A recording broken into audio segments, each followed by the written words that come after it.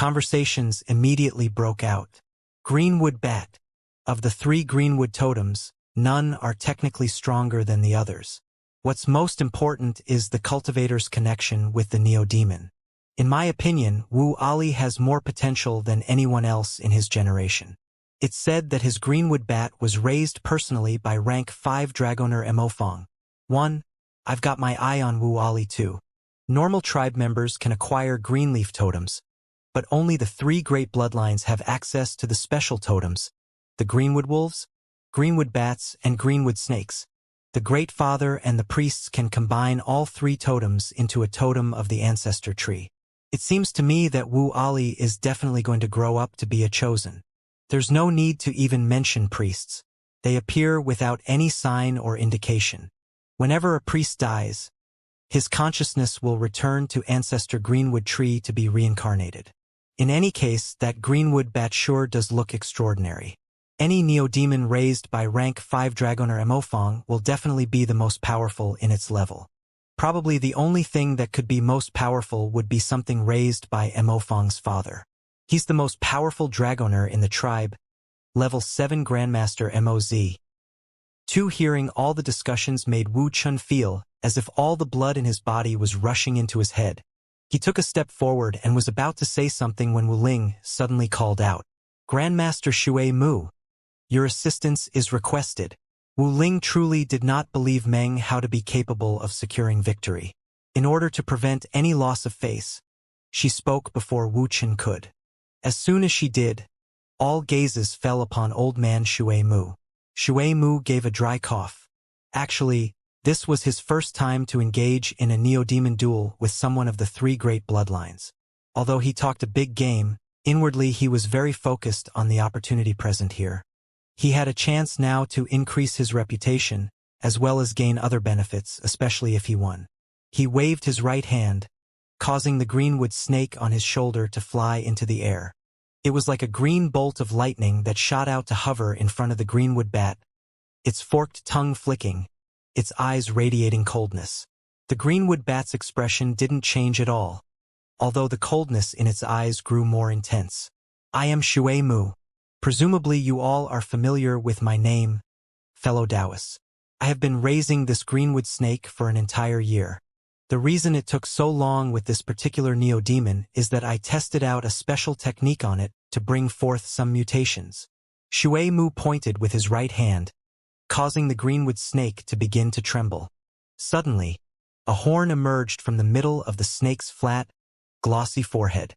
This instantly caused a small commotion among the surrounding cultivators, even the high priest, who did a double take. Meng Hao's eyes flashed as he examined the snake.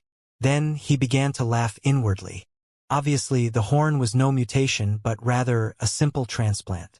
It was hard to say what beast it had been taken from, but it obviously had simply added it onto the snake. There were some people in the audience who realized this and paid the thing little heed. However, most of the onlookers appeared to be very interested in matter.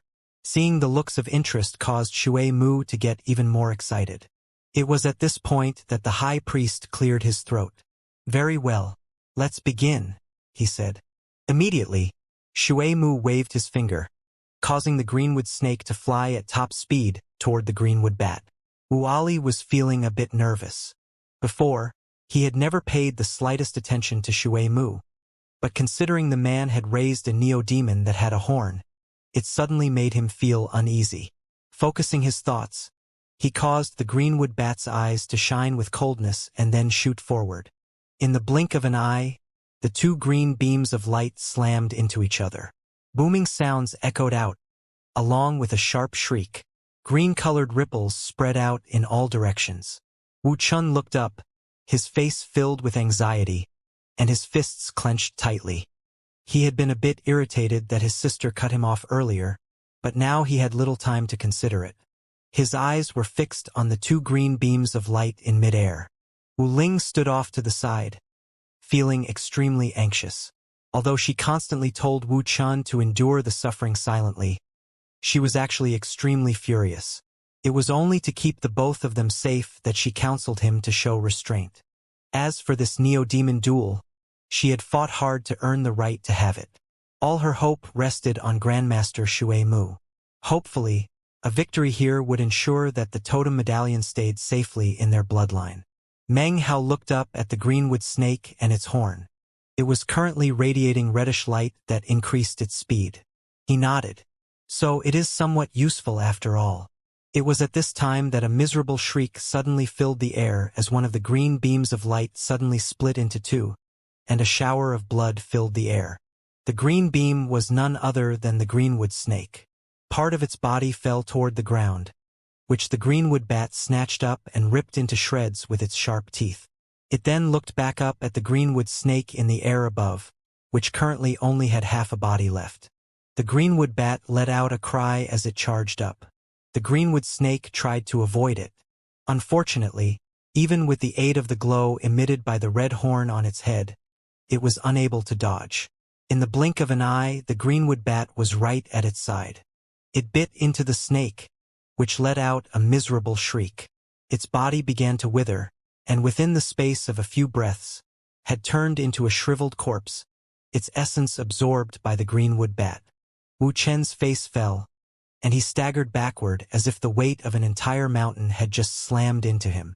He laughed bitterly. Wu Ling's eyes filled with grief as she looked around helplessly. Conversations immediately broke out among the audience. This defeat was destined to occur. There wasn't even a need to have a duel between Wu Chun and Wu Ali. One is useless trash, the other is a chosen. What's there to compare? Wu Ali controlled his neo-demon with as much skill as a dragoner, and took the upper hand. You can see from this that Wu Chun doesn't even have the confidence to control neo-demons. Of course, all of these various conversations could be heard by Wu Chun and Wu Ling. As for Grandmaster Shui Mu, his expression was calm. He shook his head and said, "It seems I still need to work on my greenwood snakes," he said coolly. "However, as you can all see, the changes I made to the snake increased its speed quite a bit. It may have been defeated by the greenwood bat, but the main reason would be that the greenwood bat was raised personally by rank 5 Dragoner Mofong. How could my greenwood snake have possibly defeated it?" He smiled as looked around at the audience, many of whom still had looks of interest on their faces. He had accomplished his goal, and was now certain that it wouldn't be long before more people began to seek out his services. Seeing the ashen look on Wu Chen's face tore at Wu Ling's heart. She turned toward Shui Mu and angrily said, "Grandmaster Shui Mu, you told me you were 80% certain you could achieve victory. If you had told me before what you said just now, then I wouldn't have gone to the Great Father to beg for permission to hold this neo-demon duel." "So childish," said Shui Mu with an annoyed flick of a sleeve. "Neo-demon duels are filled with countless unpredictability. Even if I said I was 90% certain, that's just my opinion based on my judgment. After all your years practicing cultivation, do you really not understand something so simple?" "You!" she cried, glaring at Shui Mu. However, a bitter smile slowly appeared on her face. Shui Mu was a level 3 Dragoner and an official vassal. Despite her being a descendant of the 3 great bloodlines, she was currently in a very poor position. She knew she had been used, but there was really nothing she could do about the situation except laugh bitterly. "Definitely a bit childish," said Meng Hao with a light cough. As soon as his voice rang out, Shui Mu gave a cold harumph. Wu Chen's pale face suddenly flushed with blood as he looked over at Meng Hao. The look in his eyes was like that of a drowning man who suddenly saw a piece of wood floating in front of him. Panting, Wu Chun walked forward. Bowing deeply, he said, "Grandmaster, I beg for your assistance." Wu Ling looked over at him, flames of rage dancing in her eyes. "One word at a time," she said. "How certain are you that you can win?" "About 80, replied Meng Hao with a smile. He looked over at his greenwood wolves and then pointed at Harry number 5. Harry number 5 suddenly looked up. His eyes radiating a cold glow, he shot forward. He performed no flashy moves, but instead transformed into a green beam of light that sped directly toward the greenwood bat. Wu Ali's eyes filled with scorn.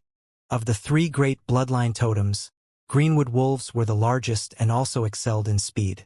However, in his mind, they couldn't compare to greenwood bats at all, and he felt absolutely confident that his greenwood bat could sweep across all over level 2 totems.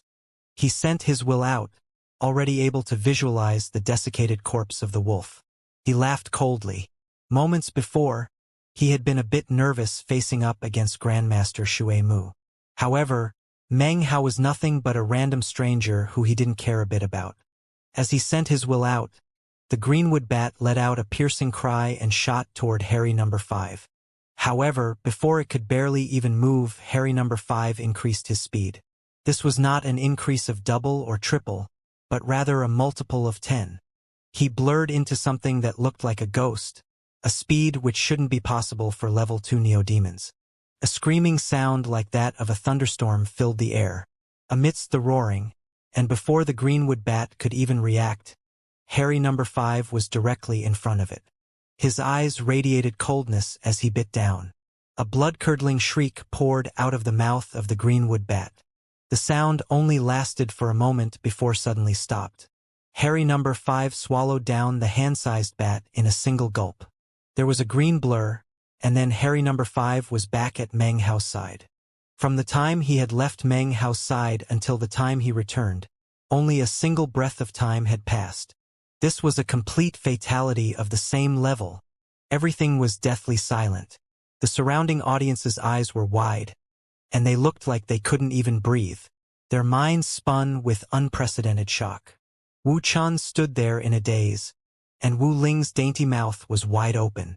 Her expression was one of shock and blankness, as if she were dreaming. Wu Ali stared blankly. The greenwood bat had died too quickly for him to even react. Wu Hai was also in the crowd. Moments ago when he'd seen Meng Hao getting ready to make a move, he had been worried. Now, however, he was staring wide-eyed, his mind a complete blank. Wu Ali and the rest of the members of his bloodline stared, stupefied, their minds spinning. Things had happened so quickly they didn't even have a chance to tremble. As for the Grand Elder, his eyes instantly filled with an unprecedented glow as he stared at Harry number 5.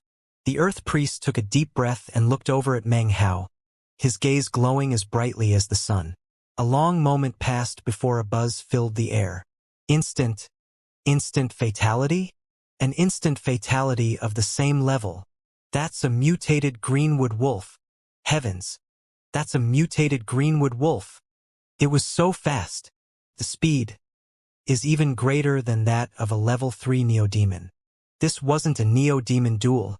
It was an absolute slaughter. The only people who can raise neodemons like this are high-level dragoners. It was at this moment during the reactions that all eyes came to rest on Meng Hao. Wu Chun had the sudden urge to cry out.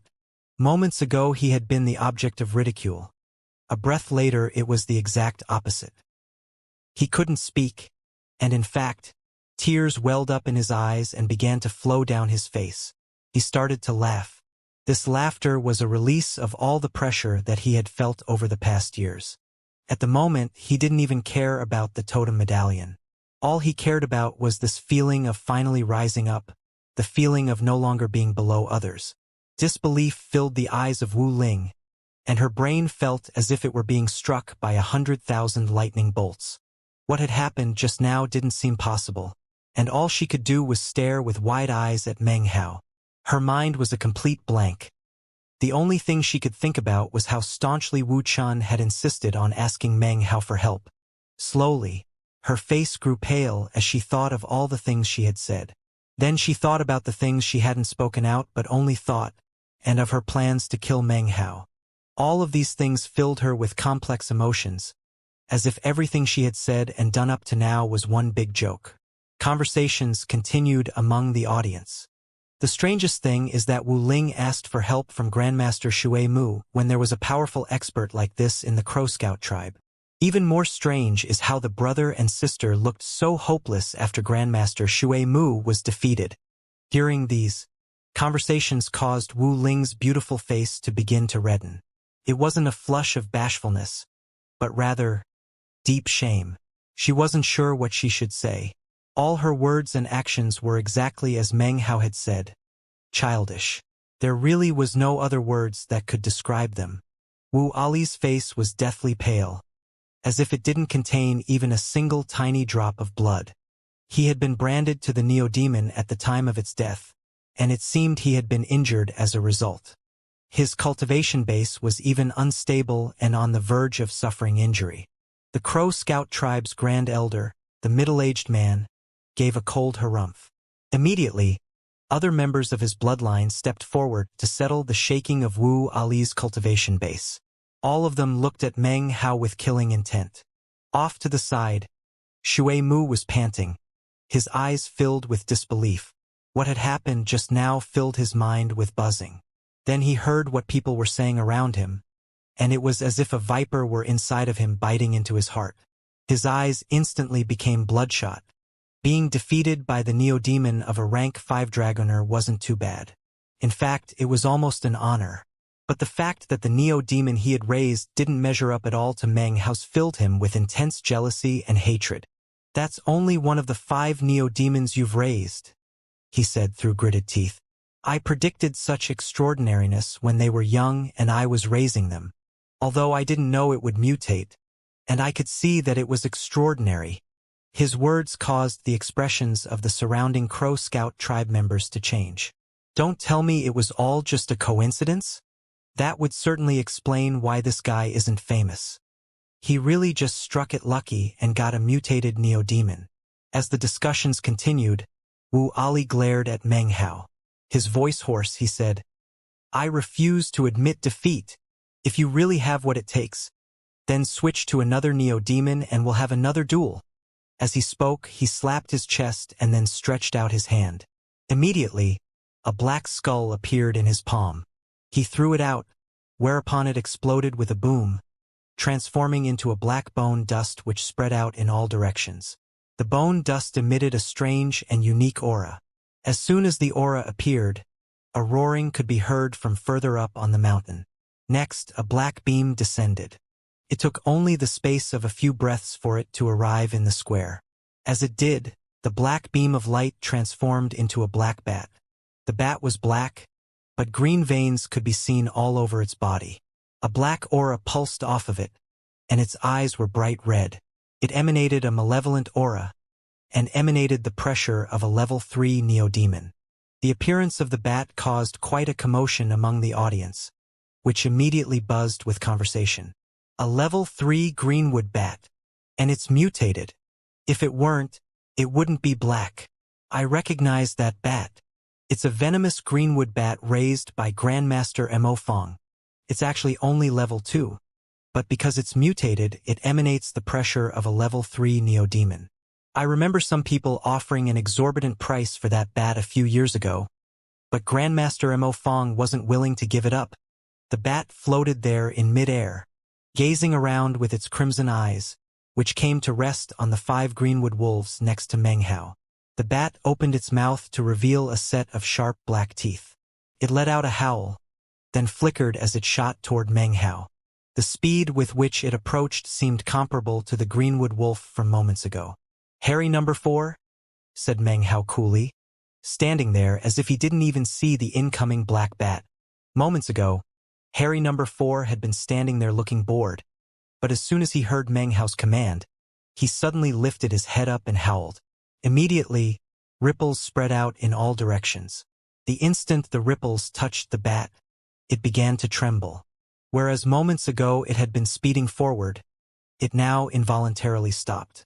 As soon as it stopped moving, Harry number 4 shot forward with explosive speed that exceeded that of Harry number 5 by double. In the blink of an eye, it was upon the black bat, whereupon it slashed out with its claws. A boom filled the air, along with a miserable shriek. Just now, everyone had taken this black bat to be beyond ordinary. It was even mutated. Now, though, it took only a moment for its entire body to explode. Under the claws of Harry number 4, it died in an instant. The entire fight lasted for only the space of one breath. This was another instant fatality. Harry number 4 turned into a green blur as he returned to Meng Hao's side. The surrounding Crow Scout tribe members were all breathing raggedly, and their eyes were wide. The scene just now left them in complete silence for a moment, after which a great commotion exploded out. That one's also mutated. He has 5 greenwood wolves. Don't tell me they're all mutated? The way he's raising those greenwood wolves. Just what rank of dragoner is he? Amidst the commotion, Wu Qian and Wu Ling stared in astonishment. Wu Ali's face was pale white, and without even thinking about it, he backed up a few paces. These 2 neo-demon duels far exceeded his capacity for thought. They left his mind a spinning blank. The Crow Scout tribe Earth priest once again gazed thoughtfully at Meng Hao. Next to him, the Grand Elder was frowning as he glared at Meng Hao.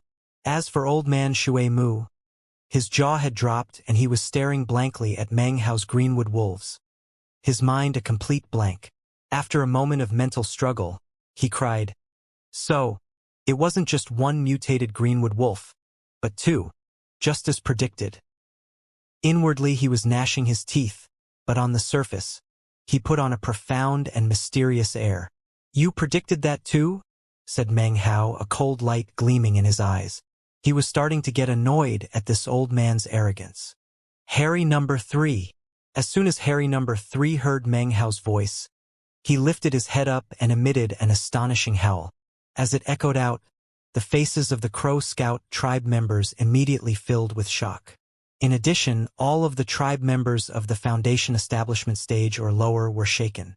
Beneath the power of Harry number 3's howl, all cultivation bases of Foundation establishment and lower began to involuntarily rotate. The totems' tattoos of those cultivators began to shine brightly, and they felt an enormous pressure. The power of the howl shook everything. In the blink of an eye, this scene, coupled with the actions of Harry's number 4 and number 5 just now, caused an even greater commotion. That's another mutant. 3 mutants. That guy has a total of 3 mutant greenwood wolves. Each one is more powerful than the one before it. This greenwood wolf is even more powerful than the peak of a level 3. It's almost the same as level 4. As the commotion broke out, Shui Mu's face flickered with various emotions. He felt as if someone were violently smashing at his heart with a hammer. He staggered back a few paces. Before he could say anything, Meng Hao's voice could be heard. "So, did you predict that too?" he asked coolly. Shui Mu felt his mind reeling. Gnashing his teeth, he was about to respond that he had, when Meng Hao patted Harry number 2 on the back. Harry number 2 slowly looked up. He did not fly forward, nor howl. All he did was emit a green glow from his body. The glow turned into a pillar of light that shot up into the sky. Up above, it transformed into an illusory body that lifted its head up to howl. This howl caused all of the level 3 neo-demons in the Crow Scout tribe to tremble. They couldn't stop themselves from prostrating and emitting simultaneous howls of reverence. The sound caused everyone's hearts to tremble violently. No one spoke even a single word. People could accept 1 mutant. 2 was shocking. But 3, it was almost impossible to believe. And 4, the members of the Crow Scout tribe seemed to have lost their ability to even think. They stared blankly at the 4 greenwood wolves standing next to Meng Hao. "Rank 3 Dragoner Grandmaster Shui Mu, was this another thing that you predicted?" asked Meng Hao, his voice cold. His words caused all eyes to shift onto the old man. Shui Mu's face twisted and he coughed up a mouthful of blood. Then he pitched over and fell unconscious onto the ground. There was nothing else he could do in response to Meng Hao's incisive words. As shameless as he was, it was impossible for him to actually say that he had predicted that all 4 of the greenwood wolves would be so incredible. The moment Shui Mu fell onto the ground, a cold voice suddenly drifted down from the lofty position, high up on the mountain, from which the black bat had flown from. "Those 4 greenwood wolves will be given to me, Mo Fong." As soon as the sound echoed out from the mountain peak, a figure could be seen descending. A middle-aged man strode forth, wearing a black robe. His features were handsome and filled with a certain grimness. He came to a stop next to Wu Ali, his hands clasped behind his back. The surrounding Crow Scout tribe members instantly recognized him. "It's Grandmaster Mo Fong." Wu Ali took a deep breath as he clasped hands and bowed deeply to the man. At the same time, The faces of the surrounding Crow Scout tribe members filled with veneration as they also clasped hands in greeting. A smile covered the face of the Earth Priest as he nodded slightly toward the black-robed man. Next to him, the smile on the face of the Grand Elder was even more exuberant. This black-robed man was none other than the Crow Scout tribe's rank 5 Dragoner Mo Fong, who occupied a very high position within the tribe. He looked over at Meng Hao, then back at the Earth Priest and the Grand Elder. These 4 mutated Greenwood wolves appear to be excellent. My horde currently lacks some good attack neodemons. If I raise those Greenwood wolves for a while, they should meet my requirements. Could I prevail upon the Earth Priest and the Grand Elder to fulfill my desire? The entire time he spoke, it was obvious that his words were not directed toward Meng Hao. The arrogance with which he spoke made it clear that he took no note whatsoever of Meng Hao. This was the disregard of a highly ranked Dragoner. It didn't matter that it was Meng Hao who had raised the 4 mutated Greenwood wolves. In his opinion, Meng Hao was nothing but an insect. Such an attitude was something Meng Hao had seen quite a bit of in the past. He gave a faint smile in response to Mo Fong's disregard, an expression much similar to the one he had directed toward Wu Ling earlier. The Crow Scout tribe's Grand Elder gave a slight smile in response to Mo Fong's words, but didn't say anything. He simply looked over at the Earth Priest. The Earth Priest's expression was thoughtful. According to tribe rules, neodemons were usually raised by only one person, unless they were taken by a tribe member. Mo Fong's request put him in somewhat of a difficult position. Were it some other Dragoner, he would tactfully decline the request. But Mo Fong was different. He was only rank 5, but his father was the number 1 vassal in the entire tribe, rank 7 Dragoner MOZ. Because of that, the Earth Priest really had no choice but to make some sort of compromise. But then he looked over at Meng Hao and especially his right hand and smiled. I'm not authorized to make such a decision. These 4 neodemons were raised by this Grandmaster here. You'll have to see if he's willing. The words of the Earth Priest caused the Grand Elder's eyes to flicker and narrow imperceptibly. He looked at Meng Hao. Mo Fong turned his head to truly look at Meng Hao for the first time, and his expression was one of shock. The Earth Priest's words caused the surrounding cultivators to think a variety of things. Their eyes flickered as they all looked at Meng Hao. Meng Hao smiled. If you can get these Greenwood wolves to follow you, then I won't stop them. But if you can't, then according to the rules, Meng Hao, will have to select a few neodemons to take from your horde. As far as Meng Hao was concerned, this was his opportunity to make his mark in the Crow Scout tribe. Mo Fong had appeared, looking to make a fool of himself.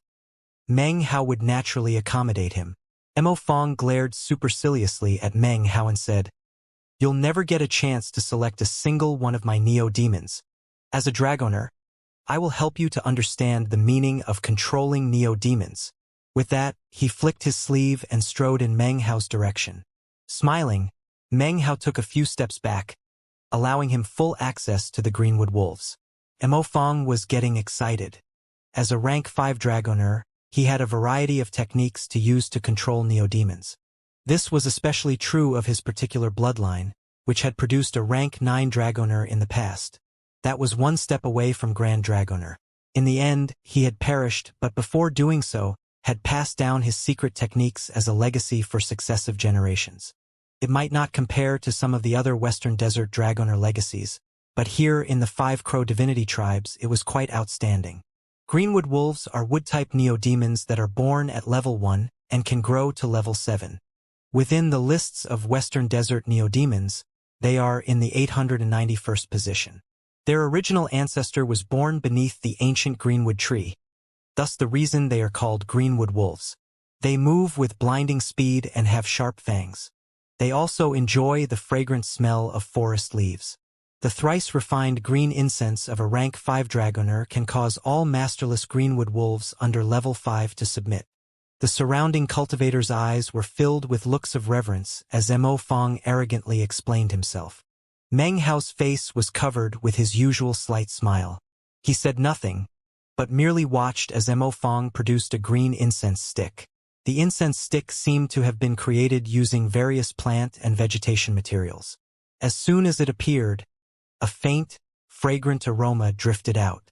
However, the aroma seemed to have absolutely no effect on the 5 greenwood wolves.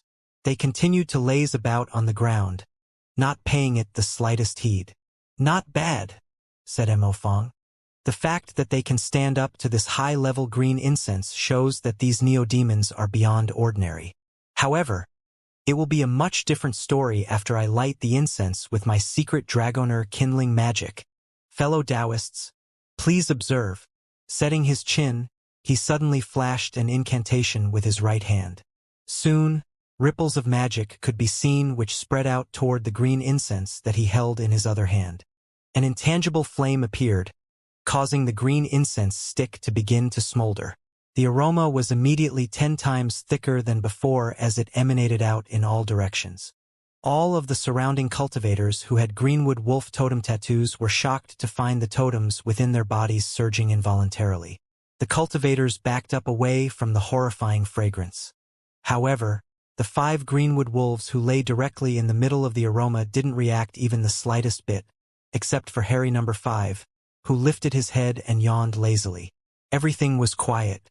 Quite a few people were looking at Mo Fong, whose face was flickering slightly. He'd never imagined that something like this could happen. With a cold snort, he suddenly snapped his fingers, causing the green incense to collapse. The aroma of the incense then grew several times stronger and thicker as it emanated out. And yet, Big Harry and Harry number 2 didn't even bat an eyelid. As for Harry number 5, he actually nudged Harry number 4 playfully, completely ignoring Mo Fong. Meng Hao coughed dryly. The aroma was completely ineffective because of their mutation. Previous flaws that existed within ordinary greenwood wolves were now gone. "Not bad," said Mo Fong, clearing his throat. "These greenwood wolves are very good at resisting this incense. But that doesn't matter. I, Mo Fong, have many techniques. If the simplest doesn't work, who cares?" Suddenly, he waved his right hand, causing a red glow to appear in front of him, within which could be seen a huge lump of meat. The fresh meat dripped with blood, the smell of which spread out to fill the area. Harry number 5 suddenly looked up. Harry's number 4 and number 3 also looked over. The surrounding audience members who had greenwood wolf totem tattoos backed up, their faces filled with fear. They could feel the greenwood wolf totems inside of them moving about in agitation. It seemed like they might go completely out of control and burst forth at any moment. Mo Fong laughed. "The blood and meat of the search tree deer is irresistible to greenwood wolves. That is especially true of this lump of meat, which I, Mo Fong, have been refining for 8 months. Harry number 5 had an odd expression on his face as he looked over. He sniffed the air a few times, then turned back to play with Harry number 4. Harry number 3 studied the lump of meat for a moment, then seemed to find it boring and looked away. Meng Hao chuckled. During his training of these wolves, Meng Hao had only fed them meat like this once, that first time in the beginning. Afterward, he only fed them meat when he secretly took them out into the mountains and let them kill and eat live beasts. To them, it was somewhat of a habit. When it came to meat that wasn't fresh, they wouldn't find it interesting at all. The only reason Harry number 5 had looked over earlier was because of curiosity. Mo Fong's eyes went wide. However, the surrounding Crow Scout tribe members were all looking at him, so he merely coughed and covered his face with an expression of praise.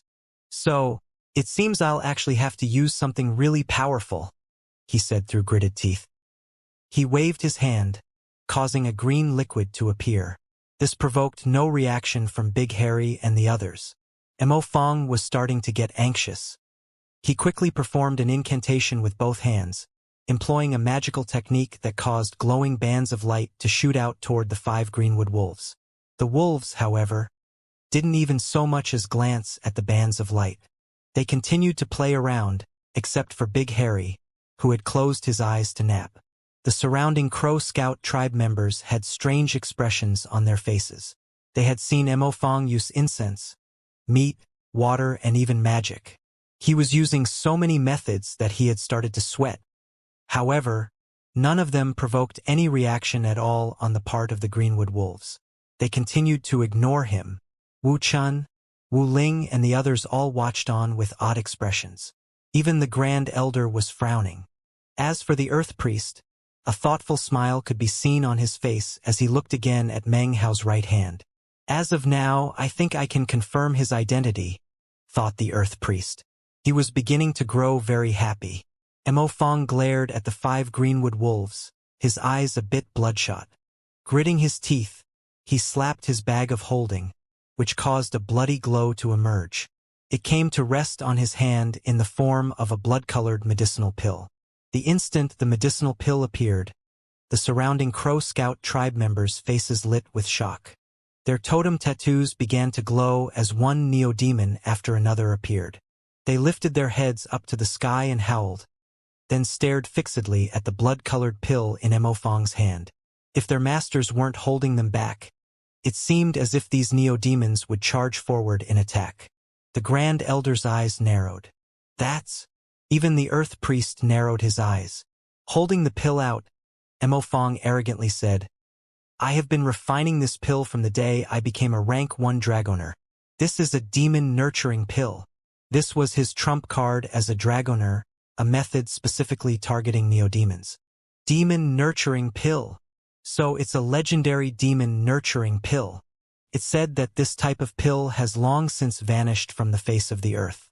And yet Grandmaster Mo is holding one right there. Everyone was completely shocked. His voice filled with pride, Mo Fong said, although this is not a real demon-nurturing pill of legend, it has been handed down from my ancestors. True, it might not measure up to the pill of the Frigid Snow Clan. However, their formula was actually flawed. My pill can definitely outdo any other pill in the Western Desert. It can cause all neo-demons within a 300-meter area to go crazy. As far as Mo Fong was concerned, now that he had produced this pill, there was nothing to worry about. If it wasn't for the fact that he was in a bind, and everyone had watched him pull off a string of failures, he would never have dared to pull it out. All of the neo-demons in the area were howling. Meng Hao's greenwood wolves looked over at the pill, strange expressions in their eyes.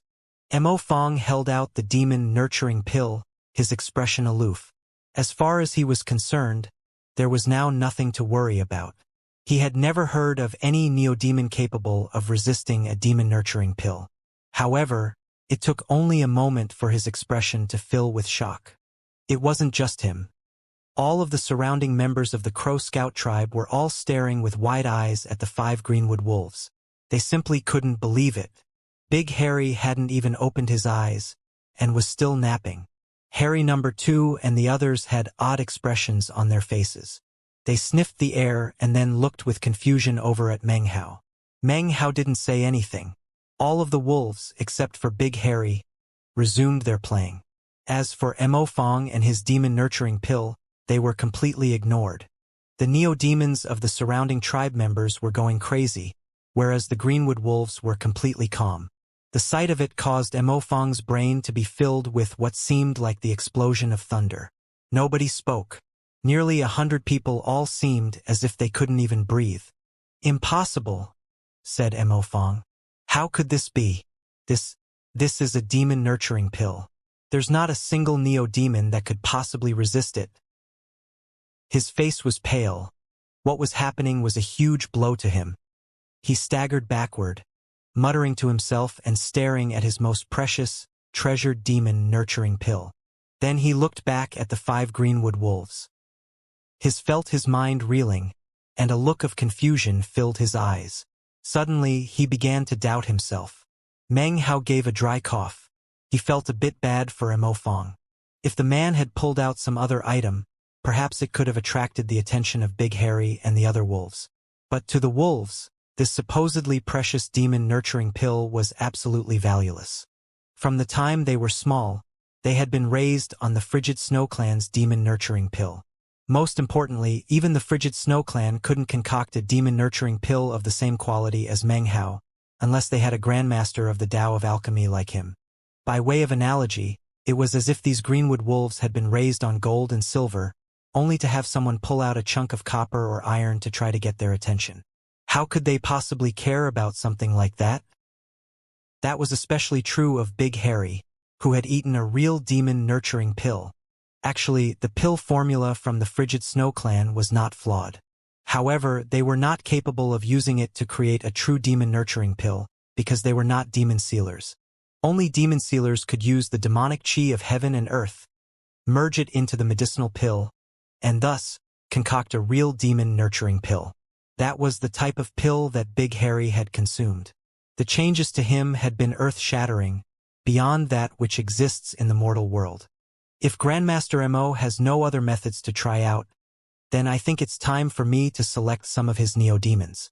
Earth Priest, could I bother you to bear witness? Meng Hao smiled at Mo Fong, then turned to bow toward the Earth Priest with clasped hands. How could Meng Hao not have noticed the man studying the totem tattoo on his right hand earlier? That had been his plan from the very beginning, and also the identity he had chosen to assume. A descendant of the Frigid Snow clan. The totem tattoo on Meng Hao's right hand was none other than the eyeless larva, which looked very similar to the Frigid Snow larva.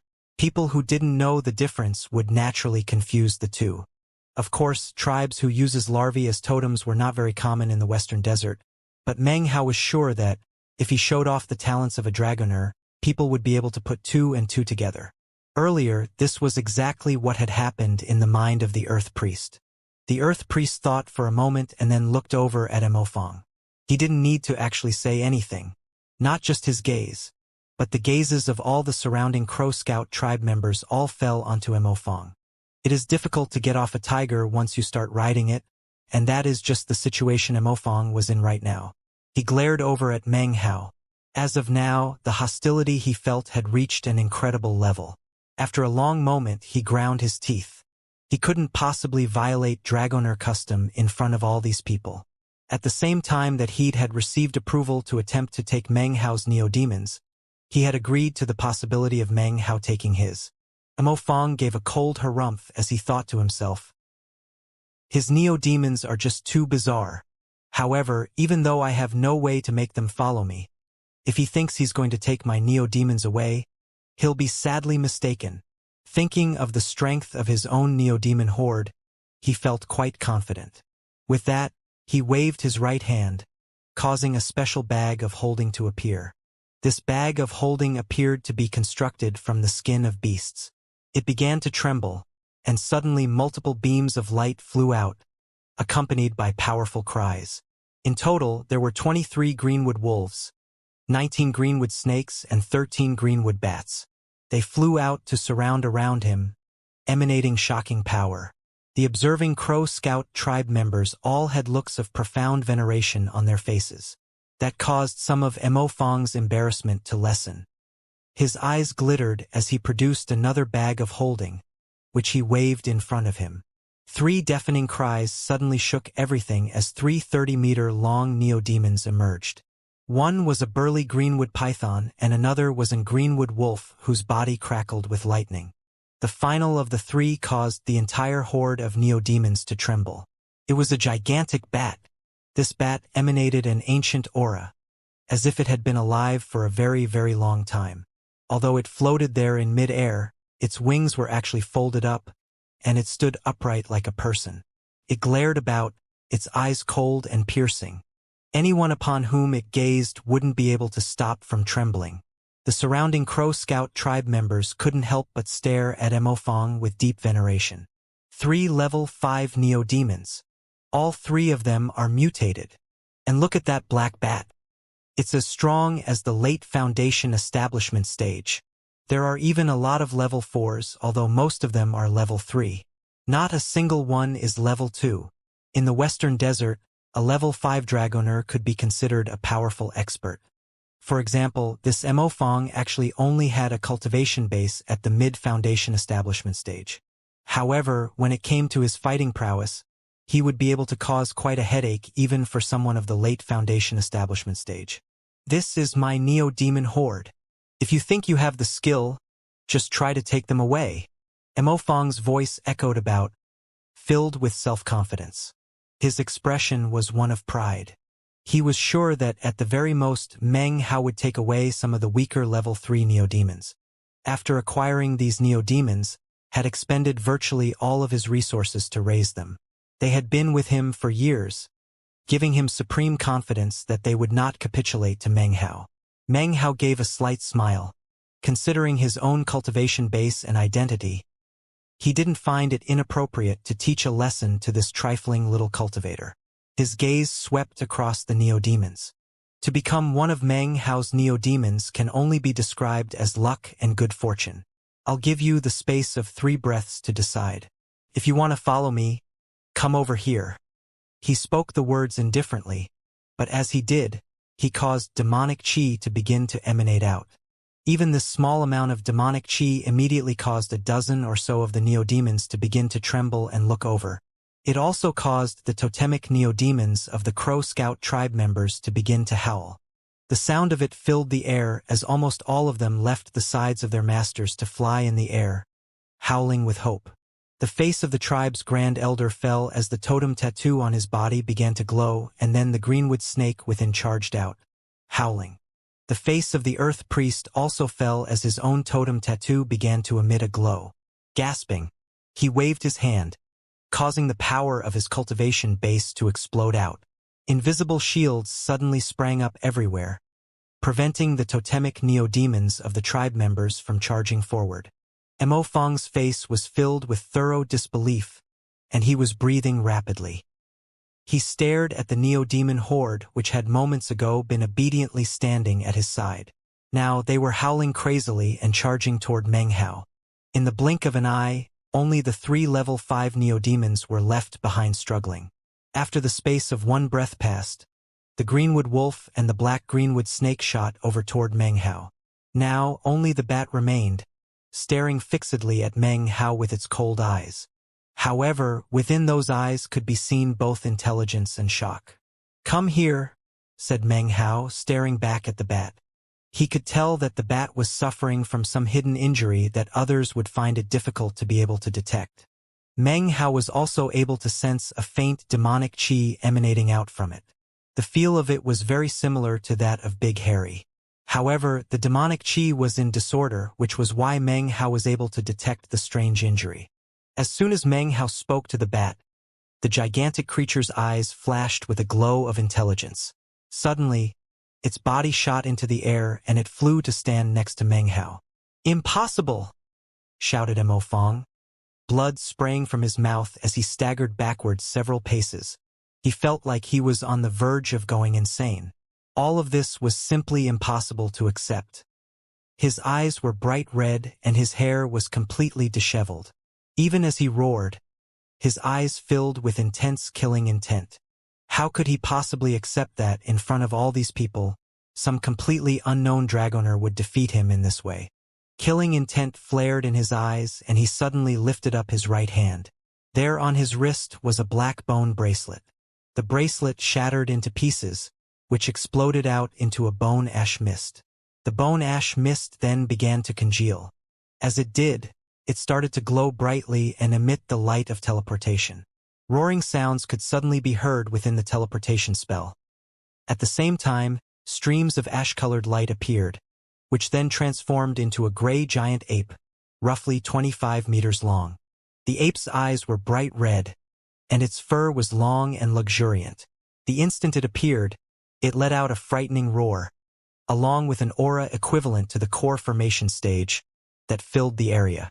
The faces of the surrounding Crow Scout tribe members were instantly filled with shock. "A level 6 neo-demon. That's a level 6 neo-demon." His voice filled with rage, Mo Fong cried, "Kill all his neo-demons, and kill him!" Immediately, the giant ape rose up and let out a shocking roar. Then it charged directly toward Meng Hao. Its face was filled with ruthlessness, as if there was no living thing that it couldn't rip to shreds. Meng Hao's eyes grew cold. "Big Harry," he said coolly. As soon as the words left his mouth, Big Harry, who had been napping the entire time, lifted his head. His body looked skinny and weak, but then suddenly exploded with shocking power. His cold eyes filled with brutality and madness that soared to the heavens. His savagery was usually kept suppressed by Meng Hao. Without a direct command, it would never appear. Now it exploded out, and as it did, a bloody aura swirled out from his body. It was in this moment that his green-colored fur suddenly turned white. A white streak of light shot forward at incredible, indescribable speed. In a split second, it was directly in front of the giant ape. A boom rattled out, shaking heaven and earth, and waves of ripples spread out in all directions, kicking up dust and causing a howling wind to sweep about. A howl followed by a groan could be heard from the giant ape's mouth.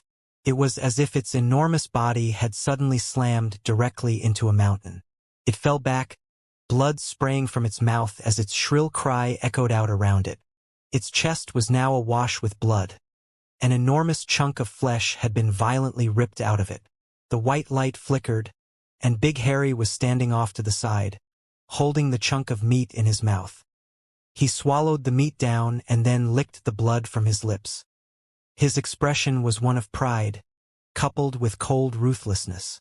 He looked at the giant ape for a moment, then raised his head to the sky and howled. Suddenly, a field of illusory shadows appeared around him, within which the image of an enormous tree could be seen. The tree began to twist, its branches intertwining with each other to change into the image of a huge wolf's head. As Big Harry leaped forward, the giant ape looked terrified. Nonetheless, it let out a roar, causing its body to expand as it shot to meet him. Big Harry's body flickered as he once again neared the giant ape. His ghastly mouth opened wide and then clamped down onto the ape's neck. This time, the giant ape's shrieks couldn't be any more miserable. A blood-curdling scream echoed out, along with a cracking sound. Blood shot out of the giant ape's head as Big Harry ripped it clean off the body. Holding the head in his mouth, he turned and flickered back to Meng Hao. Dropping the head to the ground, he licked some blood off of it and then looked around with coldness and savagery at the surrounding onlookers. Of course, he would only attack if Meng Hao uttered another command. The other neo-demons surrounding Big Harry backed away from him, trembling, not daring to be near him. Even Harry number 2 and the other Greenwood wolves did so. As for the level 5 lightning Greenwood wolf and the python, they also slowly backed up, their expressions filled with vigilance and reverence. It was only the enormous black bat that looked coldly at Big Harry. Big Harry looked back, savagery dancing in his eyes. The two neo-demons faced off, sizing each other up. Further away in the square, Mo Fong stood there with a blank look on his pale face, his body trembling. The giant ape was now only a headless body. Blood surged out from the neck, filling the entire square with its smell. After a long moment, people finally started to breathe again. Everyone's eyes were glued onto Big Harry. Their expressions were that of astonishment, shock, and excitement. White wolf! It turns out that it's a white wolf. The Crow Scout tribe's ancient records mention a crow divinity white wolf. According to the legend, that's the same color as the ancestor of all Greenwood wolves. Don't tell that this is the reincarnation of the ancestor. A mutated, reincarnated ancestor. That's something you rarely see even in 100 years. In 10,000 Greenwood wolves, you might only find one. The Crow Scout tribe hasn't had a white wolf appear in ages. The Crow Scout tribe members were in an uproar. The minds of each and every person was filled with shock, to a level far exceeding that caused by anything that had happened earlier. As for the tribe's grand elder, he was breathing heavily, and his eyes filled with a bright glow of greed that he couldn't suppress. The Earth Priest's body trembled and his eyes glowed with astounding brightness as he stared at Big Harry and the white fur that covered his body. He panted for a moment before recovering his composure. "Earth Priest," said Meng Hao coolly, "I asked you to bear witness, so I'm afraid I'll need an explanation regarding this giant ape neo-demon. Otherwise, you can't blame me for handling the matter myself." He waved his hand, causing a handful of neo-demons to shoot forward, latch onto the giant ape's corpse with their sharp teeth, and drag it back to Meng Hao. Meng Hao clasped hands and bowed, then, in front of all the surrounding cultivators, turned and began to walk down the mountain. As he did, the tribe members who stood in his way moved off to either side to make room, their faces filled with veneration. Quite a few even bowed their heads to him. In the cultivation world, respect is shown toward the powerful. Such was the case no matter where one went. In fact, in the vast lands of the Western Desert, this was even more the case. As for old man Shui Mu, he had regained consciousness by this point. He looked at Meng Hao as he walked off, and the dozens of neo-demons that were following, and his eyes filled with awe. No longer was he jealous or envious. He knew that the difference between them was far too vast, to the point where he no longer felt any rancor. Instead, there was only fear inside him.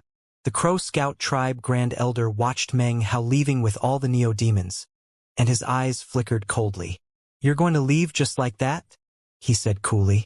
As soon as the words left his mouth, ripples of pressure emanated out, enveloping the area Meng Hao stood in. The Grand Elder's body flickered, and a moment later, he was standing directly in front of Meng Hao, blocking his way. "That white wolf is a sacred relic of ours. Leave it behind, and then you may depart." The Grand Elder's eyes flickered across Big Harry, and his heart started to pound with eagerness. It was impossible to prevent some of that eagerness from showing on his face. "I'm sorry, I didn't hear you clearly. Could you say that again?" As he spoke the words, Meng Hao's eyes looked the same as they usually did. However, there was just a hint of coldness as well. Immediately, killing intent from the surrounding neo-demons filled the air. This was especially true of Big Harry, whose pupils suddenly turned completely white. As for the black bat, it floated there in mid-air, its eyes red. Too was emanating killing intent. If that was all there was to it, it wouldn't be a big deal. However, totemic light suddenly flashed up from the back of Meng Hao's right hand. The aura of the eyeless larva emanated out. The eyeless larva lived because it had plundered a breath from every living thing in the world. Its existence was shocking to the extreme, and the instant its aura emanated out, the Grand Elder's face fell. Even more shocking to the Grand Elder was that he could sense two more hidden types of profound aura within Meng Hao. He wasn't sure which, if any of them, was Meng Hao's. One was like a sea of blood that rose to the heavens. The other was like the disdain of a sovereign of the sky. "High-level Dragoner," thought the Grand Elder, his face flickering with emotion. He has at least a few incredibly powerful, horrifying neo-demons. He might be able to look down on Meng Hao himself, but could not look down on his status as a high-level Dragoner. Dragoner cultivators were not inherently strong, but their neo-demons were. The Grand Elder was now hesitating inwardly. It was at this time that the Crow Scout tribe's Earth Priest suddenly coughed. "Grandmaster Meng, please, stay here with us in the Crow Scout tribe. Everything that happened just now was a misunderstanding. As for the matter of that ape, Grandmaster, I can offer you an explanation." The Earth Priest's wording was polite, which instantly caused the Grand Elder's eyes to narrow. It seemed to him that there was something fishy about the way the man had been acting today. Eyes flickering, the Grand Elder said nothing, and actually stepped to the side to make way. Meng Hao turned to look back at the Earth Priest, then clasped hands and bowed. Then he continued on his way down the mountain. Slowly, the crowd in the square dispersed, included ashen-faced Mo Fong. The Grand Elder could not settle the doubts he felt in his heart as he turned toward the Earth Priest. "Fellow Taoist Wu Han, just now that Dragoner named Meng was certainly extraordinary. However, Mo Fong is the son of Grandmaster Moz. Weren't our actions just now a bit inappropriate?" "How were they inappropriate?" replied the Earth Priest indifferently. "You saw the totem tattoo on the backhand of Dragoner Meng. Could you really not put two and two together?" He chuckled, looking at the Grand Elder. "Totem tattoo? It was a larva?" The Grand Elder's eyes glittered, then filled with a thoughtful expression. Suddenly, he looked toward the Earth Priest with an expression of disbelief. "Don't tell me." The Earth Priest smiled slightly. "If my speculations are correct, he is none other than a descendant of the Frigid Snow Clan. I received some news recently that Holy Snow City in the Blacklands has fallen, and the Frigid Snow Clan has left for the southern domain. From the look of things, some of the clan members have instead decided to return to the Western Desert. This also explains why we have been unable to uncover any information about him during his 6 months as a vassal. He just recently fled the Black Lands and is fearful of being followed. Therefore, he has been unusually cautious and chose the Crow Scout tribe as a place of refuge. Well, that's just. The Grand Elder was now palpitating with eagerness. He clearly remembered some rumors he had heard of a fearsome dragoner named Feng Mu in the Frigid Snow Clan. "I'll discuss the matter with the Great Father," said the Earth Priest. "However, even though the Crow Scout tribe is small, I think we can still offer protection to a descendant of the Frigid Snow Clan. The main thing to worry about is not what enemies he might have, but rather how to convince him to continue as a vassal of the Crow Scout tribe. As a descendant of the Frigid Snow Clan, he possesses the innate skills of a dragoner. With enough resources and luck, it wouldn't be impossible for him to become a level 9 dragoner. In fact, perhaps he will gain a chance to receive enlightenment from the tree ancestor. Grandmaster Moz was the first to do so that year, which rose him to rank 6 dragoner. His eyes thoughtful, the Earth Priest flicked his sleeve and then transformed into a beam of light that shot toward the top of the mountain. Even as they were discussing Meng Hao's identity, Meng Hao arrived back in his courtyard in the Neodemon Kennelist district behind the mountain. The entire way, he was followed by his scores of Neodemons, which of course caused quite a stir among all of the cultivators in the area. They looked over with blank expressions of shock as Meng Hao walked past them.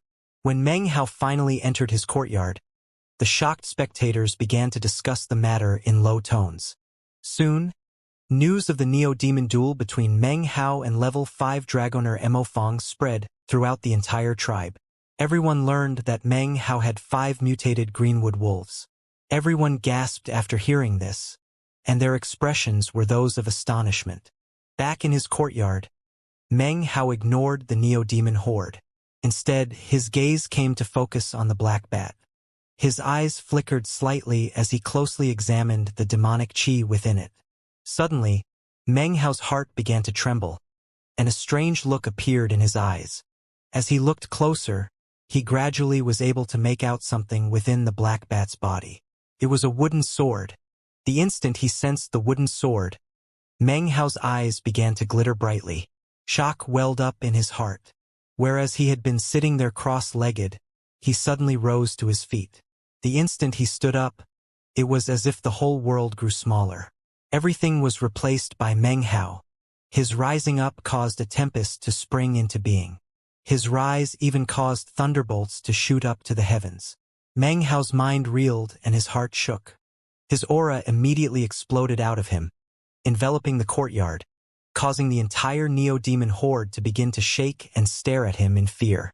They began to whimper and prostrate themselves on the ground, not daring to move a muscle. Even Big Harry was shaking and his head was bowed. The black bat also shook as it hovered there in midair. There was definitely something extraordinary about it, but Meng Hao was in the late gold core stage and was also a demon sealer. Because of these two things, a simple thought from him could annihilate it and transform it into nothing but floating dust. For the black bat, this made Meng Hao completely different than its previous master. Currently, lightning was crackling in the air above the courtyard, multiple bolts which danced back and forth. The aura in the courtyard had been thrown into absolute chaos, as if the whole area had been carved away from the world, and now existed on its own, as part of Meng Hao. Golden light began to emanate out from him. When this happened, there was absolutely no scholarly aura remaining in him, not even a scrap. It was instead replaced by the soaring will of a powerful expert of heaven and earth. In this moment, he was no longer a scholar, but an almighty expert of the late gold core stage, someone who could stand toe-to-toe with a nascent soul cultivator. All of this could not be seen from the outside world. On the outside, the breeze blew gently and the clouds floated about. Only on the inside of the courtyard, however, was the will of a powerful expert emanating out from Meng Hao. He gazed fixedly at the trembling black bat for a moment, then closed his eyes. It lasted only a moment, though. Then his eyes snapped back open. The lightning disappeared without a trace, and the tempest was gone. Meng Hao's body returned to normal. No longer was he a stalwart, powerful expert. Instead, he once again looked like a gentle scholar. A wooden sword. He breathed lightly. His right hand reached out into the air, and suddenly the black bat began to tremble, unable to resist. It shot toward Meng Hao, who then grabbed a hold of it. Intense fear floated within the black bat, terror of Meng Hao emanating from its eyes. As far as it was concerned, the seemingly heavenly might, along with Meng Hao's faint demonic qi, transformed into an unmatchable pressure that bore down onto it. Meng Hao held onto the bat, his eyes thoughtful. After a moment passed, he lifted his left hand and then stabbed it into the body of the black bat. The wounded bat began to squirm. Its life force was already beginning to slip away. However, at the same time, demonic qi began to pour from Meng Hao's left hand, restoring the very life that the black bat was losing as he ripped it apart. His hand gradually shoved deeper into the bat's body. Eventually, deep within the blood and flesh, Meng Hao's hand closed around the hilt of a wooden sword. The instant it did, he wrenched the sword out of the bat's body. Blood showered out, and the black bat let out a blood-curdling shriek as it backed up and struggled to fly into the air. Instead, it flopped to the ground, panting on the verge of death. At the same time, a look of gratitude appeared in its eyes. Although its body was trembling, its majestic life force was now soaring upward. It seemed that the sword had actually been blocking its life force and obstructing the bat's cultivation. Now that Meng Hao had removed it, its cultivation base was immediately restored, and its life force exploded out. This, coupled with the demonic qi from Meng Hao, caused the bat's life force to become even stronger. It appeared weak at the moment. However, its wound was rapidly healing, and an increasingly powerful aura billowed up from it. The gratefulness in its eyes gradually faded, replaced with coldness as it stared at Meng Hao. Meng Hao's expression was indifferent, and he completely ignored the bat.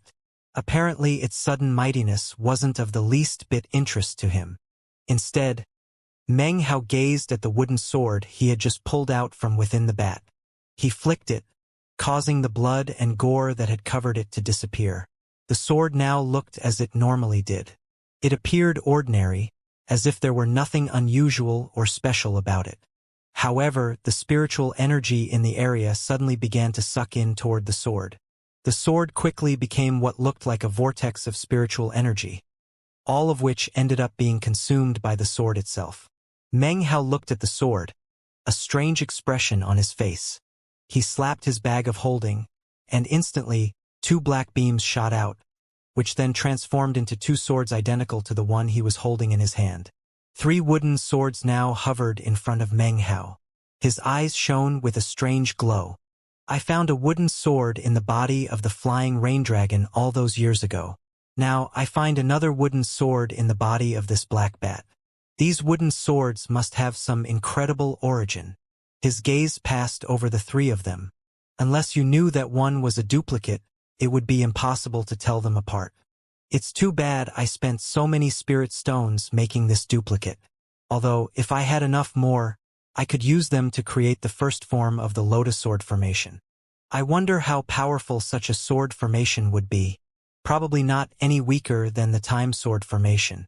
After all, the wooden swords that absorb spiritual energy cost a vast amount of spirit stones to duplicate. This sword is terrifying. His eyes glittered as he waved his right hand, causing the 3 wooden swords to fly back into his bag of holding. He looked back at the black bat. The black bat's wound was now mostly recovered. Its aura was also much more powerful than before. Now, it was no longer at the late foundation establishment stage, but rather the early core formation stage. It seemed clear that after some time passed, it would continue to recover and become even stronger. Beasts slain by wooden swords such as this couldn't possibly be ordinary. Take the flying rain dragon, for example. Given that, one can only imagine how powerful this bat was. Who knows how many years it was plagued by the sword until it finally fell to its current level. After it recovers and reaches its peak, how powerful will it be? Meng Hao smiled. It didn't really matter how powerful the bat became. As long as it had demonic qi, Meng Hao would be able to control it. That was especially true considering the demonic qi Meng Hao had just given it to absorb had been kept intentionally weak. After all, demonic qi was his primary method with which to control it. As Meng Hao studied the black bat, it looked back at him with flickering eyes. After a moment it lowered its head, signaling its compliance. It was impossible to tell how much of this was genuine and how much was false, but as of this moment, it had chosen to capitulate. A few days passed.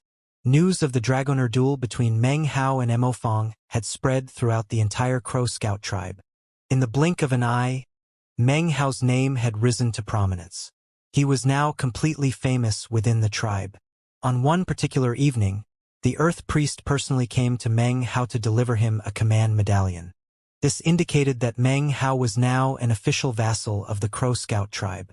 In addition to the command medallion, Meng Hao was also to be given a chance to gain enlightenment from the Crow Scout tribe's sacred tree. This sacred tree had a name, the Greenwood Tree. Meng Hao thought about this totemic life force which could create a magical force to protect the entire tribe. He also thought about the enormous tree ant he'd seen. He needed a wood-type totem, and although any would do, when it came to the 5 totem tattoos relating to the 5 elements, obviously the stronger the totems, the stronger he would be when it came time to concoct his 5-colored nascent soul. His chance at gaining enlightenment of the holy Greenwood Tree would come in 7 days. During those 7 days, the Crow Scout tribe carried out various grand ceremonies. They were not related to Meng Hao becoming a vassal, but rather to offer sacrifices to the ancestors and to prepare a Greenwood brand. It was only in this manner that Meng Hao could enter into the enlightenment state. To any tribe member, such enlightenment was very important. Every adult tribe member went through the process which refined their very life force. Obviously, it was also considered luck for any vassal. On the 7th day, a whole series of complicated rites were performed. Several thousand Crow Scout tribe members gathered to sit cross-legged atop the mountain peak. They sat in concentric circles, softly chanting a strange incantation. The sound of it filled heaven and earth, and caused roiling layers of clouds to fill the previously clear skies. It felt as if time itself were passing by. Meng Hao wore a long green robe as he walked up the stairs up the mountain leading to the altar. The Earth Priest stood there, flanked by an old woman, who was the Crow Scout tribe's Sky Priest. They both smiled as Meng Hao approached. "The Crow Scout tribe treats people with sincerity," said the Earth Priest, his voice soft. "In all matters, one must pay a price before receiving gain. Fellow Taoist Meng is not an ordinary person, and can surely sense the good faith of the Crow Scout tribe." "Many thanks," replied Meng Hao with clasped hands. "Let's begin," said the Sky Priest.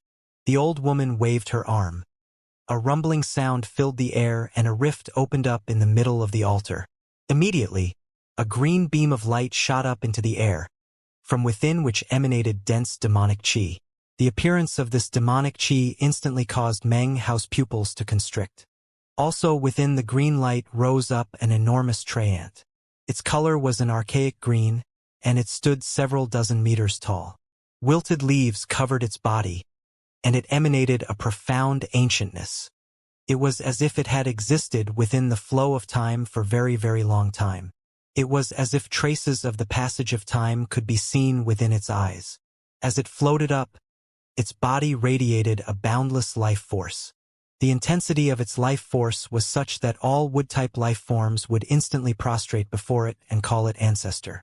However, within the flourishing life force, Meng Hao could sense decline and decay. It was as if the life force was reaching the end of its path. The Trent's body was also covered with countless scars. It emanated a powerful aura that caused the color of heaven and earth to change, the clouds to seethe, and the surrounding forest to sigh. Its eyes were filled with wisdom as it looked at Meng Hao. The instant it appeared, the chanting of the surrounding thousands of tribe members grew louder, and they began to kneel and bow. The Earth Priest and the Sky Priest clasped hands and bowed to the tree ant. Meng Hao was unable to take his eyes off of the enormous creature. His heart trembled.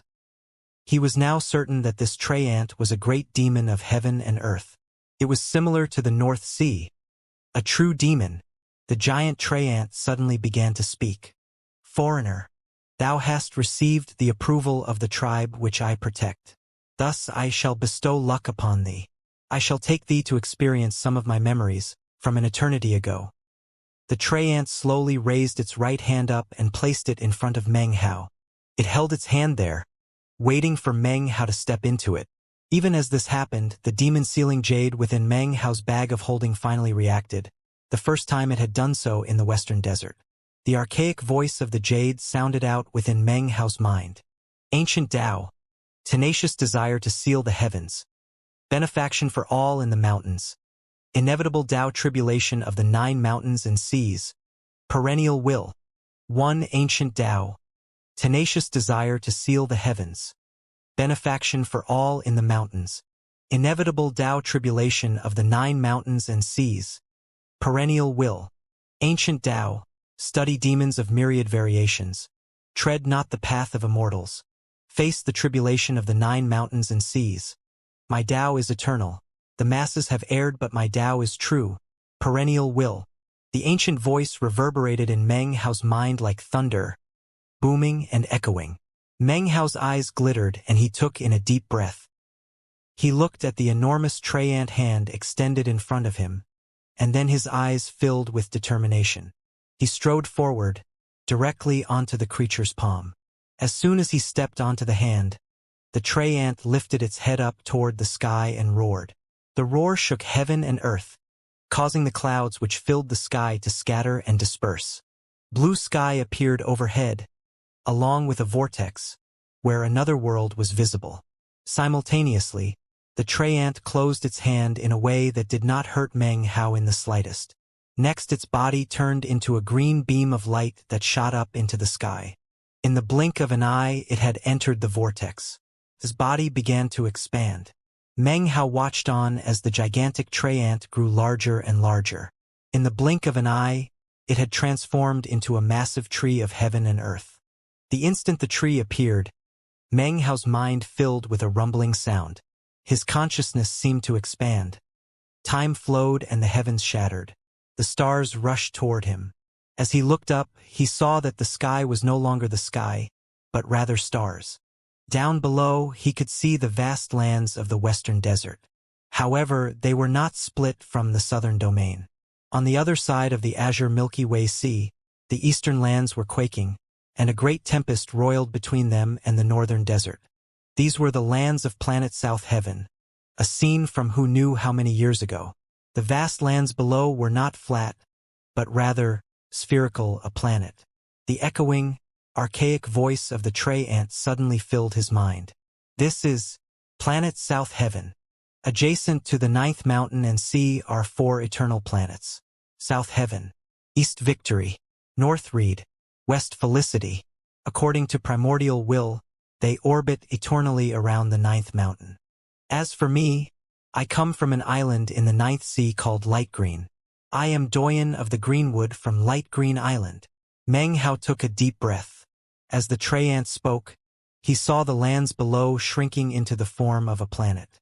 At the same time, off in the starry distance, he saw an immeasurably immense, endlessly tall mountain. The size of this mountain vastly exceeded that of planet South Heaven. It was like the difference between a giant and a bug. The instant Meng Hao saw it, his mind began to reel. It felt as if his consciousness were being ripped apart. Roaring filled his heart and mind. Although he didn't completely understand the 9th mountain and sea, or planet South Heaven, he wasn't completely ignorant. At this moment, though, he was actually looking at the majesty of the 9th mountain. He gazed up at the 9th mountain, as well as the 4 planets that circled around it, including planet South Heaven. On either side of the 9th mountain, stretching out seemingly forever into the stars, were 2 enormous seas. Perhaps these seas weren't made of seawater, but great waves were visible crashing on their surface, waves that seemed large enough to crush even the planets. This scene caused Meng Hao's mind and heart to tremble with unprecedented intensity. At the same time, he saw a green beam of light flying out from within one of the seas. Inside the green beam, he saw an enormous green tree that seemed capable of fighting against the heavens themselves. The tree shot out from the great sea, crossing through the firmament toward South Heaven. However, as it neared, a rumbling sound could be heard in Meng Hao's mind. Suddenly, An enormous face appeared upon planet South Heaven.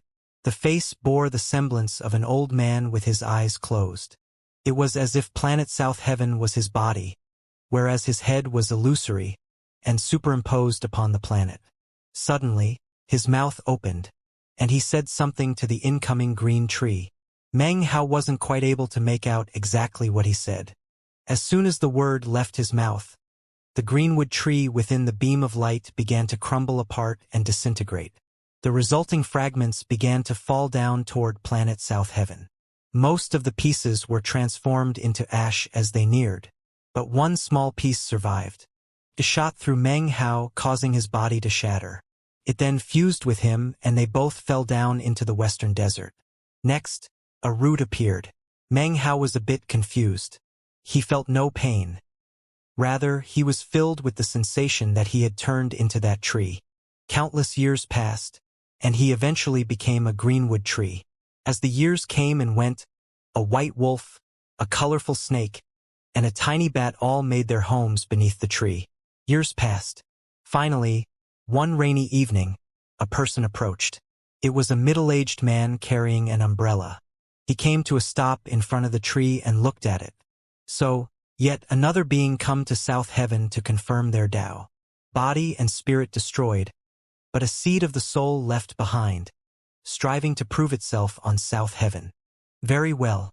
Since we're in the western desert of South Heaven, I will use the power of my league to bless you all with the ability to pass down totems. Just like the demonic Tao pill of the southern domain. The path of an ancient Tao perennial will.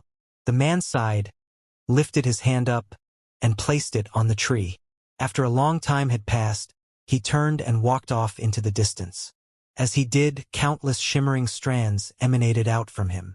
They were dim and faint, but each one seemed to be connected to his body. They circled out and disappeared into the air. These strands seemed to be nothing other than karma threads. I am the 5th generation of my league, the 5th generation demon-sealing Taoist master. My Tao is different from that of the 9th mountain and sea. With different Taos, accords cannot be reached. Whether they are right or wrong doesn't matter. My Tao will exist forever. I shall face the tribulation of the 9 mountains and seas. The man looked back and gazed at the greenwood tree. As he did, it seemed to Meng Hao almost as if he were looking directly at him. His mind suddenly began to buzz. The man continued, "To meet you before I depart is fate. It seems our destinies shall become a point of enlightenment for one of my successors in the future. It's not that the line of the League of Demon Sealers can't be broken. If the younger generation can gain enlightenment, it will continue on. If not, then the Tao tribulation of the 9 mountains and seas will arrive, and then the people will remember the will of the Demon Sealers." The buzzing in Meng Hao's mind lasted for a long time. When it finally disappeared, everything that he had seen was fading. He was standing upon the palm of the Treant. The sky was filled with clouds as it had been before, and the air echoed with the chants of the Crow Scout tribe members. Everything that he had just experienced seemed to have happened in only an instant. However, Meng Hao had experienced an eternity. His eyes were filled with a blank expression. Tuning out everything around him, he stepped off of the Trent's hand and then sat down cross-legged onto the altar. He closed his eyes. A green glow gradually began to rise up from his body. Within the green glow, branches could be seen. They burrowed into the stone surface of the altar. Meng Hao almost looked as if he were becoming a Trey ant himself. When the surrounding Crow Scout tribe members saw this, their hearts and minds began to shake, and they stared mutely. The Earth Priest and the Sky Priest began to pant, and their eyes filled with disbelief. It was at this point that a beam of light approached from off in the distance. It transformed into an ancient old man. The ripples of his cultivation base placed him at the mid-nascent soul stage. The instant the old man appeared, his gaze fell upon Meng Hao, and his expression flickered. After a long moment passed, the old man said, "Ancestor Greenwood is bestowing a totem." The 2 Crow Scout tribe high priests looked at the man. Serious expressions filled their faces, and they nodded. "Considering that he is receiving a totem from Ancestor Greenwood, cancel all investigations into him. It doesn't matter where he is from, nor how much of what he has said is true or false. He is now an eternal vassal of the Crow Scout tribe. Time passed by slowly. By the time Meng Hao's eyes opened again, it was 7 days later. He saw that the surrounding Crow Scout tribe members had dispersed.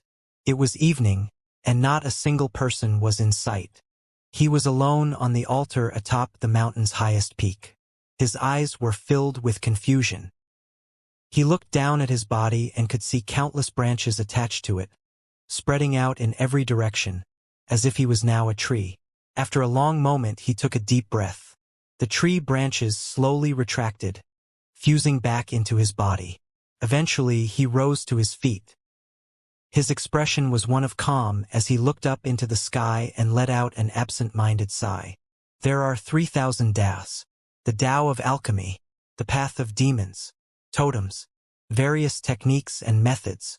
All are great Taos. Be it totems or demon sealing, even the celestial talisman that made the Black Lands. It's like the 3 pages of secret arts I acquired. The first is regarding catalyzing and the concocting of medicinal pills. The second, the crafting of time treasures. The third, the dragoner arts which can transform demons. All 3 connect to each other on various levels, but in reality, they all stem from the same source. They all have something to do with the sealing of demons. Meng Hao's eyes shone with a strange light. As he gained enlightenment, he realized that it didn't matter if you were talking about the southern domain or the western desert. When it came to heaven and earth, it was all about immortals and demons. If one wanted a clear example of immortals, there could be none better than the supercilious G-clan of planet South Heaven. If one wanted a good example of demons, the best would be the mysterious and multifarious demon sealers. The unusual thing is, demons are characterized by variations. Therefore, in the great lands of South Heaven, they are represented by the Tao of alchemy in the southern domain. They are the talismanic symbols in the Black Lands and totems in the western desert. Certainly the eastern lands and the northern desert have their own demon variations. In the end, all are demons. They are different from immortals. Immortals have their dignity, but demons have their variations. With immortals there is only one path. Any of the other myriad paths are demonic. Meng Hao's mind buzzed as if lightning were striking around inside as he suddenly received this unprecedented enlightenment. His thoughts having reached this point, although his body was on this mountain peak in the Crow Scout tribe, his consciousness expanded out, soaring up to the highest heavens. The thoughts which had begun to circulate in his mind when he first entered the Black Lands suddenly coalesced into a single conclusion. Everything has to do with the chi of the 9 mountains and seas. Immortals call this chi the essence. However, the League of Demon Sealers calls it demonic chi. In that case, perhaps the 9th mountain and sea is in actuality an indescribably powerful, massive demon of the heavens. Meng Hao's eyes glittered brightly. If the 9th mountain and sea are collectively a demon, then its chi would fill the planets which surround the mountain. Regardless of the G-clan or some other powerful experts, all such immortals would desire to acquire the essence of the 9th mountain and sea, and thus become its lord. On the other side of the coin, demon sealing is just another path of cultivation, and has nothing to do with acquiring the chi of the 9th mountain and sea. If it's a demon, it can be sealed or approved based on my whim. Or it could be that long ago people did not understand the truth of the natural mechanisms of the 9 mountains and seas of this entire starry realm. They thought that the 9 mountains and seas were the key to developing the body. After feeding upon the mountains and seas, they grew stronger and stronger, and eventually broke through to the next level of life. Their lives fused with that of the mountains and seas, and they became immortals. People who viewed matters in such a way eventually came to be the majority. However, there was always a small group who believed that the 9 mountains and seas were heavenly demons whom they could either seal or approve. Seal them as a path to power, or approve them and become their masters. That group of people were the earliest demon sealers. These 2 groups of people had different philosophies, and strode different paths to power, but were not at odds. Meng Hao took a deep breath as he gained this enlightenment. After acquiring the demon sealing jade and becoming the 9th generation demon sealer, Meng Hao's path had always been one of confusion. This was especially true when it came to demon sealing. The puzzlement he had felt in the steady attempts to uncover the truth finally led to understanding. I came to the Western Desert because of the five-colored nascent soul. I will fuse the 5 elements totems with my pill concocting technique. I will use my body as the pill furnace and totems as the pill recipe. I will concoct my own perfect nascent soul. This is my main purpose in coming to the Western Desert. My life has been one of treading the path of the multifarious demons. The concept of myriad variations is the path of the demon sealer. The end of this path is that of sealing both the great demons of heaven and immortals. Similarly, it is a path of conferring demonism upon the countless living things in creation as well as bestowing mortals so that they can achieve immortal ascension. Meng Hao's mind buzzed. His cultivation base seethed in accompaniment with this enlightenment. It rose up from the late gold core stage into the great circle of the gold core. He was now even closer to the nascent soul stage. If it weren't for the fact that he pursued the 5-colored nascent soul, he would already have begun his attempt to congeal a nascent soul. However, such a checkpoint was one that countless cultivators had never stepped past. Although Meng Hao had not experienced the difficulty of congealing a nascent soul, he had read about it in the ancient records of the Violet Fate sect. He knew that only people who possessed immense luck and latent talent could be like the proverbial carp who leaped over the dragon's gate and step into that profound and refined stage. Nascent soul. It was a stage vastly beyond that of core formation. Nascent soul cultivators possess magical techniques that far exceed the ordinary. Their mastery of the principles of heaven and earth made them nearly divine abilities. The most obvious example was their art of minor teleportation. This magical technique could even be referred to as almighty. Because of it, any nascent soul cultivator who wished to retreat could easily do so. Unless they were restrained by a restrictive spell formation, it would be very difficult to surround or kill them. Another key aspect was that after reaching the nascent soul stage, cultivators could almost instinctively use a certain divine ability called possession. The nascent soul could emerge because the body was only secondary.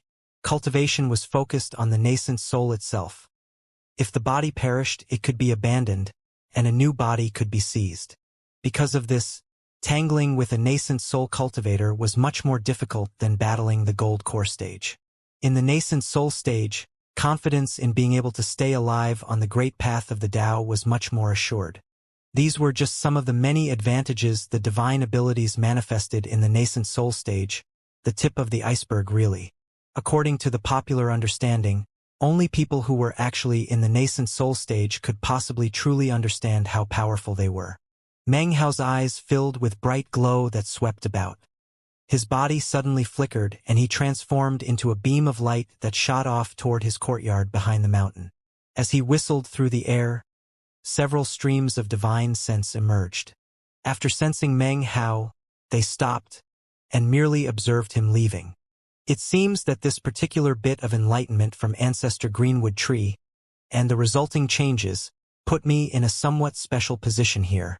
Meng Hao was able to speculate quite a bit after noticing that the streams of divine sense did nothing more than watch him leave. Although he couldn't be for sure, he was able to make quite a few correct guesses. After arriving back in his courtyard, his neo-demon horde was fairly leaping with excitement. Big Harry charged toward him and then ran around him in circles, howling happily. Meng Hao laughed and patted him on the head. After the neo-demon horde quieted down, he sat down cross-legged, his eyes glittering. After a moment of thoughtfulness, his eyes began to shine. When I woke up earlier, a vast collection of wood-type branches were spreading out from my body. Meng Hao closed his eyes and rotated his cultivation base. After the space of a few breaths passed, his body began to shake. Veins bulged out of his skin and tiny, tentacle-like branches began to poke out. The branches twisted down to burrow into the ground, then spread out in all directions. As of this moment, Meng Hao was emanating a very dense wood-type aura. He also shone with a bright green glow as if he himself were about to transform into the ancient greenwood tree. All the neo-demons in the courtyard looked at Meng Hao in shock. Their eyes were also filled with confusion. However, all of a sudden, they had the feeling that this master of theirs was now much more familiar than he had been before. They began to run in circles around this greenwood Meng Hao, leaping and carousing playfully. Time passed. On dawn of the second day, Meng Hao opened his eyes. It seemed as if he was awakening from some sort of trance. The instant he opened his eyes, the green glow surrounding him flickered and glowed with boundless radiance. According to the information given me by Wu Chun regarding wood-type totem branding, it seems that I have already passed the first critical juncture. I am now merged fully with wood. There's no separation. Meng Hao looked at his greenwood body. This was obviously the luck with which he had been gifted by the tree ant, the personification of the ancient greenwood tree. Perhaps this also had something to do with that fifth-generation demon-sealing patriarch. In any case, Meng Hao was now fully focused on this matter, and this matter alone. The main reason he had come to the Crow Scout tribe was to acquire a wood-type totem. Now he had managed to acquire not an ordinary wood-type totem, but the ancient greenwood tree. To Meng Hao, this was an excellent first step on his path to the five-colored nascent soul. He took a deep breath and closed his eyes. According to the steps and techniques in the information given to him by Wu Chun, he rotated his cultivation base slowly and began to complete the last step with the wood-type totem, the actual tattoo branding. Time passed. An hour later, the green glow emanating out from Meng Hao began to flicker. As it did, his hands rose up to perform an incantation. He suddenly pushed his hands out, and his eyes snapped open, filled with a brilliant glow. The moment he pushed his hands out, a rumbling sound filled him. Green light rose up to slowly congeal overhead. At the same time, the branches attached to him began to twitch and grow even longer. It was at this time that the ghost image of a tree appeared around Meng Hao. At the moment, what Meng Hao needed to do was to separate this illusory tree from himself. First melt it, then separate it, finally brand it. Different tribes will use different methods, but the basic concept is the same throughout the Western Desert. Totem branding is always accomplished in this fashion. As the green light slowly began to separate from Meng Hao's body, the branches also began to disappear. As they did, the image of the tree began to coalesce within the green glow. It began to grow more and more tangible, as if an enormous green tree were actually coming into being. Despite the fact that it was illusory, the tree emanated a thick wood-type aura. It spread out in all directions, churning, causing all of the neo-demons in the area surrounding Meng Hao's courtyard to grow silent. Simultaneously, the grass in the ground and the trees in the surrounding forest suddenly began to wriggle and grow. A thick, indescribable life force began to billow out from the illusory tree in front of Meng Hao. This aura was enough to shake heaven and earth. Quite a few nearby cultivators noticed and began to look around with serious expressions. Meng Hao took a deep breath. Actually, even if everything around him started to shake even more violently, he wouldn't pay it any heed. He was completely focused on the first step of his five-colored nascent soul, the wood-type totem branding. Congeal! His eyes glittered as both hands flashed incantation gestures. He then pointed toward the green tree in front of him. Immediately, it began to shrink. The shrinking process was very slow. It happened 1 inch at a time. At the same time, the shocking changes to the surrounding land grew even more intense. Soon the effect spread out even wider, until all the members of the Crow Scout tribe noticed and were shocked. They could clearly see the green glow rising up into the sky. At the same time, a huge, green tree had magically appeared, filled with dense life force that caused the surrounding vegetation to grow wildly. It was at this moment that 4 beams of light shot down from the mountain. In the lead was none other than the great father of the Crow Scout tribe, the white-haired old man. His expression was serious as he rushed toward Meng Hao's courtyard and then hovered in midair up above. Fellow Taoist Meng, please don't get the wrong impression. I am the Crow Scout Great Father. I will stay here to stand guard over you. Even as his words rang out, 2 of the incoming beams of light transformed into none other than the Earth Priest and the Sky Priest. They, too, hovered cross-legged in midair to stand guard over Meng Hao. The final person was the Grand Elder. Although he was rather reluctant, he also hovered cross-legged, facing a fourth direction to stand guard while Meng Hao was completing his totem branding. Actually, from the moment Meng Hao had acquired the Greenwood Tree Totem, they had been preparing for the moment when he awoke and began the totem branding, whereupon they would stand guard. The Greenwood Tree Totem was no ordinary tree. A totem branding like this would surely cause a variety of shocking changes in heaven and earth. In fact, it would likely even cause various neo-demons to come investigate. As such, it was necessary to have people stand guard to ensure nothing would go wrong. Meng Hao looked up at the 4 Crow Scout tribe nascent soul cultivators facing out in the 4 different directions. He was silent for a moment before letting out a soft sigh. Regardless of whether or not the Crow Scout tribe had any hidden agendas, everything they had done in the past days showed an incredible amount of good faith. Meng Hao could clearly see this.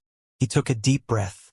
Ignoring everything up above, he focused completely on completing the branding of the Greenwood Tree Totem tattoo. As his cultivation base flickered, he continued to perform incantations. The enormous illusory tree in front of him continued to shrink, and as it did, the aura grew stronger. Soon, the Greenwood tree was only about 20 or 25 meters tall. The life force it emanated was intense enough to shake everything around. By now, it had attracted the attention of the other tribes in this mountain range. Several streams of divine sense suddenly rose up from within the Crow Flame tribe. They gathered together in midair to observe the Crow Scout tribe. For a Greenwood tree totem like that to appear in the Crow Scout tribe means perhaps someone is forming a totemic nascent soul? Similar scenes played out in the other tribes. The Crow Soldier tribe seemed to be especially affected. 5 beams of prismatic light shot out toward the Crow Scout tribe. Although these 5 tribes were all connected by blood, there were certain conflicts between them that were impossible to dispel. As it turned out, the Crow Soldier tribe hated the Crow Scout tribe more than any of the other tribes.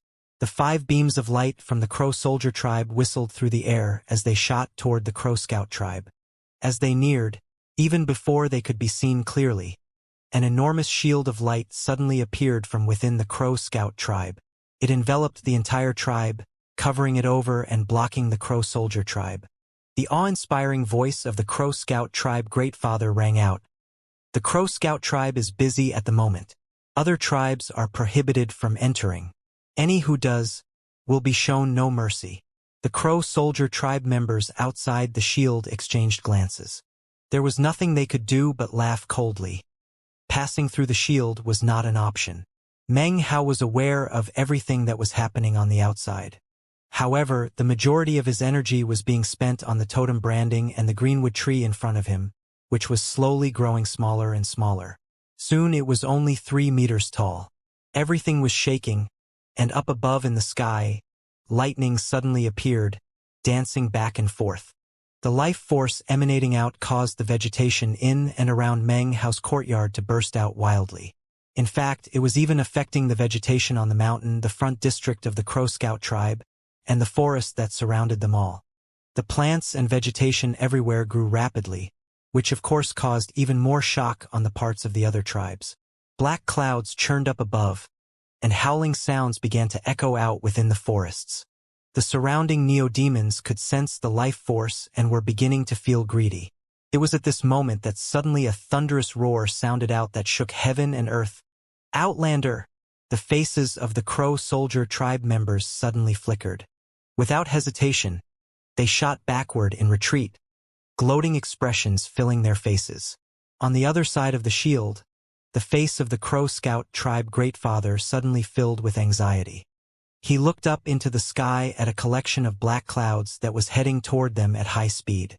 Damn it, the Outlander beast was injured by the Crow divinity half a year ago, but it didn't actually leave. It's been hiding in the area this whole time.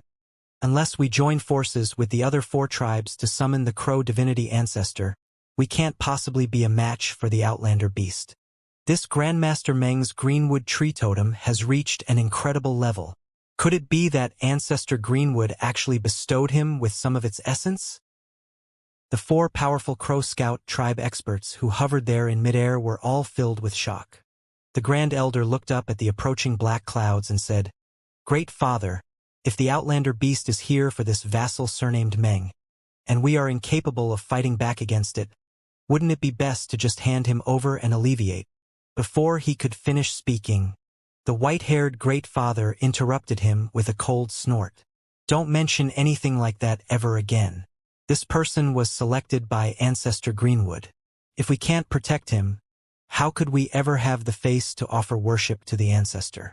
Our Crow Scout tribe might not be classified as a great tribe, but we keep our promises. I already said that we would offer protection. Only if we are absolutely certain that we cannot resist it will I renege. Unleash the full power of the Mountain Protection spell formation." The Great Father flicked his sleeve, causing a beam of green light to shoot out toward the mountain peak. The mountain trembled as a green light rose up to merge with the existing shield. The light rose up higher and higher into the sky, forming the image of a gargantuan tree. The Crow Scout tribe was contained inside of this tree, which would protect it from anything on the outside. Meng Hao's face was pale. He had never imagined that branding the Greenwood tree totem would be so difficult. The Greenwood tree in front of him was now about 3 meters tall. However, each time Meng Hao rotated his cultivation base, it only shrank 1 inch.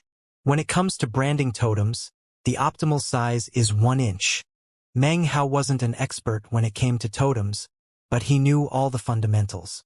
His eyes filled with determination. Golden light erupted out from him and he pointed his finger toward the ground, suddenly utilizing righteous bestowal. Imperceptible ripples flowed out across the ground as strands of demonic chi arose.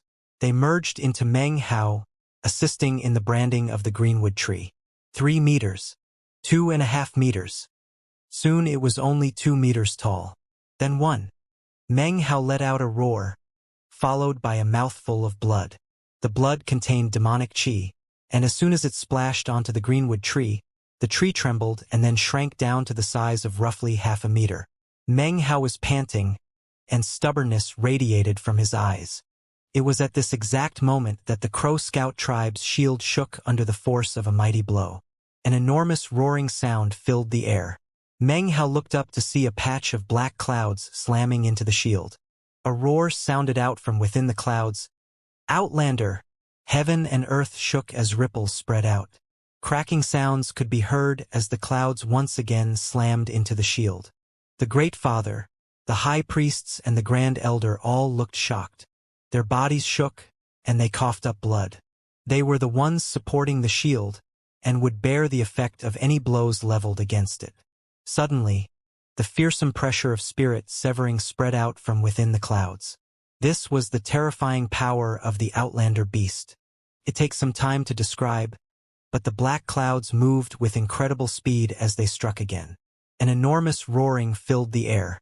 Cracking sounds turned into the rumbling of an explosion as the enormous shield tree formed by the Crow Scout tribe's defensive spell formation collapsed into pieces. As the spell dispersed, the Great Father and the others coughed up blood and were sent tumbling backward, their faces unsightly. The black cloud patch hovering in midair shot directly toward Meng Hao. As it shot forward, 2 glowing, red eyes could be seen within. They were filled with avarice and insanity. As it shot through the air, the black clouds dissipated, revealing the Outlander beast's luxuriantly furred body. It was like a giant ball covered with thick, dense fur that draped off of it. As it shot forward, the fur rippled in the wind, almost like a tail. The whole image made the Outlander beast look like a long, furry comet. At a glance, it was obvious that no one would be able to move to block the thing. The Great Father and the others could only watch wide-eyed as the Outlander beast approached. The powerful experts from the other tribes watched the scene playing out, clearly taking joy in the calamity that was befalling the Crow Scout tribe. Meanwhile, Meng Hao's body was shining with golden light. The greenwood tree in front of him was only 1/2 foot tall. Even as the Outlander beast approached, Meng Hao lifted his finger, congealing the invisible demonic chi in the area, and then pushing down onto the greenwood tree. "Shrink!" he bellowed. The congealed demonic chi exploded out with shocking pressure. In the blink of an eye, the greenwood tree shrank to the size of an inch. At this point, the outlander beast let out a fearsome roar. The greenwood tree shot toward Meng Hao's forehead, instantly branding onto him. A wood-type totem, the first of the colors of the 5 elements, a green tree. The instant the branding formed, Meng Hao's cultivation base began to rotate. It suddenly grew until it was only a hair's breadth from the nascent soul stage. His life force abounded to a fearsome extent. In fact, it grew to the point that some of the injuries Meng Hao had sustained in the past from wasting his own life force were now completely recovered. Even more shocking, the incredible level of Meng Hao's life force made it so that no matter how ancient he grew in later years, he would always be able to maintain his current physical appearance. Such terrifying life force also made Meng Hao's magical techniques even stronger than they had been before. This proves that my choice to tread the path of the 5 elements is the correct one. This path allows me to use an alternative method to create a perfect 5-colored nascent soul that belongs solely to Meng Hao. Meng Hao turned, lifting his hand. Totemic power flashed as the eyeless larva appeared. Layers of silk suddenly began to spin around him, forming a shield roughly 3 meters large. A massive boom shook everything as the outlander beast slammed into it. Meng Hao was shoved backward, and blood sprayed from his mouth. He looked up at the outlander beast, which hovered in front of him in mid-air, its eyes wide. It appeared shocked that the power of its attack was incapable of shattering the silk shield. An ominous glint appeared in its eyes. Could sense 2 different fluctuations of power on Meng Hao, fluctuations that frightened even it. However, the life force emanating from the greenwood tree brand on Meng Hao's forehead contained healing powers that caused greed to emanate up from within its heart. Furthermore, the demonic chi on Meng Hao's body was driving it crazy. Its eyes began to glow red and it howled as it once more charged toward Meng Hao. Meng Hao shot backward. As he did, he took note of the thick, luxuriant fur that covered the outlander beast, and suddenly his eyes flickered. Next, he let out an enormous shout which echoed out in all directions, filtering out into the surrounding mountainous forest. "Parrot, there's a great furred beast here that you've definitely never tried out." Almost as soon as his voice echoed out, a squawk could be heard. This squawk caused the outlander beast to suddenly stop in its track. A look of vigilance appeared in its eyes as a multicolored streak shot toward them from off in the distance, moving with blinding speed. Within the colorful streak, the parrot's eyes emitted a bright glow, and its body quivered with excitement. A dubious expression covered its face as it looked over the outlander beast's luxuriantly furred body. It shivered with anticipation. "I haven't tried out this before. I really haven't." "Ah, Lord Fifth is happy." The parrot seemed on the verge of going crazy. It exploded forward, utilizing all the power it possessed to shoot toward the fearful, vigilant outlander beast. Meng Hao had a strange expression on his face. A short distance away, he stopped moving as he watched the parrot approaching. Suddenly, he sighed inwardly. It seems certain unique indulgences really can release the ultimate potential power. It didn't even notice that the outlander beast has a cultivation base with power similar to spirit severing. The members of the Crow Scout tribe, including the Great Father, the High Priests, and the Grand Elder, all watched the multicolored light approaching at rapid speed. It closed in on the outlander beast, radiating frenzy and determination. "That neo-demon certainly is loyal to its master," said the Earth Priest with a soft sigh. He had seen many neo-demons, but few that would show such care for a master, that would display such madness and ignore everything else in order to protect him. The parrot's excitement actually appeared to others as determination. Furthermore, its joy at being able to try out a new furred beast made it seem as if it were loyally protecting its master. It wasn't just the Earth Priest that was thinking in this way. Many of the other Crow Scout tribe members saw the scene that was playing out, and the parrot within the multicolored light, and were filled with admiration. They watched as the multicolored beam of light that was the parrot shot toward the outlander beast, which roared as it approached. The parrot ignored everything, seemingly ignoring any potential threats to its life, willing to die together with the outlander beast.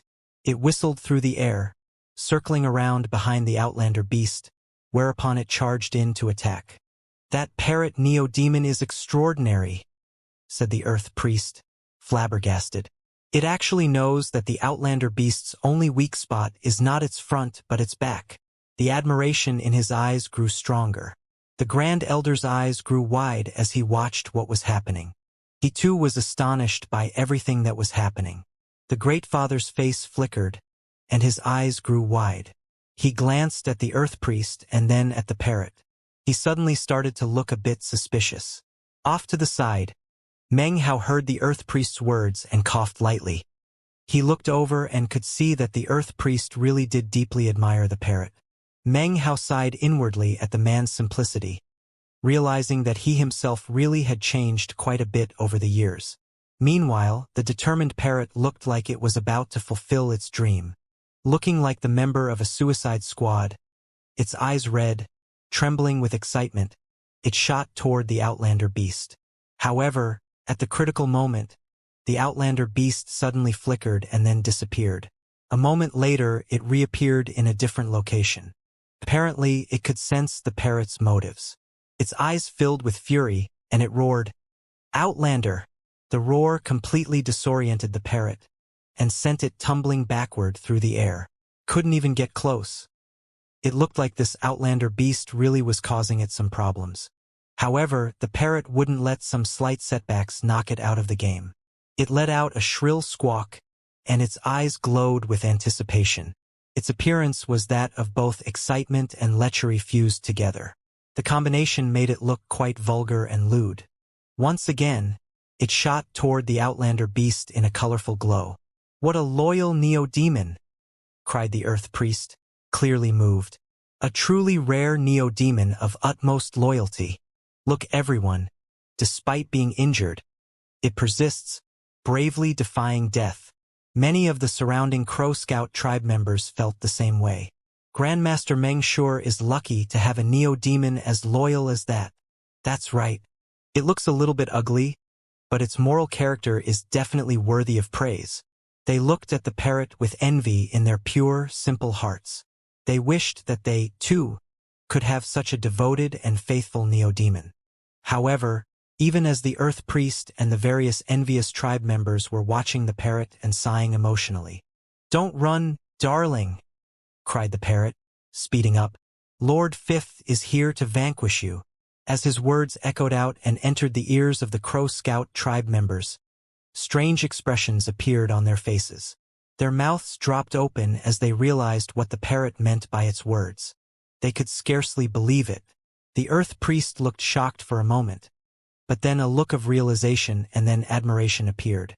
"So it can even employ strategy," he said, and then let out a long sigh. What a noble display of character to use such a tactic to prevent its master from being injured by the Outlander beast. Although the conclusion reached by the Earth Priest didn't seem very plausible, there were still some of the Crow Scout tribe members who seemed to agree. However, most had strange looks on their faces. The Sky Priest looked over at the Earth Priest and was about to say something, then hesitated and simply smiled wryly. The Grand Elder was looking in shock at the Earth Priest as if he didn't even know the man.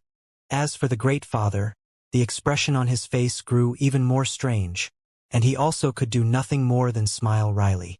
Meng Hao coughed lightly once more. The naivete of the Earth Priest was something one didn't see very often. Up in midair, the parrot squawked as it shot toward the Outlander beast, which roared and sent out an attack which manifested as terrifying ripples. They slammed into the charging parrot, making it impossible for it to near the Outlander beast. However, its determination and excitement only continued to grow in the face of these setbacks. It seemed even more determined to try out this Outlander beast. "Hey, you really can put up a fight. Struggle if you wish, my darling. That just makes Lord Fifth more excited." With a roar, the parrot charged again. It shot forward with incredible speed. As it neared, a popping sound could suddenly be heard as hundreds of parrots appeared, all of which shot toward the Outlander beast. "Struggle away, my darling. Struggle and beg for mercy under Lord Fifth's pounding." The parrot roared with excitement as it neared the Outlander beast, which howled back. The illusory parrots all exploded, but there was one parrot left which managed to successfully penetrate the Outlander beast.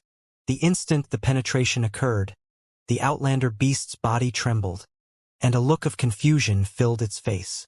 The look quickly turned into one of humiliation and unprecedented madness. It let out a howl that shook everything, louder than anything that had been heard up to this point. The loudness was such that it kicked up a violent tempest. A popping sound could be heard as the parrot suddenly appeared in midair off to the side. It was trembling excitedly, and its eyes were glowing. "Scream! Scream your throat out! No one will come to save you." By this point, the surrounding Crow Scout tribe members were watching on dumbstruck. Many of the ones who had previously thought the parrot to be loyal and brave now had faces completely pale. It was as if their whole world had been overturned. They stared blankly up into the air at the indescribably vulgar parrot.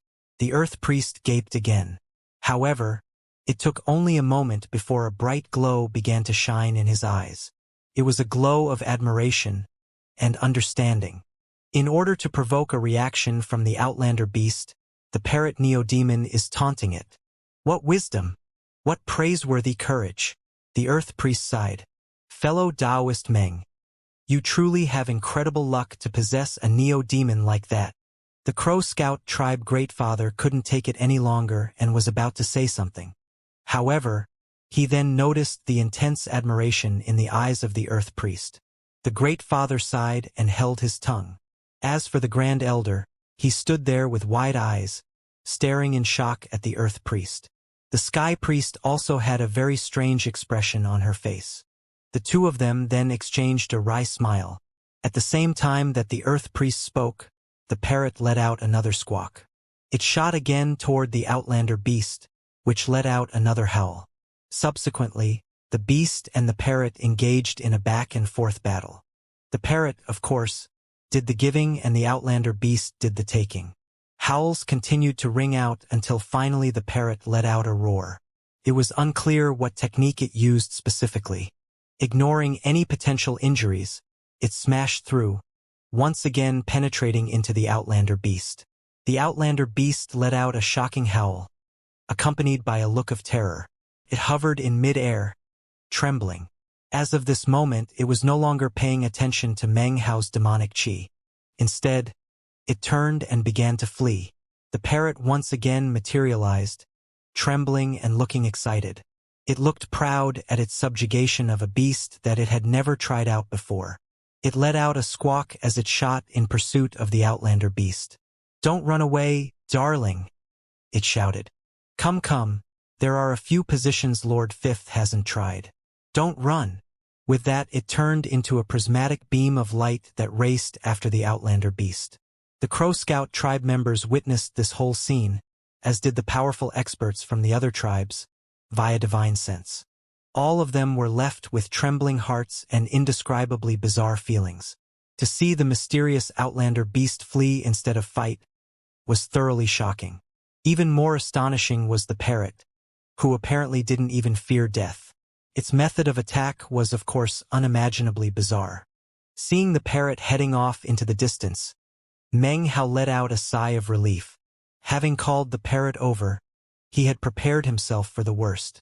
Looking around at the strange expressions on the Crow Scout tribe members, and the look of admiration in the eyes of the Earth Priest, Meng Hao made a firm decision to never again call the parrot unless it was absolutely necessary. As the crowds of people dispersed, the Great Father gave Meng Hao a wry smile, and then forced out some words of praise regarding his totem tattoo.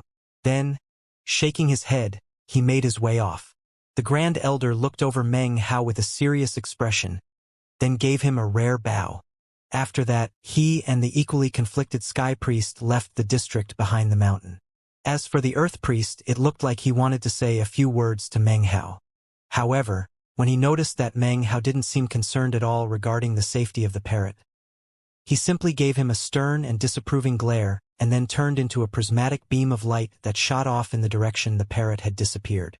Meng Hao smiled wryly, not sure of what to say. He simply watched the Earth Priest disappear. If that naive Earth Priest ever realizes what the parrot is really like, the man's sky will no longer be blue, and he will no longer view life as beautiful. Meng Hao thought about what that scene might look like, and then felt somewhat sorry for the Earth Priest. Finally, He turned and made his way back to his courtyard. 2 days passed. On evening of the second day, the Earth Priest returned. He looked somewhat distracted, and his face was pale as if he had been the subject of a vicious attack. After returning, he went directly into secluded meditation. During the 2 days, Meng Hao found that whenever he went out, the Crow Scout tribe members that caught sight of him looked at him with awe. Sometimes it even bordered on fear, as if they feared offending him and didn't dare to approach him. As soon as they saw him, sweat would break out on their foreheads and they would hurry off in the opposite direction.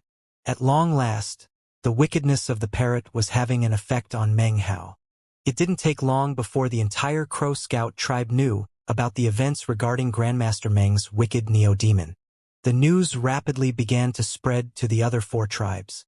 The parrot never came back. Meng Hao wasn't too concerned about this. Who knew how many long years the parrot had lived?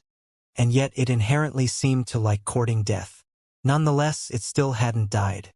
Meng Hao was quite assured in its ability to survive. Furthermore, the meat jelly bell was with the parrot. If anything, the one to worry about wasn't the parrot, but the poor outlander beast. Several days passed, during which Meng Hao spent most of his time in his courtyard, studying his greenwood tree totem tattoo. It flickered there on his forehead, radiating boundless life force throughout his body. Every time he closed his eyes to meditate, it seemed that even his heartbeat could create ripples throughout the land and sky around him. This is only one of the 5 elements, a wood-type totem. It's already propelled my cultivation base much closer to the nascent soul stage. When his eyes opened, they glittered brightly. After carefully examining the totemic power within him, he had reached a new understanding. If I can acquire a second 5 elements totem, then my cultivation base, despite being at the full circle of the gold core, will actually be strong enough to fight the peak of the early nascent soul stage, even without the blood-colored mask. In fact, by using the power of the totems, I should be able to employ some of the divine abilities that belong to the nascent soul stage. During the same period of time, Meng Hao also experimented a bit with the neo-demon horde he had acquired from Mofang. He fed them with demon-nurturing pills and also took them out to hunt. In a relatively short period of time, they began to grow fiercer and tougher. Of course, due to the restraints of time, there was still a large gap between them and Big Harry and the other Greenwood wolves. However, if things kept progressing the way they were, although they might not compare to the 5 Greenwood wolves, they would continue to transmogrify and grow stronger. Finally, one afternoon, Meng Hao was sitting cross-legged meditating when suddenly, an enormous roaring sound shook the rear mountain district of the Crow Scout tribe. As the roaring echoed throughout the air, an enormous black python over 20 meters long shot toward Meng Hao in a beam of blackness. The black snake emitted a powerful aura, filled with savagery. Its forked tongue flicked in and out of its mouth, and its mere presence sent the aura in the area into chaos. Furthermore, a black, churning mist with a celestial appearance seethed around it as it flew. Standing on top of the black snake was an old man in a black robe. His expression was grim, and his eyes were filled with arrogance and contempt as the black snake neared and then floated in the air above Meng Hao's courtyard. The old man looked down with a condescending look at Meng Hao. The old man's cultivation base was not extremely high, only at the mid-core formation stage. However, his body was festooned with complex totem tattoos, which emanated shocking ripples. Because of them, the man actually emanated an aura similar to that of the nascent soul stage. "So, you're Meng Hao?" boomed a voice like that of rolling thunders. It didn't sound like the voice of a human, but rather, like the combined roaring of countless beasts. The sound rolled out in all directions, causing all of the cultivators in the rear mountain district to tremble in their hearts. All of the neo-demons began to tremble in fear.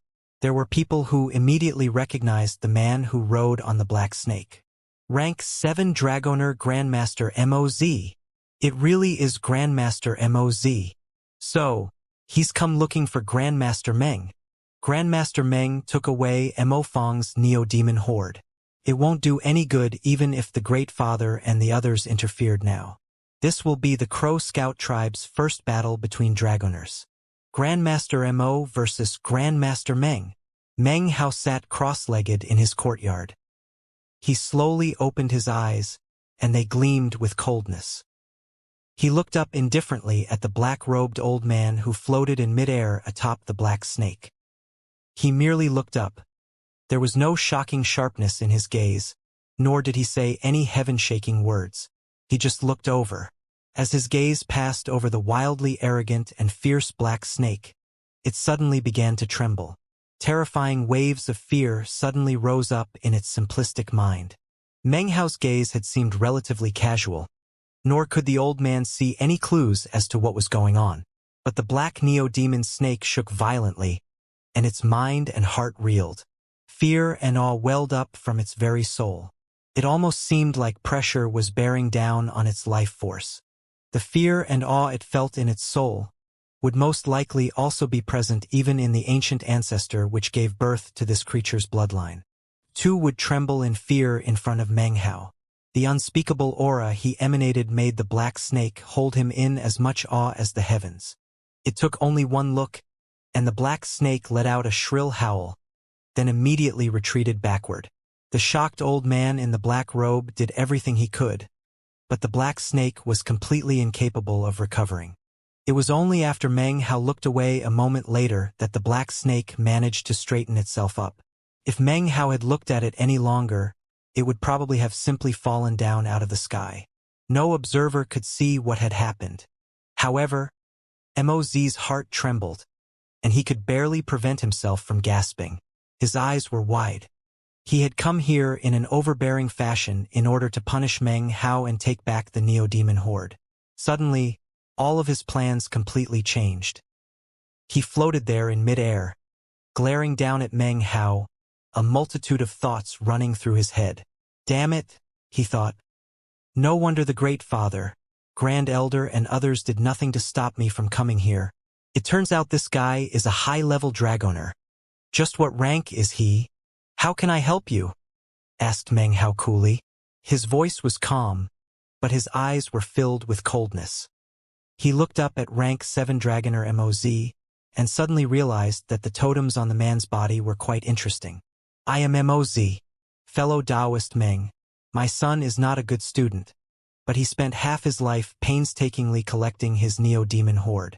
I demand an explanation regarding this matter. However, we are both Dragoners.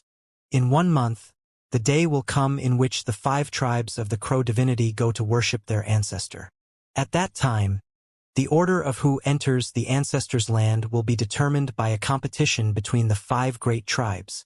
On that day, I hope to experience your secret Dragoner arts. Moz didn't know what rank Dragoner Meng Hao was. Having come here, however, he couldn't just leave immediately. Therefore, he forced these words out, then turned and left with his black snake. As he left, he made up his mind. I must determine for sure what rank Dragoner he is. I can't do anything rash. I'll use the 5 great tribes competition to determine how much of him is true and how much is false. He arrived abruptly and left quickly. The surrounding onlookers saw everything that happened and could only watch on in shock. Meng Hao also stared in surprise for a moment.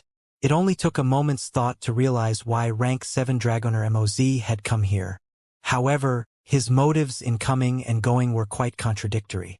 Meng Hao smiled coldly, and his eyes glittered. So, the awaited time has come. The 5 great tribes will offer sacrifices to their ancestor. The only way to do that is to enter the Crow Divinity Holy Land. That is the prescribed rendezvous point with the others. However, now that I have my wood-type totem, getting into the Holy Land isn't that important. Furthermore, the Crow Scout tribe has actually treated me quite well. After a moment's thought, he closed his eyes to continue his research on his greenwood tree totem. The next day at dawn, when light was just appearing in the sky, Meng Hao emerged from his trance. He looked around at his silent Neo-Demon Horde. Currently, his dozens of Neo-Demons were organized into 3 groups. The first was the Greenwood Wolves, led by Big Harry. Another was the Greenwood Bats, led by the Black Bat. There was a big difference in the numbers populating the 2 groups. There were a few more Greenwood wolves, however, the Greenwood bats had more mid-level neodemons. The two groups weren't necessarily evenly matched, but there was a clear delineation between the two. They didn't get along very well, and a bit of hostility existed. The third group was comprised of Greenwood snakes. Their numbers lay between those of the Greenwood wolves and the Greenwood bats. However, in terms of strength, they didn't measure up to either of the others. Being the lowest position, they showed complete awe for Big Harry and the black bat. Meng Hao looked thoughtfully for a while at the three groups of neodemons. Then, his body flickered as he left the courtyard. Behind him, Big Harry looked up, then also turned into a blur as he followed, along with the rest of the Greenwood wolf neodemon horde. The black bat's eyes flickered, and it flew up into the air, bringing the Greenwood bats with it. The Greenwood snakes took the flanking position as Meng Hao left the rear mountain district. The entire way, any of the Crow Scout tribe members who saw Meng Hao would look at him in awe, then lower their heads and do their best to avoid him. After leaving the Crow Scout tribe, Meng Hao found himself in the surrounding mountain forest. As he usually did, he sent the various neodemon hordes in different directions to hunt for food. As for himself, he sat down cross-legged underneath a tall tree to meditate. Big Harry didn't leave, but rather lay down next to Meng Hao. He looked lazy, but in truth, his eyes were filled with vigilance and coldness as he looked around. Meng Hao had been in the Crow Scout tribe for more than half a year now. During that time, he had often taken his Greenwood wolves out to hunt. Each time, Big Harry would keep a close watch on Meng Hao. As for food, it was usually brought back to him by the other Greenwood wolves. Unless Meng Hao ordered him, he would never leave his side. Now, Meng Hao's neodemon horde had grown much stronger and larger. Nonetheless, Big Harry continued to act the same as before. Meng Hao petted Big Harry's head. As he did, he thought of the mastiff. He suddenly sent his mind into the blood-colored mask. Sensing that the mastiff was still in a state of slumber, he sighed. "When will you finally wake up?" he thought. He retracted his spiritual sense, then looked at the surrounding forest. A breeze wafted through the trees, giving rise to a rustling sound. At first glance, it almost looked like the southern domain. However, there was also something unfamiliar about it. It didn't feel like home at all. After leaving the Black Lands, the power of the celestial talisman that was interfering with the G-Clan's search for me must have vanished. From now on, I need to be ready at any time for the G-Clan to come after me. Although, despite being away from the Black Lands, perhaps I have enough celestial talisman power on my person to continue to provide interference. He looked up into the sky, his heart filled with questions. During the past more than half year, he hadn't seen a single person from the G-Clan. Now he was starting to come to the conclusion that acquiring the celestial talisman symbols and using them to gain enlightenment must be one of the main reasons that the G-Clan wasn't coming after him. The G-Clan, he thought, his eyes filling with coldness. One of these days, I will become strong. Then the G-Clan will be forced to acknowledge my superiority. He took a deep breath, and determination filled his eyes. It was at this moment that Meng Hao's mind suddenly flickered. He turned his head to look off into the distance. In addition, a high-pitched voice suddenly drifted into his ears from off into the distance. "It doesn't matter if the first person to spot that iron-black snake was you or me. My master is rank 7 Dragoner Gulain. Do you really dare to contend with this young master?" 1. The wooded mountain where Meng Hao was located wasn't close to the Crow Scout tribe. Actually, it was some distance away in the boundless mountain chain. In accord with his usual custom, Meng Hao took his neodemon horde to increasingly remote areas. Hearing the voice, he didn't move, but rather just listened for a while. Usually, Meng Hao didn't run into people out here. He was usually alone. Therefore, after hearing the voice, Meng Hao sent out some spiritual sense to check out the situation. Not far off, separated from Meng Hao by a medium-sized mountain, was a group of 7 or 8 Crow Scout tribe members. Currently, they were facing off wrathfully against a group of 3 others. From their clothing, it was obvious these others were Crow Soldier tribe members. In the middle position of these 3 people was a young man. His cultivation base was at the early foundation establishment stage. The two people flanking him were a bit older, and their faces were covered with cold grins, as well as contempt, as they stared at the Crow Scout tribe members. Surprisingly, Wu Chun and Wu Ling were among the Crow Scout tribe members. Wu Hai was also there, as well as a few others with whom Meng Hao was familiar. All were outstanding figures in the younger generation of the Crow Scout tribe. They were surrounded by neo-demons, all of whom radiated fierce auras and glared at the three Crow Soldier tribe members. Situated between the two groups was an indistinct, shimmering net. Laying unconscious and motionless within the net was a small, black snake. Wu Ling gritted her beautiful teeth and said, "We found that iron-black snake. We paid a heavy price for it, too. We captured it. So what the hell gives you the right to take it?" The young man from the Crow Soldier tribe laughed coldly, virtually ignoring the members of the Crow Scout tribe. He walked toward the black net and then waved his hand, clearly intent on taking it away. Wu Ling clenched her jaw and then performed an incantation with her right hand. Instantly, the greenwood wolf next to her leaped forward. At the same time, totemic power billowed out from Wu Ling's body. When this happened, a look of disdain appeared in the eyes of the Crow Soldier tribe youth. He waved his left hand, whereupon a pitch-black, decomposing zombie wolf materialized. It lifted its head up and roared as it shot toward Wu Ling. The faces of all of the Crow Scout tribe members instantly flickered, and they attacked simultaneously. A huge boom rang out, and the Crow Scout tribe members staggered backward, spitting up blood. "Level 6 Neo-Demon," cried Wu Hai bitterly. Wu Chen's face was ashen. Wu Ling looked like she knew what she was doing, but unfortunately, there was nothing they could actually do. The rotting zombie wolf stood there looking at them coldly. "My Crow Soldier tribe and your Crow Scout tribe have the same roots. If it weren't for that, all of you would die today for provoking me." The young man looked scornfully over the Crow Scout tribe members, then snatched up the black net. He turned to leave, then suddenly looked back. He had just caught sight of Harry No. 5, who lay off in the forest, observing the goings-on. Harry No. 5 was usually relatively high-spirited, and was deeply curious about all sorts of matters. Moments ago, he had been passing by, and his attention had been caught by the putrescent zombie wolf. He couldn't help but look on with wide eyes. "Whoa," said the young man, his eyes suddenly brightening with pleasure as he looked at Harry No. 5.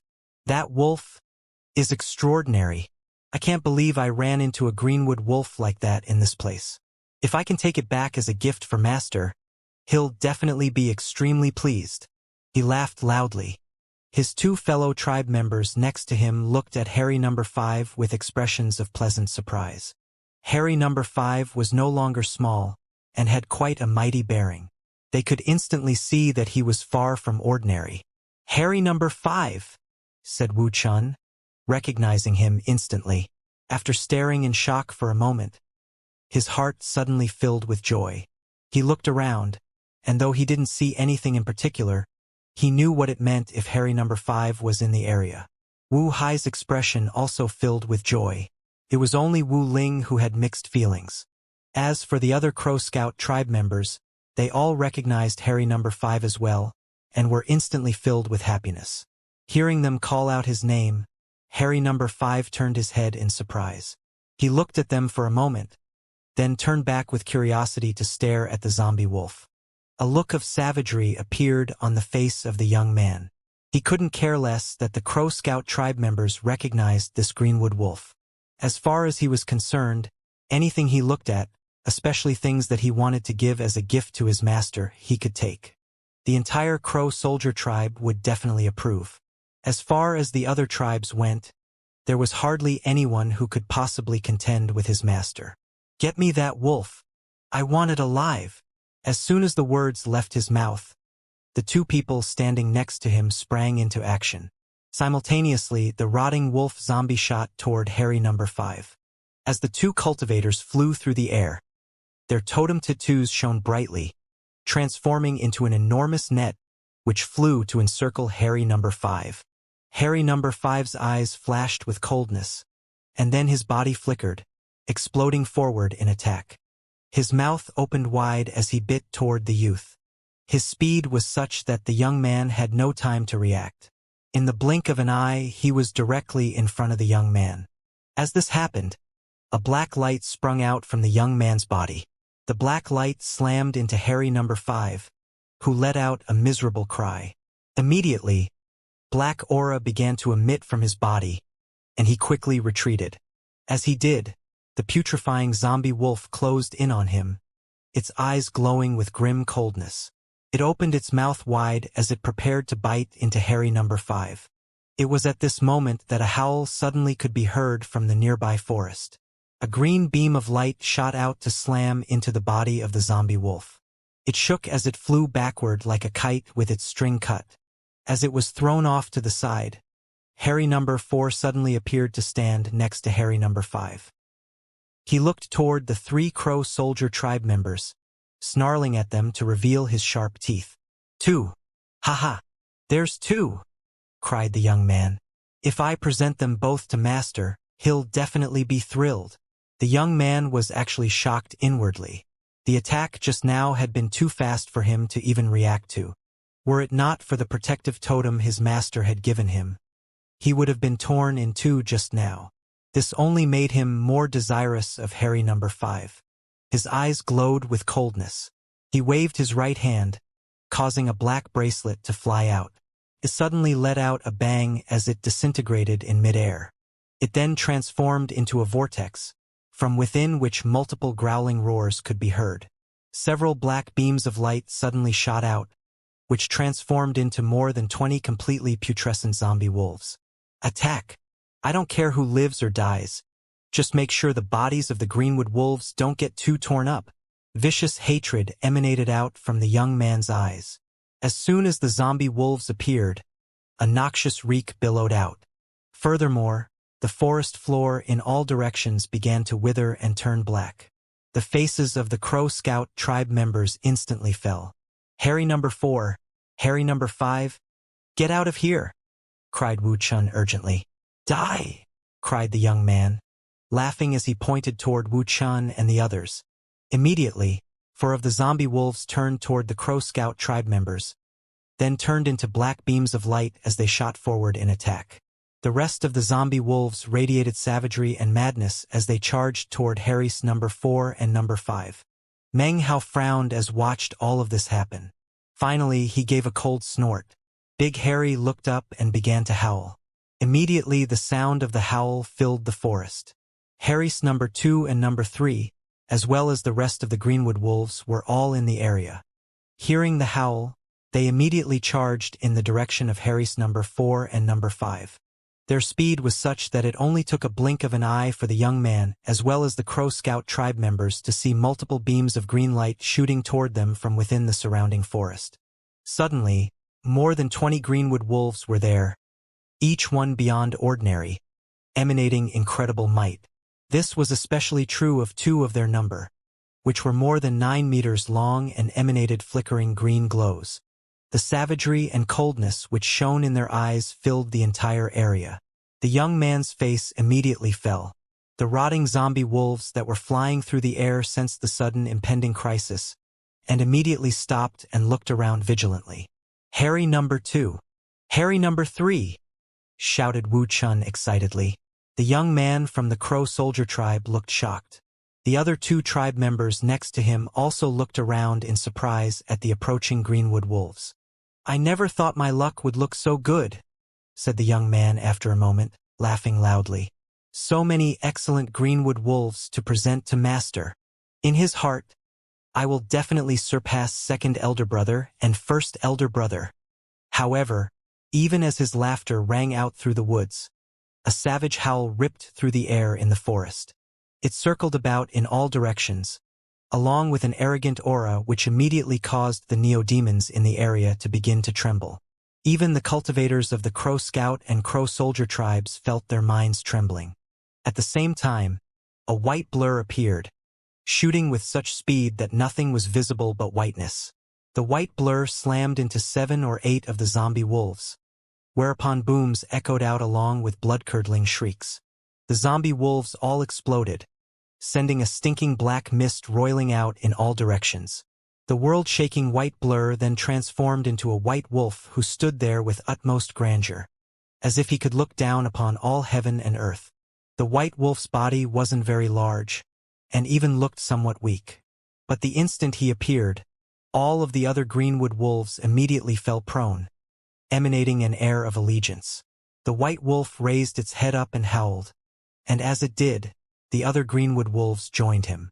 Within an instant, the entire wolf pack was howling in unison, causing everything in the area to shake. Even the trees were trembling. The zombie wolves began to quiver, and their listless eyes filled with veneration and submission. A white wolf king! This was what each and every one of the observing cultivators was thinking at the moment. White wolf king. The young man's facial expression immediately changed, and he began to breathe heavily. He stepped back a few paces, looking at the white wolf king, his eyes filling with unprecedented madness and avarice. White wolf king! Who could have imagined that this place would have a wolf king? Once Master finds out, he's going to be delighted. It doesn't matter who this wolf king belongs to. Now that it has appeared, it belongs to me. The young man roared as he suddenly stretched out his right hand, within which he held a jade slip. Using the fastest speed he could muster, he crushed it, which sent a message to his master, Gula. Meng Hao, who was still observing the proceedings with spiritual sense, finally gave a cold snort and then strode forward, at the same time that the young man crushed the jade slip. Not too far away in the same mountain chain were two peaks that seemed to wish to climb up into the highest heights of the clouds. They towered over the earth, looking out in all directions, two powerful magical warriors, the sight of which would send shock into anyone's heart. Every day at noon, when the sunlight was densest, these two mountains would shine with a silver light. This light was the type that could split heaven and earth. It circulated around in the area, sending off powerful ripples. This was none other than the home of the Crow Soldier tribe. On the second peak of the Crow Soldier tribe was a limestone crag upon which sat 7 or 8 members of the Crow Soldier tribe, all smiling respectfully. Sitting in their midst was a middle-aged man who joked and laughed with the surrounding tribe members. He wore a black robe and was clearly beyond ordinary. His eyes contained the stars, and if you looked at them long enough, you could sense a certain sharpness. All of it made him like the sun. Without even trying, he became the center of attention. And that is just a fundamental quality of the magic of dragoners, said the man coolly. If you want your Tao of dragonering to live forever, and wish to experience progress, then the only option is to look for the answer within your own flesh and blood and bones. That is where you will find the path you must tread. He wore a smile on his face, although there was no kindness in it. Rather, he emanated a lofty and proud air. If you looked closely, however, you would be able to see a bit of an emotional sigh contained within them. The people surrounding him were, for the most part, outstanding members of the tribe. All had cultivation bases at the core formation stage. Each and every one wore thoughtful expressions. Grandmaster Gu, you truly deserve to be a rank 7 dragoner. Although we've never heard anything like this before. After some thought, it really makes sense. That's right. Grandmaster Gu, it seems you've truly found your own path as a dragoner. You have limitless future potential.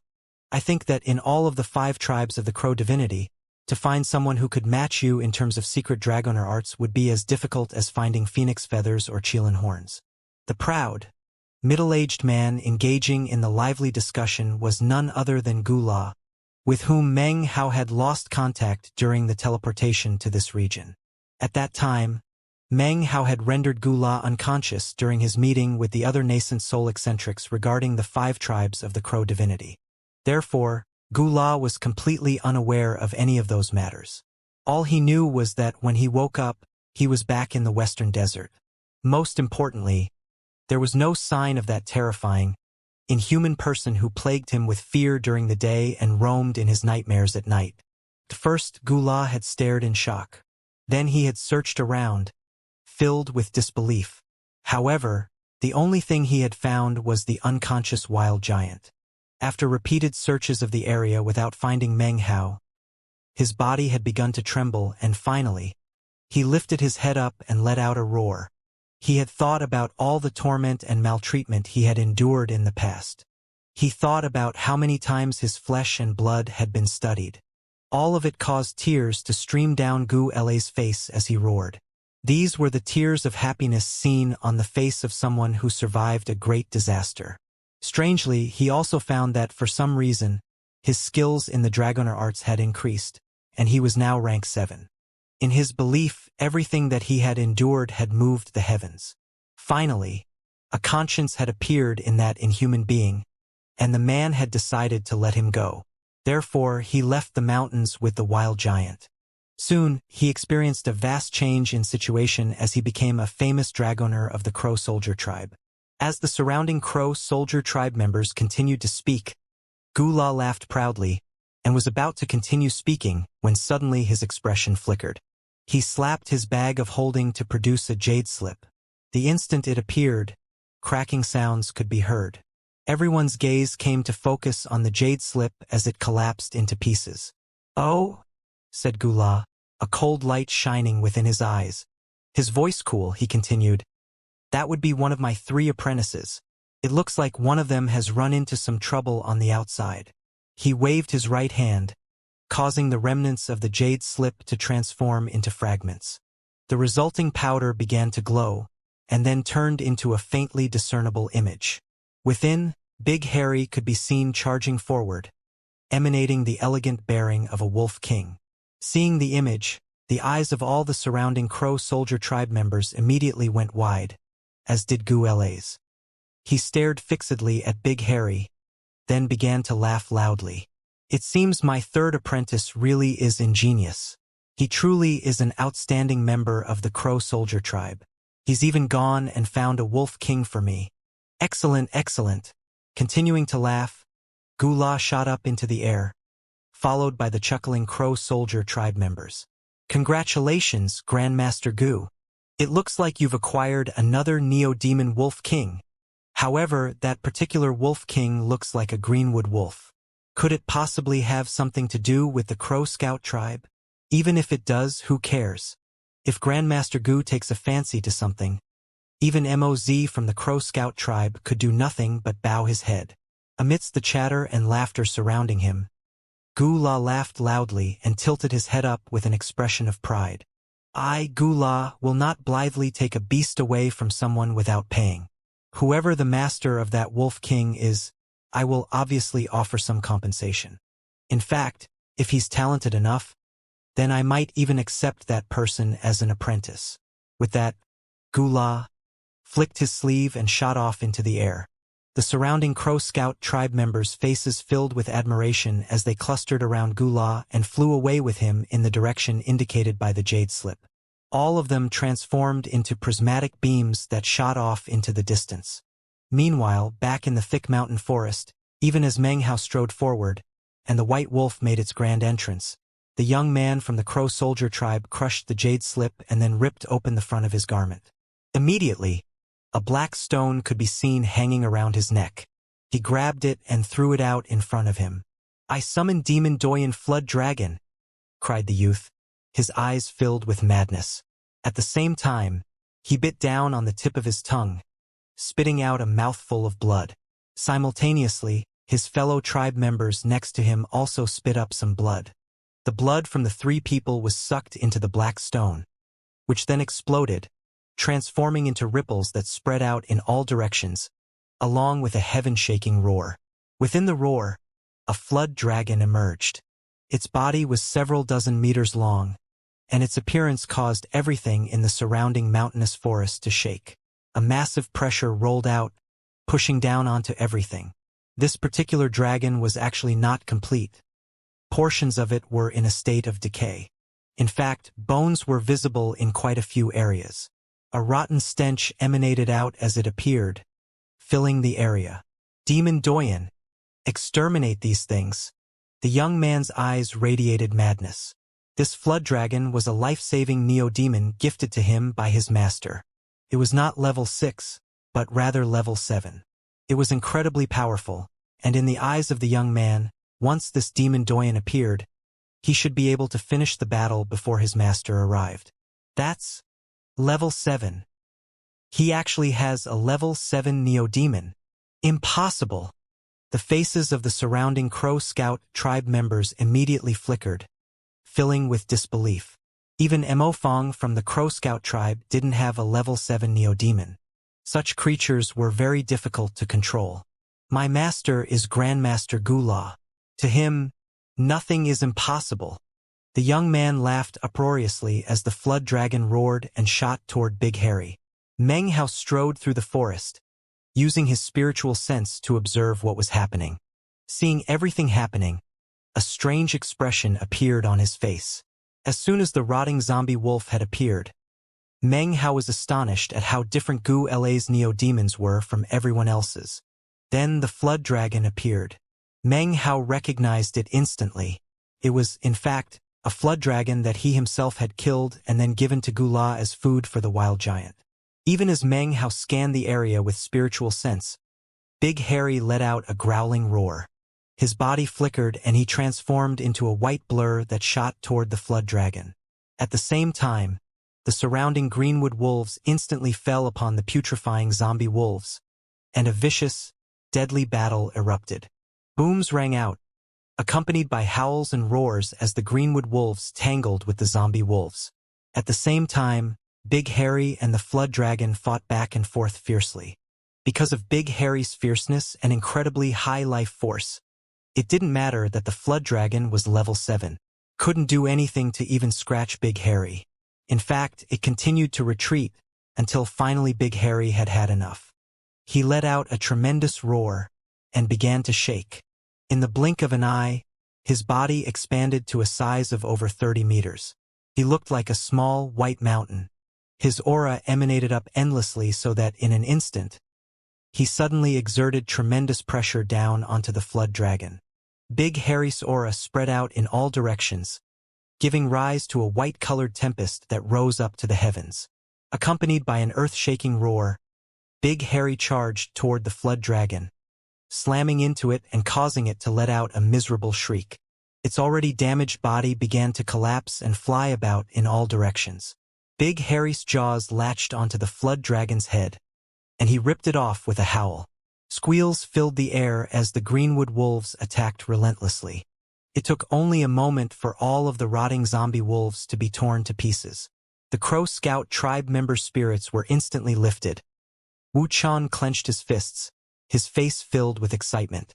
On the other hand, the face of young man from the Crow Soldier tribe, as well as the faces of his two companions, instantly went deathly pale. Without thinking about it, they backed up, breathing heavily. Complete disbelief filled the eyes of Grandmaster Gu La's third apprentice. That's a level 8 Wolf King. It was at this exact moment that a black streak of light appeared from off to the side.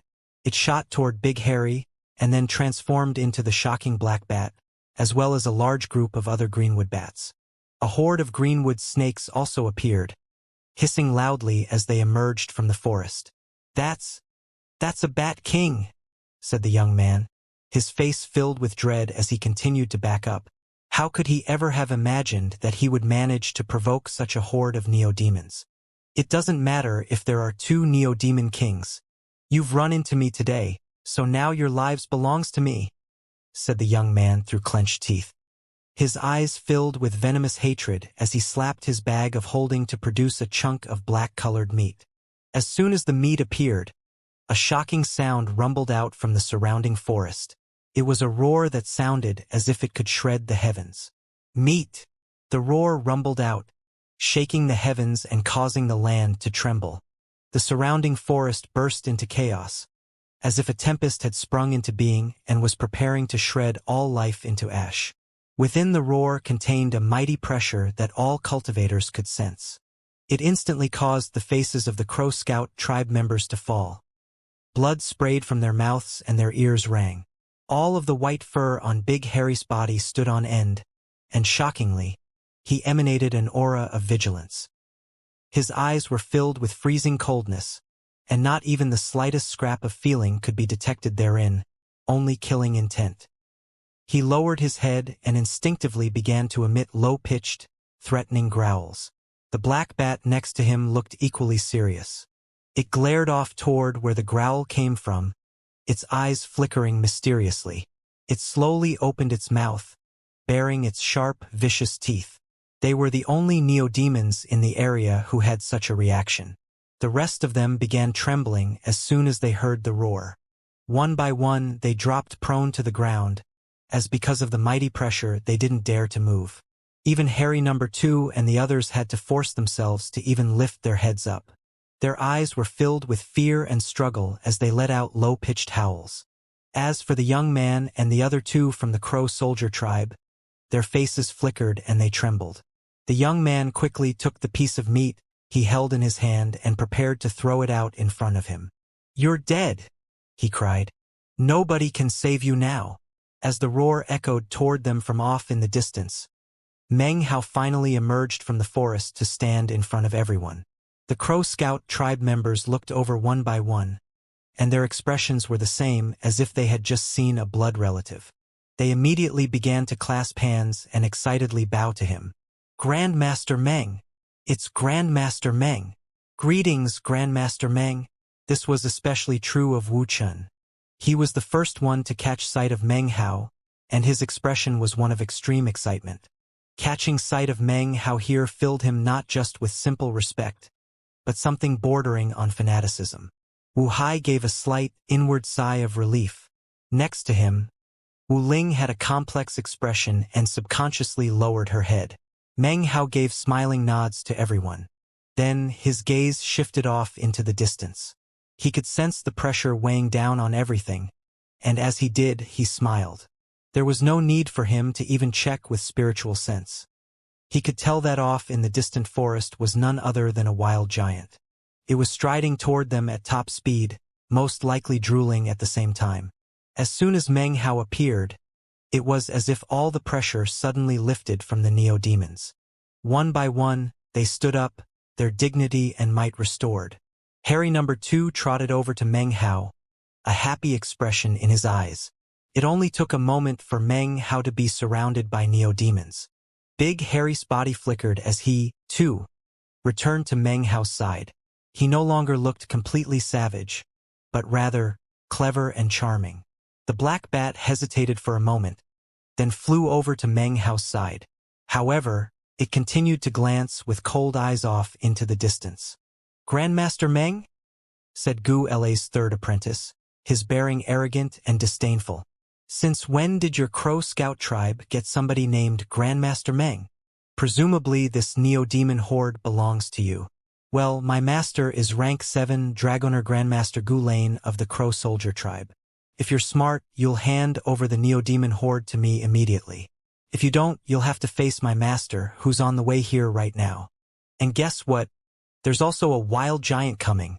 Even as he spoke, the ground trembled, and another roar from off in the distance shook everything. "Meat! Meat!" The voice was like thunder, sweeping across everything. The Crow Scout tribe members continued to appear to be at a loss as the ground heaved. The neo-demons next to Meng Hao, with the exception of Big Harry and the Black Bat, all began to growl as they sensed a feeling of imminent crisis. "Do you hear that?" said the young man excitedly. "That's the roar of a wild giant.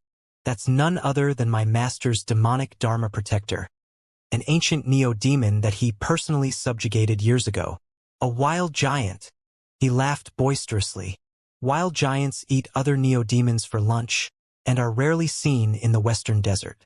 According to legend, they rarely bond masters. However, my master was able to bond this one, and that's why it follows his commands.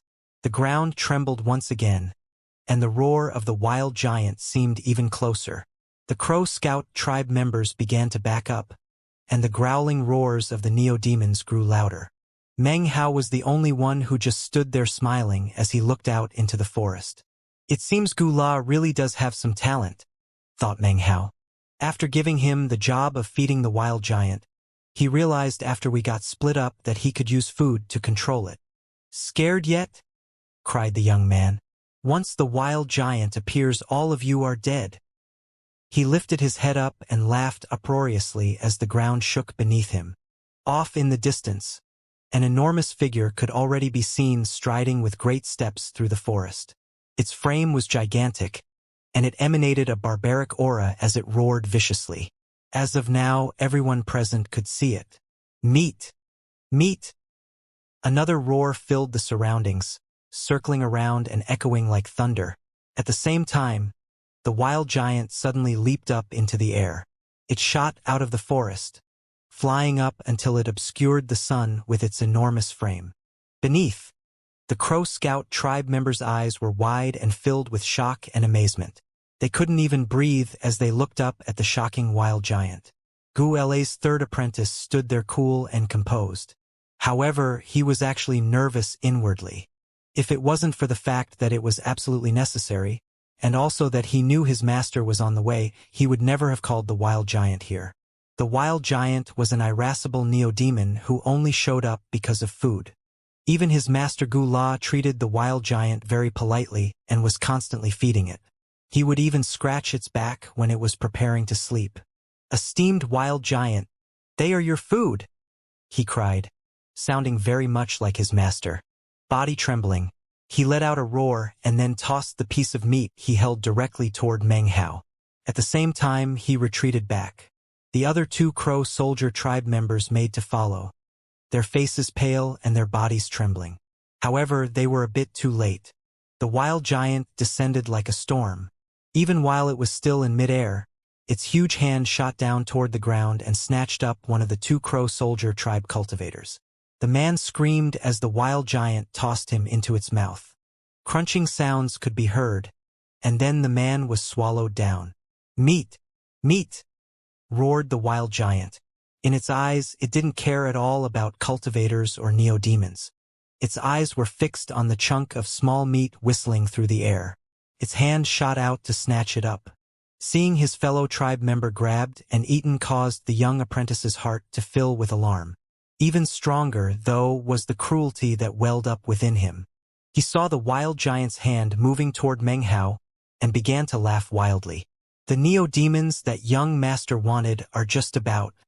Before he could finish speaking, his eyes suddenly went wide and filled with disbelief. He stared, gaping, first confused and then struck dumb with amazement. This was because Meng Hao suddenly spoke. "All you think about all day is eating meat. Get your butt over here." Then the young man saw what Meng Hao did. He reached out and grabbed the piece of meat and watched the wild giant nearing. Shockingly, as soon as the wild giant heard Meng Hao's words, its entire body began to tremble. It was as if to the wild giant, Meng Hao's voice contained heavenly pressure. It seemed as if no matter how hungry or wild it became, it would never be able to forget Meng Hao's voice for its entire life. The wild giant's eyes went wide as it recalled the scene of the man standing on its head, rousing the demonic chi in the area, and asking it if it was willing to capitulate and pledge allegiance. Its enormous hand suddenly came to a stop only a meter away from Meng Hao. It stared at Meng Hao for a moment, and as it did, the frenzy in its eyes faded. It turned instead into happiness, as well as a bit of frustration, as if it were nursing a grievance. It let out a massive roar. The happiness was because of finally being able to find its master. The frustration was because it was never able to eat until being full recently, and was depressed because it had been unable to find Meng Hao. All of these feelings leaked out into the massive roar. "Shut up and get over here," chided Meng Hao.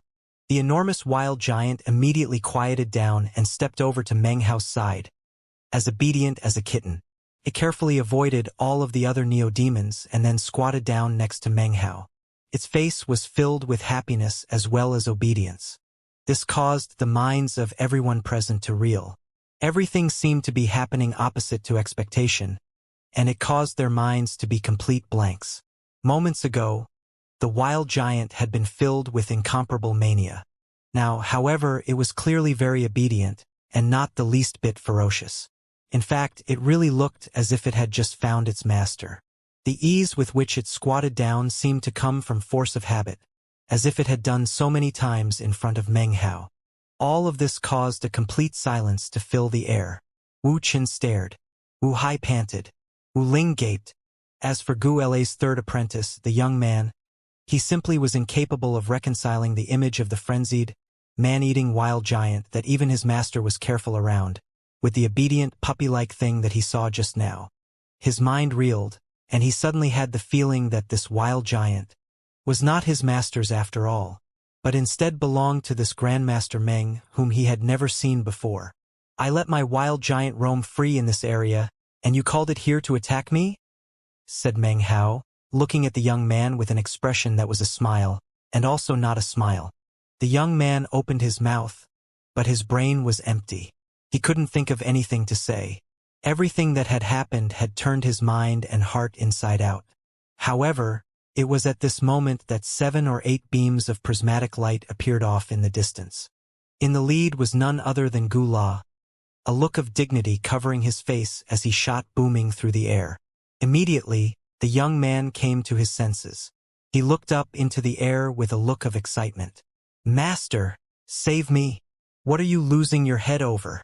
I'm here. Who is there that would dare to harm my apprentice?" Gu La was wearing a luxurious robe, and his hair floated in the wind as he flew down from up in the air. His expression was one of pride and aloofness, as if he were the most esteemed person under heaven. This was especially true considering he stood atop a 30-meter-long flood dragon with violet scales. The flood dragon's fierce eyes were pale white, making it so that even though the dragon emitted a strong aura of death, it still looked divine and mighty, anything but ordinary. Its domineering aura was enough to cause anyone to take it very seriously. Gu La stood there atop the flood dragon, emanating billowing aura. Next to him, the other Crow Soldier tribe cultivators all had cultivation bases at the core formation stage. Clearly, none were ordinary tribe members, but rather influential figures. They clustered around Gu La as he shot down from the sky. Gu La glanced coolly over the situation, his expression one of authority. The first thing he saw, naturally, was the enormous figure of the wild giant. However, because of the angle, he was unable to see Meng Hao standing on the other side of the wild giant. All he could see was the wild giant's obedient posture, which seemed a bit odd. Regardless of anything, however, he was incapable of connecting the wild giant's obedient behavior to Meng Hao. In his mind, this was the Western Desert, and that inhuman freak had forgotten about him long ago in the Black Lands. There was no way he would reappear. Half a year ago, he would not have been so firm in his conviction. But after all this time had passed in comfort and safety, this way of thinking was deeply rooted in Gu La. The second thing he noticed was Big Harry and the Black Bat, as well as the rest of the Neo-Demon horde which stood beneath the shadow of the wild giant. As for the Crow Scout tribe members, Gu La completely ignored them.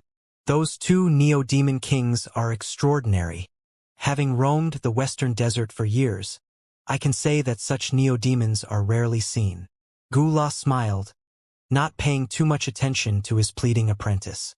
Hands clasped behind his back, he stood there looking down at the scene. As he spoke, Big Harry looked up at him. Cruel and cold killing intent shone in his eyes. Even his white fur seemed to emanate an icy desire to kill. The Black Bat's mysterious eyes narrowed, could sense an intense pressure emanating from Gu La.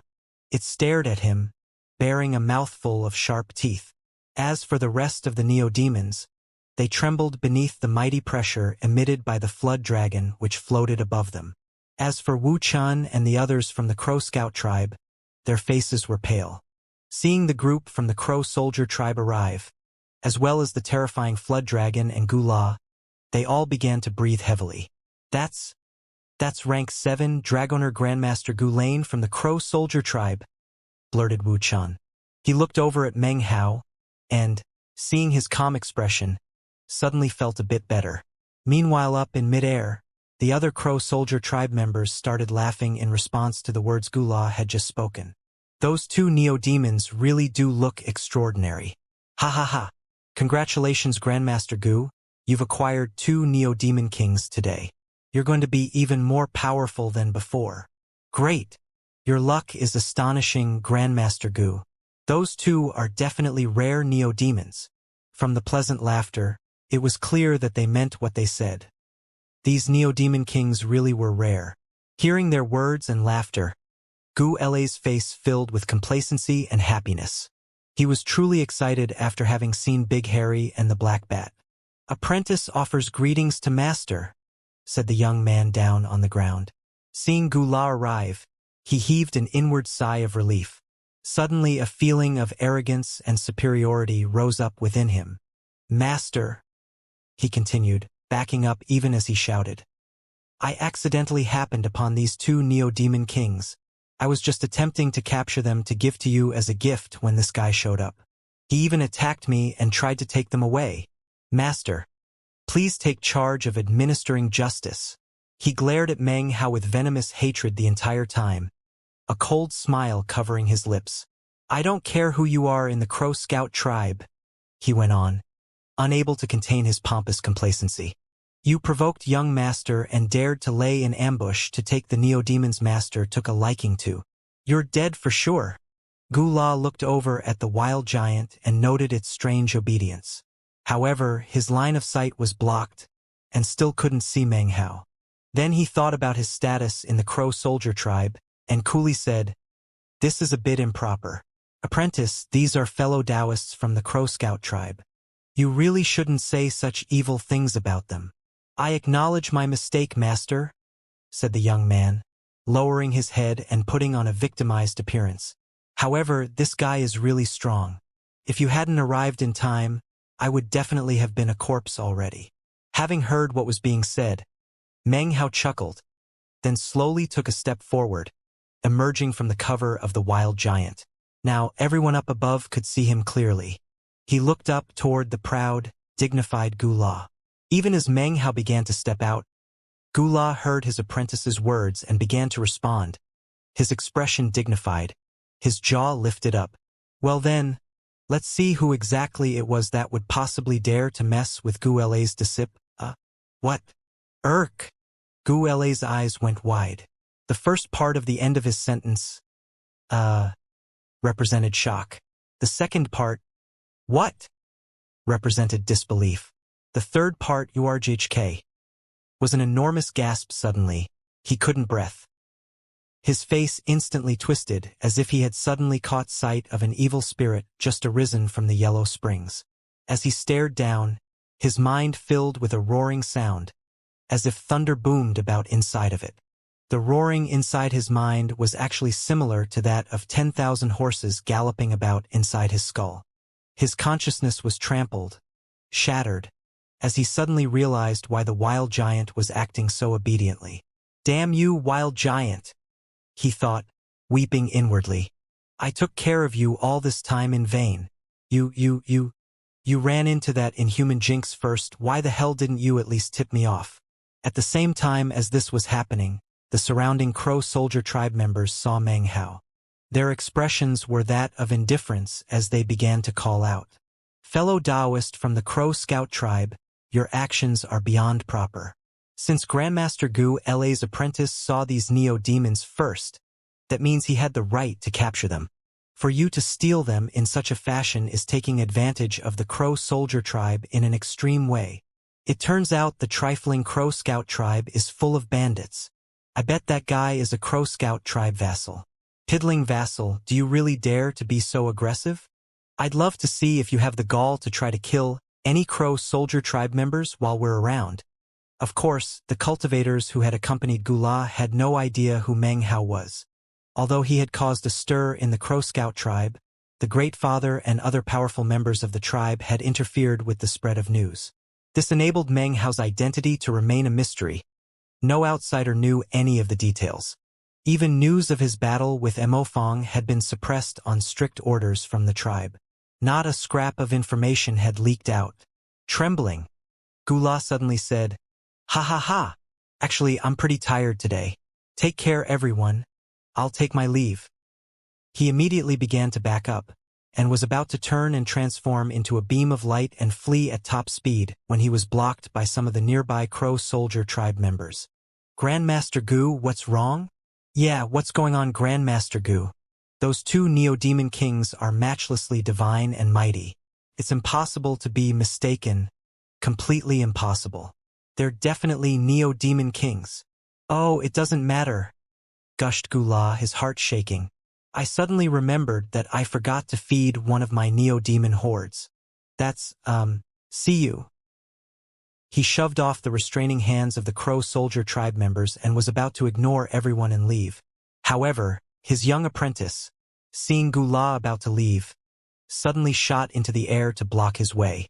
Master, this guy didn't just attack me. When I mentioned your name, he suddenly got all arrogant and bossy. He even insulted you, Master. This is intolerable. Meng Hao watched all of this with a smileless smile. Patting the wild giant next to him, he suddenly realized that this new version of Gula was much more amusing than before. Wu Chun and the others from the Crow Scout tribe were all staring in shock as the scene unfolded. Confused expressions covered their faces. They couldn't understand why Grandmaster Gula would arrive in such an impressive, overwhelming fashion, but then act like this. Without even thinking about it, they looked over at Meng Hao. It wasn't just them. The group from the Crow Soldier tribe also could tell that something fishy was going on. Screw off, roared Gula. He lifted his hand and was just about to push the young man out of the way when Meng Hao's voice again could be heard. Since you're here, Meng Hao said with a laugh, there's no need to rush off. These words immediately caused Gula to begin to quiver. He slowly turned, forcing a smile onto his face that made it look almost like he was crying. His body began to shake violently, and his mind roared. A roar of frustration and rage echoed out within his heart. How could it be? He thought. This is the Western Desert. It's not the Black Lands. How could he be here? Images began to flicker through his mind. That of the first moment he had met Meng Hao, to all the research he had been subjected to, and finally his recent happy days. Now, however, the good times had evaporated into a nightmare that would never go away. How could it be? Gula felt grief and indignation. But he had no choice but turn blinking to look at Meng Hao and pretend that he had just noticed him. His expression was one of happiness, although all ability to think or even speak had left him. Before he had a chance to say anything to Meng Hao, Gu Le's third apprentice noted the fact that his master was turning around and then let out an inward sigh of relief. He turned to glare viciously at Meng Hao. You're dead. You provoked a rank 7 Dragoner. Even if you are from the Crow Scout tribe, they won't protect you now. The young man was growing even more aggressive. At the moment, he wasn't paying any attention to the two neo-demons next to Meng Hao. In his mind, few people in the 5 tribes of the Crow divinity would possibly dare to enrage his master. Gu Le's expression changed, and his heart began to pound.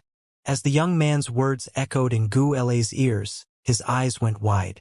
He suddenly thought of occasions in the past in which people had paid the price for offending Meng Hao. His body began to tremble as he glared at his third apprentice.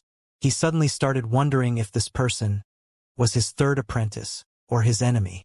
Gula, what do you think? Said Meng Hao, smiling as he looked up at Gula. Gu Le's body was like a sieve, not just shaking, but also pouring out cold sweat. He was just about to open his mouth to reply when, "What gall?" shouted the young man, once again cutting off his master's explanation. You dare to call my master by his personal name? What makes you think you're qualified to do that? You! Cried Gula, his eyes red. He was especially frightened because Meng Hao had just frowned. His frown suddenly made Gula feel like 100,000 lightning bolts were exploding around inside his heart and mind. His face completely changed as he let out a terrified howl. Shut up! His voice echoed around in the area, causing the faces of the surrounding Crow Soldier tribe members to fall as they instinctively edged away from Gula. The young man stared mutely at Gula for a moment before quickly saying, Master, what's wrong? This guy is arrogant to the extreme. Earlier, he was being endlessly sarcastic. Master. The rage in Gu Le's heart billowed to untold heights. Flames of fury seemed to be on the verge of exploding out of his eyes, and he looked like he wanted to swallow his apprentice alive. This was the first time he started wondering how his apprentice could be such an idiot. Couldn't the kid see Gu Le's expression and hear the words spoken by the inhuman freak? Master? Dog farts. When was I ever your master? You damned punk. You're not my apprentice. You're my enemy. At the same time that Gu La's rage burned, he also felt a profound sense of deadly crisis. His entire body was tingling as he thought of how he had been cut into bloody pieces that year. A massive roar exploded out of his body as he struck out in front of him with his palm. A slapping sound rang out as the young man flew backward with a miserable shriek. He coughed up a huge mouthful of blood as he slammed into the ground off in the distance, then passed out. That wasn't enough to ease Gu La's anger. His body flickered toward the unconscious young man and began to trample him. A cracking sound could be heard, and the young man suddenly regained consciousness. He let out another scream, then passed out a second time. Seeing this happen caused the faces of the surrounding Crow soldier tribe members to immediately grow sharp even as they backed up again. Grandmaster Gu, what's the meaning of this? Gu La pretended not to hear them. He leaped into the air, flew over, then flopped onto his knees in front of Meng Hao. Tears streamed down his face, which was filled with an expression of boundless happiness. I finally found you, young master. Young master, your old servant has been looking for you for the better part of a year. I really thought that you had abandoned me. As soon as Gu La's words filled the air, cries of astonishment could be heard. Whether it be Wuchan and the others from the Crow Scout tribe, or the group of Crow soldier tribe members up in midair, all of them could not possibly have anything other than expressions of complete astonishment when they heard Gu La's words. They almost couldn't believe it. One by one, they started to breathe heavily as they looked at Gu La and Meng Hao. Wuchan and the others from the Crow Scout tribe were staring with wide eyes. Just what is the relationship between them? It turns out that Grandmaster Meng is actually Grandmaster Gu's master. So it turns out Grandmaster Meng is even more prestigious than we thought. No wonder Grandmaster Meng's secret Dragoner arts are so profound. He can even raise Neo-Demon Kings. If his servant is a rank 7 Dragoner, then just what rank is he?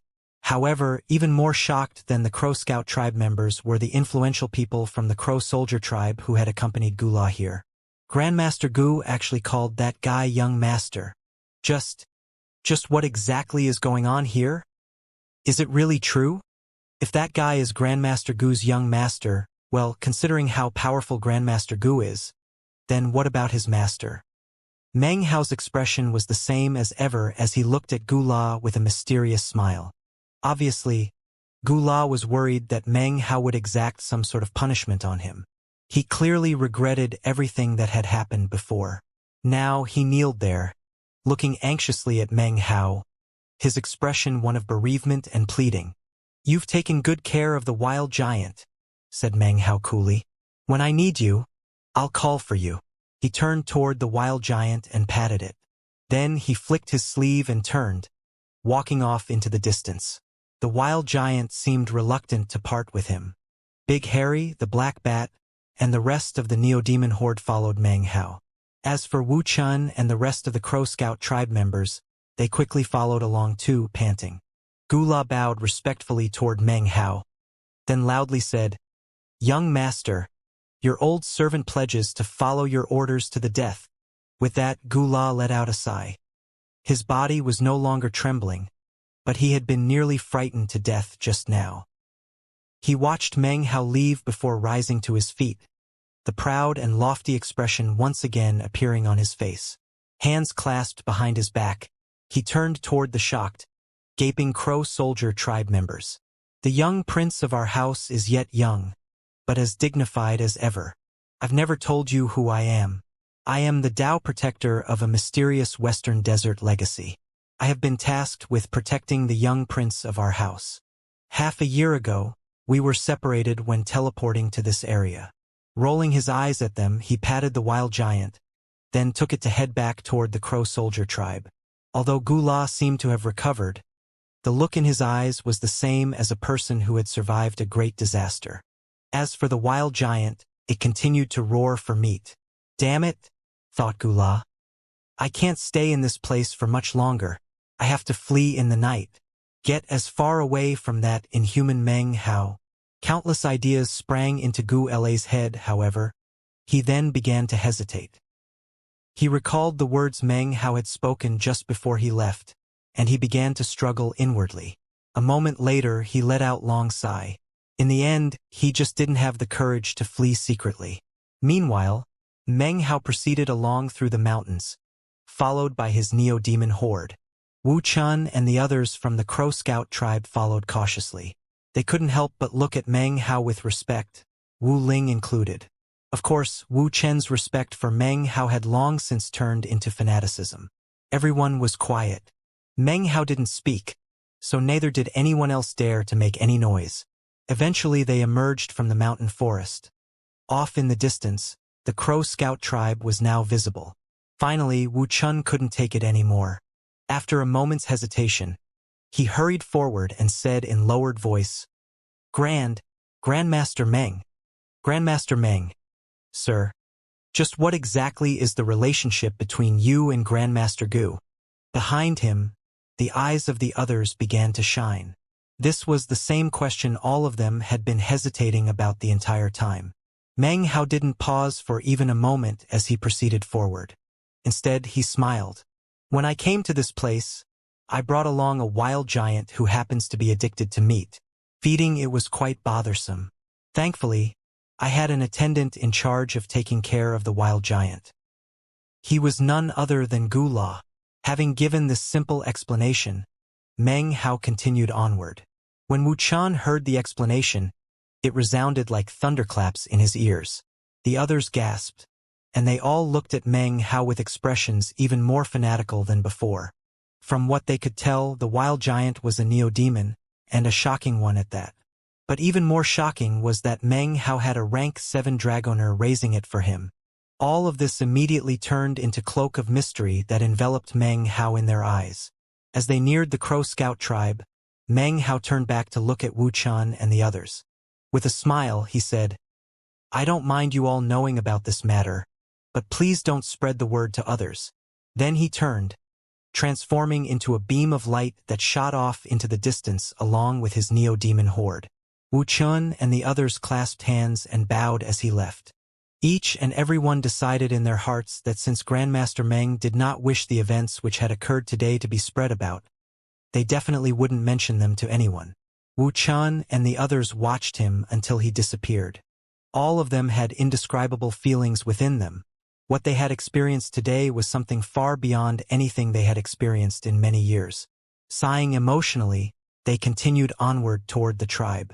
In contrast to the fanaticism of Wu Chan, Wu Ling was thoughtful as she walked silently through the tribe. She had a dark, torn look on her face, as well as a bit of hesitation.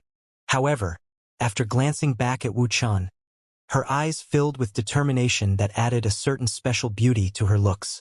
After night fell, Wu Ling's figure turned into a beam of light that shot directly toward Meng Hao's courtyard. She arrived quickly, whereupon she stood outside beneath the moonlight, beautiful enough to make anyone's heart pound. Biting her lip, but eyes filled with determination, she stepped forward and then softly said, Wu Ling requests an audience with Grandmaster Meng. Meng Hao sat cross-legged in the courtyard. His eyes opened and he scanned the area. When he caught sight of Wu Ling, his brow furrowed. However, he didn't refuse her. Without saying a word, he waved his hand, causing the courtyard door to open. Wu Ling's beautiful silhouette could be seen hurrying in. She stood there nervously, and, seeing Meng Hao's cold expression, quickly said, Many thanks for allowing Wu Ling to enter, Grandmaster Meng. Meng Hao looked at her, expressionless. Last time, when Wu Chun came to ask for your help, Wu Ling did not understand matters, and made many improper remarks. Grandmaster Meng, please don't take offense. She was starting to get even more nervous, and was now unconsciously gripping the corner of her garment. She lowered her head. Meng Hao frowned. She was now panting a little bit. Her mind felt as if it were in chaos. All the words she had prepared before coming here just wouldn't come out. Regarding the matter today, please don't worry, Grandmaster Meng. I will make sure they understand not to spread the word. Why are you here? Barked Meng Hao coldly, cutting her off. Wu Ling was now completely nervous. Meng Hao's loud words caused her heart to tremble. Gritting her teeth, she looked up. As she did, her right hand reached up and unfastened her outer garment. The garment immediately fell to the ground, revealing her yellowish-pink underclothing. Beneath the moonlight, her beautiful curves suddenly seemed to emanate a soul-stirring air of seduction. Her face was pale, but her eyes were determined. She stood there beneath the moon, trembling slightly, but staring at Meng Hao with gritted teeth. Meng Hao stared in shock. Without realizing it, his eyes gazed down at her body. He wasn't sure why, but for some reason he suddenly found himself thinking about Chu Yuyan. Grandmaster Meng, I'm willing to do anything for my younger brother. Her body trembled, but she held her head high nonetheless. The moon accentuated her beauty, making her particularly enticing. Meng Hao didn't say anything. Wu Ling's purpose was clear. She wanted to help her brother acquire a proper position and status within the Crow Scout tribe. Accomplishing something like that wouldn't be difficult for Meng Hao. Be it in terms of his cultivation base or his identity as a dragoner, if he threw his support behind someone from one of the three bloodlines, it would be enough. After a long moment passed, Meng Hao looked back up and said, I'm not very interested in your body. Having reached his current level of cultivation base, he could ignore the changes wrought by time. Because of that, his interest in certain matters had cooled. He had never experienced the passionate love between a man and a woman, and as such was able to look down on such carnal temptations. With a simple nod of his head, vast numbers of women with low cultivation bases would throw themselves at him to acquire the protection of powerful expert of the great circle of the gold core, a person who could contend with the early nascent soul stage. However, Meng Hao's heart was not focused on lust. His ambitions lay in the eastern lands and the Great Tang, in Immortal Ascension, in superseding the Ji clan, in assuring that no one under heaven could interfere with his plans, in preventing the heavens from ever suppressing him. These were his dreams. From the moment he had entered the cultivation world, he had staunchly stuck to pursuing the path of his dreams. In this life, he would not be an insect to others. In pursuit of these dreams, he had entered the southern domain. In pursuit of these dreams, he had gone to the Black Lands. In pursuit of these dreams, he had traveled to the western desert to search for the path of his five-colored nascent soul. With the passage of time, these things had become indelibly imprinted on his heart. This was his path. Wu Ling's face was ashen, and she bit her lip. She could see Meng Hao's calmness, and could see that his gaze wasn't the bit affected by her body. She knew what he said to be true. He didn't care about her body. The moonlight poured down onto her, and she clenched her jaw as she looked at him bitterly. It was at this point that Meng Hao's eyes narrowed and he suddenly looked directly at her chest. Just now, moonlight had fallen on her neck, and a pendant which hung there, something he hadn't noticed before. It was a silver pendant, which let off a gentle aura beneath the moonlight. The design was that of a flower with 10 petals. A small, silver flower. Almost the same instant that Meng Hao caught sight of the pendant, he suddenly sensed the imminent awakening of the resurrection lily, which Shui Donglu had sealed such a long time ago. The signs of awakening were sudden. In the blink of an eye, an intense pain suddenly filled his body, causing his face to immediately flicker. Meng Hao's cultivation base back then couldn't even compare to his current one. Despite the fact that the pain washed over him like floodwaters, the only thing that Wu Ling could see was a slight flicker before his expression returned to normal. Meng Hao's hand suddenly lifted up and made a snatching motion. The necklace which the pendant was attached to snapped, and it turned into a beam of silver light as it shot toward Meng Hao. He grabbed it out of the air. "Where did you get this?" Even as he asked the question, his body filled with pain, and his cultivation base trembled as it fought back and forth with the resurrection lily. One tried to shake off its seal, the other tried to push back with full strength. Despite all that was happening, not a trace of it could be seen on Meng Hao's face. Wu Ling stared in shock and unconsciously raised her hand up to her neck. "My mother gave that to me." "You can leave now," said Meng Hao. "As for the matter regarding Wu Chun, I will consider it." With that, he closed his eyes. He didn't return the pendant. Wu Ling hesitated for a moment, then bowed her head and put her garments back on. Giving Meng Hao a slight curtsy, she turned and left, feeling disconsolate and frustrated. It was about the same time that Wu Ling left the courtyard that Meng Hao finally couldn't control himself anymore. His face instantly went pale, and sweat drops as big as beans began to pour down. It only took an instant for him to be completely soaked.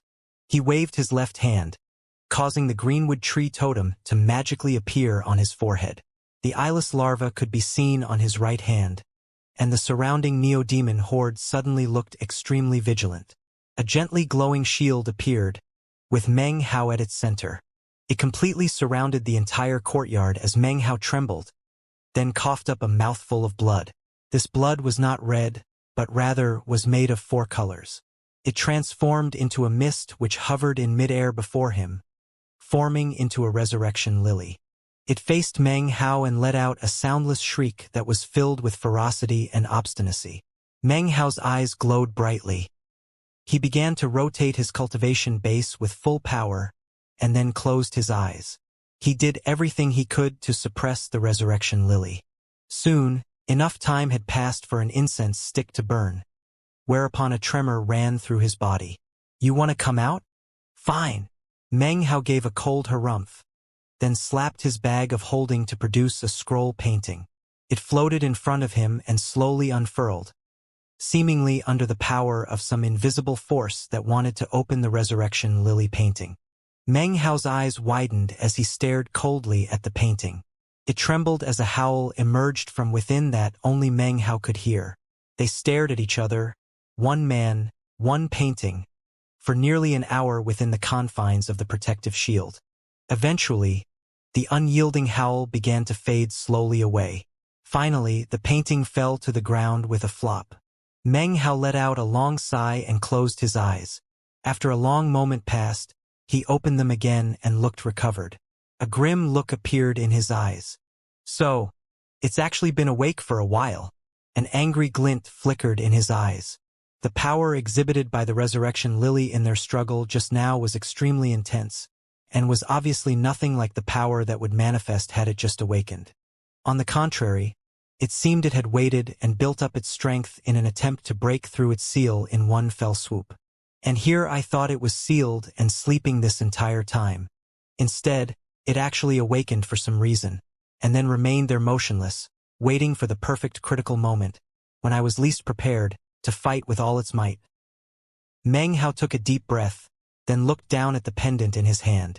Is it possible that this thing provoked some instinctive reaction on the part of the resurrection lily? Once I noticed the signs of its awakening, it couldn't hold back anymore, and launched its fatal blow. Meng Hao sat in silent contemplation. He was well aware that if it weren't for the chance occurrences today, if the resurrection lily had been given more time to grow strong, then there would have been a high likelihood that at the critical moment, his lack of preparation would have led to the resurrection lily casting off its seal and taking over his body. Thinking of this caused lingering fear to spread throughout Meng Hao, despite the level of his cultivation base and mental strength. "What is this thing?" he thought, studying the pendant. After hiding so carefully, the resurrection lily instinctively broke its cover because of it. His eyes glittered, and he sent out his spiritual sense, only to come up with nothing. After some thought, Meng Hao lifted his hand and pushed down onto his left eye. Because of the presence of Immortal shows the way inside of him, he was able to rotate the scrap of immortal chi within. It coalesced into his eye, which he then blinked several times in succession. Suddenly, it glowed with brilliant light as he examined the pendant. Instantly, the pendant looked vastly different than it had a moment before. In fact, it was obviously not just a pendant. Shockingly, it was a resurrection lily. It now had 7 petals, but all were the same color. Furthermore, it was emanating a faint death aura. Only a very faint bit of life force remained within. It seemed to be in some sort of special state, as if that life force were struggling, and wished to truly live once again. Meng Hao suddenly understood. Don't tell me that this is a resurrection lily seed? His left eye flickered, then returned to normal. His face was pale white as his right hand clenched around the pendant. He was breathing heavily now, and it took a long moment for him to recover his composure. Just what is this pendant? It actually provoked some instinctive change in Resurrection Lily even in the midst of its fear of being detected by me. Coldness filled his eyes, and he was about to crush down on the seed with his fist to smash it, when suddenly, something flickered in his mind. After a moment's deliberation, he lifted the seed up once more and examined it closely. His eyes then began to shine with a strange light. Crushing it would solve the main problem, but that would be quite a pity. This seed is the best object of reference. I have to study the Resurrection Lily and find its weakness. His eyes glittered as he put the Resurrection Lily seed away. I owe a great debt to Wuxian and his sister, he thought. With that, he waved his hand, causing the protective shield to disappear. It was already early morning. In terms of the 5 elements, the Crow Scout tribe's totems attach importance to the wood type. All others are simply collateral branches. I've acquired the Greenwood tree totem, and originally I didn't plan to partake in any other matters relating to the tribe. In fact, I wasn't even going to enter the Crow Divinity Holy Land to meet Yensong and the others. I was going to just leave. But now, I think it might be good to stay a little bit longer. I can do some more research to find out how Wu Ling's mother ended up with a Resurrection Lily seed. Plus, if I'm lucky, maybe I can get my hands on a metal-type totem. When it came to matters relating to wood-type and fire-type, through Meng Hao's more than half-year of observation and enlightenment, his most important clue had come from the golden crow that flew out from the Crow Divinity Holy Land the previous year. From what Meng Hao could tell, it emanated not a will of fire, but rather a shocking wood-type will. Having made up his mind, Meng Hao closed his eyes and began to meditate. He rotated his cultivation base and began to examine himself inwardly. Finally, he took out the painting to study for a moment. Eventually, a cold smile turned up the corners of his lips, and he put the painting away. He wasn't sure if the Resurrection Lily was actually sleeping at the moment, or just pretending. However, he was now prepared. Even if the Resurrection Lily sprang into action suddenly, he was confident that he could repress it a second time. In fact, I will suppress it to the point where it won't be absorbing me. Instead, I will force it to merge with me. When that happens, I will be the Resurrection Lily, but the Resurrection Lily will not be me. Meng Hao's face filled with determination as he muttered to himself. The day the Resurrection Lily blooms with 7 colors, the flower falls, Immortal Ascension, 1,000 years 1. If I can fully master the secrets of this Resurrection Lily, then Immortal Ascension might not be so far-fetched.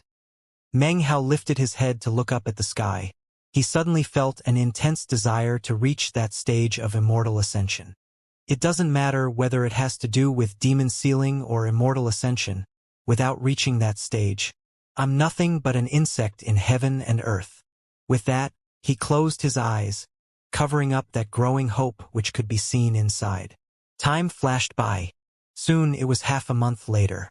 The day was swiftly approaching in which the 5 tribes of the Crow Divinity would offer sacrifices to the ancestor. To the 5 tribes, this day of sacrifices was an extremely important occasion. That was because in addition to being a day of ceremonies and rites, it was also the time when the tribes determined their ranking in terms of strength. The most important reason for the whole ceremony was because of the totem legacy within the Crow Divinity Holy Land. This legacy was not some imaginary thing, but rather something called the Pool of Destiny. This pond was actually a deep cistern that would fill with clear waters every few years. The water was very strange. Any member of the Crow Divinity tribes who entered the waters and meditated therein would experience incredible growth in totemic power. The water in the pond was not of the 5 elements. However, it would change to become one of the 5 elements, depending on who entered it. In fact, throughout the years, the 5 tribes of the Crow Divinity had experienced many situations in which tribe members experienced cultivation-based breakthroughs thanks to the increase in their totemic power. The Pool of Destiny was the most important object to the 5 tribes of the Crow Divinity, and also one of the reasons so many vassals chose to join one of the 5 tribes. However, the waters of the Pool of Destiny were not infinite. The water was limited, even from the very beginning of the rite. Therefore, the first person to enter it would receive the greatest benefit. The benefits received by those who entered after would increasingly lessen. Therefore, the so-called ancestor right competition was used to determine the order in which various members of the 5 great tribes would enter and seize the fortune of the pool of destiny. Currently, the voice of the Crow Scout tribe's great father rang out from the top of the mountain. For 300 years, the Crow Scout tribe has always been the last to enter. During those 300 years, it was always the Crow Soldier tribe who entered first. Meng Hao stood down in the square along with rank 7 Dragoner Moz and his son Mo Fong. They were joined by the Crow Scout tribe's Sky Priest and the Grand Elder. As for the Earth Priest, he had been in secluded meditation the entire time since he had returned to the tribe, and had still not emerged. Additionally, there were several Western Desert cultivators who, as could be seen from their clothing, were obviously not members of the Crow Scout tribe. All had incredible cultivation bases and radiated killing intent. These people were similar to Meng Hao vassals. Obviously, though, they were not dragoners but totem cultivators. There were several dozen members of the Crow Scout tribe also present, including Wu Chun, Wu Ling, and Wu Ali. All of them looked both nervous and excited. Wu Ling would cast frequent glances toward Meng Hao, whose expression was the same as ever as he stood there silently, with eyes closed. It seemed he didn't even notice her. "The ancestor right competition will begin soon," continued the Great Father. "According to the rules set forth by the ancestor, spilling the blood of fellow tribe members is prohibited in the Holy Land, as is killing. Therefore, as has been the custom throughout the successive ancestor right competitions, it is you vassals who will participate in the contest and earn the chance to step foot into the pool of destiny. I offer my profound thanks to all of you." He looked over Meng Hao and the other vassals and then clasped hands and bowed deeply. Next to him, the Sky Priest and the Grand Elder gave deep looks to everyone and then also clasped hands and bowed. The rest of the Crow Scout tribe members also bowed, looks of veneration covering their faces. Moz was not the first to respond, but rather Mo Fong. "Fear not, Great Father, with my father and I here, I dare not claim that we will take first place in the Dragoner competition, but we will definitely not take last." As he spoke, he cast a grim glare in Meng Hao's direction. As for Grandmaster Moz, he gave an indifferent chuckle. "I, Mo, will do my best." His grating voice was filled with obvious self-confidence. Meng Hao's eyes opened, and his expression was the same as usual. He did not respond to Mo Fong's provocation, but rather ignored him.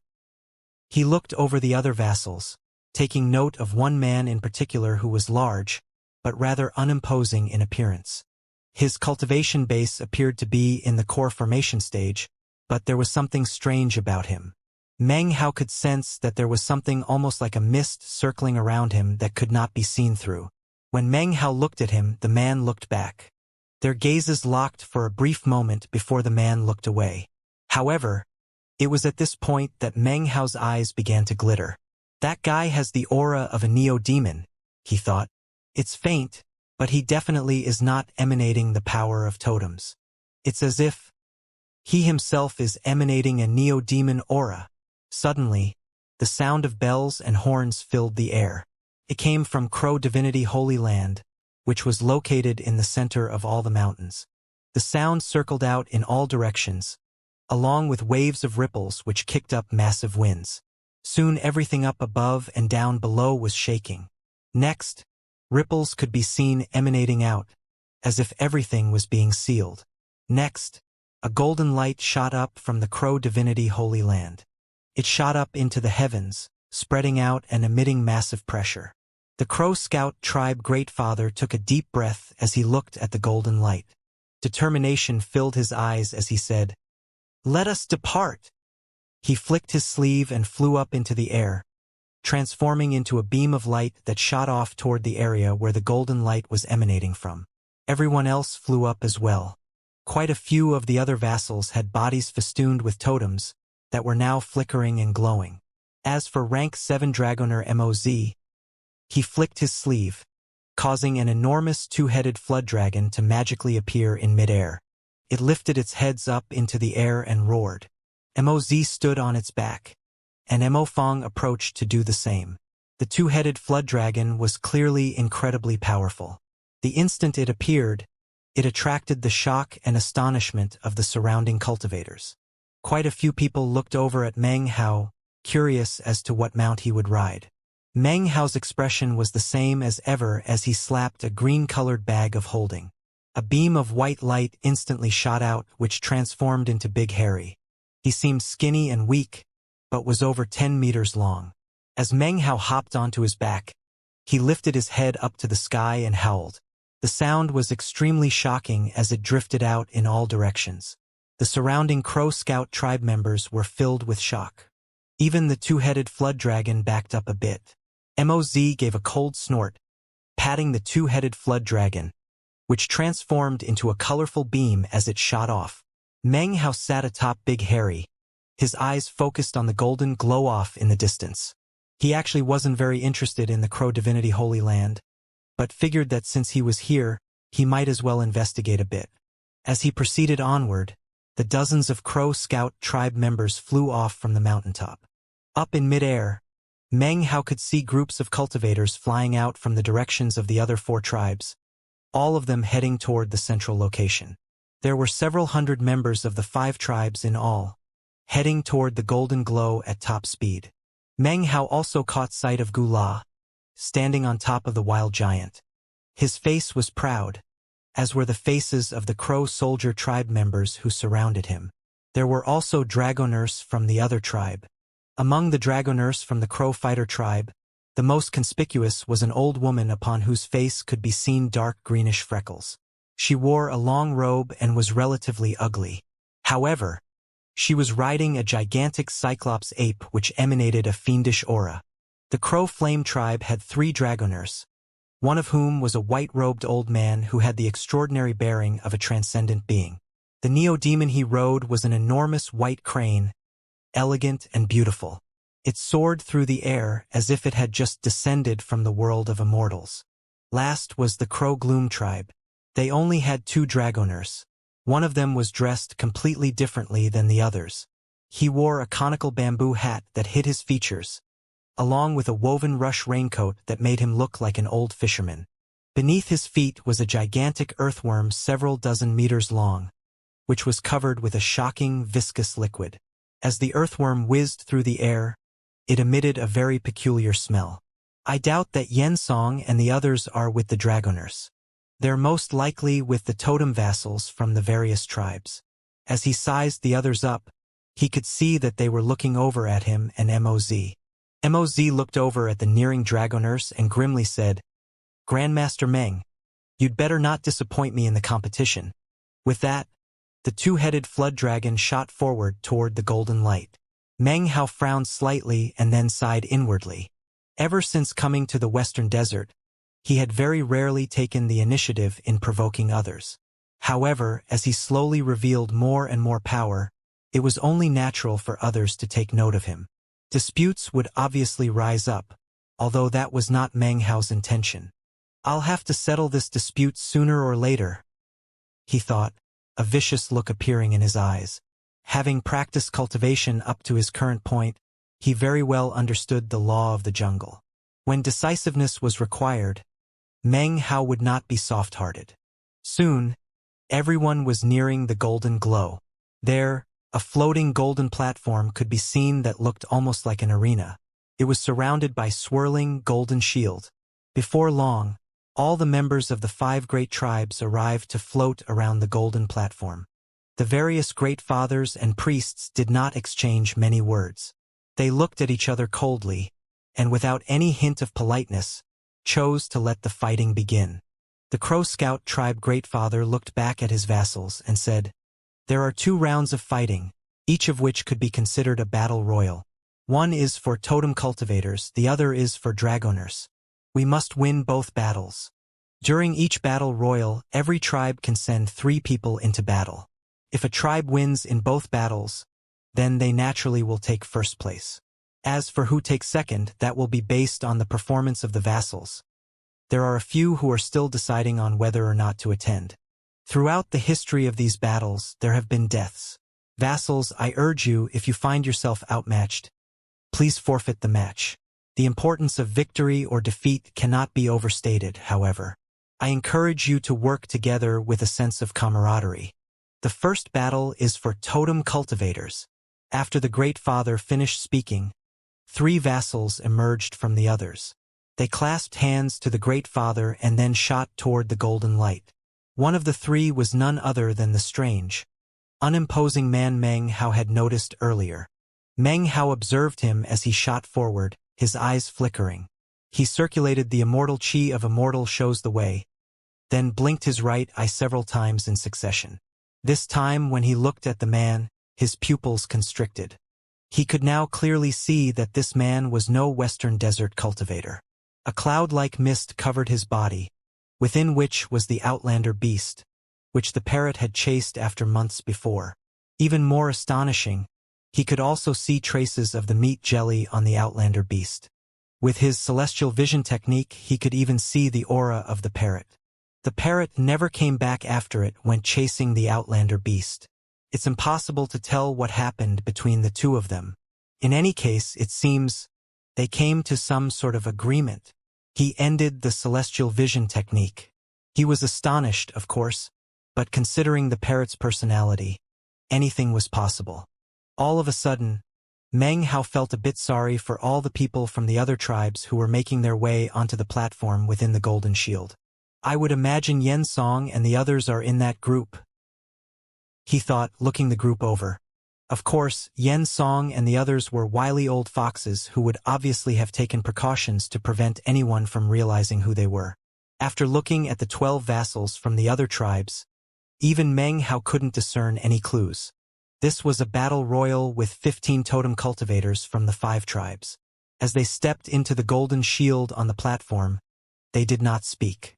Instead, booming sounds immediately filled the air as the fighting began.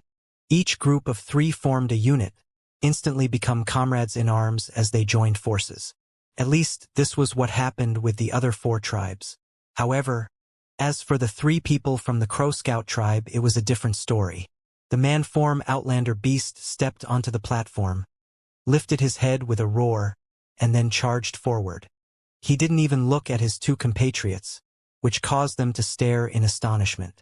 They had a mind to follow in the charge, but the ferocity emanating from the man-form Outlander beast seemed to indicate that he intended to fight solo. The 2 immediately backed up, trembling. This development caused the cultivators from the other tribes to stare wide-eyed in surprise. In fact, many of them assumed that this was some sort of pre-planned tactic on the part of the Crow Scout tribe. However, the Great Father and priest of the Crow Scout tribe, as well as other influential members, were all clearly stunned. The tribe members from the other 4 tribes looked on thoughtfully. Rumbling filled the air, and Meng Hao's eyes glittered. However, what he was looking at was not the man-form Outlander beast, but rather the vassals from the other tribes. He was still trying to figure out which ones were Yen Song and the others. Suddenly, the man-form Outlander beast howled, "You bunch of immoral bastards! I represent Out Tai and my 5th kid bro. I'm here to convert all of you." The sound of it was like thunder. In the blink of an eye, the man was in front of one of the 3-man units. Immediately, a boom could be heard, and magical totemic lights sprang out. These 3 men were from the Crow Flame tribe. They watched the man approached, then simultaneously attacked without hesitation. At once, an enormous boom rattled out as magical techniques collided. "Waya Waho!" shouted the man, sounding as if he felt wronged. 1, 2, 3. Damn it. There's 3 of you. 3. 3 against 1 is immoral. Hearing this caused strange expressions to appear on the faces of the surrounding tribe members. They watched on as the big man retreated. As he did, his expression suddenly changed. Now it looked somewhat vile. "Bitches!" cried the man. "It looks like you people lack screwing. Well, you wait. You just wait." He no longer looked hurt, but rather wildly pompous and arrogant. This time he headed toward a different group of 3. "I thrust. I screw. Ha ha ha. And I thrust again." The large man's voice was now piercing, and even more arrogant. It was with incredible speed that he shot back and forth among the various people. He seemed to be incredibly thick-skinned. No matter how people struck him, it didn't do anything. The vassals were growing more furious. This man's attacks were completely despicable and shameless. All his divine abilities seemed to be focused on one finger, and that finger specialized in attacking rear ends. Furthermore, he didn't differentiate between tribes. He attacked anyone in his field of vision, even the two people from the Crow Scout tribe. They, too, were jabbed by the man, which caused them to burst forth with fury. After all, they were from the same tribe and shouldn't be attacking each other. Because of this provocation, the battle royal immediately was no longer a battle royal. Now, all of the members of the various tribes were ganging up on this one large man. Subsequently, the faces of the Crow Scout tribe members in the audience were quite unsightly. The Great Father and the priest, even the Grand Elder, all had extremely grim expressions on their faces. Throughout all the years that this ancestral rite competition had been held, nothing like this had ever happened. This was no battle royal. Instead, it was a beatdown. Meng Hao gave a dry cough and looked a little bit guilty. After all, if he hadn't brought the parrot to this place, then this competition would not have turned out this way. The meat jelly can't die. The parrot's twisted vices. I'm afraid the savagery of the Outlander beast is the next thing we will see. If nothing else out of the ordinary happens, the Crow Scout tribe will most likely be the winner. Even as Meng Hao was thinking these thoughts, a roar of rage could suddenly be heard from the platform as one of the other Crow Scout tribe vassals charged in attack. He couldn't take it any longer. Having been jabbed 3 times in succession was too much of a humiliation. Roaring furiously, he charged the large man, completely ignoring the fact that they were fellow vassals from the same tribe. The other vassal next to him was about to block his way when suddenly, the large man flickered into being next to him. His finger jabbed out. "Damn it, we're together. You. Infuriated, the vassal's eyes turned red and he let out a furious shout. Fine. To the death.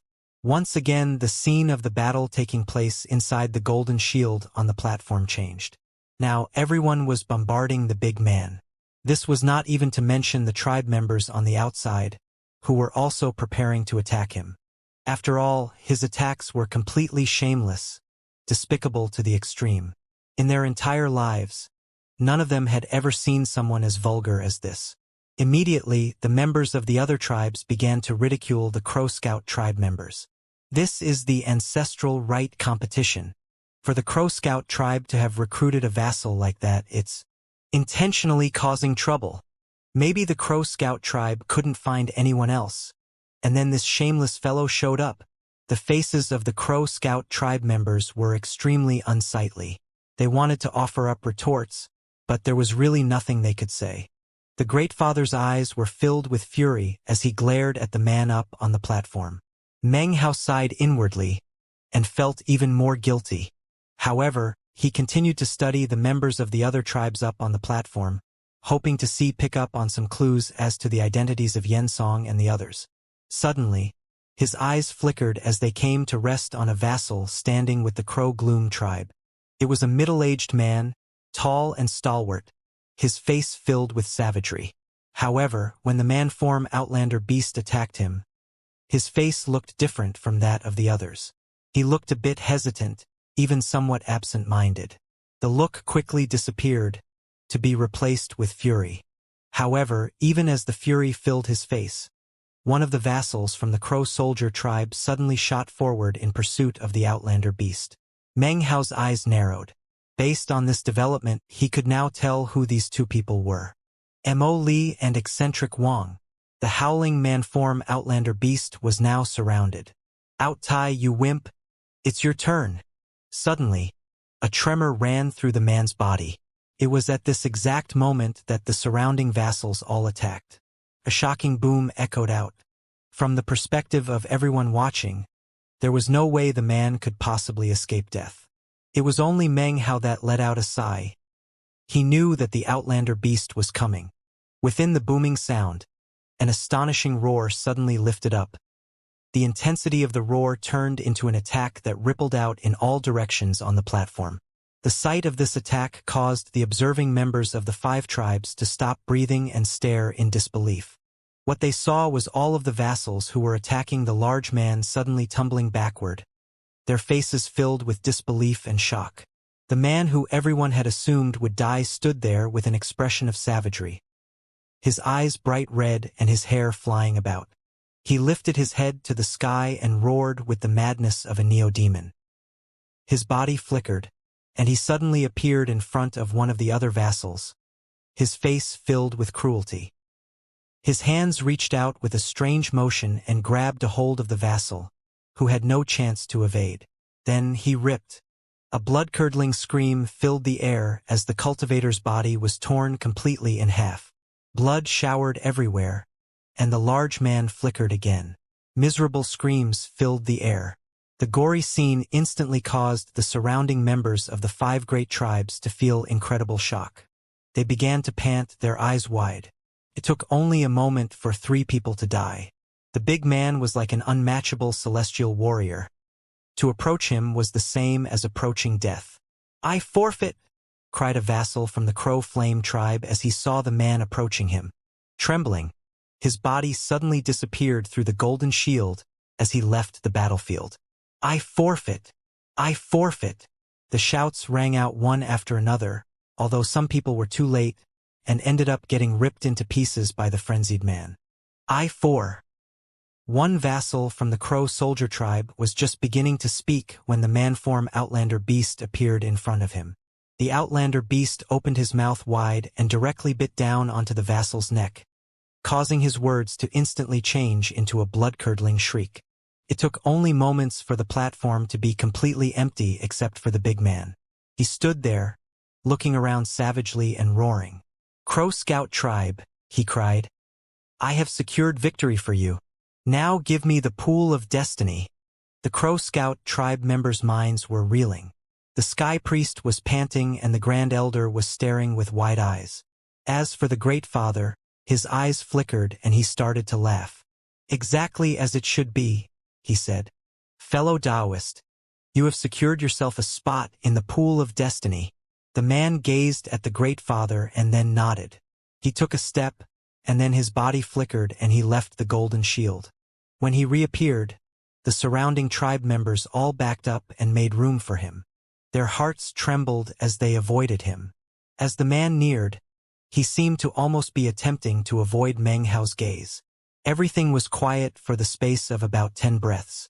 Finally, a grim voice called out from the Crow Fighter tribe, "Second battle, Dragoner duel." Meng Hao looked up. This chapter was sponsored by Surasri Prapasiri, Forest Junk, Nam Tran and Musafiric Bay. What a pity, thought Meng Hao. I was only able to identify Mo Li and Old Devil Wang. There was no way to figure out who Yen Song and Li Tao are. "Grandmaster Meng," said Rank 7 Dragoner Moz coolly, "you need to be careful. This is a battle of life and death. When the time comes, hopefully you'll have enough time to say the word forfeit." He passed by Meng Hao, glaring at him with a sinister expression. Next to him was Mo Fong, who looked at Meng Hao with a look of deep fury and the clear desire to kill. As the father and son shot past him into the golden shield, Meng Hao's expression was calm.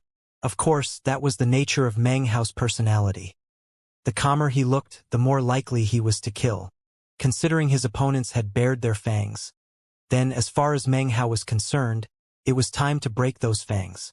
Wu Ling looked nervous as she watched Meng Hao. Wu Chun stood next to her, his eyes filled with fanaticism. He had ultimate confidence in Meng Hao almost to the point of blind faith. In his heart, Meng Hao's strength was incomparable. Meng Hao's body flickered as he and Big Harry turned into a white beam that shot toward the golden shield. As they entered, Meng Hao's eyes flickered. The shield was like water passing over his skin. He could very clearly feel the wood-type power within it. It seemed as if he could even utilize the power of the Greenwood Tree Totem to exercise some simple level of control over it. At the same time, there also appeared to be metal-type power within the golden light, which caused Meng Hao no small bit of surprise. Almost at the same time that Meng Hao stepped foot onto the platform, dragoners from the other 4 tribes arrived in groups of 3s. Gula, the old woman, the old fisherman, and others. All of the dragoners who would be participating in the battle now stood on the platform. It was at this moment that roars immediately shook heaven and earth as Gula waved his hand, causing nearly 100 neo-demons to appear around the howling wild giant. Among the shocking group were more than 10 flood dragons as well as a gigantic zombie wolf which emanated a boundless death aura.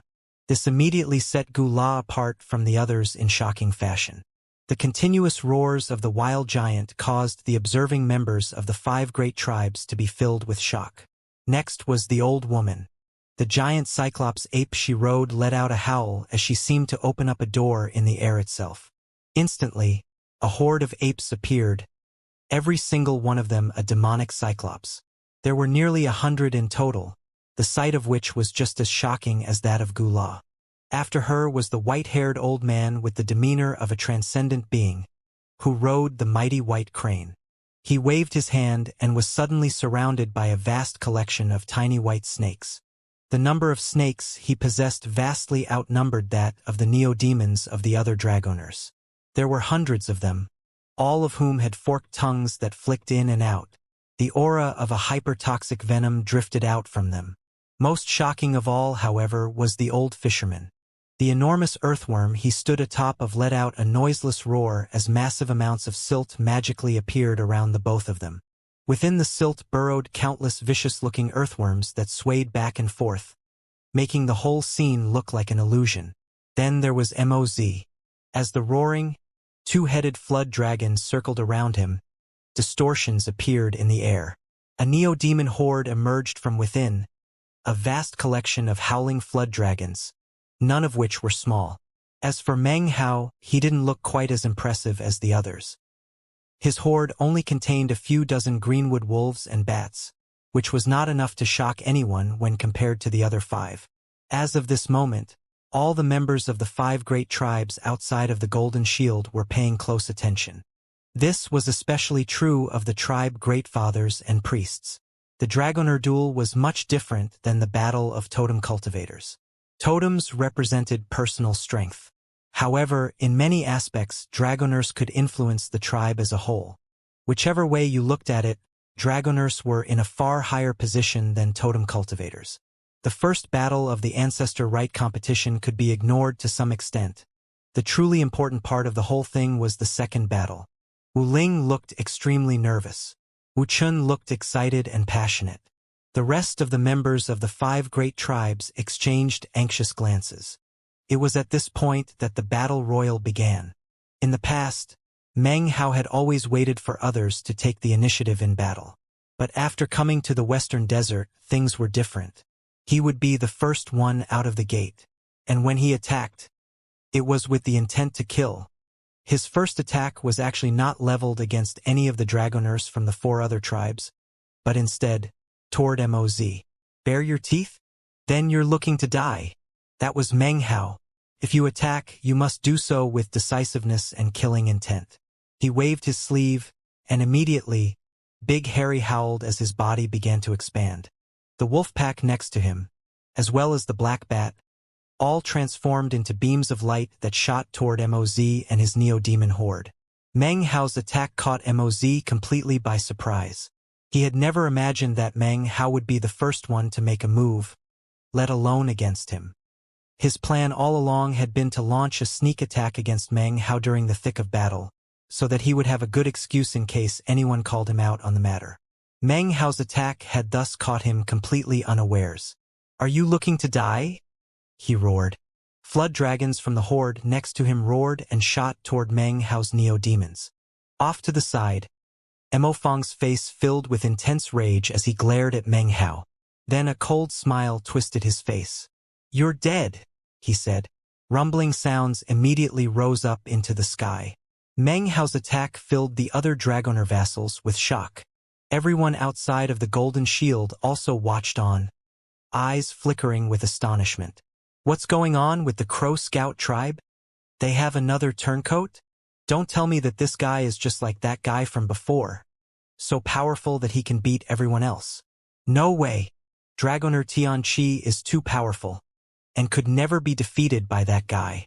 The shocked members of the other tribes slowly looked over to the members of the Crow Scout tribe.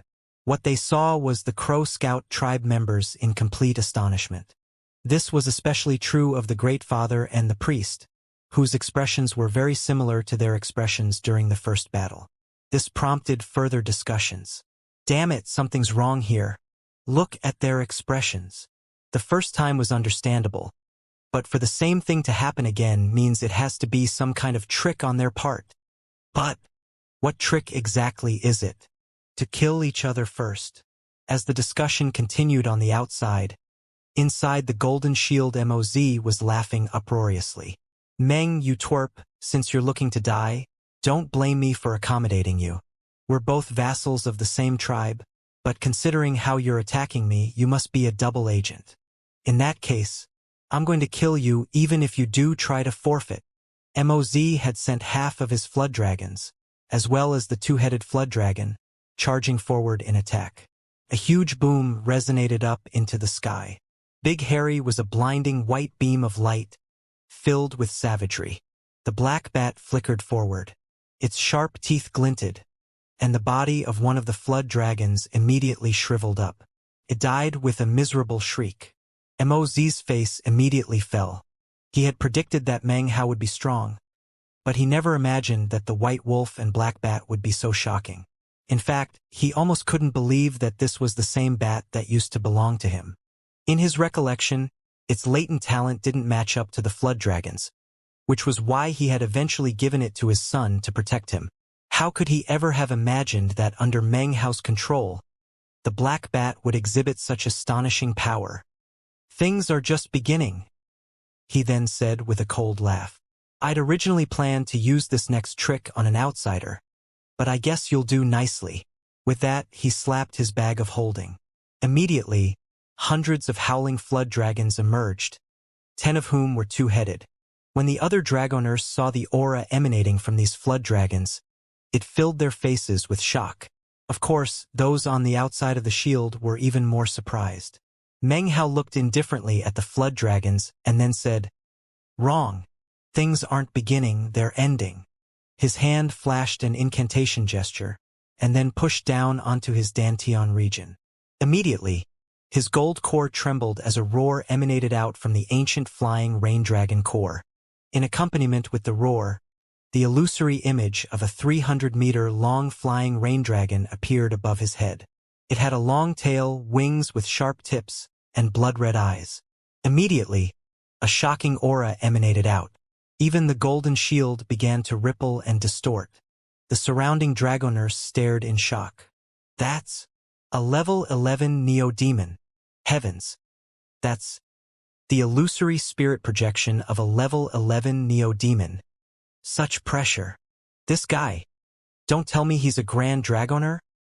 All of the other dragoners on the platform were shocked. They and their neo-demons were all trembling with intense fear as they looked at the flying rain dragon. The intense pressure emanated by something vastly above them suddenly filled the area. This intangible pressure covered everything within the golden shield on the platform. The instant the flying rain dragon appeared, the flood dragons around MOZ began to shake and emit plaintive shrieks. They seemed to be shrieks of fear bordering on phobia.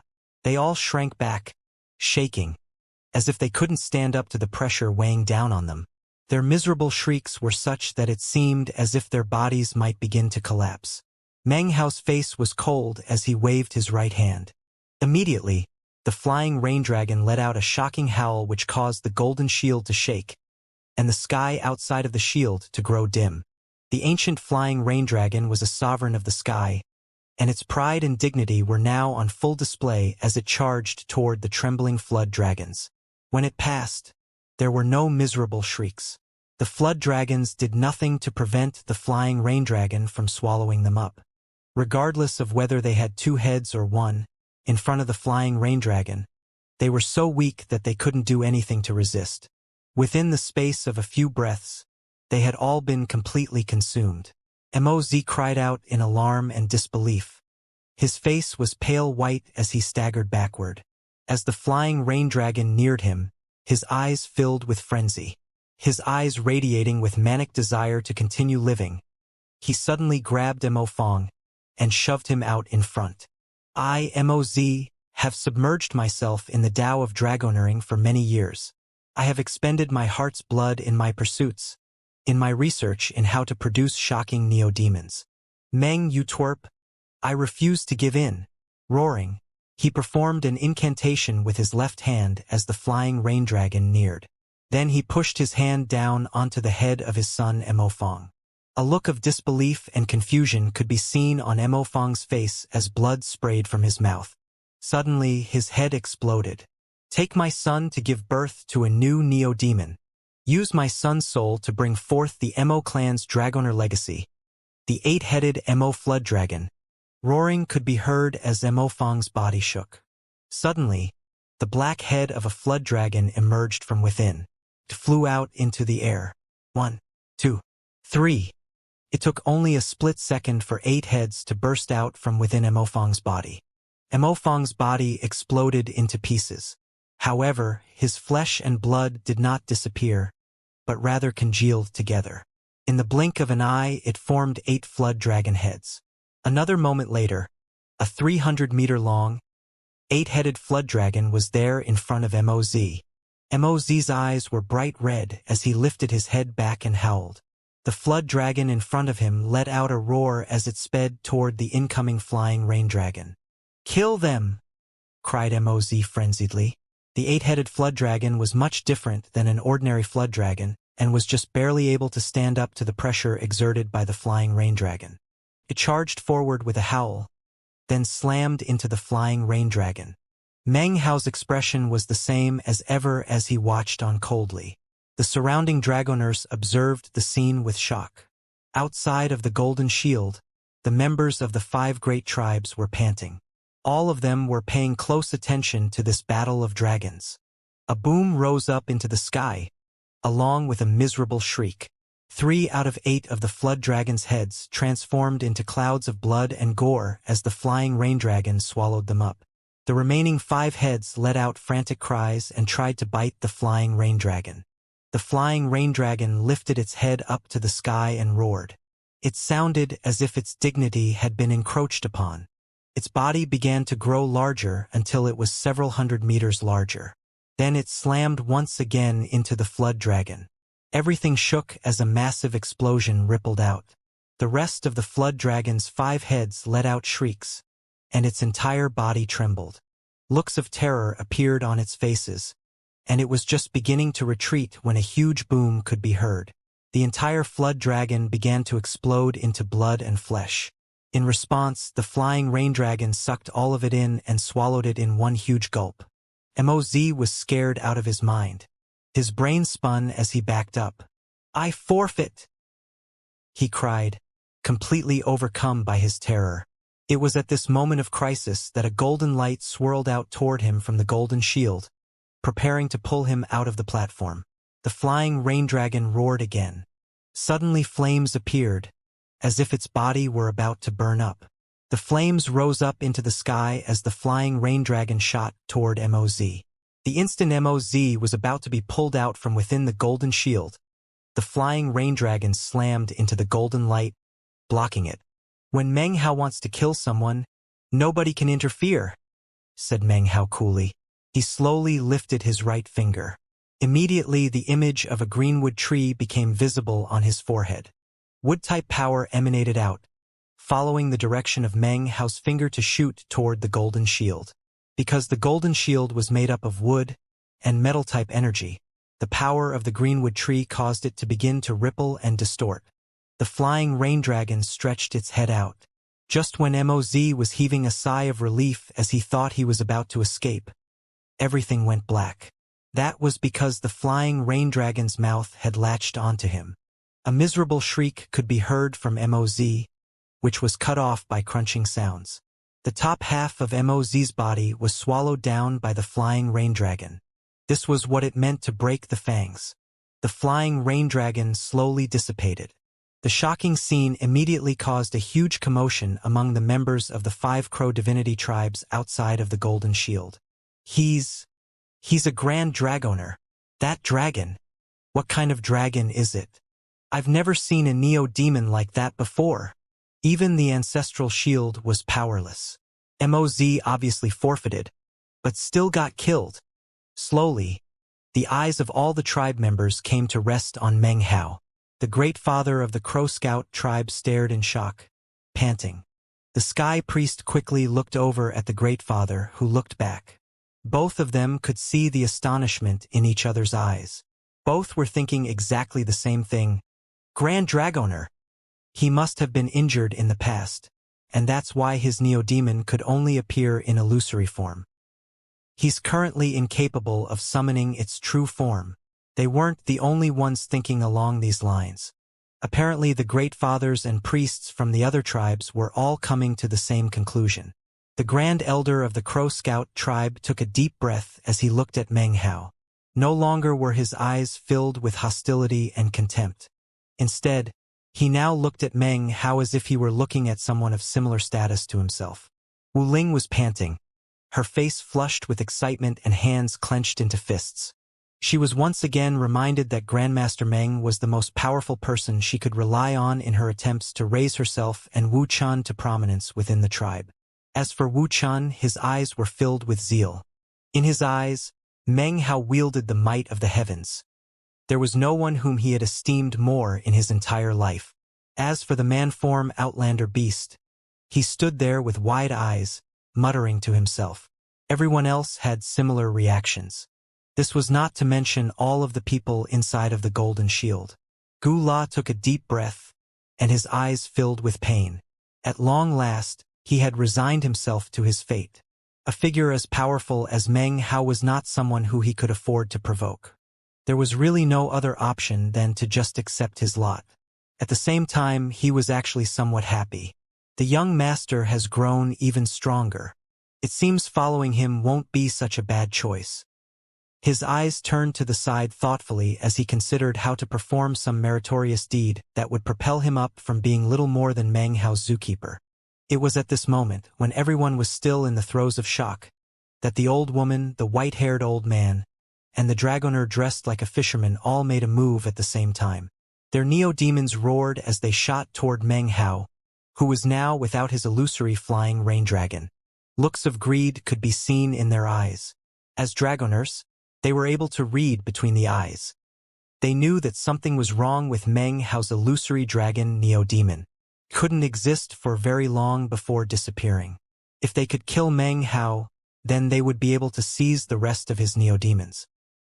He's an injured Grand Dragoner. He wields the might of a Grand Dragoner. However, he is not like the true legendary Grand Dragoners who are impossible to kill.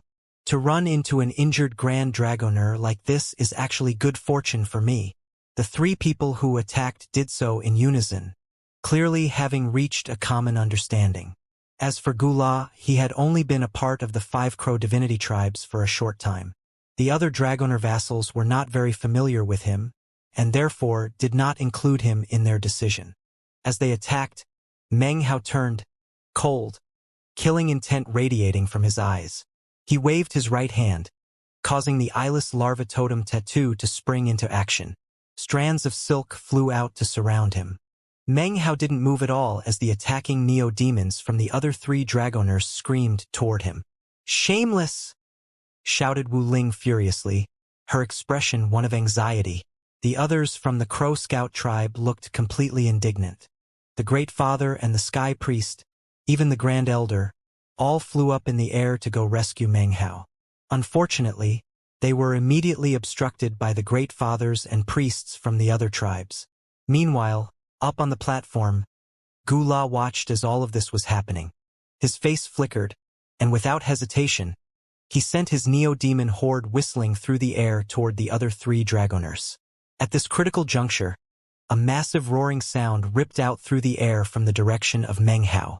The source of this sound was none other than the strands of silk from the eyeless larva, which spun rapidly through the air. Suddenly, they shot outward in all directions, slashing through the incoming neo-demons and turning them into a cloud of blood. Moments later, Meng Hao strolled out from within the sea of blood. Silk continued to spin around him as he looked coldly at the 3 who had just attacked him. As for them, their faces flickered and they began to step backward. It was at this point that the old woman's eyes flickered with anger. Suddenly, the giant Cyclops ape which she had held in reserve charged in attack toward Meng Hao. "Wild giant," said Meng Hao, his voice indifferent. Immediately, the wild giant roared and dashed forward. It directly picked up the giant Cyclops ape and then viciously bit into the creature, sending blood spraying everywhere. As the Cyclops ape screamed, the old woman's face twisted. She was about to try to retreat when a white flash of light appeared. Suddenly, Big Harry was standing behind her, his eyes cold and grim. Without hesitation, he savagely bit down onto the woman's neck. She wanted to struggle, but then the black bat appeared. Its fangs sank into her, and she let out a blood-curdling scream as her life force was sucked away. In the blink of an eye, she was turned into a withered corpse. Even as this was happening, the transcendent, white-haired old man atop the white crane shot toward the golden shield in an obvious attempt to flee the platform. As soon as he appeared outside, he looked back at Meng Hao, his face pale. He then let out a sigh of relief. Back atop the platform, Meng Hao ignored the man and began to walk toward the old fisherman. However, at the same time he said, "Parrot." Immediately, the large man who was standing among the Crow Scout tribe members outside the shield let out a roar and charged toward the old man who had just emerged from the shield. The man's cry of alarm turned into a miserable shriek as he was torn to pieces. As for the white crane, its cries were even more blood-curdling. Back on the platform, the other weaker dragoners were all fleeing. The only ones who remained were Meng Hao, Gula, and the old fisherman. The old fisherman's face was ashen and filled with astonishment as Meng Hao strode toward him. It was as if Meng Hao's feet were trampling upon his heart and mind. He felt an increasingly intense pressure, and was well aware that he could not flee in this situation. He also knew that even if Meng Hao was an injured Grand Dragoner, he still was not someone who could be provoked. However, the fisherman also knew that this was a critical life-or-death moment. The fight to survive lit his eyes.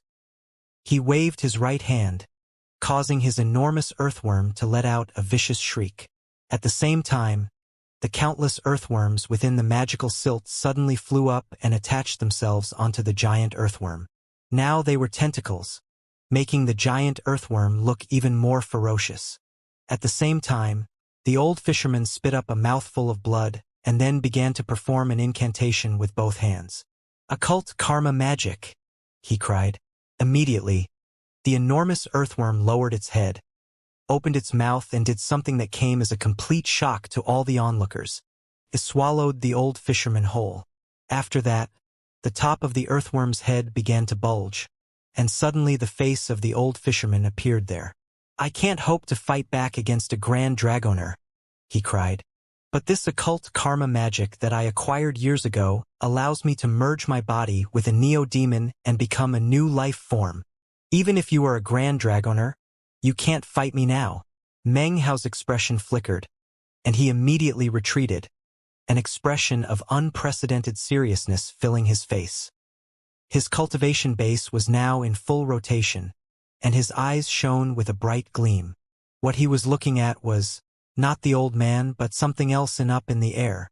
What had caught his attention was actually the occult karma magic.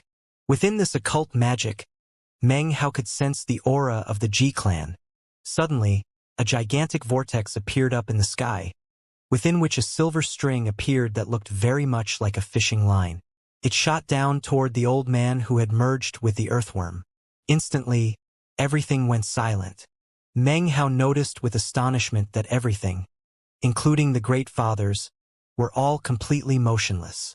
It was as if everything in the entire world had been frozen in place.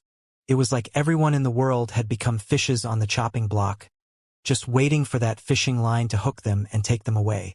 Apparently, he was the only person in the world capable of seeing this silver thread. The world was silent. Nothing moved. Even the golden shield seemed to have become part of this perpetuity.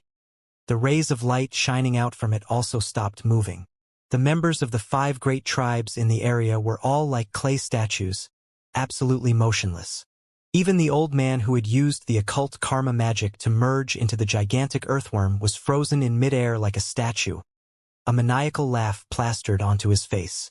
The only things that could move were Meng Hao and the silver line in the air. A profound sense of danger appeared in Meng Hao's mind. One of the main reasons he had been forced to flee the southern domain and go into hiding was the Ji clan. And yet here again they appeared in the sky above the western desert. Silver light floated lazily off of the line as it whistled down from up above. Ripples emanated out that seemed capable of ripping apart the very air. As it turned out, Meng Hao was not the target. Instead, the line hooked up the old earthworm man. This all happened in front of everyone present, although it seemed they weren't able to see it happening. Meng Hao started to breath heavily. He didn't dare to move. He stood in place, watching, trying to look exactly like everyone else. He remained completely motionless, attempting to not even think. He could see that, at the end of the silver line was a hook. The hook was currently stabbing effortlessly through the body of the earthworm, piercing all the way through. It was almost like the old earthworm man was now bait on the hook. Meng Hao's mind spun and his heart was pounding. It's not a thread. It's a fishing line. The same type you would use to go fishing. Meng Hao remained motionless, but was able to clearly see everything happening. After the old earthworm man was completely stabbed through by the hook, he was suddenly wrenched up into the sky. Suddenly, an archaic voice could be heard from up above, where the fishing line originated from. In a leisurely tone, it said, "So, it turns out there are cultivators in the western desert who practice occult karma magic. Turned your body into bait. Huh? I guess I can use you to go fishing.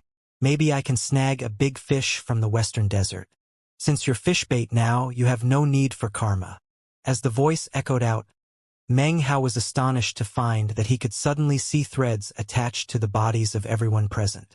They were faint, indistinct and flickering, and seemed to contain fate itself.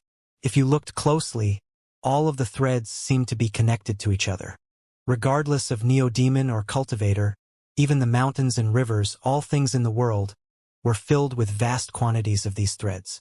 They spread out, connected together, even to the earthworm man up in the air.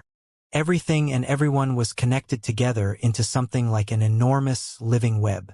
Anything seen or remembered caused a merging of karma strings, connecting everything. "Henceforth, let your karma be extinguished," said the ancient voice in the sky. Suddenly, Meng Hao could see that the threads attached to the earthworm up in the sky were suddenly beginning to collapse and be destroyed. As these threads of fate were being eliminated, it caused a huge chain reaction. All of the other threads connected to everything else, mountains, rivers, the land, the neo-demons, the cultivators, began to tremble. Even more shocking to Meng Hao was that the surrounding cultivators were all trembling, and their faces were pale. The threads attached from them to the earthworm began to shatter into pieces. It wasn't all the threads attached to everything.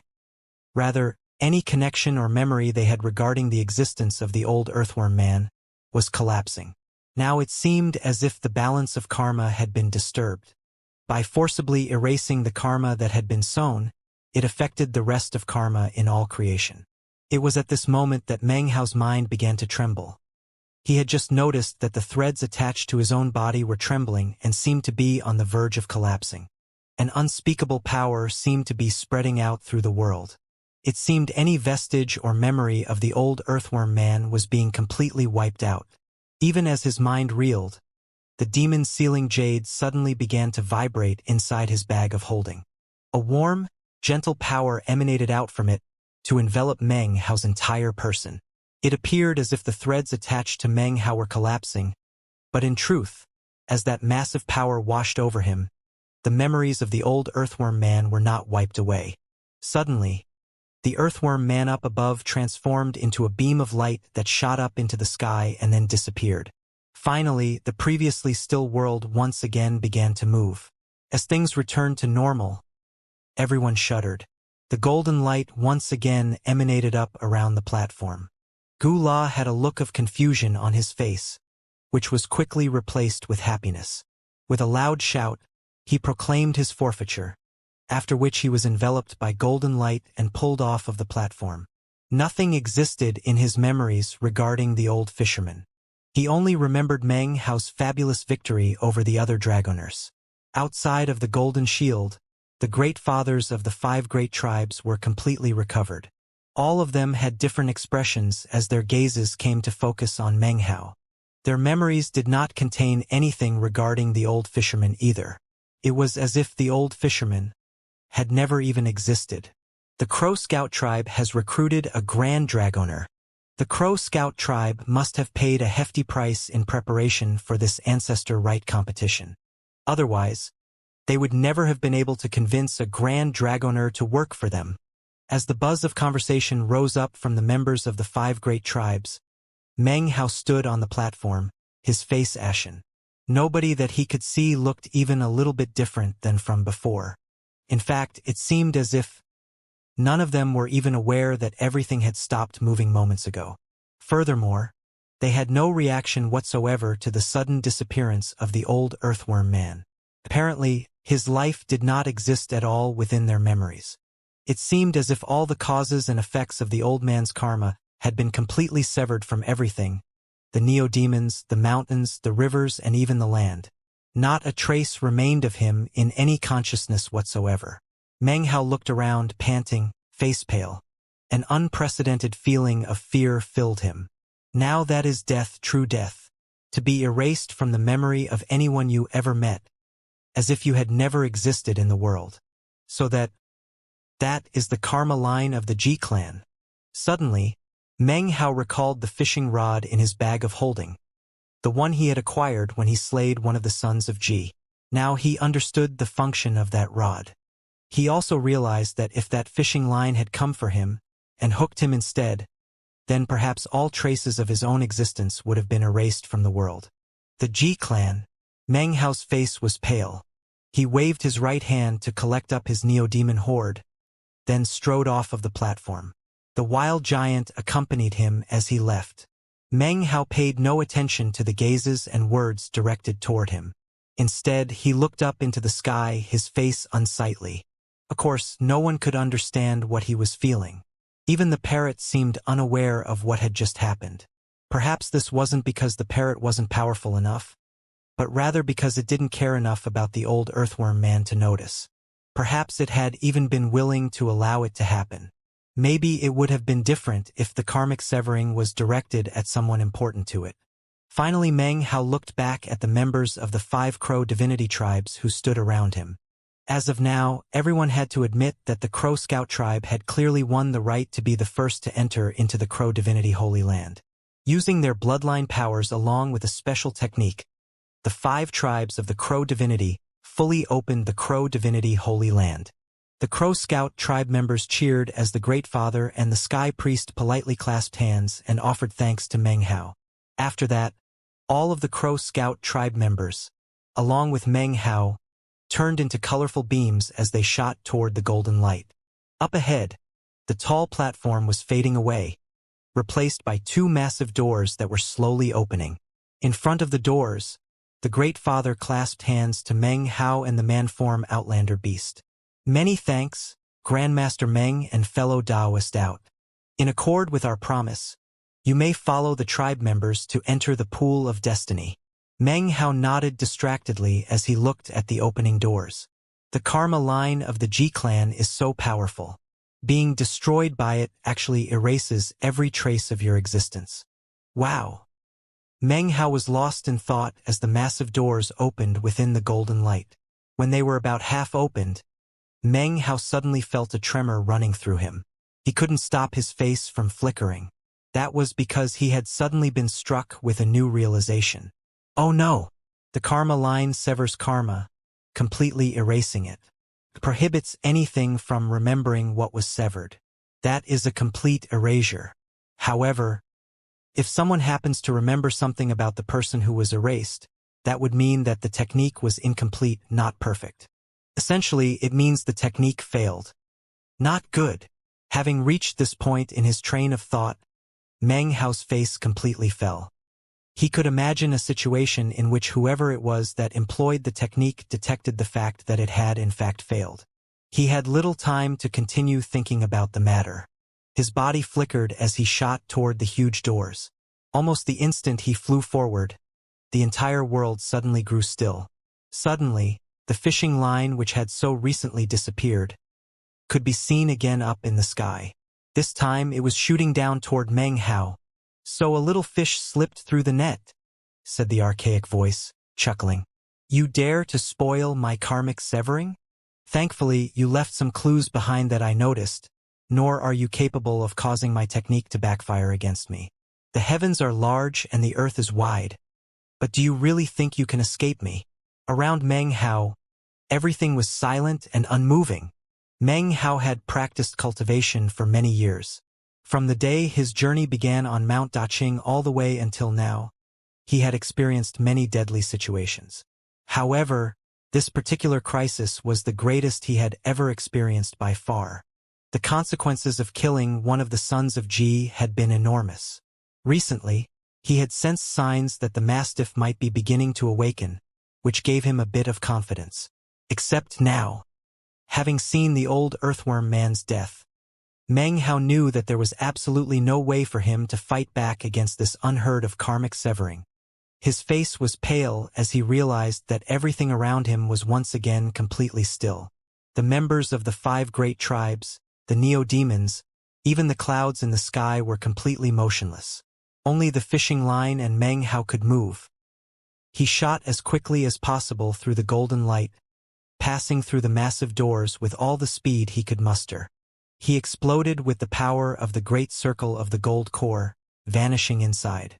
However, even as Meng Hao entered the doors, the fishing line came in after him. The speed with which it moved was incredible as it followed him. This door was no teleportation device, but rather a passageway. When Meng Hao emerged from the other side, he saw that he was surrounded by mountains. These mountains were a murky golden color, and a faintly discernible pressure could be felt from them. In the distance in front of him were a collection of mountains that had no peaks, but rather gaping holes at the top. What appeared to be scorching heat billowed out from the holes. These were volcanoes. In total, there were 7 of them, all linked together. This place was the Crow Divinity Tribe's holy land, and also the domain of the Golden Crow. After entering, Meng Hao didn't pause for even a moment. However, even as he shot forward, the air around him started to fill with what looked like cracks. The cracks emanated a fearsome qi. Meng Hao got the feeling that if he ran into one of them, his body would most likely be torn into pieces. Meng Hao could actually sense a strange qi filling this entire volcanic realm. It was strange and multifarious, as if countless neo-demons were present. As Meng Hao flew forward, he suddenly caught sight of a black wind-off in the distance. It seemed as if it sensed his encroachment into this area, and was flying to intercept him. This black wind was actually composed of countless black crows. There were more than 1,000 of them, blotting out the sky as they flew. Their speed was incredible, and as they neared, Meng Hao could see that their eyes were bright red and filled with frenzy. In fact, from the cultivation-based ripples emanating out from the more than 1,000 crows, Meng Hao could tell that they were level 7, comparable to the early core formation stage. There were even 10 of them who were level 9. Meng Hao's face flickered. However, it was at this point that the silver fishing line shot out into the Crow Divinity Holy Land. It emanated an intense rumbling that spread out with the power of stillness. Soon, everything within the Crow Divinity Holy Land began to grow quiet and still. The grass stopped swaying, and the cracks appearing in the air suddenly seemed to have been slowed to a standstill. As for the approaching flock of black crows, it stopped moving completely. Even the waves of heat erupting from the volcanoes ceased moving. However, up ahead, in the centermost of the 7 volcanoes, was a location that seemed to be a point of freedom within all the stillness. "There's life force there," thought Meng Hao, his eyes glittering. He immediately began to fly in that direction. Behind him, the silver line pursued at incredible speed. At its end could just barely be seen the glint of what must be a hook. This takes some time to describe, but happened extremely quickly. Meng Hao exploded forward with all the power of his cultivation base. He used the bloodburst flash without hesitation, causing him to flicker in and out of the air as he moved. He moved in jumps of hundreds of meters, not holding anything back in this moment of grave crisis. In the blink of an eye, he was directly next to the flock of motionless black crows. He was just about to continue on his way, when suddenly he felt a tremor in his heart. Because of the presence of the fishing line, everything has stopped moving, even these neo-demons. You could say that this is the kind of opportunity that comes around only once in 1,000 years. In the entire time that the Crow Divinity Holy Land has existed, something like this has most likely never occurred. It would really be far too much of a shame to let this opportunity slip by. It's a risk that I'm willing to take. His eyes shone with a bright light that transformed into determination. Immediately, he waved his right hand toward the motionless crows. They had absolutely no control of themselves as they turned into beams of blackness that shot into his bag of the cosmos. That having been accomplished, he once again proceeded forward. Behind him, the fishing line neared. Panting, Meng Hao bit the tip of his tongue and then sprayed some blood out of his mouth. His body flickered as the blood-burst flash activated, propelling him off into the distance. His face was pale, but he didn't hesitate at all. In an instant, he had reached an area that grew thick with grass. There, he could see a group of 7 or 8 poisonous wasps hovering motionless in midair.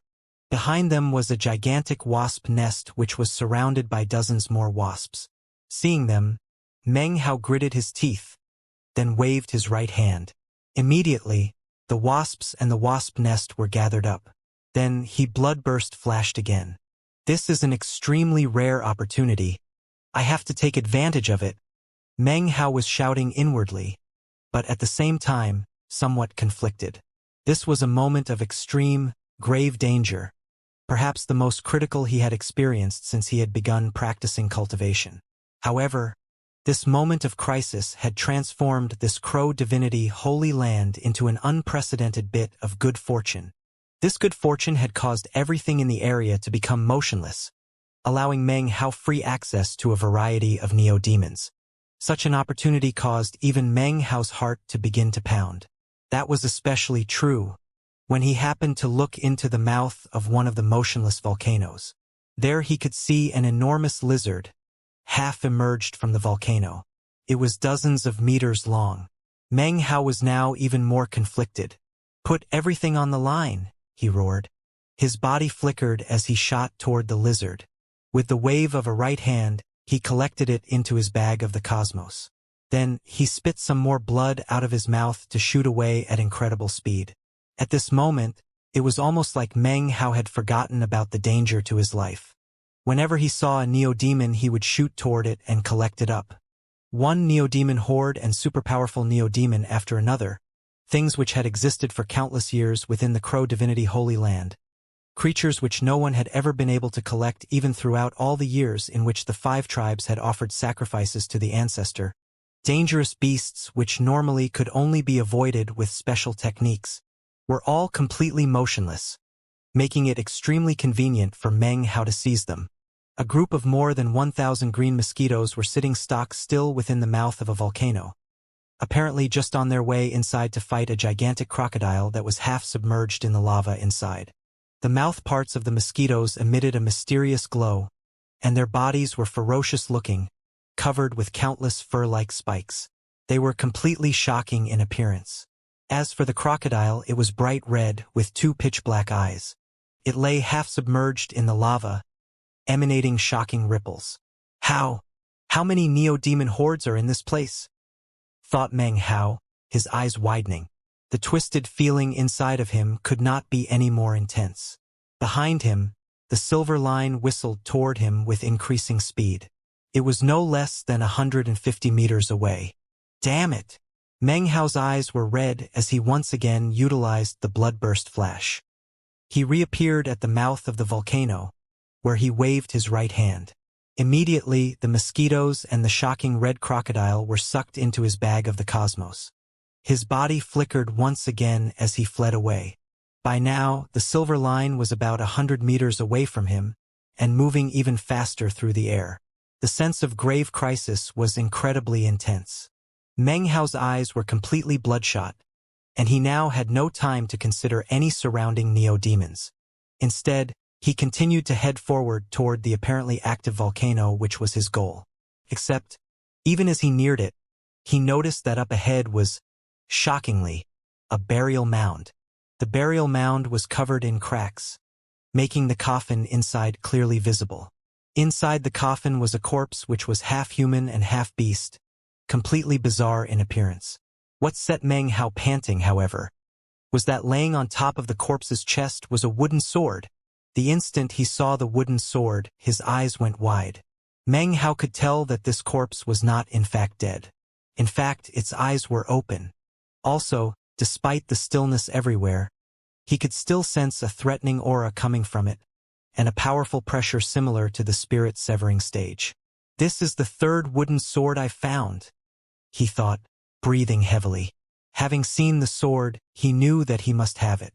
Including his duplicate sword, it would increase the number of wooden swords he had to 4. As for the origin of this sword, Meng Hao wasn't sure.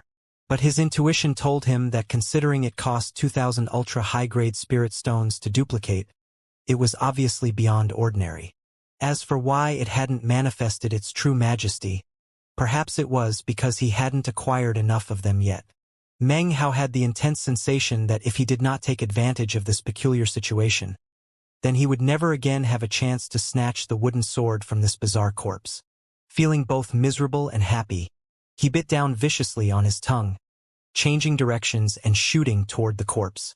As soon as he neared the burial mound, his hand shot in through one of the cracks and grabbed the wooden sword. As he wrenched it out, he could faintly hear a snarl of profound rage coming from the corpse. There was no time for any further examination. Meng Hao's body flickered as he shot toward the volcano in the very center. Almost in the exact moment that he entered it, the pursuing silver line did the same. This chapter was sponsored by Grigory Edel and Nicholas Hahn. The archaic voice boomed out from the sky to echo about within the volcano. "Flee to the remotest corners of the earth, and you will still be incapable of evading me." Meng Hao was only about 10 meters ahead of the silver line, his face pale. It really seemed as if what the voice said was true. Meng Hao was incapable of evasion. There was lava inside this volcano, as well as one location deep within that appeared to be a cistern. The rock surrounding the cistern had been chiseled into stone steps, which in turn formed a pool of water. Meng Hao neared, he passed through multiple restrictive spells. These restrictive spells were set up to prevent anyone not of the Crow divinity tribe from nearing. Any outsider who attempted to approach without the help of a Crow divinity tribe member would be killed. However, Meng Hao was being followed by the fishing line. As it neared, it caused everything to cease moving, even all of the bizarre and fantastic things inside of the volcano. The restrictive spells were also static now, and any hindering power was rendered useless. Meng Hao shot forward with all of the speed he could muster. From ancient times until now, he was the first outsider to ever come to this place alone. This event was unprecedented. As Meng Hao neared the pool of destiny, waves and ripples could be seen on its surface. However, Meng Hao had nothing to be happy about. His eyes radiated despair. Earlier, he had hoped that there would be something here he could use to fight back against the silver line, which was why he had headed in this direction. Unfortunately, it seemed that the pond was the only thing here. Nowhere to go. His gaze flickered about, and he sent his spiritual sense billowing out. After confirming that there really was nothing else in the area besides the pool of destiny, he gave a wan smile. The pool of destiny. It seems I have nowhere to go and no other options. Well, if I'm really going to perish, then I'll go out fighting. And I'll do it in this pool of destiny. His eyes shining with vicious determination, his body flickered and he stepped foot into the pool of destiny. The very moment that he did, the silver line finally reached him. It wrapped him up immediately, binding him tightly.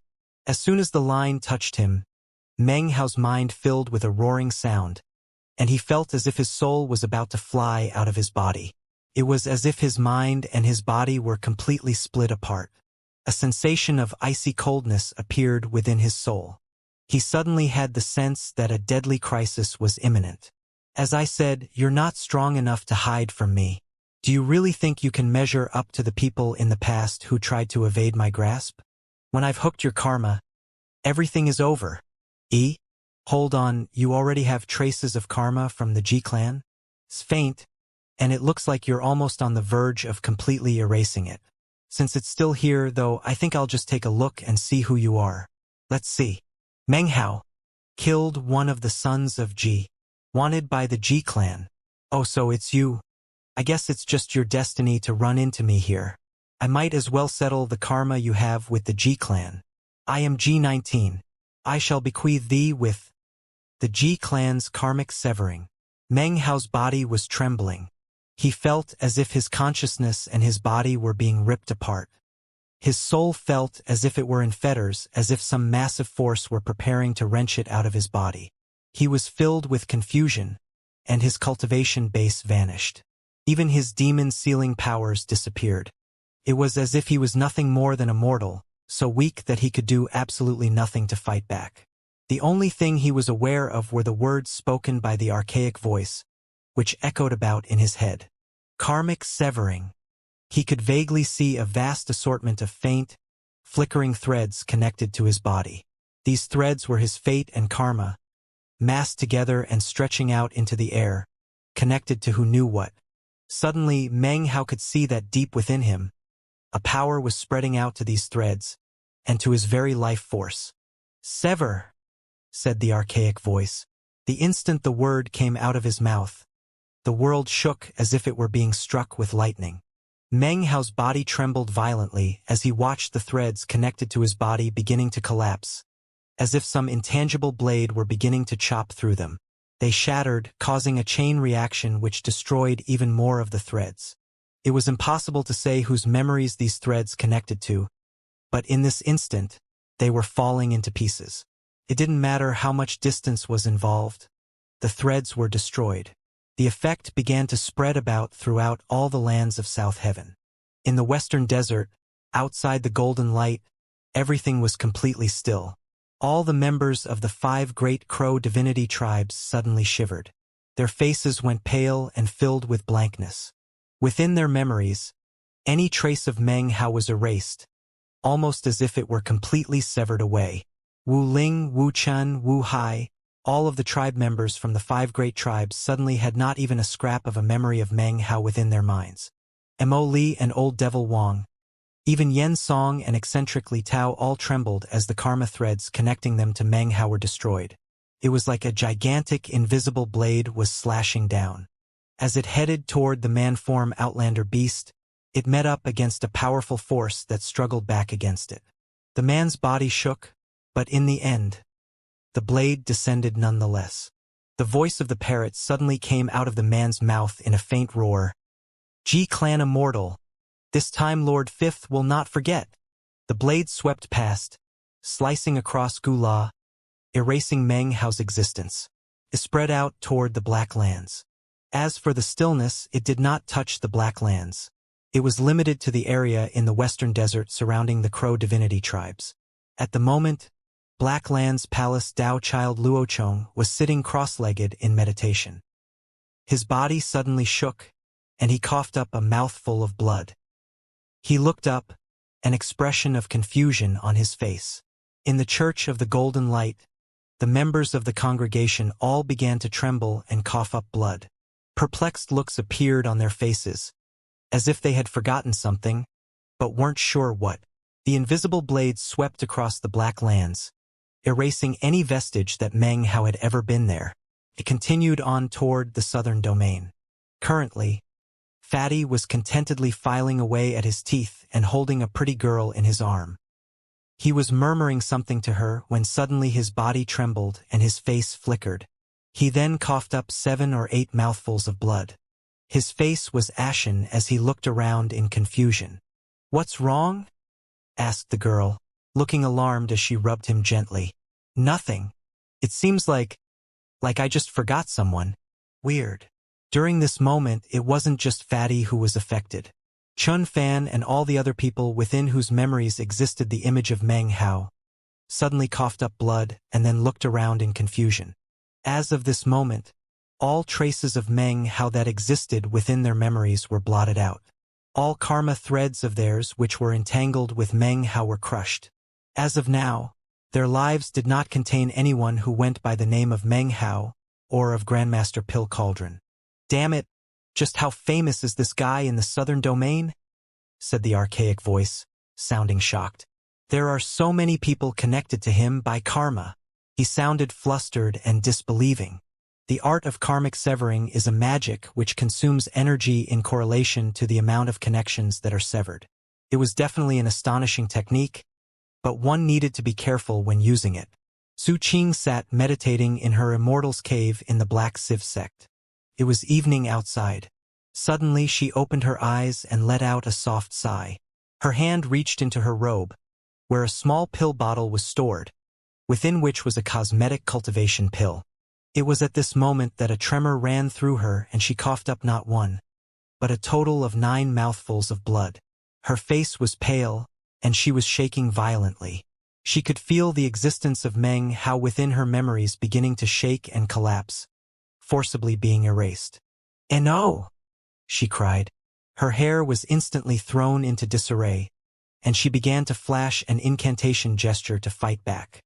The only result was more coughing up of blood. "Meng Hao! Meng Hao!" Her cultivation base began to rotate rapidly, as she prepared to use all the strength she could summon to resist. However, even as her cultivation base began to move, she said, "Meng Hao, who's that?" She sat there mutely, a blank expression on her face. She tried to remember who Meng Hao was, and why she was rotating her cultivation base. She could tell that her heart was in the process of breaking, and unconsciously reached up to her face. She felt tears. "Why do I hurt so much?" she thought. "Why am I crying?" Throughout the southern domain, an invisible karmic storm raged. The raging tempest was strongest in the Violet Fate sect. Everyone in the entire sect trembled and coughed up blood. Chu Yuyan's face was pale, and her fists were clenched tightly. She laughed bitterly as she felt her memories changing. Meng Hao was being completely wiped away. She quickly lifted her hand up and then bit her tongue. Spitting the blood onto her finger, she began to write 2 characters onto the wall next to her. Meng Hao. However, after she wrote the character Meng, her hand stopped moving and a look of bewilderment appeared on her face. "What was I writing?" Pill Demon sat in his short mountain, looking off into the sky. It wasn't clear what he was thinking, but as the invisible blade neared him, he sat there and sighed. "So, this day has finally come, has it?" He shook his head bitterly, but a brilliant light shone in his eyes. He lifted his right hand, within which appeared a medicinal pill. The pill emanated an archaic chi, and was clearly incredibly old. "If you sever my apprentice's karma," he thought, "then I will absolutely never give in and become an immortal of the G clan." With that, he closed his eyes and watched in anguish as everything within his memories that existed regarding Meng Hao was turned into nothing but ash. The pill in his hand emanated shocking aura, which caused these drifting pieces of memory ash to suddenly be reformed anew, unaffected. "Damn it, he has something like that as his master," echoed the archaic voice. It sounded furious. "It's a pity my cultivation base isn't sufficient. If it were, then everything would be wiped out." The blade continued to sweep across the southern domain. However, when it reached the rebirth cave, the cold voice of a woman could be heard. "A false immortal from the G clan. Do you truly dare to try to wipe out my memories? Screw off." The sound echoed out into the air. The archaic voice, filled with disbelief and alarm, weakly responded. "He's even connected to that figure in the rebirth cave. Damn it! Damn it! Who else does this guy know? How come his karma is so hard to sever?" Out on the Milky Way sea floated an island. If you looked at the island from up above in the sky, it had the appearance of a turtle. This island had been quite a mystery in the Milky Way Sea during past years. It floated about here and there, surrounded by mists. Suddenly the floating island stopped, and an astonishing bellow of rage could be heard from within. "Screw off, bastard! I just fell asleep. And now you come bothering me? You think I want those memories of that twerp Meng Hao? Damn it. Screw off. Patriarch Reliance's thunderous voice echoed out, kicking up huge waves on the Milky Way Sea. The archaic voice anxiously said, "How could something like that even exist? How do I accomplish this severing? How?" He sounded completely flustered and exasperated, shaking because of Meng Hao's very existence. On another island in the Milky Way Sea was a stooped old man who was currently standing in front of an artist's easel, painting a picture of the tall, strapping man who stood in front of him. In the middle of making a brushstroke, the old man suddenly frowned and looked up into the sky. A profound glow suddenly appeared. "People who exist in my memory cannot have their karma severed by the heavens of G," he said softly. He lifted his right hand into the air and then waved his paintbrush. A drop of ink flew out which then merged into the air. Suddenly, the entire sky in the region turned completely black. A miserable shriek could be heard echoing out from the void. The voice was none other than that of ancient G19. As the shriek filled the air, all of the cultivators who were affected by the destruction of the karma threads suddenly shook. The threads connecting them to Meng Hao suddenly began to recover. They returned from absolute destruction to form once again. In fact, because they were being reformed out of destruction, they were even stronger and more tenacious than before. Chu Yuyan's face was pale white. Her closed eyes opened, and she looked silently at the character Meng written on the wall. She slowly lifted her hand up and wrote the character Hao. Pill Demon put away the medicinal pill and looked wordlessly off into the distance. However, his eyes were filled with staunchness and determination. Fatty rubbed his head as he thought confusedly about past events. Suddenly, his body trembled and he gasped. There were now many more memories of the past. His face flickered as he recalled Meng Hao. Chun Fan was the same, as was the entirety of the lands of the southern domain. In the Black Lands and the Western Desert, all of the cultivators whose karma threads had been affected were suddenly recovered. Su Qing gnawed at her lips silently. She looked at the pill bottle in her hand, and her eyes filled with deep anxiety. She now remembered everything that had happened, and was filled with coldness. She could only imagine the loneliness she would experience if Meng Hao's image did not exist within her memories. Within her silence, she clenched her teeth. She knew that power was the only way to truly resolve problems. She was now more determined than ever to fully fuse with the memories of Matriarch Phoenix and increase the level of her cultivation base. Back in the Western Desert, in the Crow Divinity Holy Land, within the depths of the volcano, Meng Hao stood trembling in the pool of destiny. He too heard the miserable shriek. As it echoed about, he opened his eyes to see the silver fishing line turning black. The blackness spread, and as it did, the line turned into smoke and ashes. The ash and smoke spread out amidst the shriek. The sound of the shriek caused Meng Hao's eyes to glow with coldness. He hadn't been able to see what had happened just now, but he had witnessed the severing of the karma of the old earthworm man. He could only imagine the death he had just experienced. Killing intent radiated out from his eyes as he caught sight of an indistinct figure in front of him. It was the image of a cultivator surrounded by black flames, screaming as he struggled to disappear from this place. The indistinct figure was repeatedly calling out a name. "Shui Donglu, it's Shui Donglu." Meng Hao's eyes glittered. His left hand raised up and placed the blood-colored mask onto his face. Massive, frenzied power exploded from his cultivation base. Blood chi emanated out in waves as he charged forward. Blood finger, blood palm, blood death world. They all appeared, causing massive roaring to fill the air as they descended upon the illusory figure. Meng Hao's killing intent soared as he waved his hand again. The lotus sword formation appeared. As it rotated, the power of time rippled out. "Die!" shouted Meng Hao, his voice ice-cold. His hand flickered an incantation and he pointed forward. The violet chi guillotine, violet chi garrote, violet gibbous moon exploded out with a roar, causing violet light to billow up. Without a face, a single word, the flames of war unify. Meng Hao lifted up his left hand and pressed down onto the mask. Immediately, a gigantic face appeared. It opened its mouth and spoke a voiceless word. A roaring sound filled the air as it shot toward the illusory figure. As the miserable screaming continued, Meng Hao charged forward, slipping on the Fong clan glove. He punched, and a massive rumbling could be heard. Meng Hao's killing intent soared as he punched over and over again, more than 100 times. Each of these fists contained incredible power. Rumbling sounded out without end, and the illusory figure seemed to be on the verge of bursting into pieces. It appeared to have been sealed, rendering it incapable of making any moves whatsoever. Even its cultivation base was weak beyond compare. It was still trying to disappear and escape, but Meng Hao performed another incantation, and the 8th demon sealing hex appeared. As the figure suddenly stopped moving, Meng Hao's face distorted with the desire to kill. None of his magical arts seemed to have any effect on this figure. And yet, Meng Hao was not willing to let him escape. He had killed one of the sons of Ji, and he wasn't afraid to kill this G19.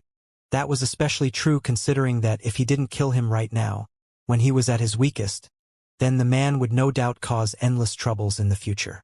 Gritting his teeth, Meng Hao pressed down again onto the blood-colored mask.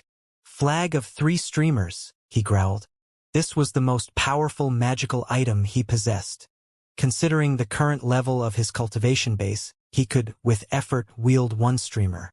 This time it didn't appear in illusory form either. As soon as the words left his mouth, power filled the area as a long, blood-colored streamer appeared. As soon as it left Meng Hao's hand, heaven and earth shook. It shot forward, wrapping around the figure of G19, dragging him. G19 let out a horrified scream filled with shock, fear, and disbelief. This is the Mountain and Sea Emperor's banner. He cried out in alarm as roaring shook his body. Suddenly, what had been illusory, only partly in the same world as Meng Hao, was now forcibly dragged out. There, standing directly in front of Meng Hao, was an old man. He was clearly in very sore straits. His face was covered with a burning black ink, and his aura was in absolute chaos. Currently, it seemed he was being forcibly repressed, and was now only able to wield the power of core formation.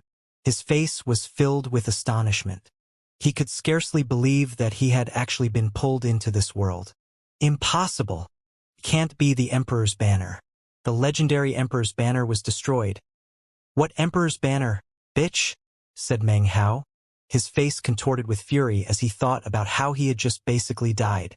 Then he recalled what Shui Donglu had said years ago, that people he remembered could not have their karma severed by the Ji clan. He was certain that, without Shui Donglu, he would most likely be dead. In his fury, he unthinkingly imitated the parrot's wording. With that, he clenched his hand into a fist and punched. A boom filled the air, and the old man let out a cry. "You trifling mortal!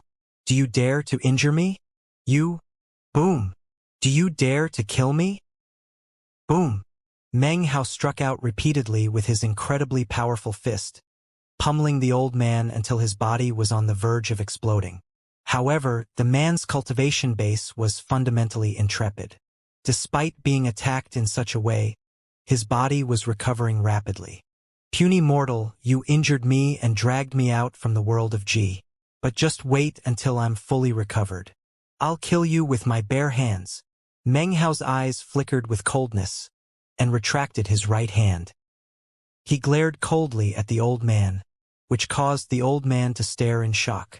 Then the old man began to laugh coldly. The instant he began to laugh, however, Meng Hao's right hand flickered an incantation, and then he pushed down onto the old man's forehead. "It would be a pity to kill you. However, your blood, along with the blood of that son of Ji that I killed, can help me to create my blood spirit. My recovery will quickly outpace whatever tiny injuries you inflict on me," said the old man, his tone vicious. Suddenly, Meng Hao waved his hand, and the lotus sword formation appeared. Rippling power of time flowed out, relentlessly pounding against the old man. The old man's face fell, but he let out a cold snort nonetheless. "If it were twice as powerful, maybe it could affect me. But that level of time power is simply not enough." "Not enough?" asked Meng Hao, his eyes flickering icily. He instantly produced his 4 wooden swords and stabbed them into the man's body to hinder his recovery. The old man was inherently tyrannical and haughty, but the instant he saw the 4 wooden swords, and especially when they stabbed into him, he had no choice but to scream miserably. Damn it! Damn it! Those are immortal murdering swords. You just who are you? How can you have so many? Although they're not completely unsealed, they really are immortal murdering swords. His injuries suddenly worsened, and his recovery slowed down to a crawl. Thanks to Meng Hao's many forms of torment, G19 was in an incredibly wretched predicament. There's still more time to cause you suffering, said Meng Hao, coldness flickering within his gaze.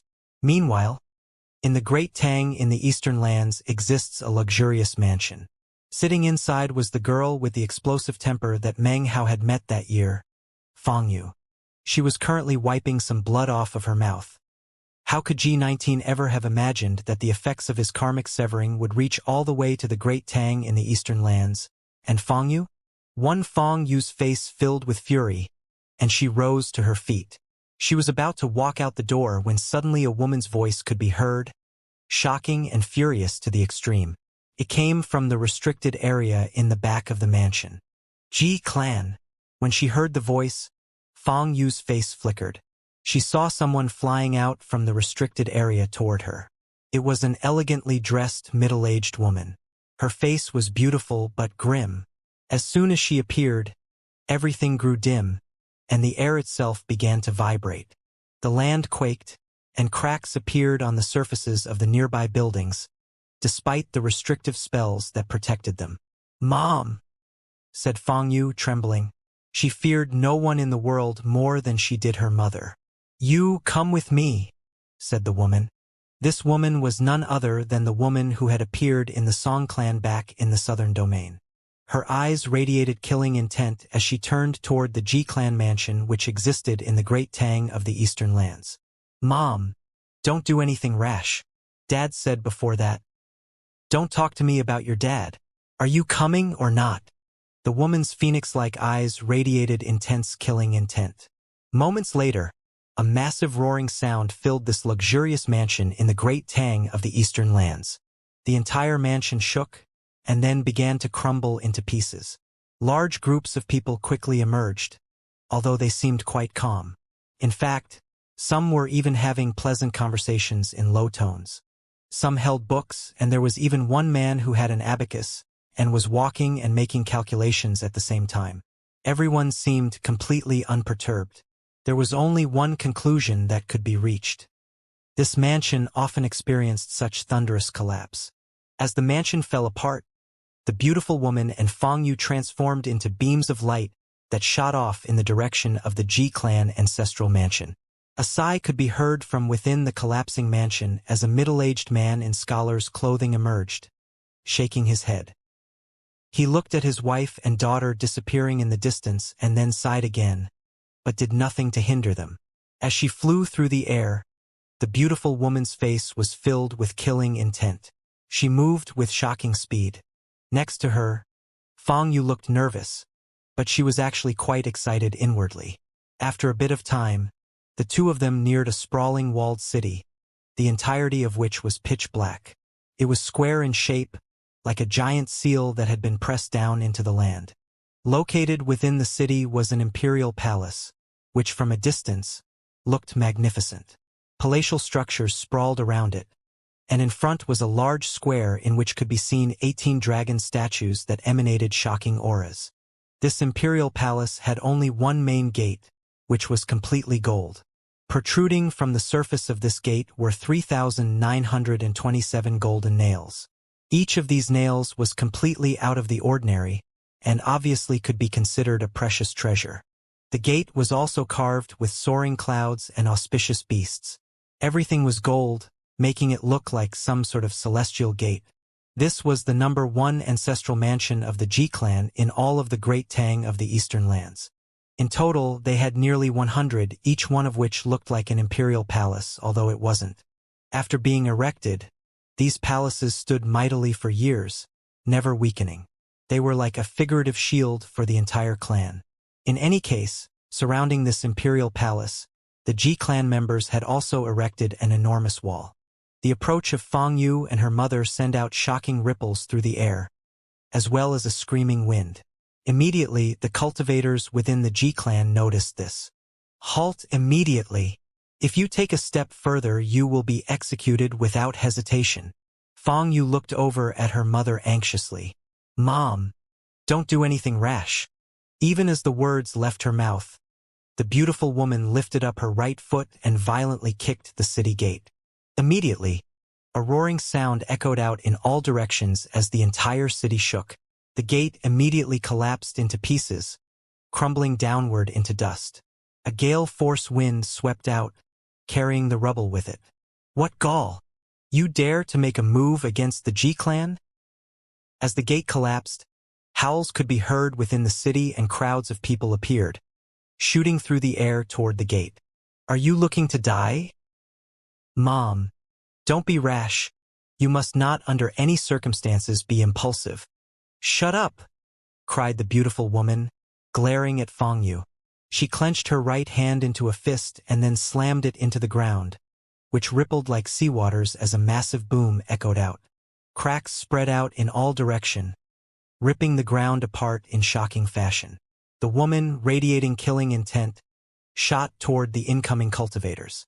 All it took was a single punch from her, and they went flying off one by one like kites with their strings cut. They tumbled through the air, crying out miserably. The woman was like an explosively violent dragon.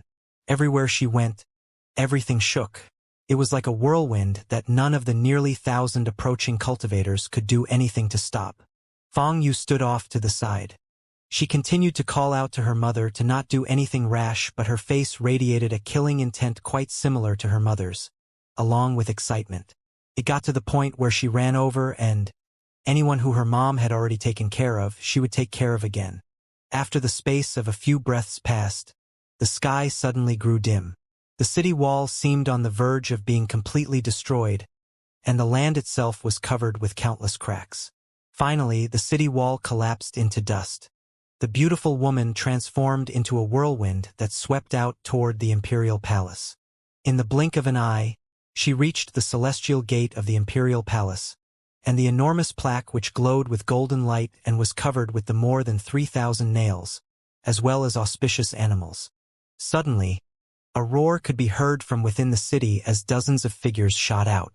Their cultivation bases emanated shocking power as they emerged. Madam Fang, are you here as a representative of the Fang clan to declare war on the Ji clan? One of the approaching figures was a white-haired old man who spoke with a grim voice. Next to him was none other than P11, whose face was written with astonishment. He stared in shock at the mother-daughter pair as they approached. I'm not here representing the Fang clan. I'm here as a mother, representing myself. The beautiful woman's jaw was set, and her phoenix-like eyes radiated killing intent. She punctuated her words by once again slamming her fist down onto the ground. Heaven and earth filled with roaring, and it seemed like the air would collapse. A black wind spread out in all directions, slamming into the approaching group of dozens of Ji clan members. Their expressions immediately flickered. At the same time, Fang Yu urgently said, "Mom, don't do." Before she could finish, the beautiful woman charged toward the celestial gate of the imperial palace and punched it directly with her fist. When the blow landed, a shocking boom rang out that shook nearly half of the entire eastern lands. This celestial gate of the Ji clan had stood here in its majesty for who knew how many years. But now, cracking sounds rang out as, layer by layer, it began to completely disintegrate. As it transformed into crumbling fragments, the more than 3,000 golden nails shot toward the imperial palace, to slam into the 18 dragon statues which were actually in the process of coming to life. Rumbling filled the air, and the 18 dragons let out miserable shrieks. Their bodies were unable to withstand the attack, and they exploded. By this point, half of the palace was a wreck, and the entire city was in an uproar. Anything rash, finished Fang Yu. She stared mutely at her mother and the destroyed golden gate. Mengli, are you crazy? Two howls of rage could be heard from the approaching group of a dozen or so old men. Their eyes radiated killing intent and fury, but also a bit of helplessness. "You dare to harm my son? I will dismantle this entire G-clan ancestral mansion and cut down your South Heaven gate. Others fear you G-clan people, but not me." The killing intent boiling in the woman's eyes seemed to have no end. She had suppressed it for a long time but could do so no longer. She strode directly in through the crumbling main gate. Fang Yu hurried after her. The mother-daughter team passed through the celestial gate, and suddenly they were in a different world. In front of them, a mountain range spread out, completely white in color. From a distance, they looked like they were covered with snow, but if you looked more closely, you would see that they were in fact made from jade. The entire mountain range was the same, and at its very highest point was a simple house. The house was encircled by palatial structures, and halfway down from the house could be seen an enormous gate-like bridge. It was richly ornamented with jade and marble, and on its surface, 3 characters were carved in flowing script that made the words look like flying dragons and dancing phoenixes. South Heaven Gate. Steps were carved into the jade mountain that led under this bridge, all the way down to the bottom of the mountain where a lake existed. The reflection of the imperial palace above could be seen on the surface of the lake. No waves existed on its surface, making the reflection very realistic. If you didn't look very closely, you might not even be able to tell the difference between the two. The mountain and the reflection of the mountain in the lake were almost identical. "Mom," said Fang Yu as soon as they entered. Normally, she was quite audacious, but as of this moment, she was a bit taken aback. Everything that had happened up to now was incredibly shocking. She looked at her mom, almost in a daze. The beautiful woman gave a cold snort as she looked up at the white jade mountains. At this point, a bit of dread could be seen even in her eyes. However, the dread quickly vanished, wiped away by fury and killing intent. She took a deep breath, during which time, a terrifying, frenzied power suddenly rose up within her. Her hair whipped about, and her eyes glowed brightly. Everything around her changed, and even the sky grew blurry as a massive pressure radiated out. Shockingly, she now had a sword in her hand, and this sword was a wooden sword. It was not the same as the 4 wooden swords that Meng Hao had acquired. Instead, it was covered with characters written in an ancient style. Sunder. Gripping the sword tightly in hand, the beautiful woman swung it toward the South Heaven Gate up on the mountain. The sword strike caused the sky above to turn black, and the ground to turn into nothingness. It was as if all of the power in the world were being sucked into this one sword and transformed into cascading sword chi. This shocking chi whistled through the air directly toward the South Heaven Gate. It was at this exact moment that the dozen old men neared. They were filled with fury, but as soon as they saw the sword, their faces filled with shock. "Damn it! Immortal sundering sword! You crazy Meng! You dare to wield that immortal sundering sword here on planet South Heaven?" The speed of the sword chi was such that it arrived at South Heaven Gate in the blink of an eye. However, at some unknown time, directly next to South Heaven Gate, a young man had appeared. Based on his appearance, he was not very old. However, his body radiated an intangible ancientness. He looked at the incoming sword chi, and then at the beautiful woman. Shaking his head, he did nothing to block it. The sword chi slammed into South Heaven Gate, causing the entire structure to shake and then collapse into pieces. The South Heaven Gate had stood from the moment the G-clan arrived on planet South Heaven, and represented their position of rulership. This was the first time it had ever collapsed. The young man looked at the collapsing gate and then coolly said, "For the sake of your father, Senior Meng, I won't go too hard on you. Go ahead and vent your anger. But it will only be just this once." The young man waved his sleeve, and everything in the world began to grow blurry, and everyone began to disappear. Before she completely disappeared, the beautiful woman's voice rang out throughout the entire world, filled with determination and staunchness. "I will issue a warning too," she said, "and it had better be just this once. It doesn't matter whether we're talking about family love or one's temper. the young man said lightly. He smiled slightly. Everything is karma. Sooner or later, everything becomes empty after it has been severed and annihilated. With that, he waved his right hand. Time almost seemed to flow in reverse as the crumbled South Heaven gate instantly reformed, as good as new. Of course, the young man knew that although the gate itself could be repaired, its collapse earlier had caused harm to the cultivation bases of all living G-clan cultivators connected to it. Such losses would not be easily recovered. That was the true importance of this gate. It allowed all cultivators who were part of the G-clan to utilize power of the heavens of G to achieve cultivation-based breakthroughs. Meanwhile, back in the Western Desert, outside of the Crow Divinity Holy Land, the stillness which had gripped the world was gone. Because of the failure of the karmic severed, the members of the 5 great tribes once again had their memories of Meng Hao. However, they were left with no sense whatsoever regarding the stillness. The last thing they remembered was Meng Hao suddenly flying up through the shining golden doors. The Crow Scout tribe great father shook his head and laughed heartily.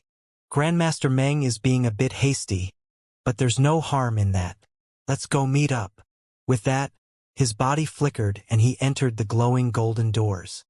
He was followed by the priest, the Grand Elder and the others, including the man-form Outlander beast. The large man's face was grim, and his eyes flickered with rage and humiliation. At the moment, the parrot was the dominant one.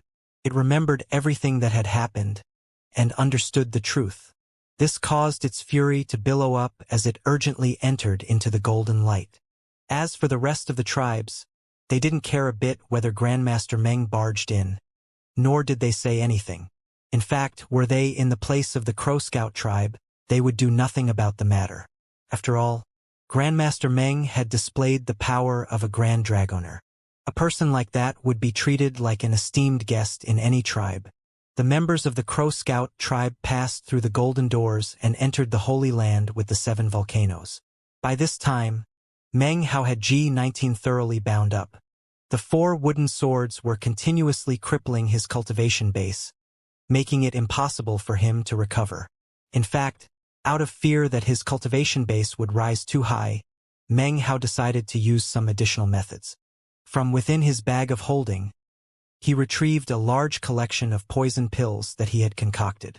The power of these poisons was terrifying, not to mention any possible interactions they might have later. Meng Hao knew that even he himself would have a difficult time dispelling them. Without hesitation, he fed them to G19. G19's eyes went wide as he was forced to consume the vast quantities of poison pills. His face turned purple, and 7 tremors ran through his body. With each tremor, he withered a bit, until his very aura seemed to ooze with poison. His eyes were green and filled with terror. You! Damn it! How many poison pills do you have? How many did you give me? Meng Hao snorted coldly. We will end your torment for today. Once the poisons are fully fused into your body, I'll concoct some more for you. With that, Meng Hao waved his hand, wrapping G19 up in the flag of 3 streamers and sucking him into the blood-colored mask. Only binding him in such a way allowed Meng Hao to set his mind at ease. Otherwise, how could he feel safe considering G19's incredible power? Once he's weak enough, I can use his blood to make a blood spirit. Also, I can use his soul to make a soul of lightning just like the Li clan patriarch. If I can use some special methods, I can turn his body into a puppet. A high-level expert like him is a treasure through and through. I can't waste any part of him. The sad thing is, he didn't have a bag of holding. After a long moment of consideration, he came to the conclusion that he truly hadn't wasted any opportunities. Finally, he nodded in satisfaction. It was a good thing G19 didn't hear the conclusions he had reached. Otherwise blood would spray from his mouth as he realized that being killed by Shui Donglu would have been much better. This time I really did profit from misfortune. He looked down at his bag of the cosmos, and his heart began to twitch with excitement. On the way here, he had taken advantage of the power of the fishing line to collect a huge assortment of ferocious neodemons. There were some that, normally speaking, he would have had great difficulty in acquiring on his own. That was especially true regarding some of the hoards he had acquired. In his opinion, he really had profited wildly. And then there's the sword. He started breathing heavily as he thought of his fourth sword, which was currently stuck into G19. Technically speaking, it was the third he had found. Meng Hao now knew that the swords must contain some incredible mystery. If he could somehow acquire more of them, he would probably be able to solve the puzzle. Immortal murdering sword, huh? And then there's the flag of 3 streamers. G19 called it a much different name than the meat jelly did. The Mountain and Sea Emperor's banner. After more thought, Meng Hao slapped his bag of holding to produce a green fishing pole. Hefting it in his hand, his eyes began to shine with a bright glow. When G19 launched his karmic severing, he used a fishing line. I'm guessing that the fishing pole he used was the same type as this one. He looked thoughtfully at the fishing pole. All of a sudden, the same cacophony of life he had heard before once again began to sound out in his mind. There were babies crying, old people gasping for breath, men and women laughing and arguing. He quickly released his grip on the fishing pole. His eyes flickered as he muttered to himself for a moment, then put the fishing pole back into his bag of holding. I wonder how you used the thing? Maybe I can get the answer from G19. Meng Hao glanced at the mouth of the volcano and then looked at the pool of destiny. His heart suddenly quivered. Earlier, he had stepped into the pool because of the karma line. As such, he hadn't noticed anything too extraordinary about it. Now, his eyes glittered as he once again shot back to enter the pool.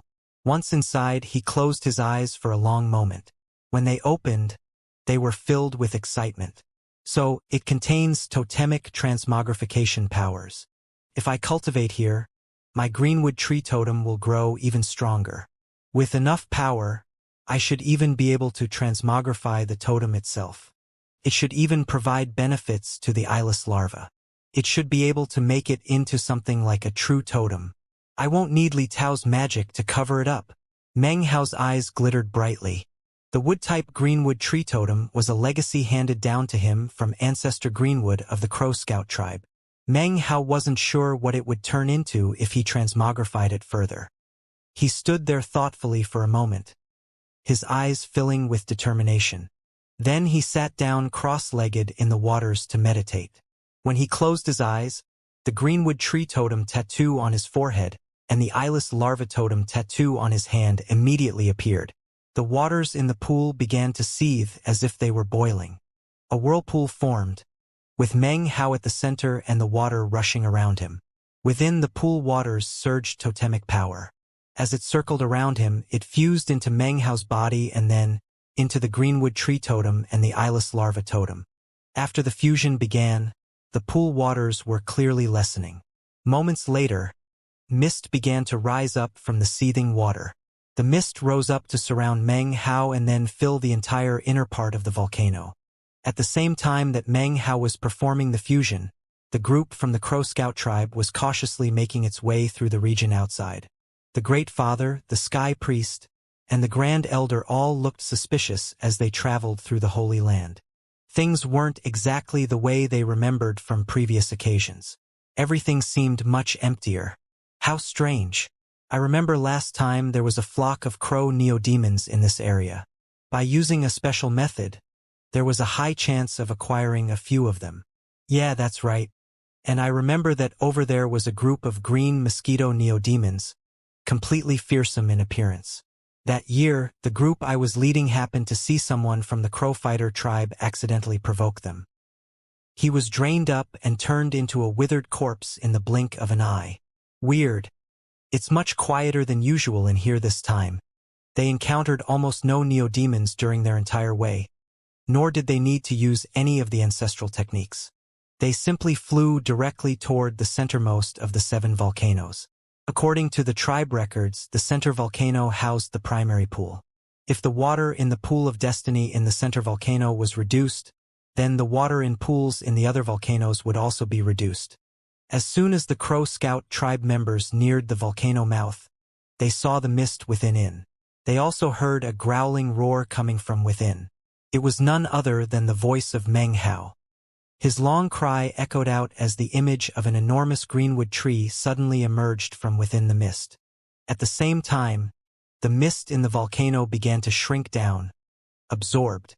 Soon, the image of Meng Hao became visible, seated cross-legged within the pool, sucking in all of the mist. The image of the greenwood tree existed directly above him. "It's Grandmaster Meng!" cried the members of the Crow Scout tribe, instantly recognizing him. Their hearts trembled as Meng Hao's eyes suddenly opened. He took a deep breath, and the waters around him lessened further. Wisps of white qi rose up to be absorbed by Meng Hao in the greenwood tree image, causing the tree to become even more lifelike as if it really existed there. It was at this point that rumbling sounds could be heard from the other 6 volcanoes. White qi rose up from them and shot toward the region of the Crow Scout tribe members. It shot into the volcano mouth and directly toward Meng Hao. The greenwood tree above him suddenly began to shake, and it expanded outward. Its bark began to look older and older, as if years were passing. It seemed as if at this moment, the tree was growing so high it could reach the heavens. In fact, to anyone observing, it seemed the tree wasn't just growing. The ancient scars and marks on the tree's surface seemed to be naturally occurring. This indicated that the greenwood tree, the sky priest gasped. "Ancestral awakening," she said faintly. "Grandmaster Meng's greenwood tree totem is experiencing an ancestral awakening." "Greenwood tree ancestral awakening," cried the Great Father, shocked. He began panting, his eyes wide. Down inside the pool waters, Meng Hao's eyes snapped open again.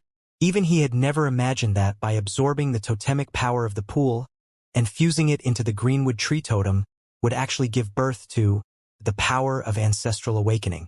Meng Hao was astonished. What will be awakened in the end? An ancient greenwood tree? Or perhaps it will turn into the tree that emerged from within the 9th sea all those years ago and crossed the stars to planet South Heaven.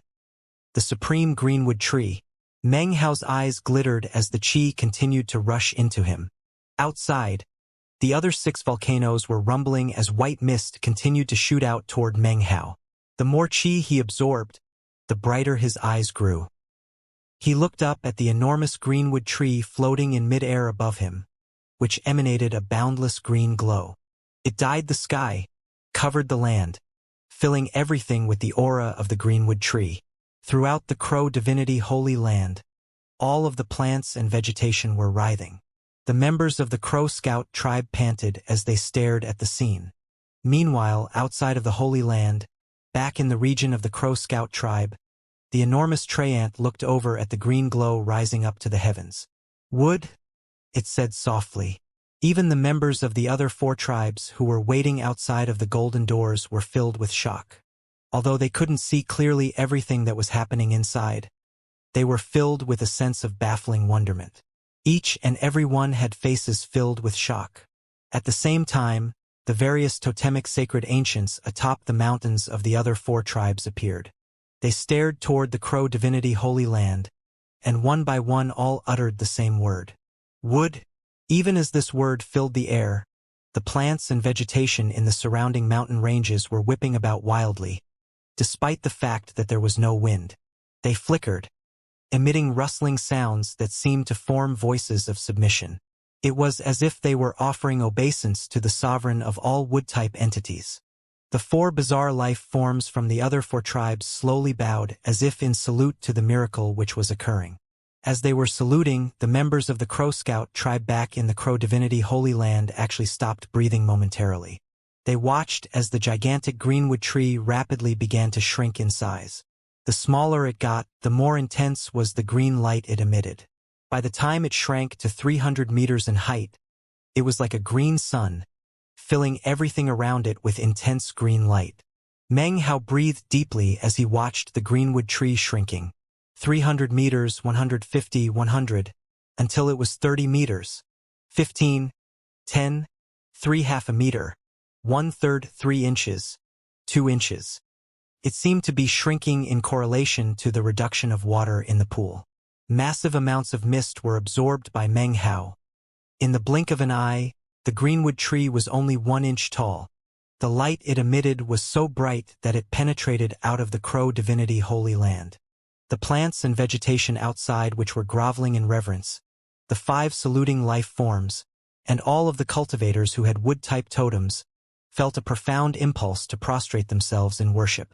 Back within the crow divinity holy land, the 1-inch-tall, brightly glowing greenwood tree in front of Meng Hao shot toward him, branding onto his forehead. A massive roaring noise filled the air, and green light shot out in all directions.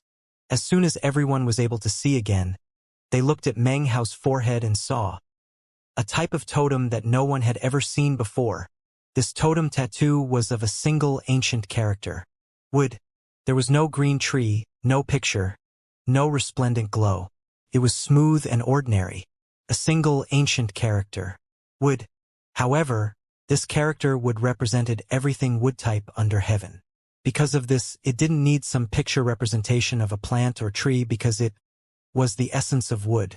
All wood types in heaven and earth. Everything shook as all plants and vegetation bowed in worship. All such living things paid respect. Wood.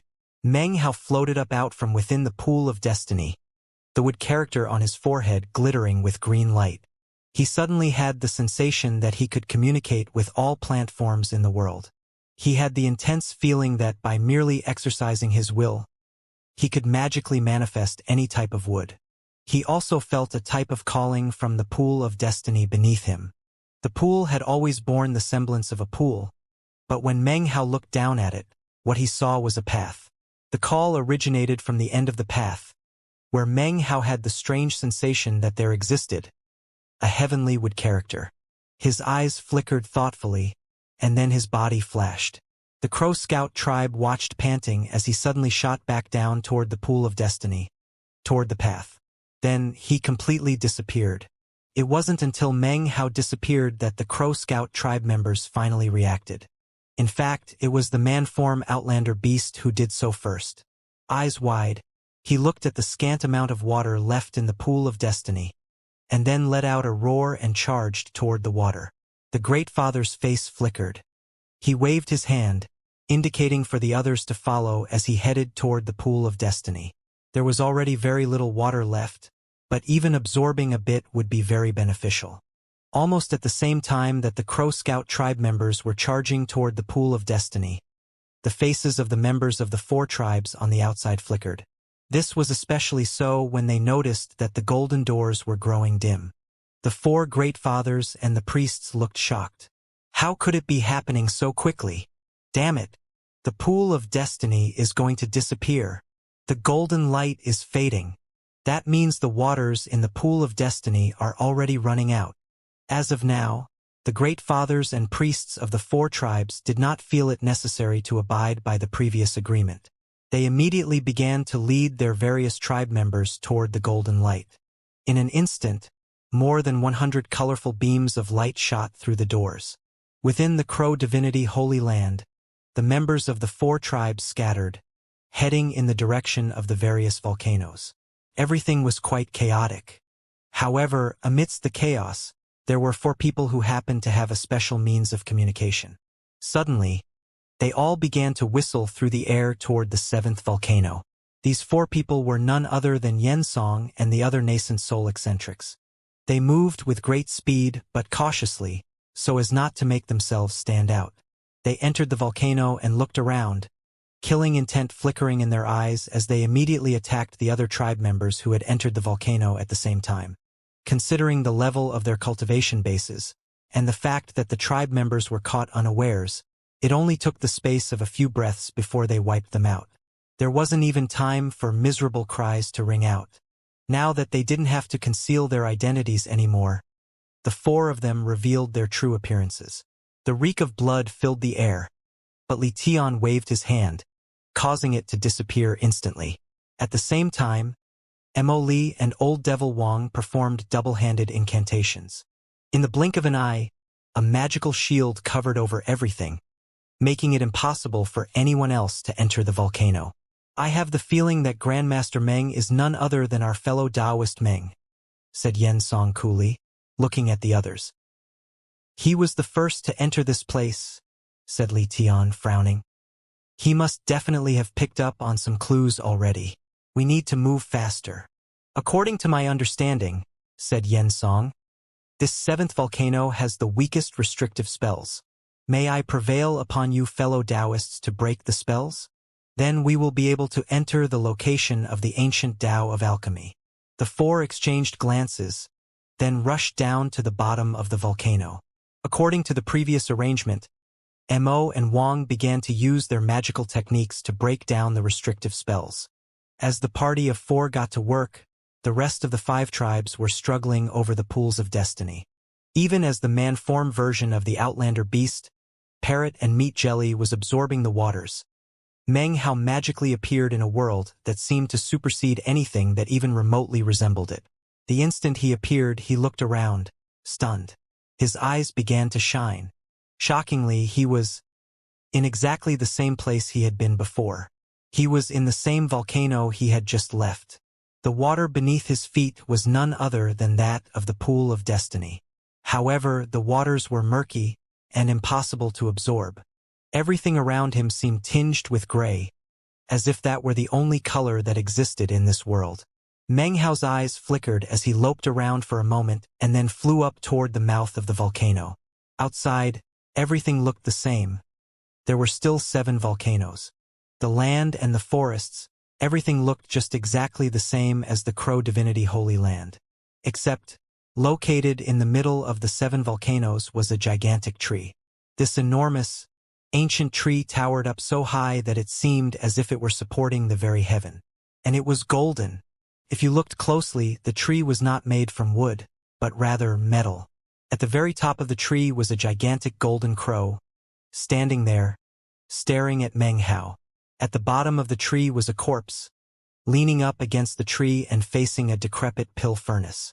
There was no one and nothing else in the area, only the great tree and the golden crow. No lives were present, nor any life force, nor any presence of death. Everything was quiet, so quiet that many people would find it terrifying. Meng Hao focused on the great tree and the golden crow. Then he looked at the corpse and the pill furnace. Were it not for the corpse and the pill furnace, Meng Hao would have come to the conclusion that everything Xianxia said was incorrect. Thoughtfully, Meng Hao flew forward toward the great golden tree. As he neared, the golden crow atop the tree suddenly moved its head. A golden gleam could be seen in its eyes. Meng Hao stopped and stood stock still. He could sense that it was the golden tree upon which the golden crow stood that was calling him. The golden crow glanced at Meng Hao, then closed its eyes. Meng Hao clasped hands in a bow, and then neared it. He didn't examine the great tree first. Instead, he looked down at the corpse. There, in the corpse's hand, was a jade slip. Meng Hao picked it up and scanned it with spiritual sense. 3 characters suddenly appeared in his head. Spirit severing pill. His eyes glittered as he looked down at the pill furnace. As soon as he did, a strange expression could be seen on his face. There on the back of the furnace was a large hole. Within the pill furnace, no medicinal pill could be seen. However, even though countless years had passed, as a grandmaster of the Tao of alchemy, Meng Hao could tell from the residue left behind that before being destroyed, there had indeed been a medicinal pill inside. Looking at the hole, he suddenly had the sense that whatever pill had been concocted inside in ancient times had burst out of its own accord. It definitely is of the ancient Tao of alchemy, something from primordial times. But where did the pill go? Meng Hao looked around, muttering to himself. He then scanned the area with spiritual sense. However, other than the golden tree and the golden crow, there was no trace of anything else. Could it have left this place entirely? Thought Meng Hao. As a grandmaster of the Tao of alchemy, he had concocted sentient medicinal pills before, the kind that attempted to wrest away good fortune from heaven and earth, the type that the heavens attempted to destroy with tribulation. Lost in thought, Meng Hao considered how most such ancient medicinal pills had withered up long ago, and were no doubt nothing more than dust. Most likely it already shriveled away into ashes. Meng Hao couldn't imagine how a pill that could break out of the furnace in such a manner could possibly still exist after so many years had passed. He put the matter aside and turned his head to look at the great tree. After a long moment, He reached out his hand and placed it softly on the surface of the tree. The instant he touched it, it began to vibrate and slowly emit a golden light. At the same time, the wood totem tattoo on Meng Hao's forehead began to emit a green light. There was no communication or interaction. Instead, there was a sliver of will that had existed for who knew how long in this great tree that, at this moment, was set free. It had encountered something similar to itself that it approved of, and had decided to say its final goodbyes. Meng Hao looked at the tree and could see that it no longer had any life force left in it. The only thing that remained were the traces of the passage of time. After a long moment passed, Meng Hao sighed. So, this is the place that Yen Song and the others are dying to get to. No medicinal pill, only a corpse and the remains of a great tree. Even the pill formula in the jade slip is of ancient times. Nowadays, you wouldn't even be able to find the right medicinal plants. The only thing here worth looking at is that golden crow. Meng Hao looked up at the bird sitting on top of the tree overhead. Finally, he shook his head and was about to pull back his hand, when suddenly a tremor ran through his body. The previously closed eyes of the golden crow snapped open. Powerful life force streamed out, entering into the great tree. Suddenly, power seemed to emanate out from the tree, as if it was still alive. Because Meng Hao's hand was touching the tree, he was able to sense the power of the life force. In that instant, his eyes went wide with disbelief. He looked up again at the golden crow, his mind blank. It was an ancient sacred relic of the crow divinity tribe, something that had existed for many years, and was powerful enough to give birth to an entire tribe. Nowadays, that once powerful tribe was fading away and had already begun to split apart. This life force. Meng Hao was struck dumbfounded for a long moment. Finally, he took a deep breath. As a grandmaster of the Tao of alchemy, he was very familiar with medicinal pills. Just now, he could tell that the life force emanating from the golden crow actually contained the aura of a medicinal pill. It was not emanating life force, but rather the power of a medicinal pill. Is it because it consumed the medicinal pill, or is it the medicinal pill? The possibility of the latter sent Meng Hao's mind and heart reeling.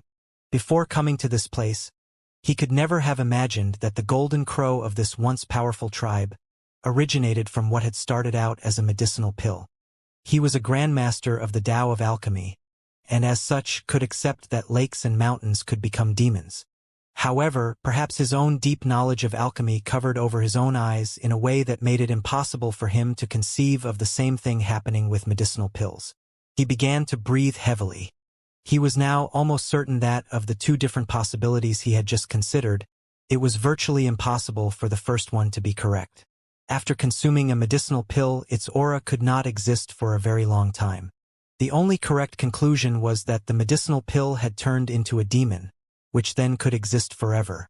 Panting, Meng Hao looked up at the golden crow and the great tree. Suddenly, an image appeared in his mind. Within the image was an ancient grandmaster of the Tao of alchemy, sitting beneath a greenwood tree, preparing to pass away in meditation. As death neared, he produced the most glorious pill he had ever concocted. Unfortunately, by the time the pill emerged, the grandmaster had already breathed his last breath. Years later, when the sentience of the pill reached a certain point, it suddenly broke out of the pill furnace. It seemed as if this action might even have had something to do with the greenwood tree. From the moment it appeared in the world, its only friend and partner was none other than the greenwood tree. Year after year passed. After the passage of an innumerable amount of time, when the pill had matured and risen to prominence, it founded the Crow Divinity tribe. Many more years passed. Eventually, the greenwood tree's life began to waste away, and it died. The medicinal pill could not accept that the tree had perished. It used its powers to transform its color, and every so often, it would sacrifice some of its own life force to feed the tree. However, the tree truly had perished. Regardless of what was done, the only thing that could be brought back was something empty, lifelike though it might seem. Even still, although the medicinal pill understood this, it refused to give up. Meng Hao considered all of this for a long moment, and then let out a soft sigh. His hand dropped to his side as he stepped back a few paces. He clasped his hands and bowed deeply to the great tree and the golden crow. He could see that the golden crow was currently growing weaker and weaker. Soon, its life force would be exhausted, and it would transform into dust on the wind. When that happened, the great tree would have nothing to support its empty but lifelike existence, and it too would transform into dust. Perhaps both of them were simply waiting for that moment when they both turned into dust together and could drift up into the empty sky. Meng Hao looked at the golden crow and the great tree. He wasn't sure why, but for some reason the look in the eyes of the golden crow reminded him of certain aspects of Grandmaster Pill Demon. The crow stood atop the great tree. Pill Demon stood on his short mountain. The crow gazed upon the tree. Pill Demon gazed upon the statue of Violet East. It was a strange feeling that caused Meng Hao to stand there thoughtfully for a moment before sighing. Since I'm here, I might as well employ some of my power. He lifted his right hand into the air and performed an incantation. Then he took a deep breath and pointed at the tree. By my command as the 9th generation demon sealer, I bequeath you with righteous bestowal. Immediately, a tremor ran through Meng Hao's body, and he spat out a mouthful of blood. When it landed on the tree, a strange light began to glow in the golden crow's eyes, and it stared at Meng Hao. Righteous bestowal causes your path to become that of a demon. Righteous bestowal causes your Tao to become unceasing. Righteous bestowal causes your spirit to return from emptiness to become a demon. My approval represents the approval of the League of Demon Sealers. This is righteous bestowal, a true blessing. Such was the true usage of righteous bestowal. After being enlightened regarding it, Meng Hao had never truly used its full power on any demon. At the most, he had used only some of its bestowing power. Righteous bestowal was a type of approval. Any demon of heaven and earth that received the approval of a demon sealer would be able to temporarily absorb some of the essence of the 9th mountain and sea. Even if that demon were dead, its soul would not disperse. This golden crow had not done any favors for Meng Hao. However, its emotions and thoughts had stirred Meng Hao. They touched him in a way that made him believe that providing assistance with righteous bestowal was the right thing to do. After the power of righteous bestowal was manifested, Meng Hao took a deep breath. He looked at the great tree and the golden crow and then turned to leave. It was at this point that the golden crow suddenly emitted a sound. This was the first sound it had made since Meng Hao entered this place. A shrill cry. This cry sounded something like the grating of metal against metal. Meng Hao looked back to see the golden crow shaking. As it shook, ghost images sprung up, and a golden light surged out. The light slammed into Meng Hao's torso, transforming into a gold-colored brand. It was a totem tattoo that was somewhat similar to his previous totem tattoo of the greenwood tree, an image of a golden crow. This was a metal-type totem, which, if Meng Hao was lucky and could accomplish an ancestral awakening, might eventually turn into the ancient character for metal. After sending out the totem, the golden crow seemed to have been weakened by at least half. Its body shook on the verge of collapse for a moment before it collected itself and then looked at Meng Hao. Meng Hao opened his mouth to say something, although he wasn't sure what. However, it was at this exact moment that, within this world of grayness, a boom echoed out from the mouth of the 7th volcano. 4 figures suddenly became visible. Ha ha ha! We're here! The booming sound echoed out through the air as 4 figures shot out from the mouth of the 7th volcano. In the lead was a man wearing a long white robe. His hair whipped about him, and his eyes flickered as if with lightning. His expression was one of excitement. This was none other than Yen Song. Behind Yen Song was Li Tian, whose eyes shone brightly with vigilance. He whistled through the air like a black dragon, his black robe flapping in the wind. He really did look like a dragon. The sight was incredibly imposing. Behind him were Mo Li and eccentric Wang. When the 4 of them appeared, they were instantly filled with interest regarding this gray world. The next thing they saw was the great tree, plus Meng Hao and the corpse beneath it. What caught their attention more than anything else, though, was the pill furnace. "So, it is here," said Yen Song, his eyes flickering with coldness. Next to him, Li Tian's eyes were grim as he hovered in midair and stared at Meng Hao. Mo and Wang also floated in midair, glancing around with flickering eyes. After seeing that Meng Hao was the only person present here, their eyes filled with a strange light. "Fellow Taoist Meng, you're so fast," said Li Tian, laughing mirthlessly. "You're not wearing your mask today, but we're all old friends, right? There's no need for any disguises. You beat us here, which is well and good, but according to our previous agreement, please produce whatever treasures you've acquired. It's time to split our shares." As he spoke, he moved forward toward Meng Hao. Yen Song, Mo and Wang also neared, surrounding Meng Hao. Meng Hao frowned as he looked at the approaching nascent soul eccentrics. His face grew dark and he let out a cold harumph, then suddenly kicked out with his right foot, sending the pill furnace flying into the air. The instant his foot began to move, Li Tian's right hand shot up and he pointed at Meng Hao. "Fellow Taoist Meng, what are you doing?" A black blur shot out from his finger. As it flew out into the air, it transformed into a rotating black flower with 5 petals. Each petal of the flower looked like a sinister face. They emitted mournful cries as they shot toward Meng Hao. Meng Hao waved his right hand. A bloody light erupted up as the air in front of him turned the color of blood and a massive hand appeared. It instantly shot toward the black flower, slamming into it. A massive explosion ensued. As the sound of the explosion rippled out, Meng Hao retreated backward. Yen Song and the others continued to approach. It was at this time that Meng Hao finally spoke. "Fellow Taoist Li, I would like to ask you a question. What exactly are you doing? Why don't the lot of you go look at that pill furnace?" He flicked his sleeve, his expression grim. Having heard his words, Yen Song and the others suddenly stopped moving. Li Tian's eyes narrowed and came to fall on the pill furnace. The others looked over as well and instantly saw the hole in it. The hole was obviously not recently made.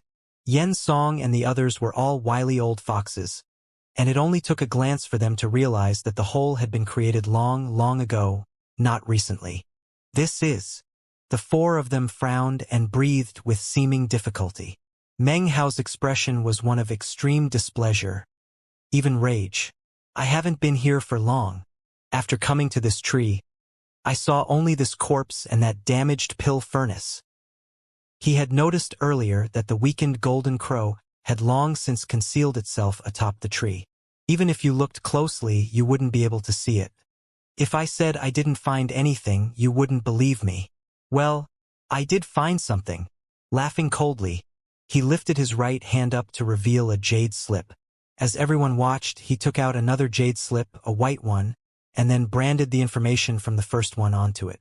After that, he threw the first jade slip out in front of him. Yen Song caught it, then looked at it with furrowed brow. He then handed it to Li Tian and the others, who also examined it and began to frown. They should be able to tell at a glance whether the jade slip was real or a fake. But even Yen Song, an expert in the Tao of alchemy, was unfamiliar with most of the ancient medicinal plants listed therein. Meng Hao's face was dark, even filled with rage. His wording sharp, he said, "You want to cause a big fuss over a single jade slip? How disappointing. I'll take my leave now.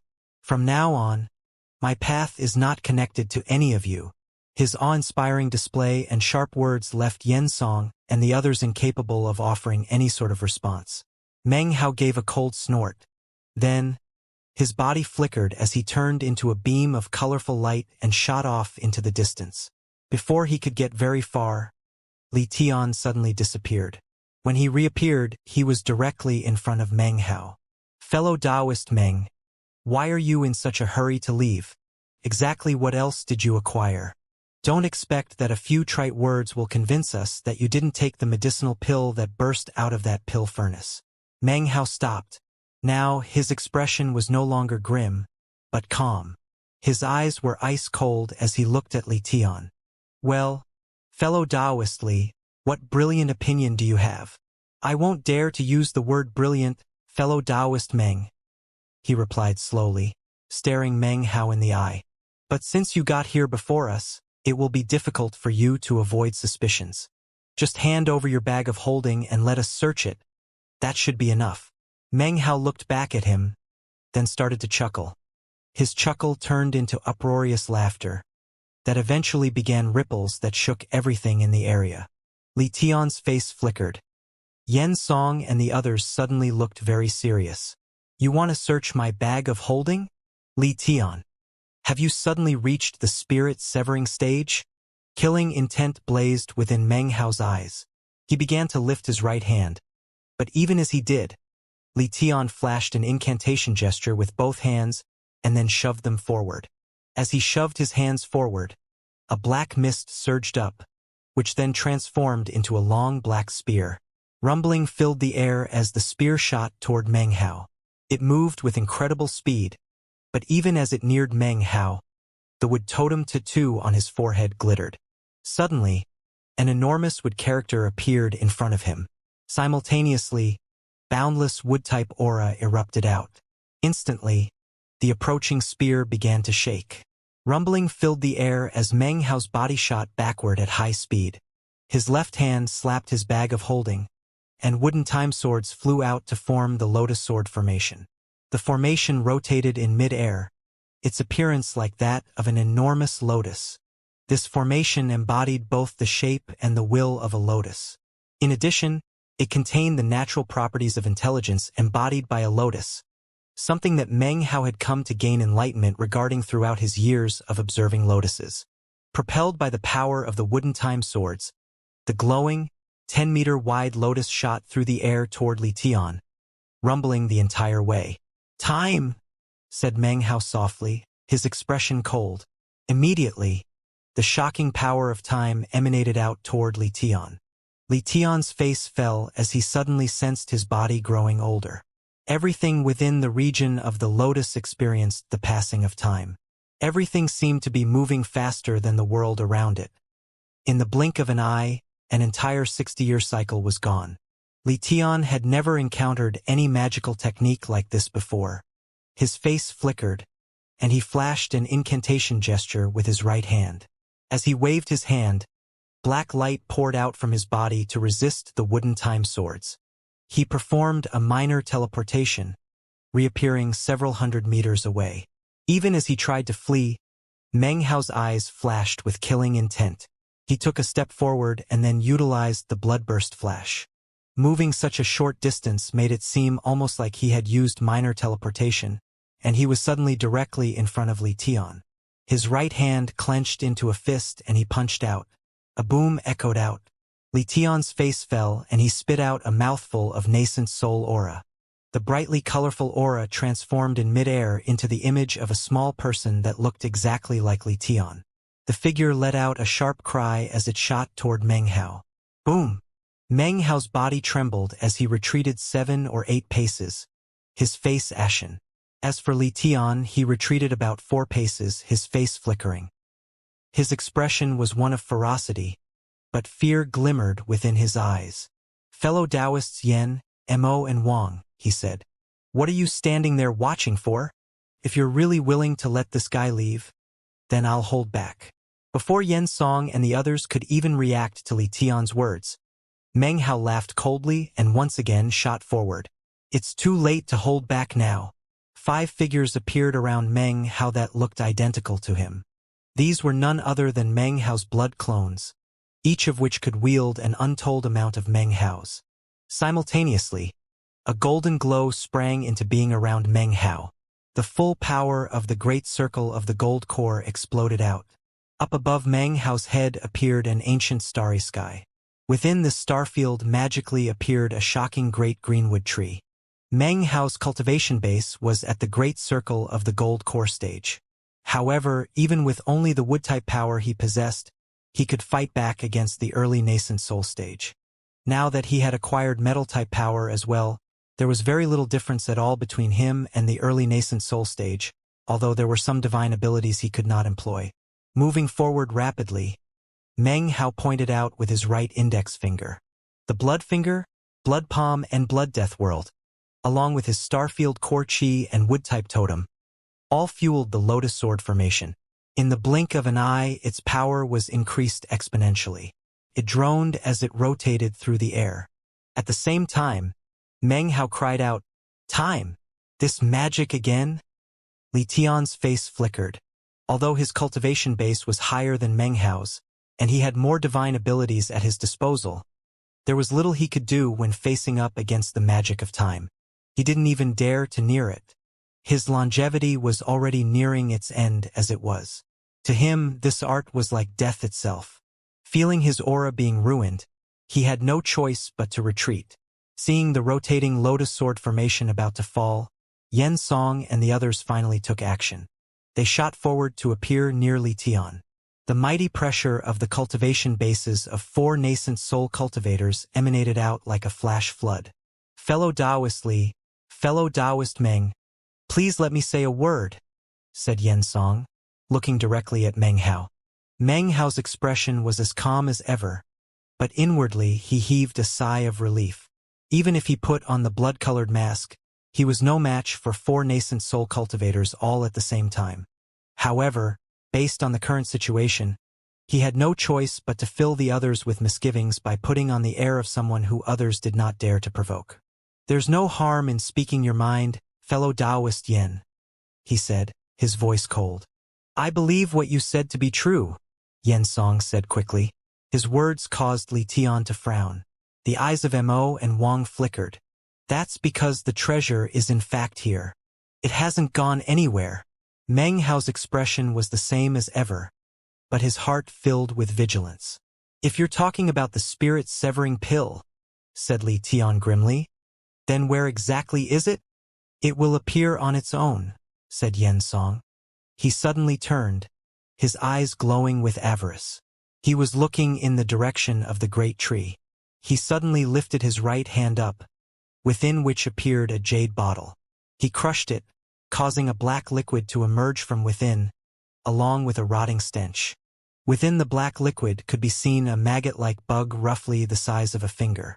Its segmented body was wriggling, and as soon as it appeared, it lifted its head up and let out a shrill cry. Its body turned into a black streak that shot toward the top of the tree. The sight of the thing shooting toward the treetop caused Meng Hao's face to flicker. Suddenly, a sound could be heard like that of metal scraping against metal. It drifted out from the top of the tree along with a billowing golden light. The weakened golden crow suddenly flew out to meet the black bug and prevent it from getting near the great tree. A rumbling sound filled the air as the golden crow opened its mouth. A golden glow appeared that surrounded the black bug. It shrieked as it was submerged and then crushed into ash. The golden crow's body was now flickering, clearly weakened further. However, its eyes were filled with sharpness and dignity as it glared around at everyone. Behind it was the great tree, which it apparently would sacrifice anything to protect. "The legendary golden crow pill is real," said Yen Song, laughing. "After it was created that year, it acquired a spirit and transformed into a golden crow. At one time it had the chance to achieve immortal ascension, but in the end it chose to grow weak. Instead, it used its life force to protect a great, dead tree." His eyes glittered with greed as he stared at the golden crow. Li Tian's eyes also glittered, and by now he was completely ignoring Meng Hao. His breathing came in pants as he stared at the golden crow. In his mind, he was looking at a spirit-severing pill from ancient times, something that could arouse a wild frenzy among countless cultivators. The eyes of Mo and Wang were also shining brightly. "It's been weakened to the point that it resembles little more than the nascent soul stage," said Li Tian. In a meaningful tone that lacked his previous hostility, he continued, "Fellow Taoists, this is good fortune for us. Let's catch it quickly and then discuss how to divide it up. Don't let it get away." Laughing loudly, he strode forward. Yen Song chuckled.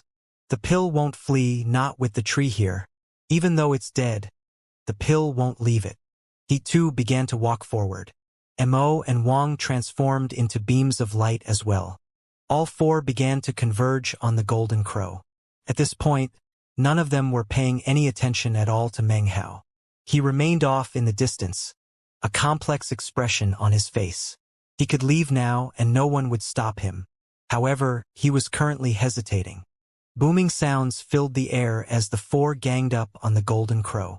It let out a metallic cry which turned into a golden shield that enveloped the area around itself and the great tree.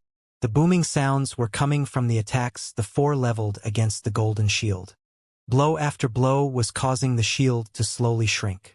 A look of exhaustion filled the eyes of the golden crow. Its life force was simply too faint. It looked back at the great tree, a look of profound longing in its eyes. More booms could be heard, and the shield shrank even further, forcing the golden crow to back up. Even the tree seemed to be decaying.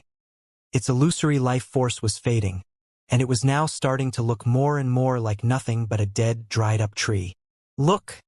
called Xianxia. "The only thing it can do is protect the tree. Be careful, though. Logically speaking, the golden crow can't possibly be this weak. Something strange is going on." Booms continued to echo out. However, the four attackers all had various thoughts running through their heads. Also, they were clearly not attacking with full strength, but were rather being guarded in their moves. They seemed to fear this golden crow. Such a bizarre spirit would no doubt attack back before it died, most likely with ferocity that could leave them dead. The golden crow looked at the withering tree and seemed to sigh. It flew up to perch at its top, trying once again to use its life force to restore the tree. Unfortunately, it just didn't have enough life force at its disposal. Its actions caused the golden shield to grow even weaker and weaker. His body trembled. Meng Hao's hands clenched into fists, and veins of blood appeared in his eyes. "It's weak because of me," he thought. "Otherwise Xianxia and the others could never force it down to this degree. If I leave, I'll be safe. But if I did that, I would be letting myself down." He looked at the bird. It was in a grave situation and was about to perish, but it was still watching the great tree. Meng Hao saw its medicinal pill aura waning, and once again thought of his master. He wasn't sure why he suddenly thought of master a second time, but as of this moment, his eyes filled with determination. There are some things that rationally speaking you shouldn't do, but you still do them anyway. He lifted his head up and then slapped his bag of holding. The blood-colored mask appeared. He placed it onto his face and immediately a bloody aura billowed out. A blood-colored mist roiled into being around Meng Hao, turning into Red Sea. As the sea waters undulated, a shocking killing intent exploded out of Meng Hao. Without a face, a single word, "Flames of war unify." As Meng Hao strode forward, he lifted his right hand. Behind him, an enormous face appeared. Its closed eyes snapped open, along with its mouth, as it uttered a soundless song of mourning. It then shot toward Xianxia and the three others. Almost the instant the face began to fly forward, Xianxia and the others looked back. Considering that the shield was just about to burst, Li Tian's eyes instantly filled with coldness and killing intent. "Are you looking to die?" The group of four exchanged glances and then began to unleash divine abilities toward Meng Hao. As soon as the divine abilities shot forward, the face collapsed into pieces. It was incapable of resisting the power of four nascent soul cultivators. However, it was at this moment that Meng Hao waved his right hand. The flag of three streamers temporarily unraveled from around the body of G19. It unfurled behind Meng Hao, long and black. Immediately, one of the streamers spread out. It was old and dilapidated, but it transformed into a massive black canopy that swept out. The overwhelming aura caused the faces of Xianxia and the others to flicker. Li Tian's pupils constricted. Mo and Wang began to pant in shock. All three of them could instantly feel a sudden, intense sensation of deadly crisis. A massive rumbling filled the air as the black streamer shot forward. Blood sprayed from Xianxia's mouth as he was sent tumbling backward, his face filled with astonishment. Li Tian's right arm was instantly torn into shreds. Blood spouted from his mouth as he shot backward in retreat, face pale and filled with disbelief. Blood-curdling shrieks could be heard from Mo and Wang. Blood shot out from their torsos as they were slammed into each other. Their wounds immediately healed, but their faces were devoid of blood. They shot backward in retreat, staring at Meng Hao with shock. Thanks to the blood-colored mask, Meng Hao's cultivation base had climbed up much higher. Now he could fully utilize the power of the first of the flag's 3 streamers. Although he had not been able to slay any of his 4 opponents with the attack, it was stunning enough to shake heaven and earth. It came at a price, though. Meng Hao's hair was once again white. However, because of the boundless life force of his wood character totem, he was not injured on a fundamental level. His face was pale, and blood seeped out of the corners of his mouth. Despite the injuries, after his attack swept Yen Song and the others away, Meng Hao stood with his back to the tree.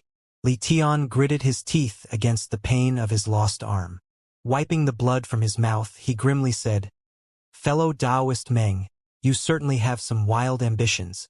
You want to kill the 4 of us and then take the medicinal pill for yourself." Just now, he had attempted to directly stand up to the attack, and had thus received this serious injury. "Fellow Taoist Meng, you're going against our agreement," growled old Devil Wang, his eyes thick with killing intent.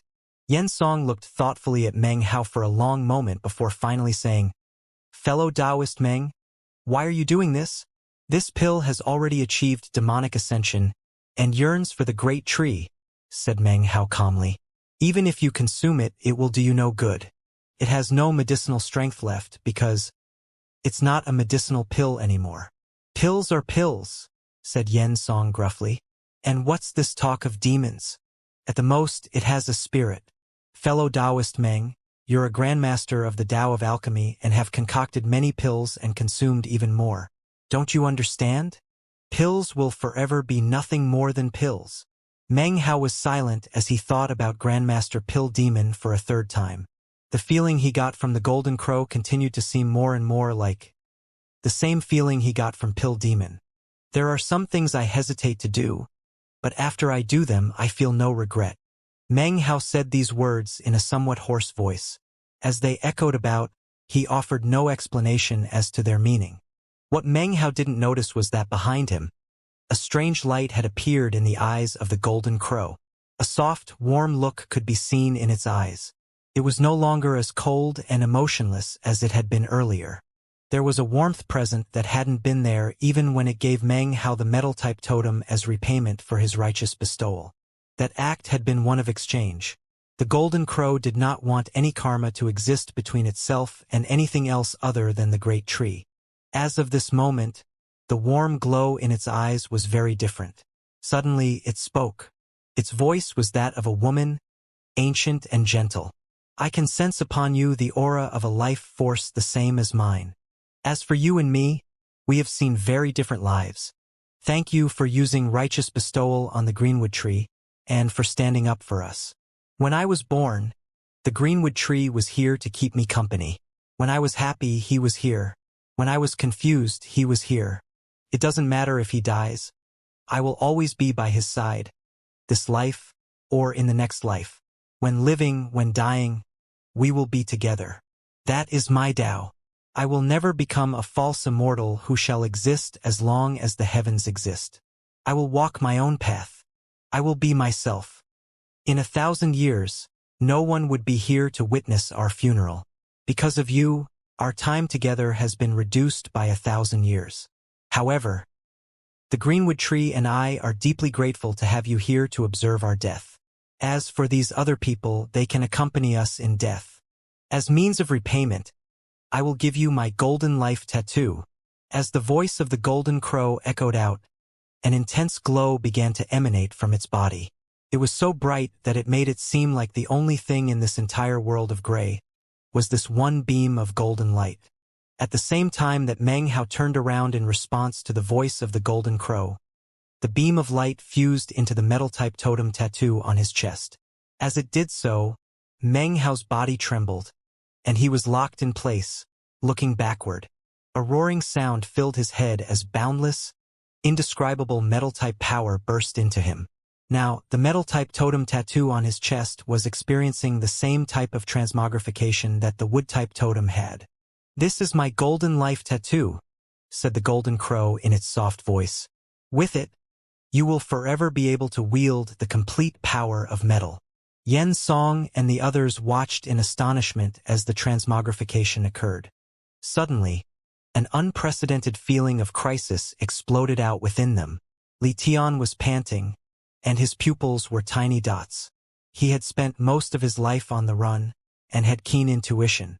Heart pounding, he instantly burst into motion. He did not move forward, but rather began to flee in the direction of the seventh volcano. Yan Song hesitated for a moment. Next to him, Mo and Wang exchanged a glance and then began to retreat. Right at this moment, a sigh suddenly came from atop the golden tree from the golden crow. At the same moment, the golden glow that could be seen with the naked eye suddenly vanished, as though all of it had suddenly been retracted away, starting from the roots of the tree and condensing at its crown. As the golden light flowed upward, the original color of the tree was slowly revealed. It was a grayish color, the grayness of death. Soon, all of the golden light from the tree had coalesced onto the body of the golden crow. Now the golden crow emanated a shocking golden glow. Within the glowing goldenness, the body of the crow began to change. Soon, it was a young woman wearing a long golden robe. Despite her young appearance, she emanated an aura of ancientness. She stood there at the crown of the tree, looking down with an expression of grief. "Ashes to ashes, dust to dust," she murmured. Then she stepped forward. As she moved, ripples spread out through the air. Each move she made caused change. Everything began to turn to gold. Even the sky seemed to become solid. The whole place was turning into a world of metallic gold. As of this moment, every part of this world, every life, all existence, became a part of this golden metal. Currently, Li Tian was fleeing at top speed, and had almost reached the mouth of the seventh volcano. It was at this point that his face suddenly filled with complete terror and astonishment. Despite the fact that the woman-form golden crow didn't seem to be moving very quickly, she suddenly appeared directly in front of him. "You!" Li Tian began to pant, and his pupils constricted. A sudden, intense feeling of grave crisis swept over him like floodwaters. Without a moment's hesitation, he began to flash an incantation sign. A vast quantity of magical items burst forth from his bag of holding. He shoved his hands out, using all the power he could muster to summon a black fog that emanated terrifying ripples. "If you're gonna die, then just die. You're not taking me with you," he roared. However, even as his divine ability manifested and a shocking aura emanated out, a golden hand shot through the air, pierced through the black mist, distorting the ripples. The hand was then right in front of Li Tian. A finger tapped down lightly on the top of his head. The woman turned to look at Meng Hao. Her voice soft, she said, "Remember, this is the first word of my golden life tattoo. Convergence WYRD. Any life that I touch will turn into gold." Li Tian's entire body shook in response to her touch.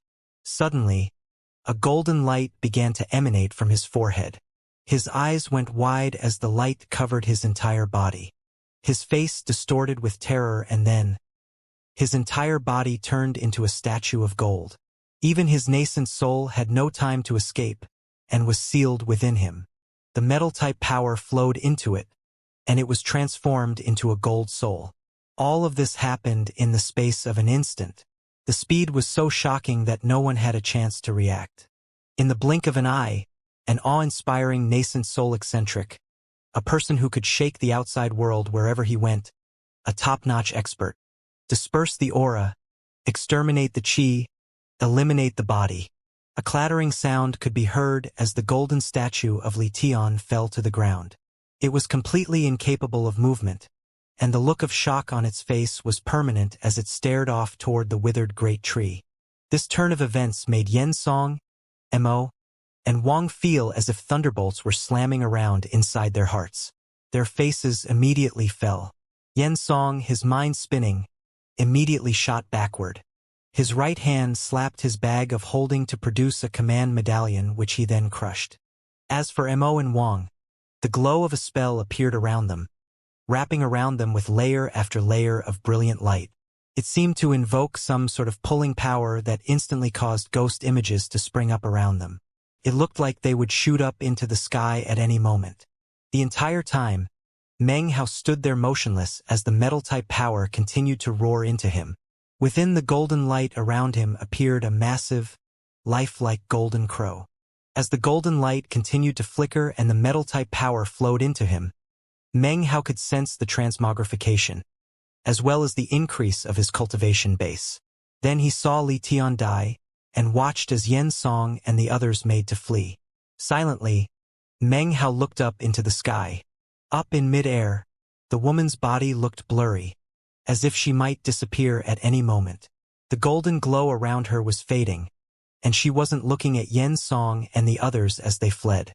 Instead, she gazed at Meng Hao. Next, my golden life tattoos second WYRD. I call it Net of Heaven. With that, the woman extended her right hand and pushed it down toward the ground.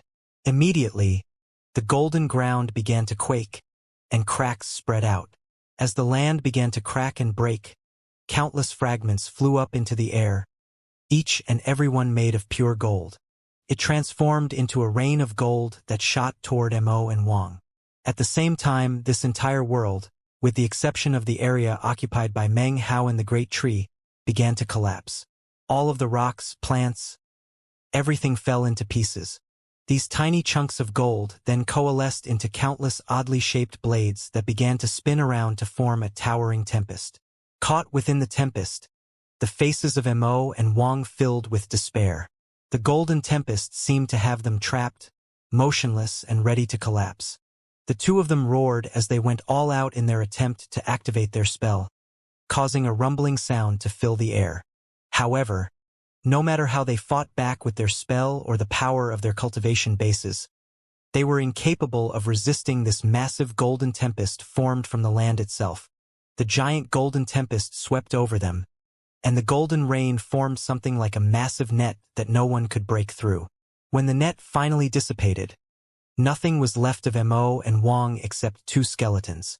Not far away from their bodies, their nascent souls were attempting to flee. However, they couldn't get far enough away, and were also destroyed by the tempest.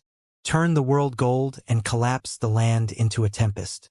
Use this power to form the net of heaven, which can exterminate all wills. There is a third WYRD called, If Not a Pill. The woman was now very faint and blurry, as if she were about to disappear.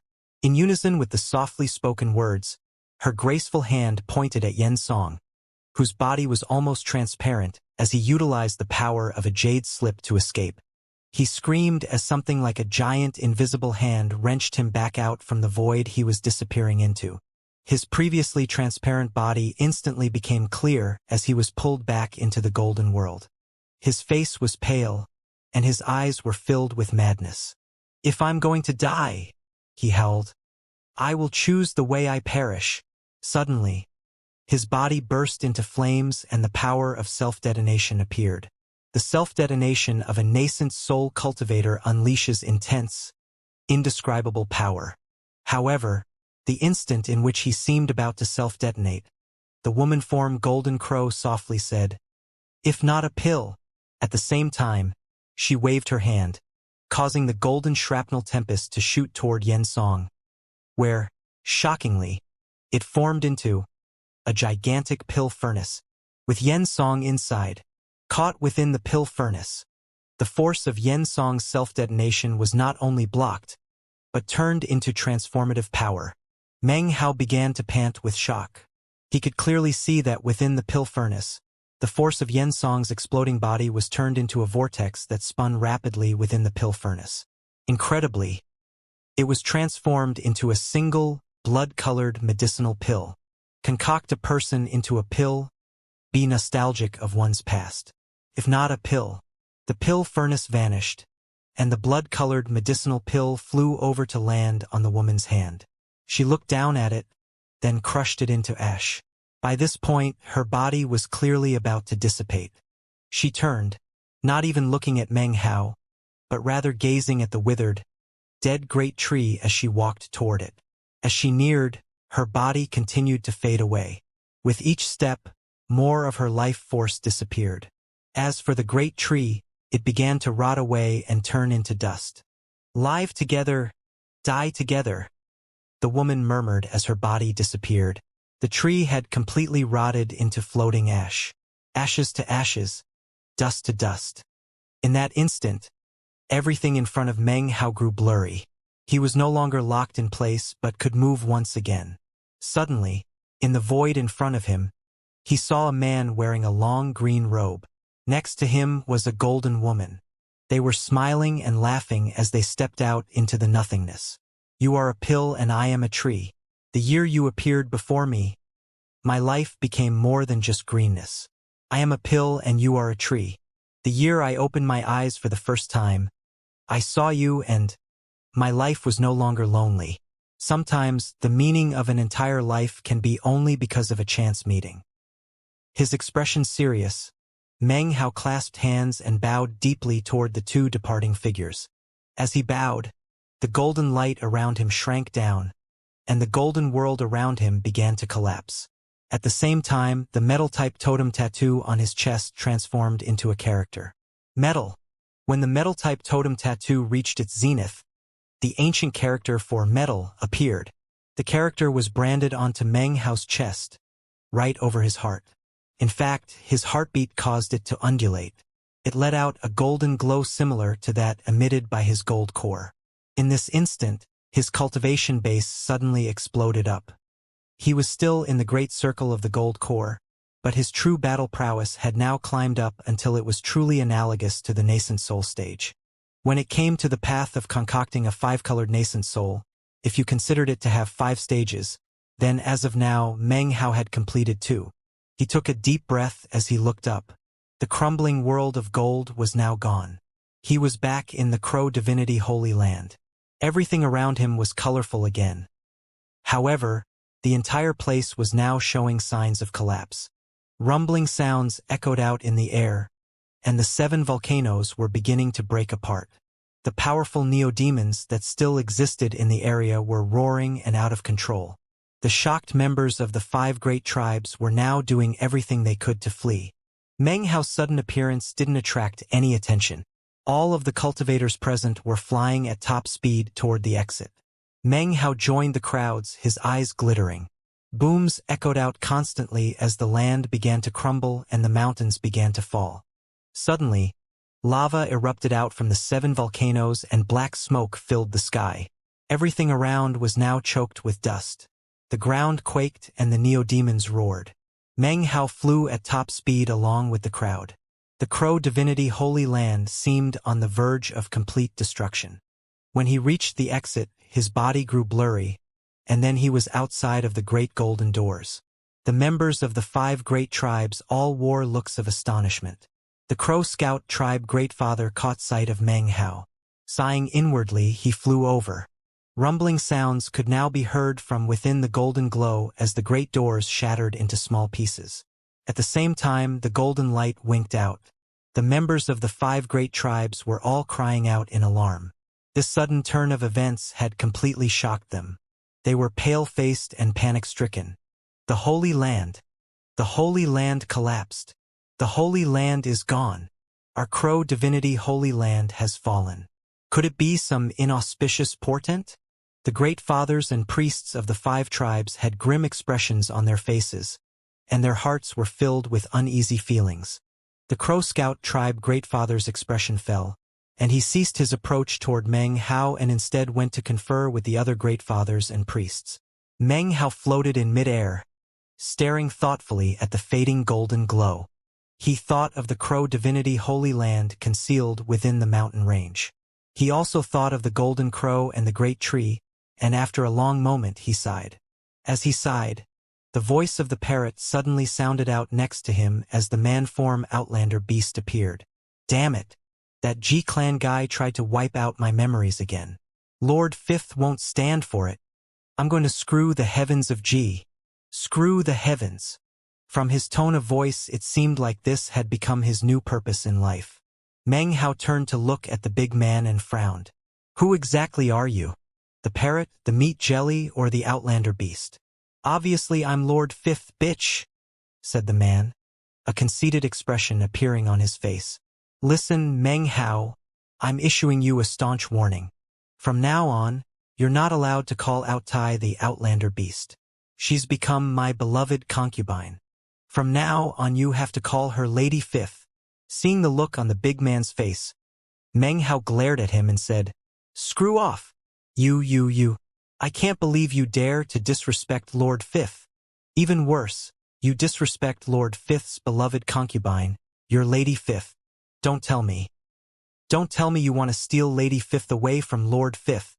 Having suddenly reached this conclusion, the parrot was furious. Even as the parrot's ire was provoked, the great fathers and priests of the 5 great tribes split apart, their expressions serious. They made their way back toward their respective tribes, followed by the other tribe members. The Crow Scout tribe great father and Sky priest approached Meng Hao, bitter smiles on their faces. It was the great father who spoke first. The Crow divinity Holy Land has collapsed and the protection of the ancestor has disappeared. Such an event is impossible to cover up. It won't be long now before other tribes in the region find out. The Sky priest then continued. There are large and powerful tribes that have had their eyes on us for a while, but were frightened off by the Holy Land. They will certainly be itching to cause trouble. For us 5 tribes, this is a huge catastrophe. If we can't hold out against them, our tribes will be completely wiped out. You 2 are the most powerful vassals in the Crow Scout tribe. At this moment of crisis for our tribe, I truly hope that you will be kind enough to provide assistance. The Crow Scout tribe will definitely provide liberal compensation. With that, the 2 of them clasped hands and bowed to Meng Hao in the man-form Outlander Beast. Meng Hao said nothing in response. Instead, he transformed into a beam of light and followed the other Crow Scout tribe members as they returned to their tribe. After reaching the rear mountain district, he entered his courtyard. As soon as he did, he slapped his bag of the cosmos, causing Big Harry and the rest of his Neo-Demon horde to fly out. Then he looked down into the bag at the collection of other Neo-Demons inside. They included the Black Crows, the group of fierce mosquitoes, the Crimson Crocodile, and the enormous lizard, all the other Neo-Demons he had acquired in the Crow Divinity Holy Land. Meng Hao's expression was the same as ever as he examined them. If I can really absorb all of these Neo-Demons into my collection, then my status in the Western Desert as a Grand Dragoner will be much more valid. Having reached this conclusion, he slapped the bag, causing a black crow to fly out. Eyes glittering, he pointed his finger out. Immediately, the demonic chi in the area congealed onto his finger, transforming into pressure that weighed down onto the black crow. Time slipped by. Meng Hao sent some of his Neo-Demon horde outside to prevent anyone from interfering with his seclusion. A month passed. During that month, everyone in the 5 tribes of the Crow Divinity were all on edge. The strife and struggle that had existed previously between the tribes had vanished. The great fathers and priests had frequent talks behind closed doors. In the end, they chose to stand together and form an alliance. At the same time, the vassals from the various tribes came to the realization that the collapse of the Crow Divinity Holy Land was going to lead to all sorts of trouble. Gradually, they began to leave. They were only vassals, not true tribe members. Faced with imminent disaster, it was only natural that they would be unwilling to stay behind. In less than half a month, more than half of the vassals were gone. However, the alliance between the 5 tribes had restored some of the former grandeur of the Crow Divinity tribe. Furthermore, although many vassals had departed, the tribes still had many powerful experts, and their overall power actually increased. As for the leadership of the 5 great tribes, including the great father of the Crow Scout tribe, their attention was now focused primarily on Meng Hao. As a Grand Dragoner, Meng Hao had already astonished them.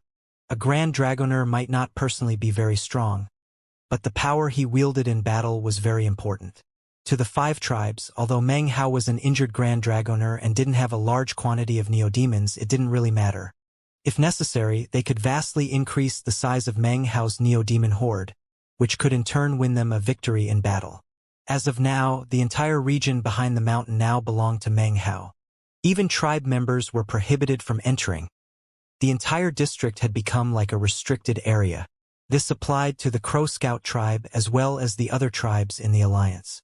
Because of Meng Hao's standing, he didn't need to take the initiative to ask for this. the 5 great tribes took the initiative to offer it up willingly. Even more respectful of Meng Hao was Gula. He had moved over to the Crow Scout tribe, and now sat cross-legged outside of Meng Hao's district behind the mountain. It was as if he was standing guard. The wild giant was there too, and it would occasionally let out shocking roars that shook heaven and earth. As for the big man who was actually the Parrot and the others, he stuck around at first, but after a while ended up venturing out to return only occasionally. After some time passed, the wild giant, who found it hard to stay in one place for a long time, would join Big Harry and the others when they went out into the mountains. Another half-month passed, and Meng Hao was still in seclusion. It was at this point that a long beam of light flew through the air in the sky outside of the mountain range occupied by the 5-tribe alliance. Within this beam of light were 32 gigantic spiders. Each one was hundreds of meters long and completely fierce in appearance. They were brightly colored, making it obvious that they were extremely poisonous. At first it looked like they were flying, but actually, an enormous web filled the sky wherever they went. The web glowed with a mysterious light that made it stand out in contrast to the blue skies and white clouds. Seated cross-legged atop the 32 gigantic spiders was a group of people wearing identical robes, whose bodies were festooned with totem tattoos. Behind the 32 spiders was a massive round, stony meteorite. A hole had been excavated in the middle of the gigantic rock, revealing an interior of crystal that looked like agate. It glowed with a violet light and even seemed to have liquid circulating about inside. Slouching there was a middle-aged man in a long white robe. He was surrounded by several coquettish women who were currently massaging his shoulders. This man's features were handsome, but he had a large black mark on his face that completely changed his appearance. Lines of silk attached the gigantic meteorite to the 32 spiders, who were pulling it through the air. Behind them all, the sky was darkened with a vast quantity of spider neodemons. On the back of one of the giant spiders up ahead was a young man. Looking back at the agate meteorite, he clasped hands and bowed toward the white-robed man. In a loud voice, he said, "Your Excellency Dragoner, up ahead are the ruins of the Crow divinity. It is currently occupied by the 5 lesser tribes. The old fogies back in the tribe are being too cautious," said the man languidly, his expression proud and aloof. "These trifling 5 tribes only managed to gasp their way until now because of the protection of the Crow divinity. The priests figured out that the Crow divinity is gone now, so what's the point in mobilizing such a big force to destroy them? And how come I got sent to probe them out? Whatever. Since I'm here, I'll handle things like I usually do. Before they die, I'll offer them a little bit of hope and then crush it. My demon spiders love to eat the flesh of depressed humans. Spider apprentice, bring forth the Crimson War Declaration." It seemed that to this white-robed man, considering his identity, being dispatched to this place was somewhat of a humiliation. The man's voice echoed out to the western desert cultivators who sat on top of the 32 giant spiders. When they heard the Crimson War Declaration mentioned, their vicious faces filled with the thirst for blood. They licked their lips. The eyes of the youth who had spoken moments before turned red, and his lips twisted into a vicious smile. The Crimson War Declaration had only one purpose. It meant that the entire tribe, including tribe members and vassals, would have 3 chances to fight. If they were defeated 3 times in a row, the result was a slaughter and the complete destruction of the entire tribe. The sky overhead was instantly filled with bright colors, as well as wailing cries. The faces of the members of the 5 tribes flickered as they looked up. The great fathers, priests, and grand elders of the 5 tribes made up quite a group of nascent soul experts, more than 20 in total. In the southern domain, they would count as a mid-sized sect. Of course, without a spirit-severing cultivator, they couldn't be considered a great sect. In the western desert, the 5-tribe alliance could be considered a powerful force equivalent to a mid-sized tribe. However, all of the powerful experts were looking up at the enormous spiders in the sky, and their faces grew dark. That's the Great 5 Poisons tribe. To be able to control such a large number of spiders, that guy must be Zhou Yi, rank 9 Dragoner from the Spider Branch. I've heard that he's haughty to the extreme, His cultivation base is only in the mid-core formation stage, but as a rank 9 Dragoner, he controls a vast amount of Neo-Demons, plus 32 level 10 giant Neo-Demons who are comparable to the nascent soul stage. In recent years, he single-handedly exterminated quite a few tribes. At the same time that the faces of the members of the 5 tribes fell, and the nascent soul experts' hearts sank, the cries from up above grew even more intense. Tens of thousands of ferocious spiders poured down from above to hover in midair. The savage aura that emanated from this black mass spread out to cover the entire mountain range. At the same time, the 32 level 10 Neo-Demons, each of them hundreds of meters long, whistled through the air, emanating a powerful aura similar to a nascent soul cultivation base. The explosive power of it shook everything. In addition to the 32 level 10 spiders, there was the gigantic meteorite that flew along behind them. It was about 300 meters up in the air, its exterior pitch black, but its interior lit with a violet glow that made it seem as if the man sitting inside was completely violet. Powerful pressure emanated out, causing the members of the 5 great tribes to grow pale as they looked up into the sky. Wu Ling, Wu Qian and the others began to breathe heavily, and their faces filled with fear. The young man atop the huge spider who had spoken earlier suddenly called out in a sharp voice, "My lord, the exalted Dragoner Zhou Yi of the 5 poison tribes spider branch desires to battle any cultivator in the world. You have 3 chances to win. If you fail, your 5 tribes will be washed clean with blood." His expression was one of arrogance as his voice echoed out in all directions. He waved his right hand, causing a red jade slip to shoot down toward the ground. It suddenly exploded and transformed into a red mist that billowed out to form a red battle platform 3,000 meters wide. You have the space of 20 breaths. If no one steps forward to fight, it will be taken as a forfeiture, and the cleansing by blood will begin. The young man licked his lips, and a bloodthirsty glint appeared in his eyes. Around him, the 32 gigantic spiders with cultivation bases similar to the nascent soul stage had cold-blooded expressions and emitted vicious auras. The 5 tribes were silent. The 20 or so nascent soul cultivators, including the Crow Scout tribe Greatfather, all exchanged glances. Considering the combined might of the 5-tribe alliance, it would be impossible for trifling Zhou Yi to exterminate them, even with his 32 level 10 Neo-Demons. Whether in terms of the 5 tribes' defensive spell formations or their sacred ancients, they were more than enough to handle this one crisis. However, what they truly were worried about was the fact that Zhou Yi represented the 5 Poisons tribe. Considering these nascent soul eccentrics were all great fathers, priests, and grand elders, it was obvious that they were wily old foxes. They could immediately tell what was going on. "They're probing us out. The Crow Divinity Holy Land just collapsed, so the 5 Poisons tribe is a bit hesitant in coming here. Therefore, they decided to feel us out. That's right. If we fight and win, then perhaps we can frighten them. Then we'll have a bit more time. Even better would be if we won and killed him. That would be perfect. Alternatively, we could just not fight. We could immediately activate the protective spell formation and let them attack us. The latter has various advantages and disadvantages. The former would be the most direct route." The nascent soul cultivators were silent for a moment. Glances were exchanged, and many of their gazes came to fall on the Crow Scout tribe Greatfather. Since Meng Hao was a Grand Dragoner, that put the Crow Scout tribe in a high position within the 5-tribe alliance. "Constantly running away from conflict reveals your weakness to the enemy," he said. "The Great 5 Poisons tribe isn't stupid, and will be able to see the true situation. Then, when the true conflict begins, we would really be weak. This battle must be fought. Furthermore, that man must be killed. If we strike like lightning and exterminate him, it will give rise to fear." A gleam of ruthlessness appeared in the eyes of the Crow Soldier tribe Greatfather. "Fight!"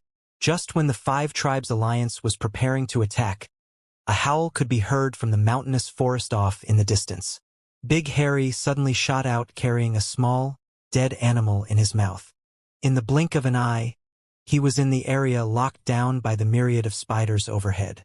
Behind Big Harry were the rest of the Greenwood wolves, all of whom were dashing along at top speed carrying animals in their mouths. They often went hunting for food, and after having fun for a while would return to rest outside the courtyard where Meng Hao was currently in seclusion. At this exact moment, they were returning from such a jaunt. Their appearance was quite sudden, and immediately caused a disturbance among the spiders. As for the 32 giant spiders, their auras suddenly retracted, and cold looks appeared in their eyes. "Eh," said Zhou Yi, a look of surprise on his face as he sat up straight inside his meteorite, his eyes glittering as he looked at Big Harry. "That's a wolf king. Furthermore, it's been mutated. Excellent, excellent. I never imagined that I would find a neo-demon like that in this place. The ones behind it aren't as good, but still not bad." Even as Zhou Yi was muttering to himself, the ground suddenly shook and a roar could be heard from within the forest. Then the wild giant appeared, crashing out from the trees. Its enormous frame was shocking to the extreme, and the instant it appeared, the surrounding spiders emitted strange calls.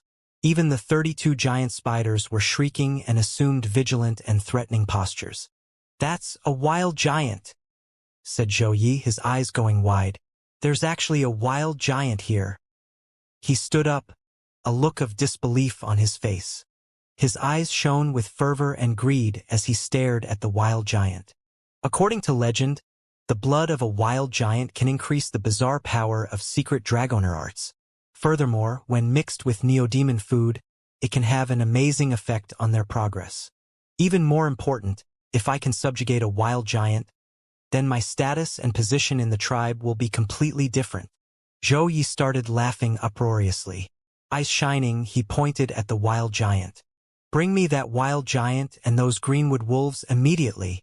By now, he had completely forgotten about the Crimson War Declaration. As soon as his words rang out, the surrounding spiders shot through the air toward Big Harry and the others. Shocking, ferocious power emanated out from the 32 giant spiders as they shot spiderwebs out toward the wild giant. In addition, the 5 Poison's tribe members on their back flew forward in attack. As for Zhou Yi, he immediately sent his meteorite flying forward, completely ignoring the members of the 5 Tribe Alliance. When this happened, the 5 Tribe Alliance members all stared in shock. The Crow Scout Tribe Great Father and the others exchanged delighted glances.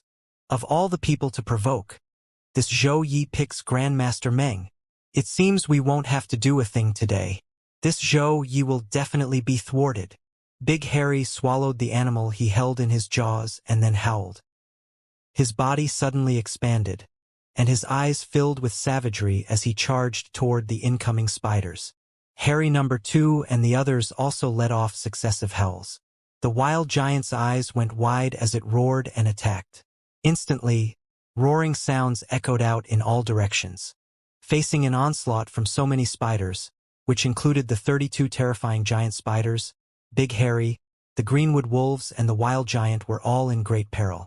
Huge webs descended onto Harry number 2 and the other greenwood wolves, making it impossible for them to even struggle.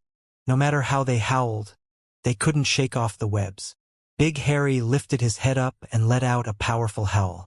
Now, the level 10 spiders turned their attention to the wild giant. After being covered with hundreds of huge webs, it let out a cry of pain. As for Big Harry, his eyes were red as he glared at Zhou Yi sitting there in his flying meteorite. Big Harry's body flickered as he dodged one of the giant webs. Then, he turned into a beam of white light that shot directly toward Zhou Yi. Zhou Yi stood in his meteorite, laughing as Big Harry approached. He raised his right hand and gestured forward.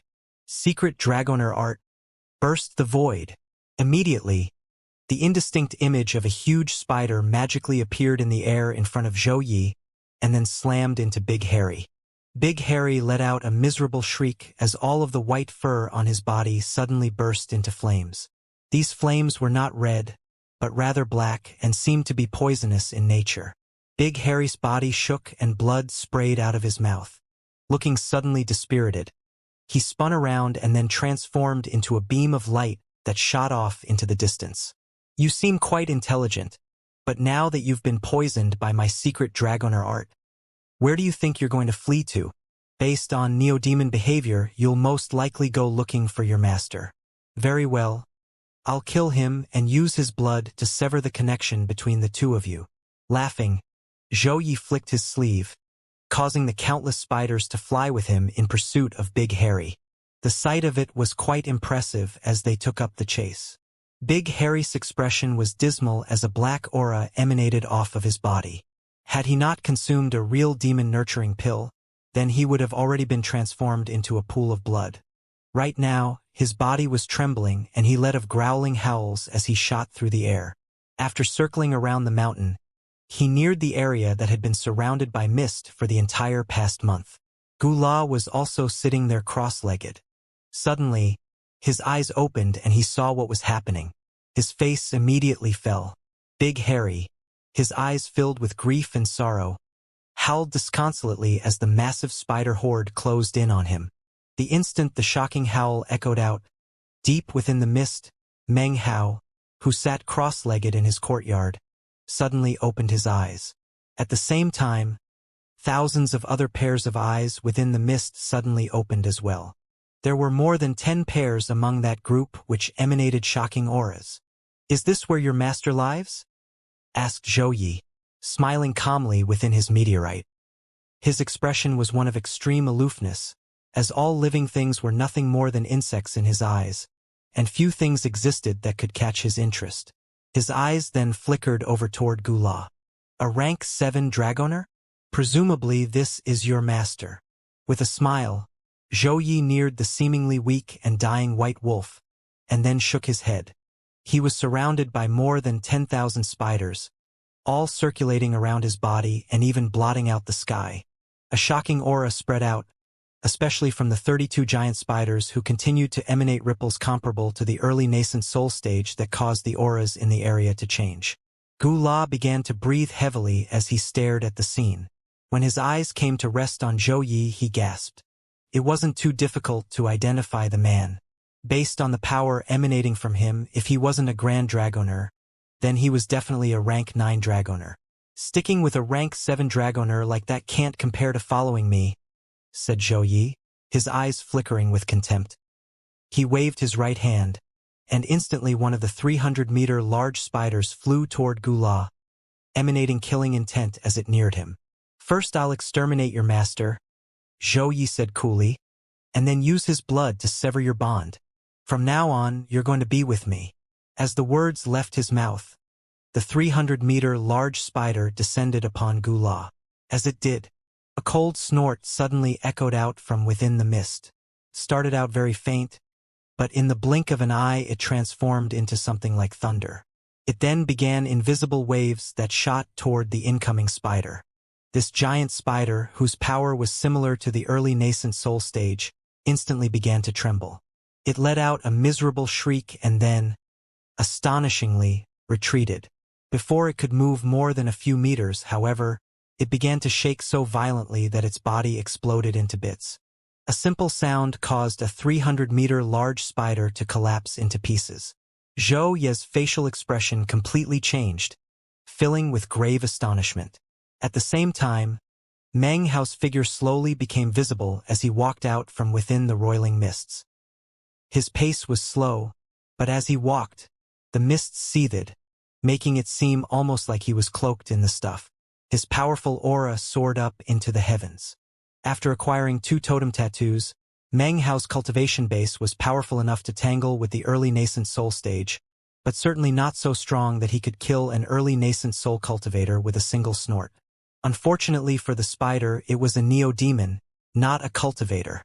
As a demon sealer, Meng Hao was innately capable of emitting pressure upon neo-demons. This was a technique he had come to master during the past month, in which he took command over all the neo-demons in his bag of holding. Meng Hao had come to call it demonic pressure. Now that he could use demonic pressure, Meng Hao was a Grand Dragoner in more than just name only. As he strolled out, Zhou Yi's face flickered again. Without even realizing it, he backed up a few paces. The more than 10,000 spiders around him began to tremble. It was as if to them, Meng Hao was the most powerful neo-demon in the world. In addition to trembling, some of them even let out miserable shrieks. "Grand Dragoner!" Zhou Yi was panting as he looked at the reaction of the neo-demons around him. A buzzing sound filled his mind, a feeling that he had experienced before only when meeting Grand Dragoners in his tribe. Despite his change in facial expression, Zhou Yi abruptly said, "Well, so what if you're a Grand Dragoner? How many neo-demons do you have, you?" Before he could finish his statement, droning sounds could be heard from the black mist behind Meng Hao as nearly 1,000 green mosquitoes appeared. Each of the mosquitoes was about 3 meters long and had long, sharp mouthparts. Their bodies were covered with bristly fur, and they looked matchlessly malevolent as they blotted out the sky. "Demonsquitoes!" gasped Zhou Yi, his eyes growing wide. Such creatures were rare in the western desert. In fact, in his entire life, Zhou Yi had only ever seen 10 in total. Not only did they have the fearsome ability to drain the blood of the bodies of creatures vastly larger than them, but even more shocking, they were extremely poisonous. Actually, in some aspects their poison wasn't really a poison, but a plague. These demonsquitoes were incredibly divine and mighty, and the shocking fact that there were over 1,000 of them caused Zhou Yi to breath deeply. Simultaneously, the 10,000 spiders in the area began to shriek, and some of them even fell prone on the ground, not daring to move. Behind the 1,000 demonsquitoes, a black light appeared. Within the black light were countless black crows flying through the air. Their eyes emanated a shocking, bright red glow. "Those are demon crows." Zhou Ye's brain was once again filled with a buzzing sound. Crows such as these were not often seen in the western desert. Most frightening of all were the legends told about them. Supposedly, these demon crows had some connection with the dead. According to the stories, they could bring dead people back to life. Some of the spiders next to Zhou Yi were now completely ignoring any of his commands. They prostrated themselves on the ground, not daring to move even a muscle. Next, even more neo-demons appeared behind Meng Hao. Each one that did caused Zhou Ye's expression to flicker. When the red crocodile appeared, Zhou Yi gasped and his face filled with unprecedented astonishment. Searing Demondile. That's a neo-demon from ancient times. A searing Demondile. They're born at level 8, within the depths of volcanoes. After that, the giant lizard crawled out. As soon as it appeared, it let out a bellowing roar that caused the surrounding black mist to congeal and be sucked into its mouth. That's another ancient neo-demon. Heaven's slaughtering lizard. Zhou Ye's entire body was shaking. By this point, each and every one of his spiders were frightened to death. Even the 300-meter large spiders were trembling and prostrating themselves, not daring to move. Just who exactly did I manage to provoke? A Grand Dragoner with so many fearsome neo-demons. Damn it, even the Grand Dragoners back in the tribe don't have neo-demons that can compare to these. Zhou Ye's face was ashen as he said, "Sir." Before he could finish, Meng Hao, his face expressionless, flickered forward with incredible speed to appear next to Big Harry. Completely ignoring Zhou Yi, Meng Hao squatted down and gently petted Big Harry's back. As he did, the poison completely vanished from within him. After the space of a few breaths, Big Harry was completely back to normal. He rose to his feet and let out some yipping sounds as he rubbed Meng Hao with his huge head. "I understand," said Meng Hao, nodding his head. He then pointed out with his finger, causing one of the nearby 300-meter-long spiders to instantly explode. Then he pointed at another one. 2 exploded. One after another, Meng Hao exterminated 6 of the 300-meter-large spiders. Those were the ones who had injured Big Harry. Now they were nothing more than ash floating in the wind. "Any more?" asked Meng Hao, looking at Big Harry. Big Harry nodded and let out a few more yips. Seeing this, Zhou Ye's scalp went numb. He was now scared out of his mind. "I'm from the 5 Poisons tribe, Even as he began to speak, Meng Hao suddenly looked over at him. Meng Hao stepped forward, and in the blink of an eye was directly in front of Zhou Ye's meteorite. He reached out and slapped it lightly. The slap caused a roaring sound to fill the air. The meteorite tumbled backward, emanating cracking sounds as it did. Huge fissures covered its surface. Although it didn't break into pieces, A deep palm print was now clearly visible on its surface. "Humph," said Meng Hao, his eyes glittering. Zhou Ye's mind and heart were reeling, and blood sprayed from his mouth. His eyes were filled with disbelief and complete astonishment. This meteorite was a precious treasure of the Dragoners in his tribe. Dragoners of the Western Desert seem powerful because they can control large quantities of neo-demons. However, they have a fatal weakness. That weakness is the fact that Dragoners generally lack a powerful cultivation base. Because of that weakness, they can be easily killed. That is why Dragoners in the Western Desert take special care to protect themselves. This meteorite was exactly such a precious treasure, capable of withstanding a blow from the early nascent soul stage without being harmed. However, just now Zhou Yi could clearly sense that his precious treasure had been cracked. That could only mean one thing. This Grand Dragoner had a nascent soul cultivation base. The Grand Dragoners in my tribe are only of the great circle of core formation. Grand Dragoners who have nascent soul cultivation bases are almost completely invincible. They are rare in the Western Desert, and their secret Dragoner arts are capable of summoning spirit, severing neo-demons. Zhou Yi was so scared that his whole body was shaking. He let out a shriek as he pushed his meteorite to go even faster. Clearly, he was planning to flee. By this time, the members of the Five-Tribe Alliance, including the nascent soul eccentrics, had arrived on the scene. Seeing everything that had happened caused them to gasp. They knew Meng Hao was strong, and had assumed that if they all joined forces, they would be able to suppress him if necessary. Now, their faces fell and their hearts filled with foreboding as they realized that their lack of action before had led to the White Wolf and the Wild Giant being injured. Before they could even begin to think of how to make up for their actions, Meng Hao's body shot forward toward Zhou Yi. His right hand formed a fist which punched out. A boom filled the air, and more cracks appeared on the meteorite. "Senior, please spare me. Sir, everything just now was an accident. A misunderstanding." Shocking roars filled the air as Meng Hao punched out 3 times in succession. Finally, a splintering sound could be heard as the meteorite disintegrated into pieces. Zhou Yi was pale-faced and incapable of fleeing. Meng Hao reached out and grabbed him by the neck. He then looked back at Big Harry. "Was it this arm?" he asked. Big Harry nodded, letting out some more yips as he recalled the humiliation he had endured. Meng Hao nodded and grabbed hold of Zhou Yi, who let out a blood-curdling scream as his arm was directly ripped off of his body and transformed into a haze of blood and gore. Meng Hao's expression was the same as ever as he hovered there in midair. He was just about to release Zhou Yi when he suddenly noticed the Wild Giant, Harry No. 2, and the others who were currently bound up and injured within the spider webs. Seeing this, a cold light appeared in his eyes. He suddenly clenched his fist. A cracking sound could be heard as Zhou Ye's neck was instantly crushed. His eyes went wide, and he was dead. Meng Hao released Zhou Yi and then turned to face the nascent soul eccentrics of the Five-Tribe Alliance. "Well, hello," he said.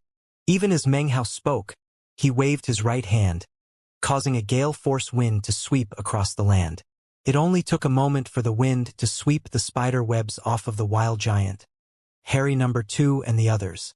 The webs became nothing but ash. Having been freed, the Wild Giant lifted its head up and roared. In turn, all of the neo-demons that belonged to Meng Hao began roaring.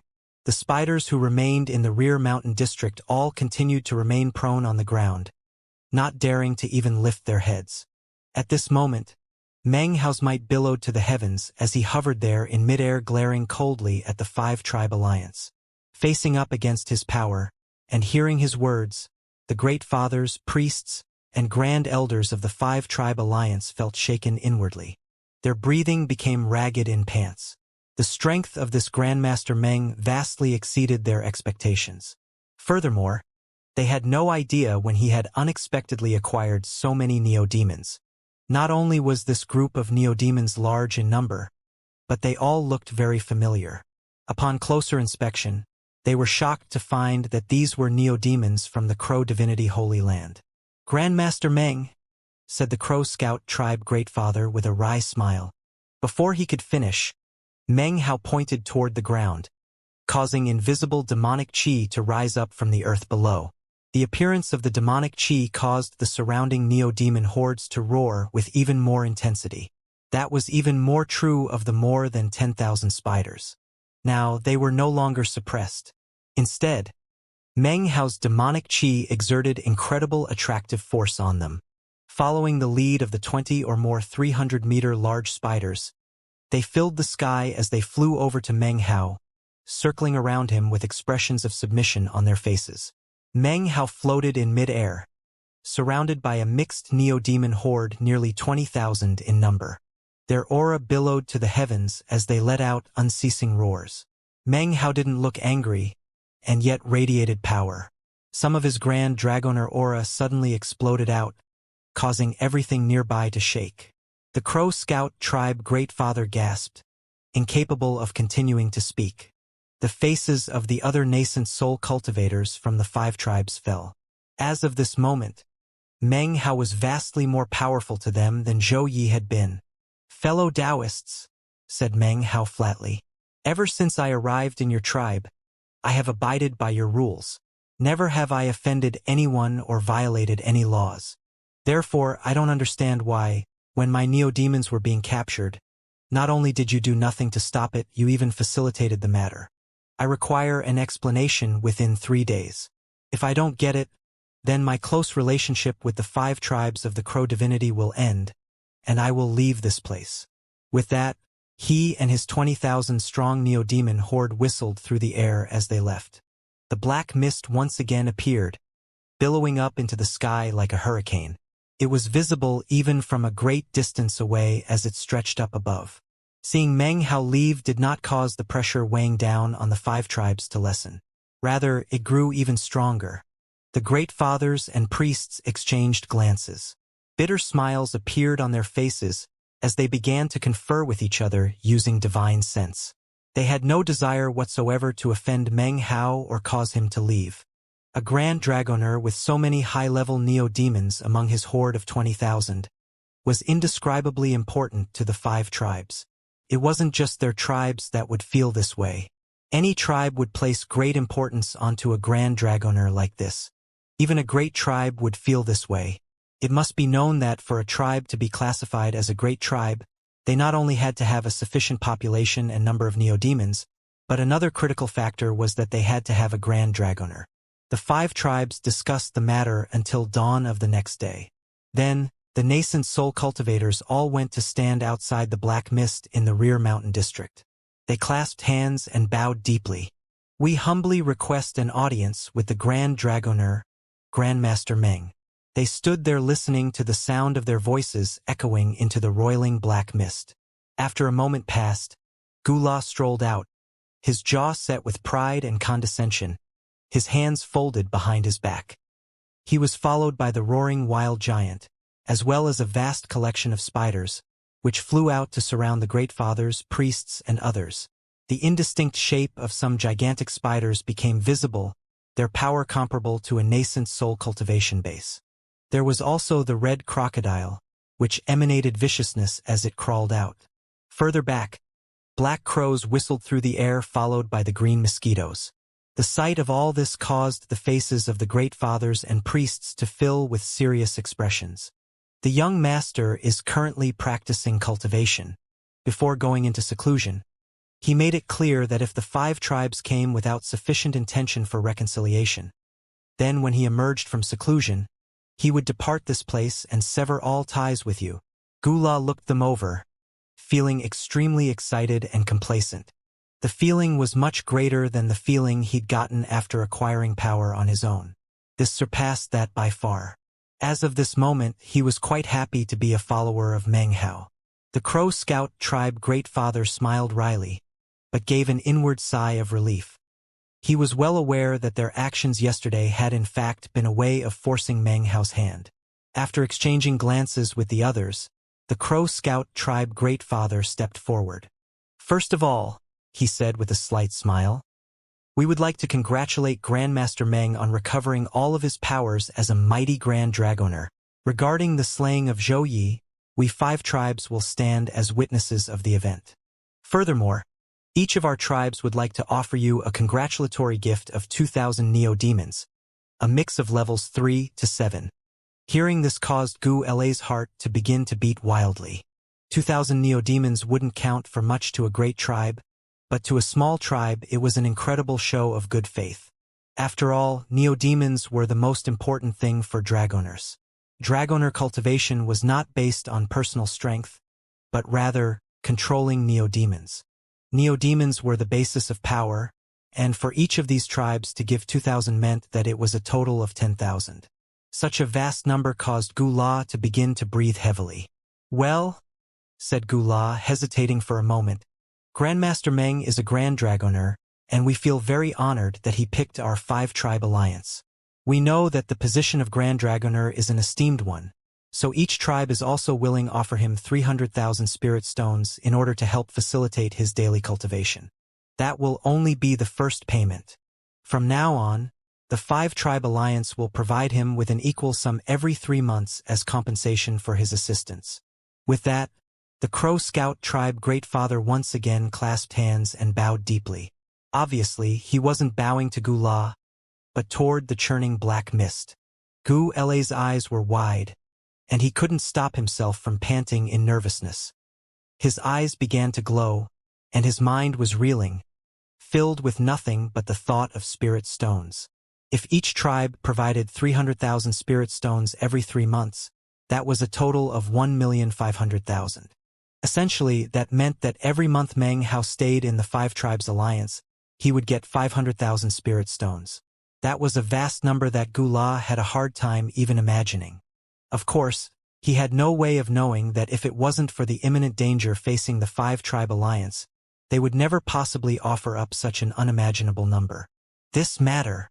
Gu La's mouth and tongue were almost too dry to speak, and he didn't know what to say. Despite the fact that he had actually come prepared to strike out with deadly force against these people, he could never have predicted that before he even struck a threatening pose, such incredible gifts would be offered. Furthermore, continued the Crow Scout tribe Great Father, considering that Grandmaster Meng is a Grand Dragoner and vassal of the Crow Scout tribe, we would like to earnestly request that he assume the position of Grand Elder of the 5-tribe alliance, a position equal to that of us Great Fathers. Gu La was panting and his mind was shaking. A position like that, equal to that of the Great Fathers of the 5 tribes, was incredibly high and vastly meaningful. Suddenly, the Great Father of the Crow Scout spoke again. "All of the resources of the 5 tribes alliance will be poured into fulfilling Grandmaster Meng's needs. Furthermore, any spoils of war will be split 6 ways, with one part of that belonging to Grandmaster Meng." These words only served to add to the roaring that filled Gu La's head until it was on the verge of exploding. This last benefit seemed almost unreal. In fact, though, it was real and vastly exceeded anything from before. This truly was good faith on the part of the 5-tribes alliance, to split all future spoils with him. At the same time, it would also tightly bind Meng Hao to the 5 tribes. "In addition," said the Crow Scout tribe Great Father, continuing on with the last item the 5 tribes had agreed to offer, "if Grandmaster Meng becomes the Grand Elder, then the 5 tribes agree to provide food for all of his 30,000 neo-demons." Gu La didn't know what to say. 30,000 neo-demons could eat a small mountain of beasts in a very short time. That amount of food was no small number, and when you added it all together could easily drain a small fortune. That was why Grand Dragoners usually attached themselves to a great tribe. Both benefited from such an arrangement. Gu La subconsciously looked back toward the black mist. The Great Fathers and priests of the 5 tribes also looked toward the black mist, awaiting Meng Hao's response. Lastly, as a show of good faith, if Grandmaster Meng agrees to all of this, and the 5-tribe alliance survives for the next year, then we are willing to allow Grandmaster Meng to be our sole representative to enter the bridge of immortal treading. The person who uttered these words was not the Great Father of the Crow Scout tribe, but rather that of the Crow Soldier tribe. He was the only of their number to have a cultivation base at the mid-nascent soul stage, and was their most powerful expert. Almost the same moment that he finished speaking, the mist began to seethe, and then shrink back. The surrounding neo-demons quickly retreated along with it. In the space of time of a few breaths, the mist had completely vanished, along with Neo-Demon Horde. Now, all eyes were focused completely on the person slowly walking toward them. It was Meng Hao wearing a long black robe. His hair fluttered in the wind, and his eyes were cold. On his skin could be seen a dense, endless amount of totem tattoos. They even existed on his face. Each and every one of these totem tattoos depicted neo-demons. 20,000 neo-demons, all transformed into totem tattoos, branded onto Meng Hao's body.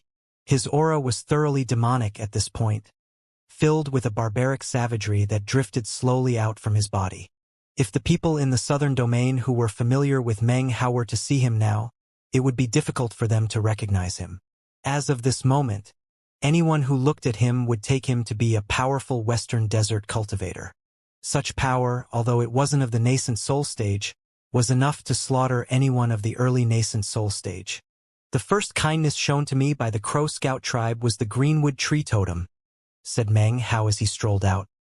His voice contained a certain bizarreness, as if it were filled with the indistinct sound of countless beasts roaring in unison. The second was the Water of Destiny of the Crow Divinity tribe, which raised me to the full circle of wood-type power. Within the Holy Land, I encountered the Crow Divinity and acquired a metal-type totem tattoo.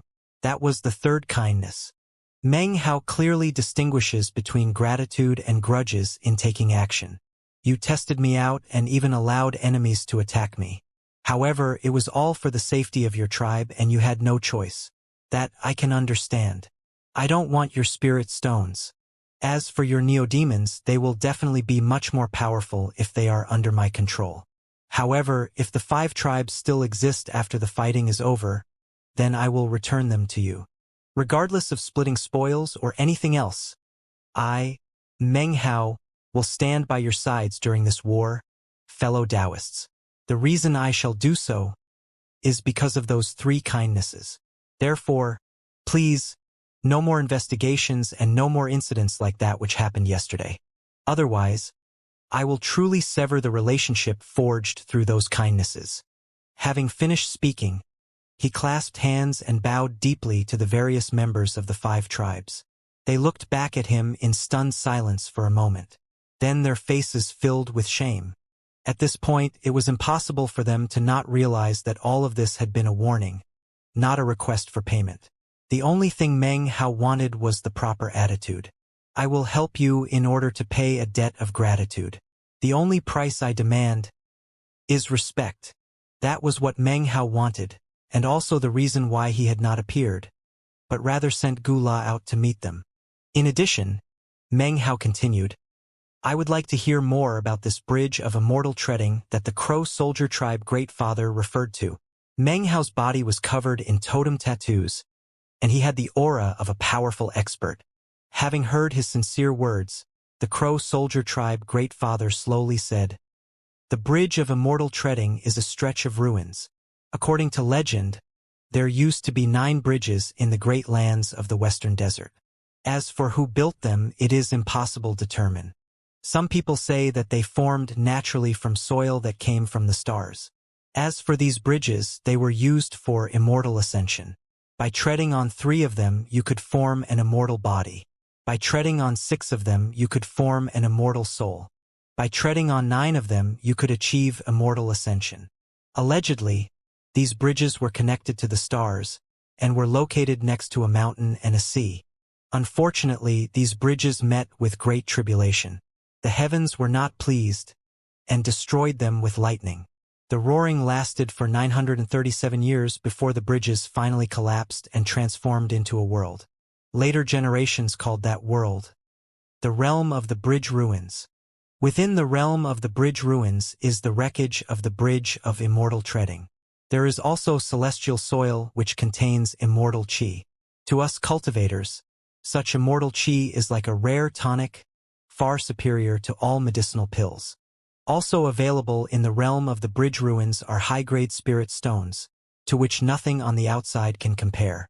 Furthermore, within the wreckage of the bridge of immortal treading that exists in the realm of the bridge ruins can be found countless celestial magics and divine abilities.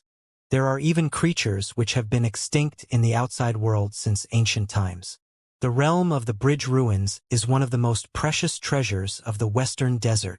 Up to this point, Meng Hao's expression hadn't changed, and he continued to listen calmly. The realm of the bridge ruins opens every 1,000 years. When it does, people from the southern domain, the eastern lands, and the northern desert cannot enter it. Only Western desert cultivators with totems are capable of entering this world and seizing the good fortune therein. However, not every Western desert cultivator can enter. According to information in the ancient records, throughout the generations, there have only ever been 23 spots. That is because in ancient times, there were 23 tribes which were officially recognized as great tribes. Though they have long since fallen into decline, their bloodlines still survive. When the time comes for the realm of the bridge ruins to open, an immortality bridgestone will descend to each of those great tribes, which thus allows them to enter. The Crow Divinity tribe was once one of the approved great tribes of the Western Desert. Therefore, we have always had a spot to be able to enter the realm of the bridge ruins. As long as the blood of our tribe continues to exist, that spot will also be. It is also another reason why the Five Poisons tribe stirred into action when the Crow Divinity Holy Land collapsed. If they can enslave us, consume our totems, and imprison our tribe members, then they will be able to secure the Crow Divinity tribe's spot in the realm of the bridge ruins. The Crow Soldier tribe Greatfather made no attempt to conceal any of the facts. He was telling Meng Hao everything, including secret matters known only to them. As Meng Hao listened to the explanation, his eyes began to shine brightly. He could tell that what the man was saying was most likely true. Furthermore, the mention of celestial soil had definitely sparked his interest.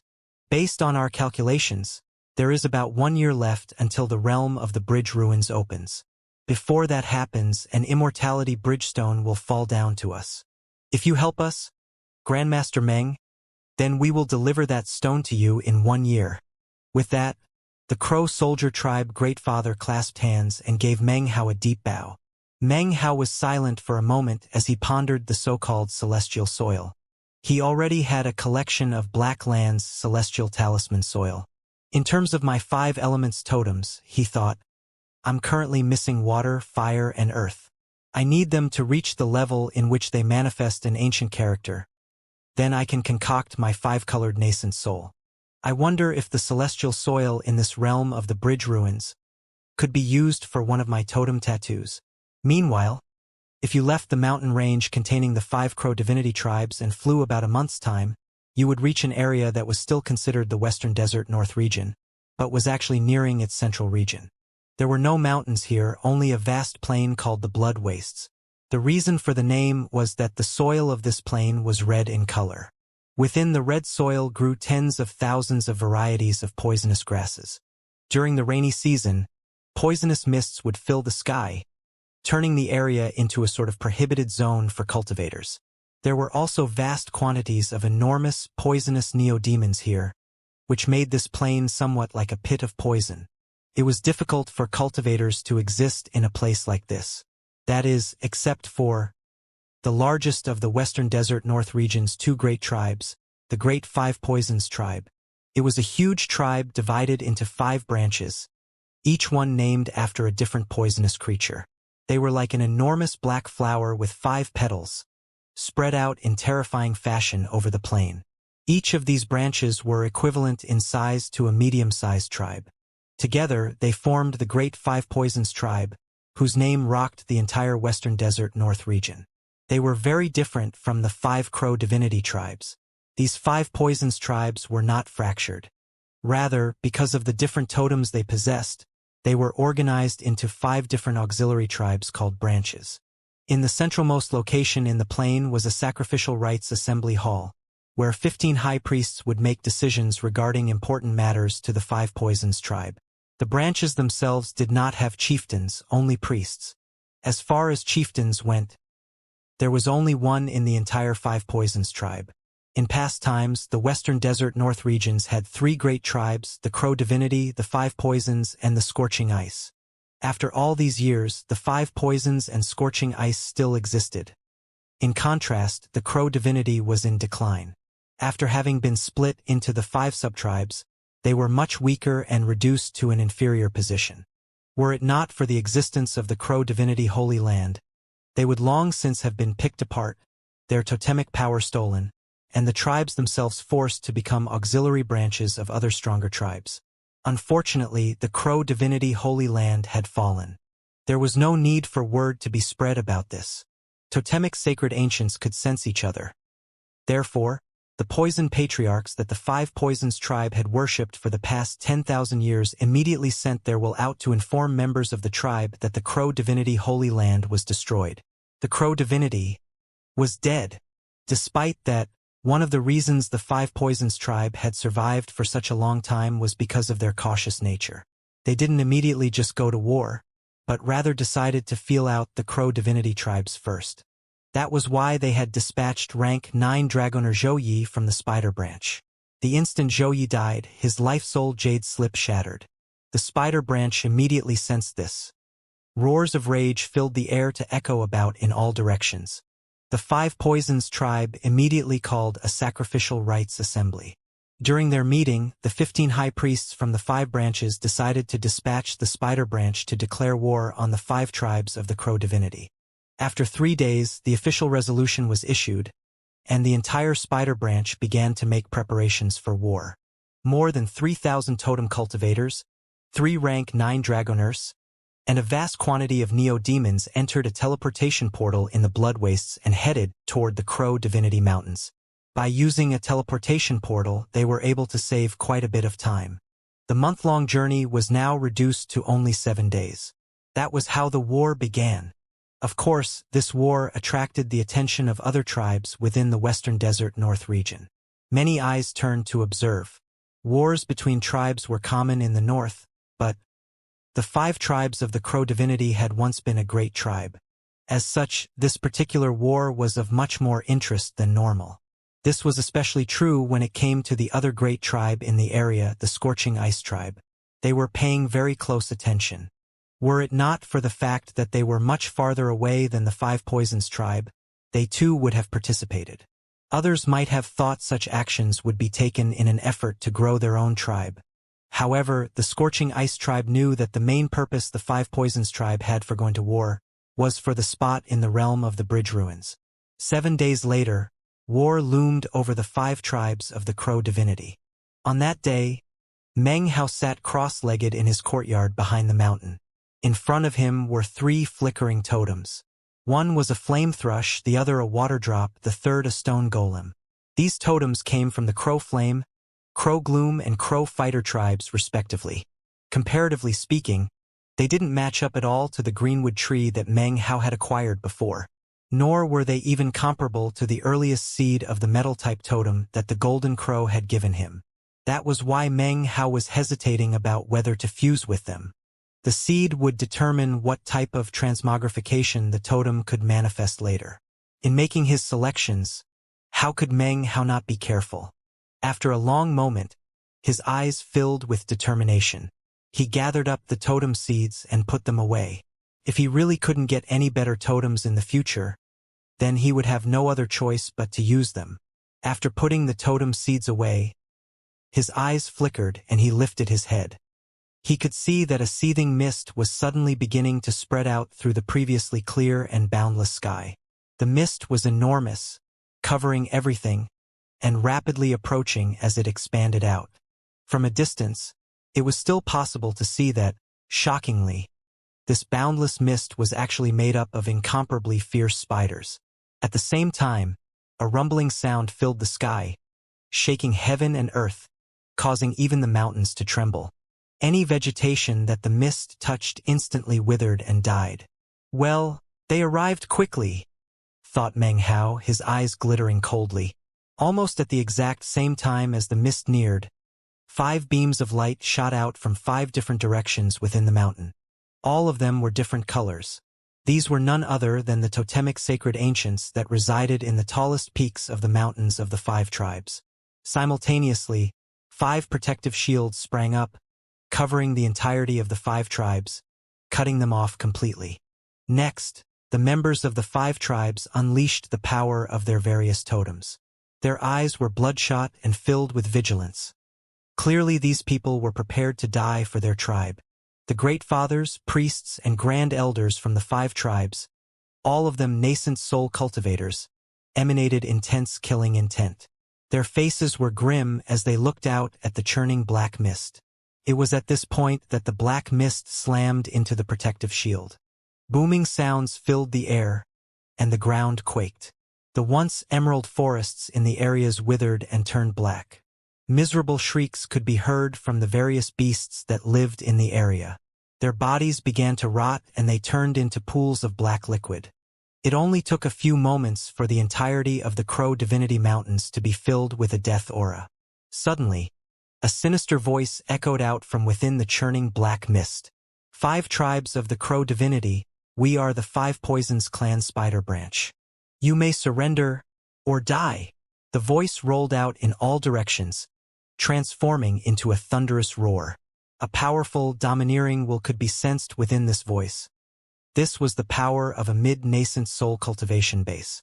It echoed into the ears of the members of the 5 tribes, causing the blood to drain from the faces of many. Even with the protective shield in place, it still caused blood to ooze out of their mouths. To the death! Cried the Crow Gloom High Priest. He was a middle-aged man with a look of keen wit shining in his eyes. His words rang out, filled with determination. This was all the answer they needed to provide to the 5 Poisons clan. To the death! All the members of the 5 tribes joined their voices into a powerful roar. To the death! The shocking sound transformed into grim, cold determination. It rose up into the sky and charged into the black mist, and the ears of each and every cultivator of Spider Branch of the 5 Poisons tribe. Among the 3,000 cultivators of the Spider Branch, 20 were grand elders and 1 was a green-robed high priest.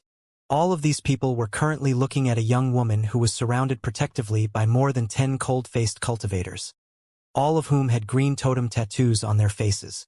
The woman appeared to be a little more than 20, with long, beautiful hair and a bright red robe. She was beautiful, and her red robe could not hide the voluptuous curves beneath. Her beauty almost seemed demonic. Her eyes were cold and seemed completely ruthless. This ruthlessness was quite a contrast to her beauty, causing her to be even more sexually attractive. On her forehead was a white spider totem tattoo. As it glittered, the spider it depicted almost seemed to be moving. This woman was one of the 5 holy daughters of the great 5 Poisons clan, Zhao Yulan of the Spider Branch. The white spider on her forehead was called Wisdom Spider. Only natural-born holy daughters could acquire it. Revered priest, she said lightly, commence with the attack. First, deal with the shield. Call forth the totemic sacred ancient. Just like her name, her voice was like an orchid, beautiful but cold. This particular high priest of the Spider Branch was an old man in a long green robe who held a black, wooden wand in his hand. Having heard Zhao Yulan's words, he nodded and then pointed the wand out. Instantly, the surrounding mist began to roil and then transformed into a gigantic spider that shot toward the shield. A boom filled the air, and the shield rippled. However, it did not fall. The high priest frowned, and then flashed an incantation with his right hand. The gigantic spider dissipated and then reformed into 5 black spears, each of them 300 meters long. He waved his wand, causing the 5 spears to scream through the air toward the 5 beams of light shooting up from the 5 mountains in the area. 5 tribes totemic sacred ancients, please appear, cried the Crow Gloom tribe priest. A jade slip appeared in his hand, which he crushed. Immediately, roaring sounds could be heard from the 5 mountains. The sacred ancients immediately emerged. The Crow Scout tribe's Treant, the Flame Sea of the Crow Flame tribe, as well as the others. However, the instant they appeared, Spider Branch Holy Daughter Zhao Yulan, behind her ring of guards, looked at the Crow Gloom tribe priest, her phoenix-like eyes glittering. Their gazes locked, and it was clear that both were aware of the identity of the other. These were the 2 in charge of this battle. Summon the Spider Sacred Ancient. A thunderous roaring sound filled the air as the clouds up above began to roil, and a massive crack appeared in midair. 5 colossal spider legs, each one several thousand meters long, suddenly emerged from within the crack. It was impossible to see what existed past the crack. In any case, as soon as the legs appeared, they shot toward the 5 mountain peaks. In the blink of an eye, massive explosions could be heard as the spell formations cracked. The earth quaked and the mountains shook. All of the totemic sacred ancients of the 5 tribes roared and flew directly up into the sky. Then, up high in the sky, a shocking, bright red spider shot forward to slam into them. "Spider branch battle cultivators," said Zhao Yulan softly. "There's no need for battle formations.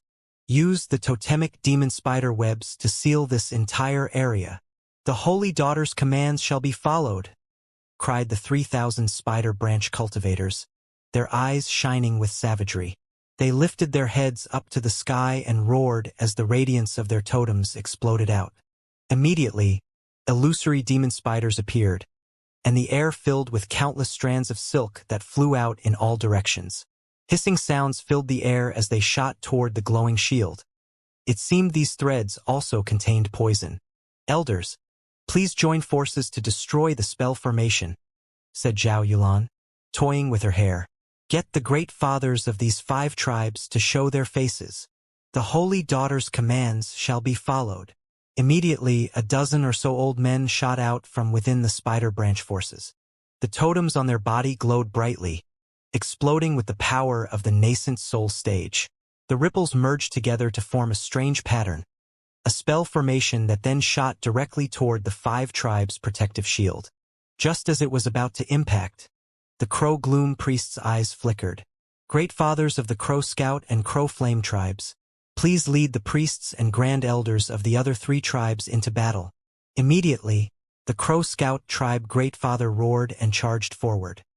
He was followed by more than 10 priests and grand elders, as well as the Crow Flame Great Father. They shot forth to intercept the incoming cultivators, intent on preventing them from collapsing the protective shield. It was at this point that the Crow Gloom priest suddenly began to bark orders. "Members of the 5 tribes, according to our pre-war strategy, form into 50-man squads. 5 squads will form a company. 5 companies will form a battalion. 1st Battalion will defend the northwest, 2nd Battalion the northeast, 3rd Battalion due north. Slay them with extreme prejudice. Remember, do not fight to the death. If you are injured, return immediately to the area behind the shield for healing. 4th Battalion, 5th Battalion, please rotate in and out of the battle as needed. 6th Battalion, stand guard within the shield. This battle will not be concluded quickly. Tribe members, we fight for the Crow divinity." Immediately, thousands of 5 tribes cultivators shot out of the shield, their eyes bloodshot. "For the Crow divinity!" they roared as they charged to meet the incoming 3,000 cultivators from the spider branch. The flames of war instantly raged into the heavens. Magical techniques flared up everywhere. High up in the sky, the 5 totemic sacred ancients were locked in battle with the spider branch's sacred spider. That battle was something that far exceeded the nascent soul stage. Ripples spread out to cover the entire scene, making it impossible for anyone down below to see how the battle was faring. Below them, the nascent soul cultivators were locked in vicious combat.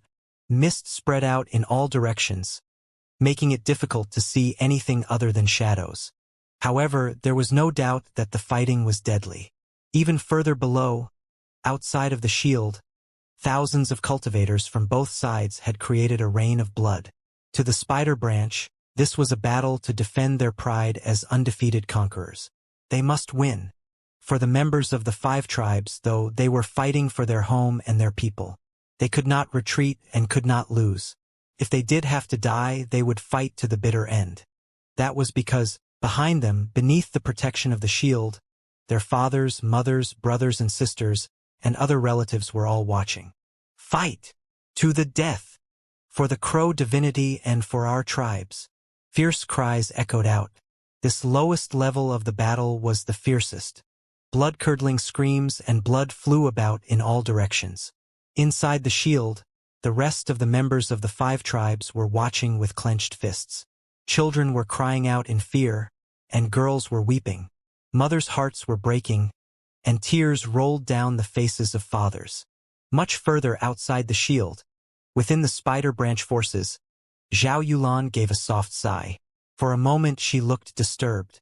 However, the negative emotions drifted away with her sigh. The right and wrong of war all depended on your perspective. Dragoners.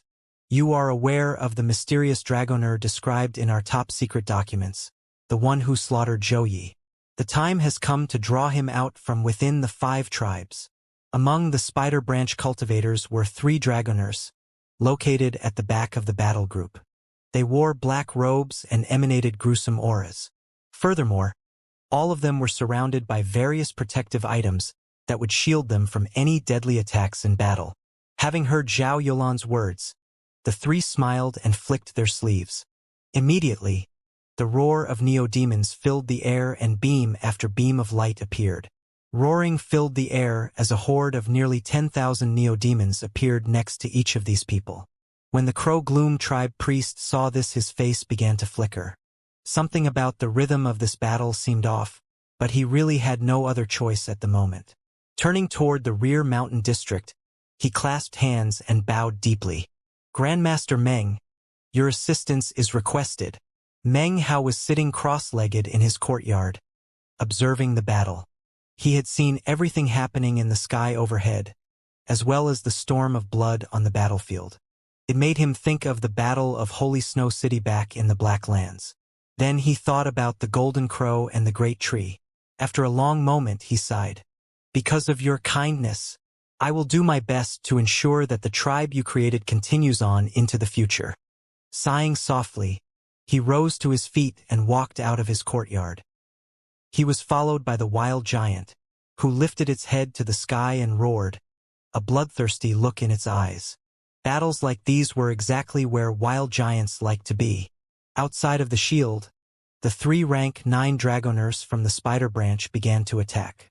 Vast numbers of neo-demons blotted out the sky and land. There was something very special about these Dragoners.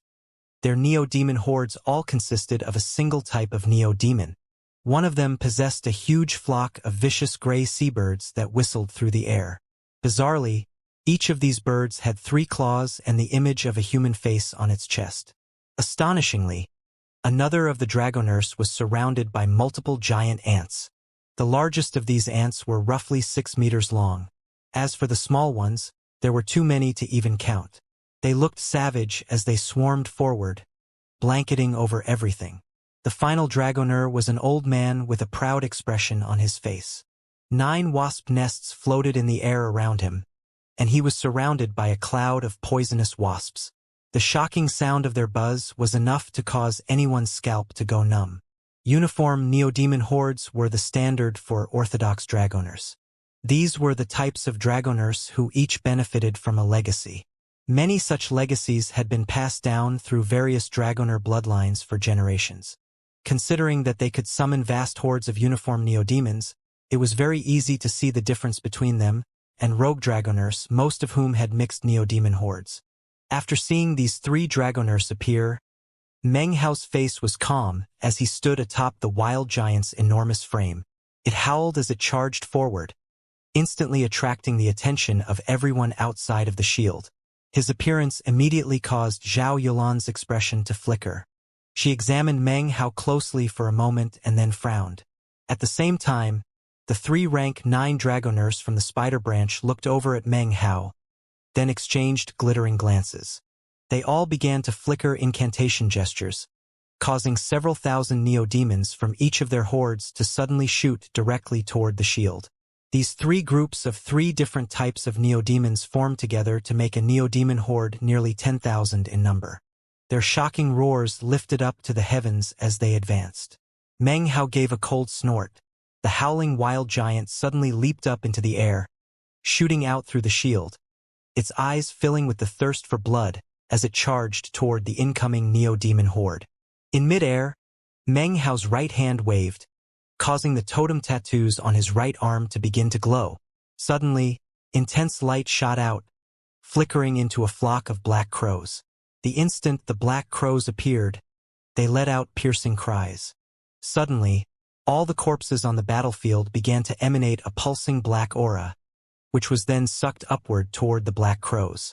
It was like a black mist that swirled around the crows and then shot toward the incoming neo-demons. Simultaneously, a green light began to flicker around Meng Hao. Big Harry and the rest of the Greenwood wolf pack appeared, along with the black bat. They too shot out in attack. As for the black bat, it almost appeared like Meng Hao didn't care about it. In reality, he attached a lot of importance to the creature. It was a neo-demon that had been suppressed by a wooden sword. He was quite certain that the power it was revealing now was not the full extent of what it was capable of. Either it was intentionally holding back, or needed more time to recover from the serious injury.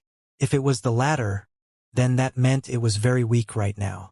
Even still, its weakness allowed it to employ a cultivation base of roughly level 7.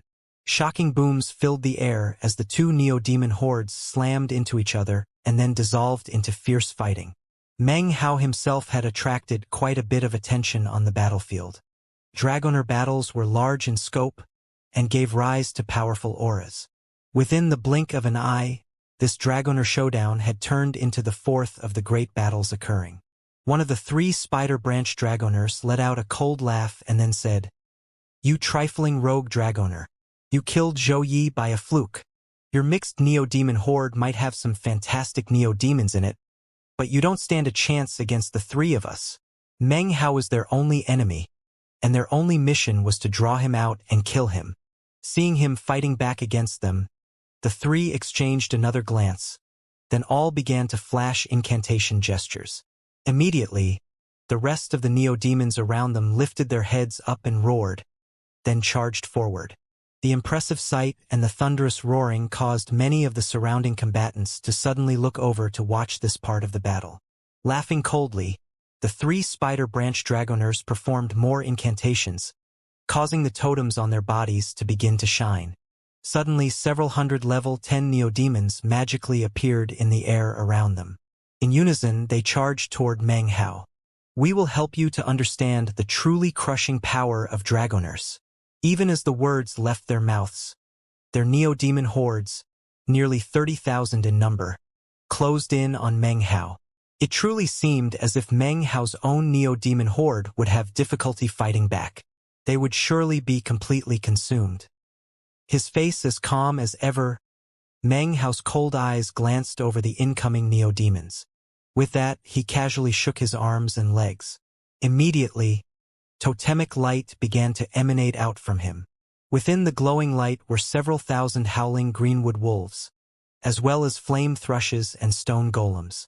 There was also an innumerable group of neo-demons whose bodies were surrounded by rippling shields of water.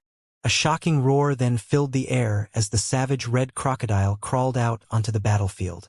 Then, a shriek could be heard as black mists billowed up. Within the black mist crawled a black lizard that looked like it had just emerged from the yellow springs of the underworld. Its appearance immediately caused the air to vibrate. Next, a droning sound could be heard as the fierce, green demonsquitos appeared around Meng Hao.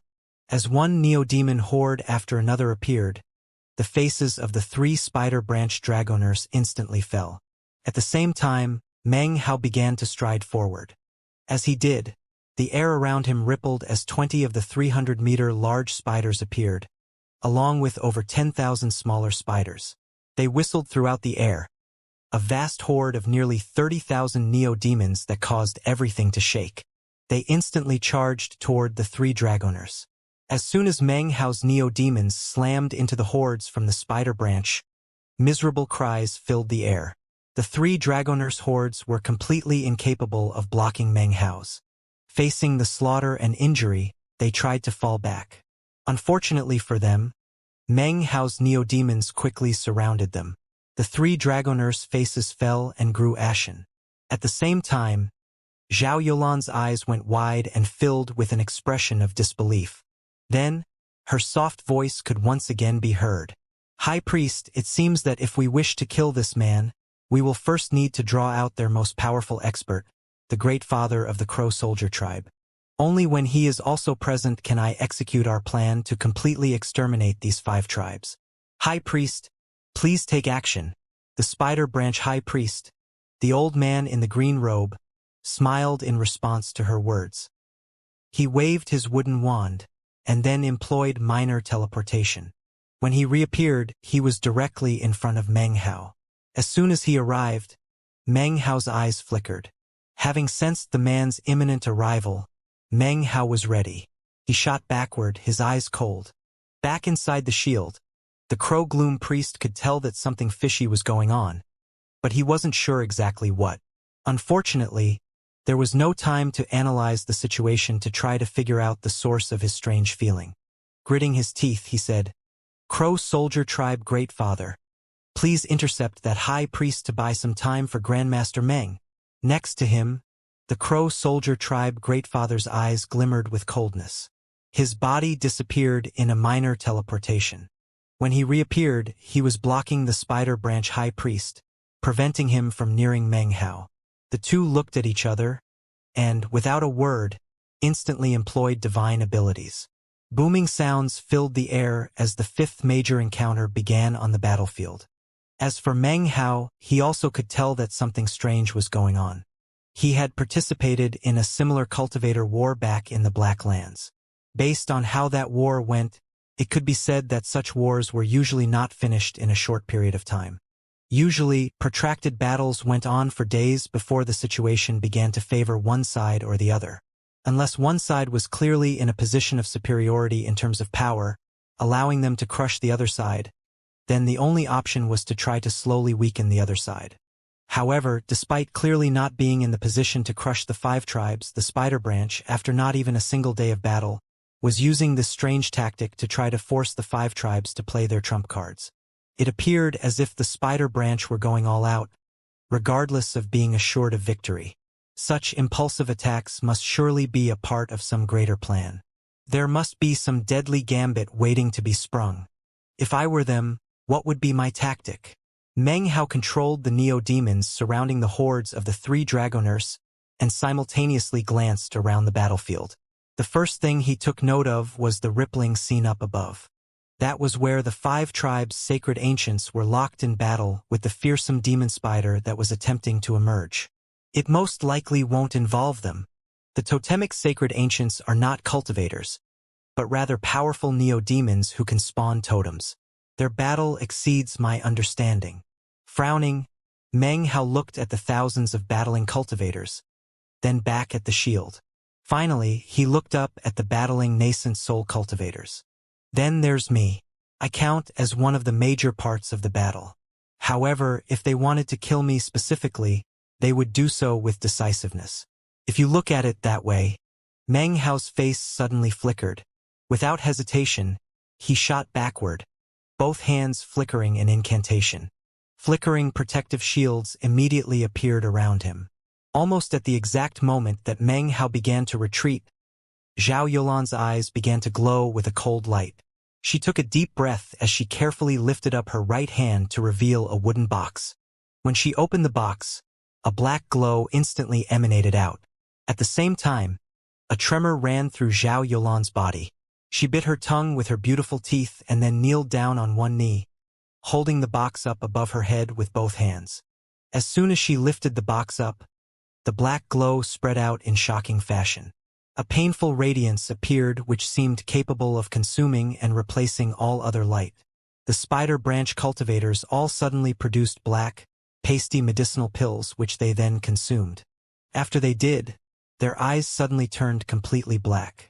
The cultivators from the five tribes suddenly felt something pulling at them, causing them to involuntarily look over. The instant that they did, their hearts all began to tremble. The faces of the tribe members within the shield flickered. They could feel nothing. Only those outside the shield could sense the pulling power of the black glow. However, it was this very fact that made the Crow Gloom priest's face suddenly go pale white. His voice hoarse, he said, "Exotic heart devil flower." Meng Hao's pupils constricted. However, he was already on guard. A bloody glow surrounded him as he directly employed the Blood Death World to defend against the calling of the black glow. It was at this point that Meng Hao's face flickered. This was because it was at this very moment that the resurrection lily chose to explode out with power. Meng Hao instantly sent his will out to call all of his neo-demons. They immediately began to rush back toward him. Inside the shield, the Crow Gloom priest's face went pale and he began to murmur. Exotic Heart Devil Flower. The Five Poisons tribe wants to exterminate the 5 Crow divinity tribes so bad they're using the exotic Heart Devil Flower. It must not be looked at. Looking at it causes a heart devil to rise up, which then transforms into a devilish will that burns you away. How could he not understand that he had been defeated from the very beginning? Played and defeated. He had known something was off, but hadn't been able to put the pieces of the puzzle together. Exotic Heart Devil flowers were rare. During spirit severing, if a cultivator had such a flower, the chances of success were greatly increased, which made it an extremely precious treasure. Furthermore, the flower itself was extremely brutal. Anyone under the spirit severing stage who looked at it would lose virtually all life force and then be burned alive by a devilish will. The end result was always death. In some ways, though, the flower was weak. Although it was difficult for a person to defend against it, the tribe's protective shield was enough to keep its power on the outside. None of the tribe members inside would be affected. However, as soon as the exotic Heart Devil flower appeared outside, everyone on the battlefield suddenly stopped moving, with the exception of the totemic sacred ancients and the sacred spider. After consuming the special medicinal pill, the spider branch cultivators were temporarily safe from the effects of the flower. However, they were forced to first sit cross-legged in meditation. The members of the 5 tribes, on the other hand, began to scream in pain. Almost immediately, more than 300 members of the 5 tribes began to tremble. Blood oozed from their eyes, nose, and mouth as something like an invisible fire raged in their bodies, withering them up. It took only a moment for their life force to be extinguished, and their bodies transformed into desiccated corpses. In the last moment before death, they let out tragic, blood-curdling shrieks. After that, more and more of the tribe members began to scream and die. It was a massacre. No enemy made a single attack, and yet the ruthlessness of scene exceeded the previous fighting by 100-fold. The members of the 5 tribes within the shield looked out at their fellow tribesmen dying, and could only tremble. Their eyes turned bloodshot, and they howled in anguish. Unfortunately, they could not charge out to provide aid. As soon as they left the shield, they too would die. Not only would they be incapable of helping their fellow tribe members, but they would be charging to their death. The Grand Elder of the Crow Scout tribe was shaking, and he coughed up blood as his body withered up. Even nascent soul cultivators were incapable of aiding. In front of him, he saw a shapeless form, laughing ruthlessly as it sucked away his life force and consumed it. As the members of the 5 tribes died, the black light emanating out from Zhao Yolan's wooden box grew even more intense. It seemed that, after consuming enough blood, it was turning violet. Everything was going according to Zhao Yolan's plan. The slaughtering, the attack on the shield, all of it had been a ruse to draw out the powerful experts. Once they were out of the shield, she would exterminate them with the exotic Heart Devil flower. At the moment, Zhao Yolan's face was pale as she held aloft the exotic Heart Devil flower. A strange look appeared on her face as she spit out a mouthful of blood. As the blood flew out, it transformed into strands of blood qi, which spread out toward all of the spider branch cultivators who sat cross-legged meditating on the battlefield. "Nascent soul seniors," said Zhao Yulan softly, "I cannot exempt you from the effects of the exotic Heart Devil flower. However, all other ordinary cultivators, my mouthful of Heart Devil blood can temporarily allow you to move about freely. With the exception of the nascent soul cultivators, all of the other tribe members whom the blood qi entered suddenly shook. They opened their eyes, and the lucidity therein instantly transformed into savagery. They leaped up roaring, and began to slaughter the surrounding 5 tribes members, who were now powerless to fight back. Now the true massacre had begun. Mournful cries instantly could be heard from within the shield. "No! 5 Poisons tribe, you are now the arch-nemesis of the Crow Divinity tribe. We two cannot exist under the same sky." The surviving 5 tribes members within the shield were trembling, and their eyes were bloodshot as they felt their hearts tearing apart. They could do nothing but watch on helplessly as the tribe members outside the shield were being slaughtered. The tearing pain within them caused their voices to be filled with indescribable grief. In the blink of an eye, hundreds of 5 tribes cultivators were viciously cut down by the spider branch. As for Meng Hao, he immediately attracted the attention of the spider branch cultivators. However, the vast quantity of neodemons surrounding him caused them to hesitate. It was at this moment that the 3 dragoners opened their eyes from meditation. When they saw Meng Hao's current position, they went wild with joy and immediately sent forth all of their neodemon hordes to slaughter his. It was in this fashion that the cruel spider branch cultivators descended upon Meng Hao. Meng Hao was sitting there meditating, his eyes closed tightly and his body trembling. His 30,000 neodemons were situated around him on the battlefield. All of them began to roar. The exotic heart devil flower had little effect on them. Therefore, they immediately began to fight back against the enemy cultivators and neodemons. Instantly, booming sounds filled the air. Although Meng Hao was incapable of paying any attention to it, at the moment, his body was shaking as the resurrection lily unleashed all of its power against him in its attempt to take over his body. In return, Meng Hao was using all the strength he could muster to suppress it. The inward struggle raged on. By this point, 80 to 90% of the 5 tribes cultivators had been massacred. Blood soaked the ground, which was littered with corpses. The reek of blood rose up into the sky. The 5 tribes within the shield felt their hatred for the 5 Poisons tribe growing to an indescribable level. It was at this point that the Crow Scout tribe Greatfather coughed up a mouthful of blood. He laughed bitterly as his body withered up. Facing up against an exotic heart devil flower without making advanced preparations, even nascent soul cultivators would find it difficult to resist it. They wouldn't even be able to self-detonate. They could only stand there and be consumed by the flower. In the moment before he died, the Crow Scout tribe Greatfather bit the tip of his tongue. A green light began to shine out from all of the totems on his body. Fatally damaging his own body and spirit, he sent some of his life force shooting back toward the Crow Scout tribe priest. "We can't all perish here," cried the Greatfather. He continued to laugh bitterly as his body withered up completely. He was unable to extricate himself, but what he was able to do was impart some of his boundless life force to his fellow tribe member. The stream of life force entered the person behind him. Unfortunately, he was not able to extricate himself from the power of the exotic heart devil flower either. Merging his own life force with that of the Crow Scout tribe Greatfather, he sent it out to the next person. And so it went on. The Crow Flame Greatfather, priest and Grand Elder and other nascent soul cultivators outside of the shield all perished, more than 10 in total. They died laughing bitterly, and hearts filled with rancor. Before withering away in death, the last person in line took all of the combined life force and passed it on to the most powerful expert of the 5 tribes, the Crow Soldier Tribe Greatfather. The life force fused into the body of the gray-haired Crow Soldier Tribe Greatfather, who was currently fighting back against the exotic heart devil flower. It was a final gift from his fellow tribesmen upon their death.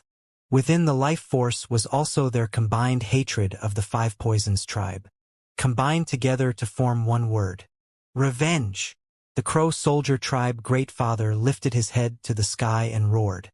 His eyes were completely bloodshot, but at this moment, the power of restoration flowed through him. He shook off the glow of the exotic heart devil flower. Coughing up a mouthful of blood, he unhesitatingly fell back at top speed. Even as the power of the flower once again attempted to envelop him, he shot back through the shield, and then immediately sat down cross-legged to heal himself. His expression was one of extreme malevolence, but in fact, his heart felt as if it were breaking. Beneath the dim light cast out by the exotic heart devil flower, all of the 5 tribes members had perished except for Meng Hao. The tragic turn of events caused the hearts of the tribe members inside the shield to fill with thoughts of despair. The shadow of genocide loomed over them, and they began to weep. As of now, the 5 tribes only had 7 nascent soul cultivators left inside the shield. They immediately went to stand guard around the Crow soldier tribe Greatfather.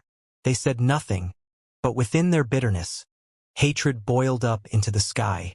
The Crow Gloom tribe priest laughed woefully and then muttered to himself, "Defeated, thoroughly defeated." Back outside the shield, Zhao Yulan opened her eyes and looked out at the blood-soaked, corpse-filled battlefield. When she saw that the Crow soldier Greatfather had escaped with his life, she let out a soft sigh. A sliver of pity appeared in her eyes, but she quickly shook her head and it disappeared. Then her phoenix-like eyes fell upon Meng Hao, who was still sitting cross-legged in meditation. "Spider branch cultivators, hold nothing back. Cooperate with our 3 esteemed dragoners to slaughter the 5 tribes dragoner." In response to her words, the more than 3,000 spider branch cultivators shot toward Meng Hao. As for the Grand Elders and High Priest, they simply sat there with legs crossed. Considering their status, they completely ignored Meng Hao, and instead looked with glittering eyes at the 5 tribes' protective shield.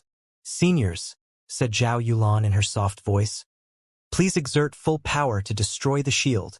We will allow the glow of the exotic heart devil flower to shine inside, whereupon today's battle shall be concluded.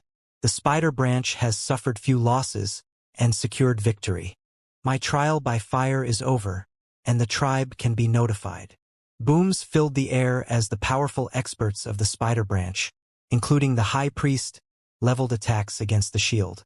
Meng Hao's neo-demons fought fiercely against the 3 dragoners and the rest of the 3,000 cultivators who surrounded them. The injuries they were sustaining grew more severe, and the tide was turning against them. Without Meng Hao and his demonic qi, their battle prowess was significantly lessened. The 5 tribes' shield was rumbling and showing signs of breaking. At this point, Big Harry let out a sad howl and coughed up some blood. Just when it seemed everything was going to go wrong, Meng Hao's eyes suddenly opened. They were completely bloodshot and radiated intense killing intent. Despite the Resurrection Lily's fierce struggles, Meng Hao had once again managed to suppress it.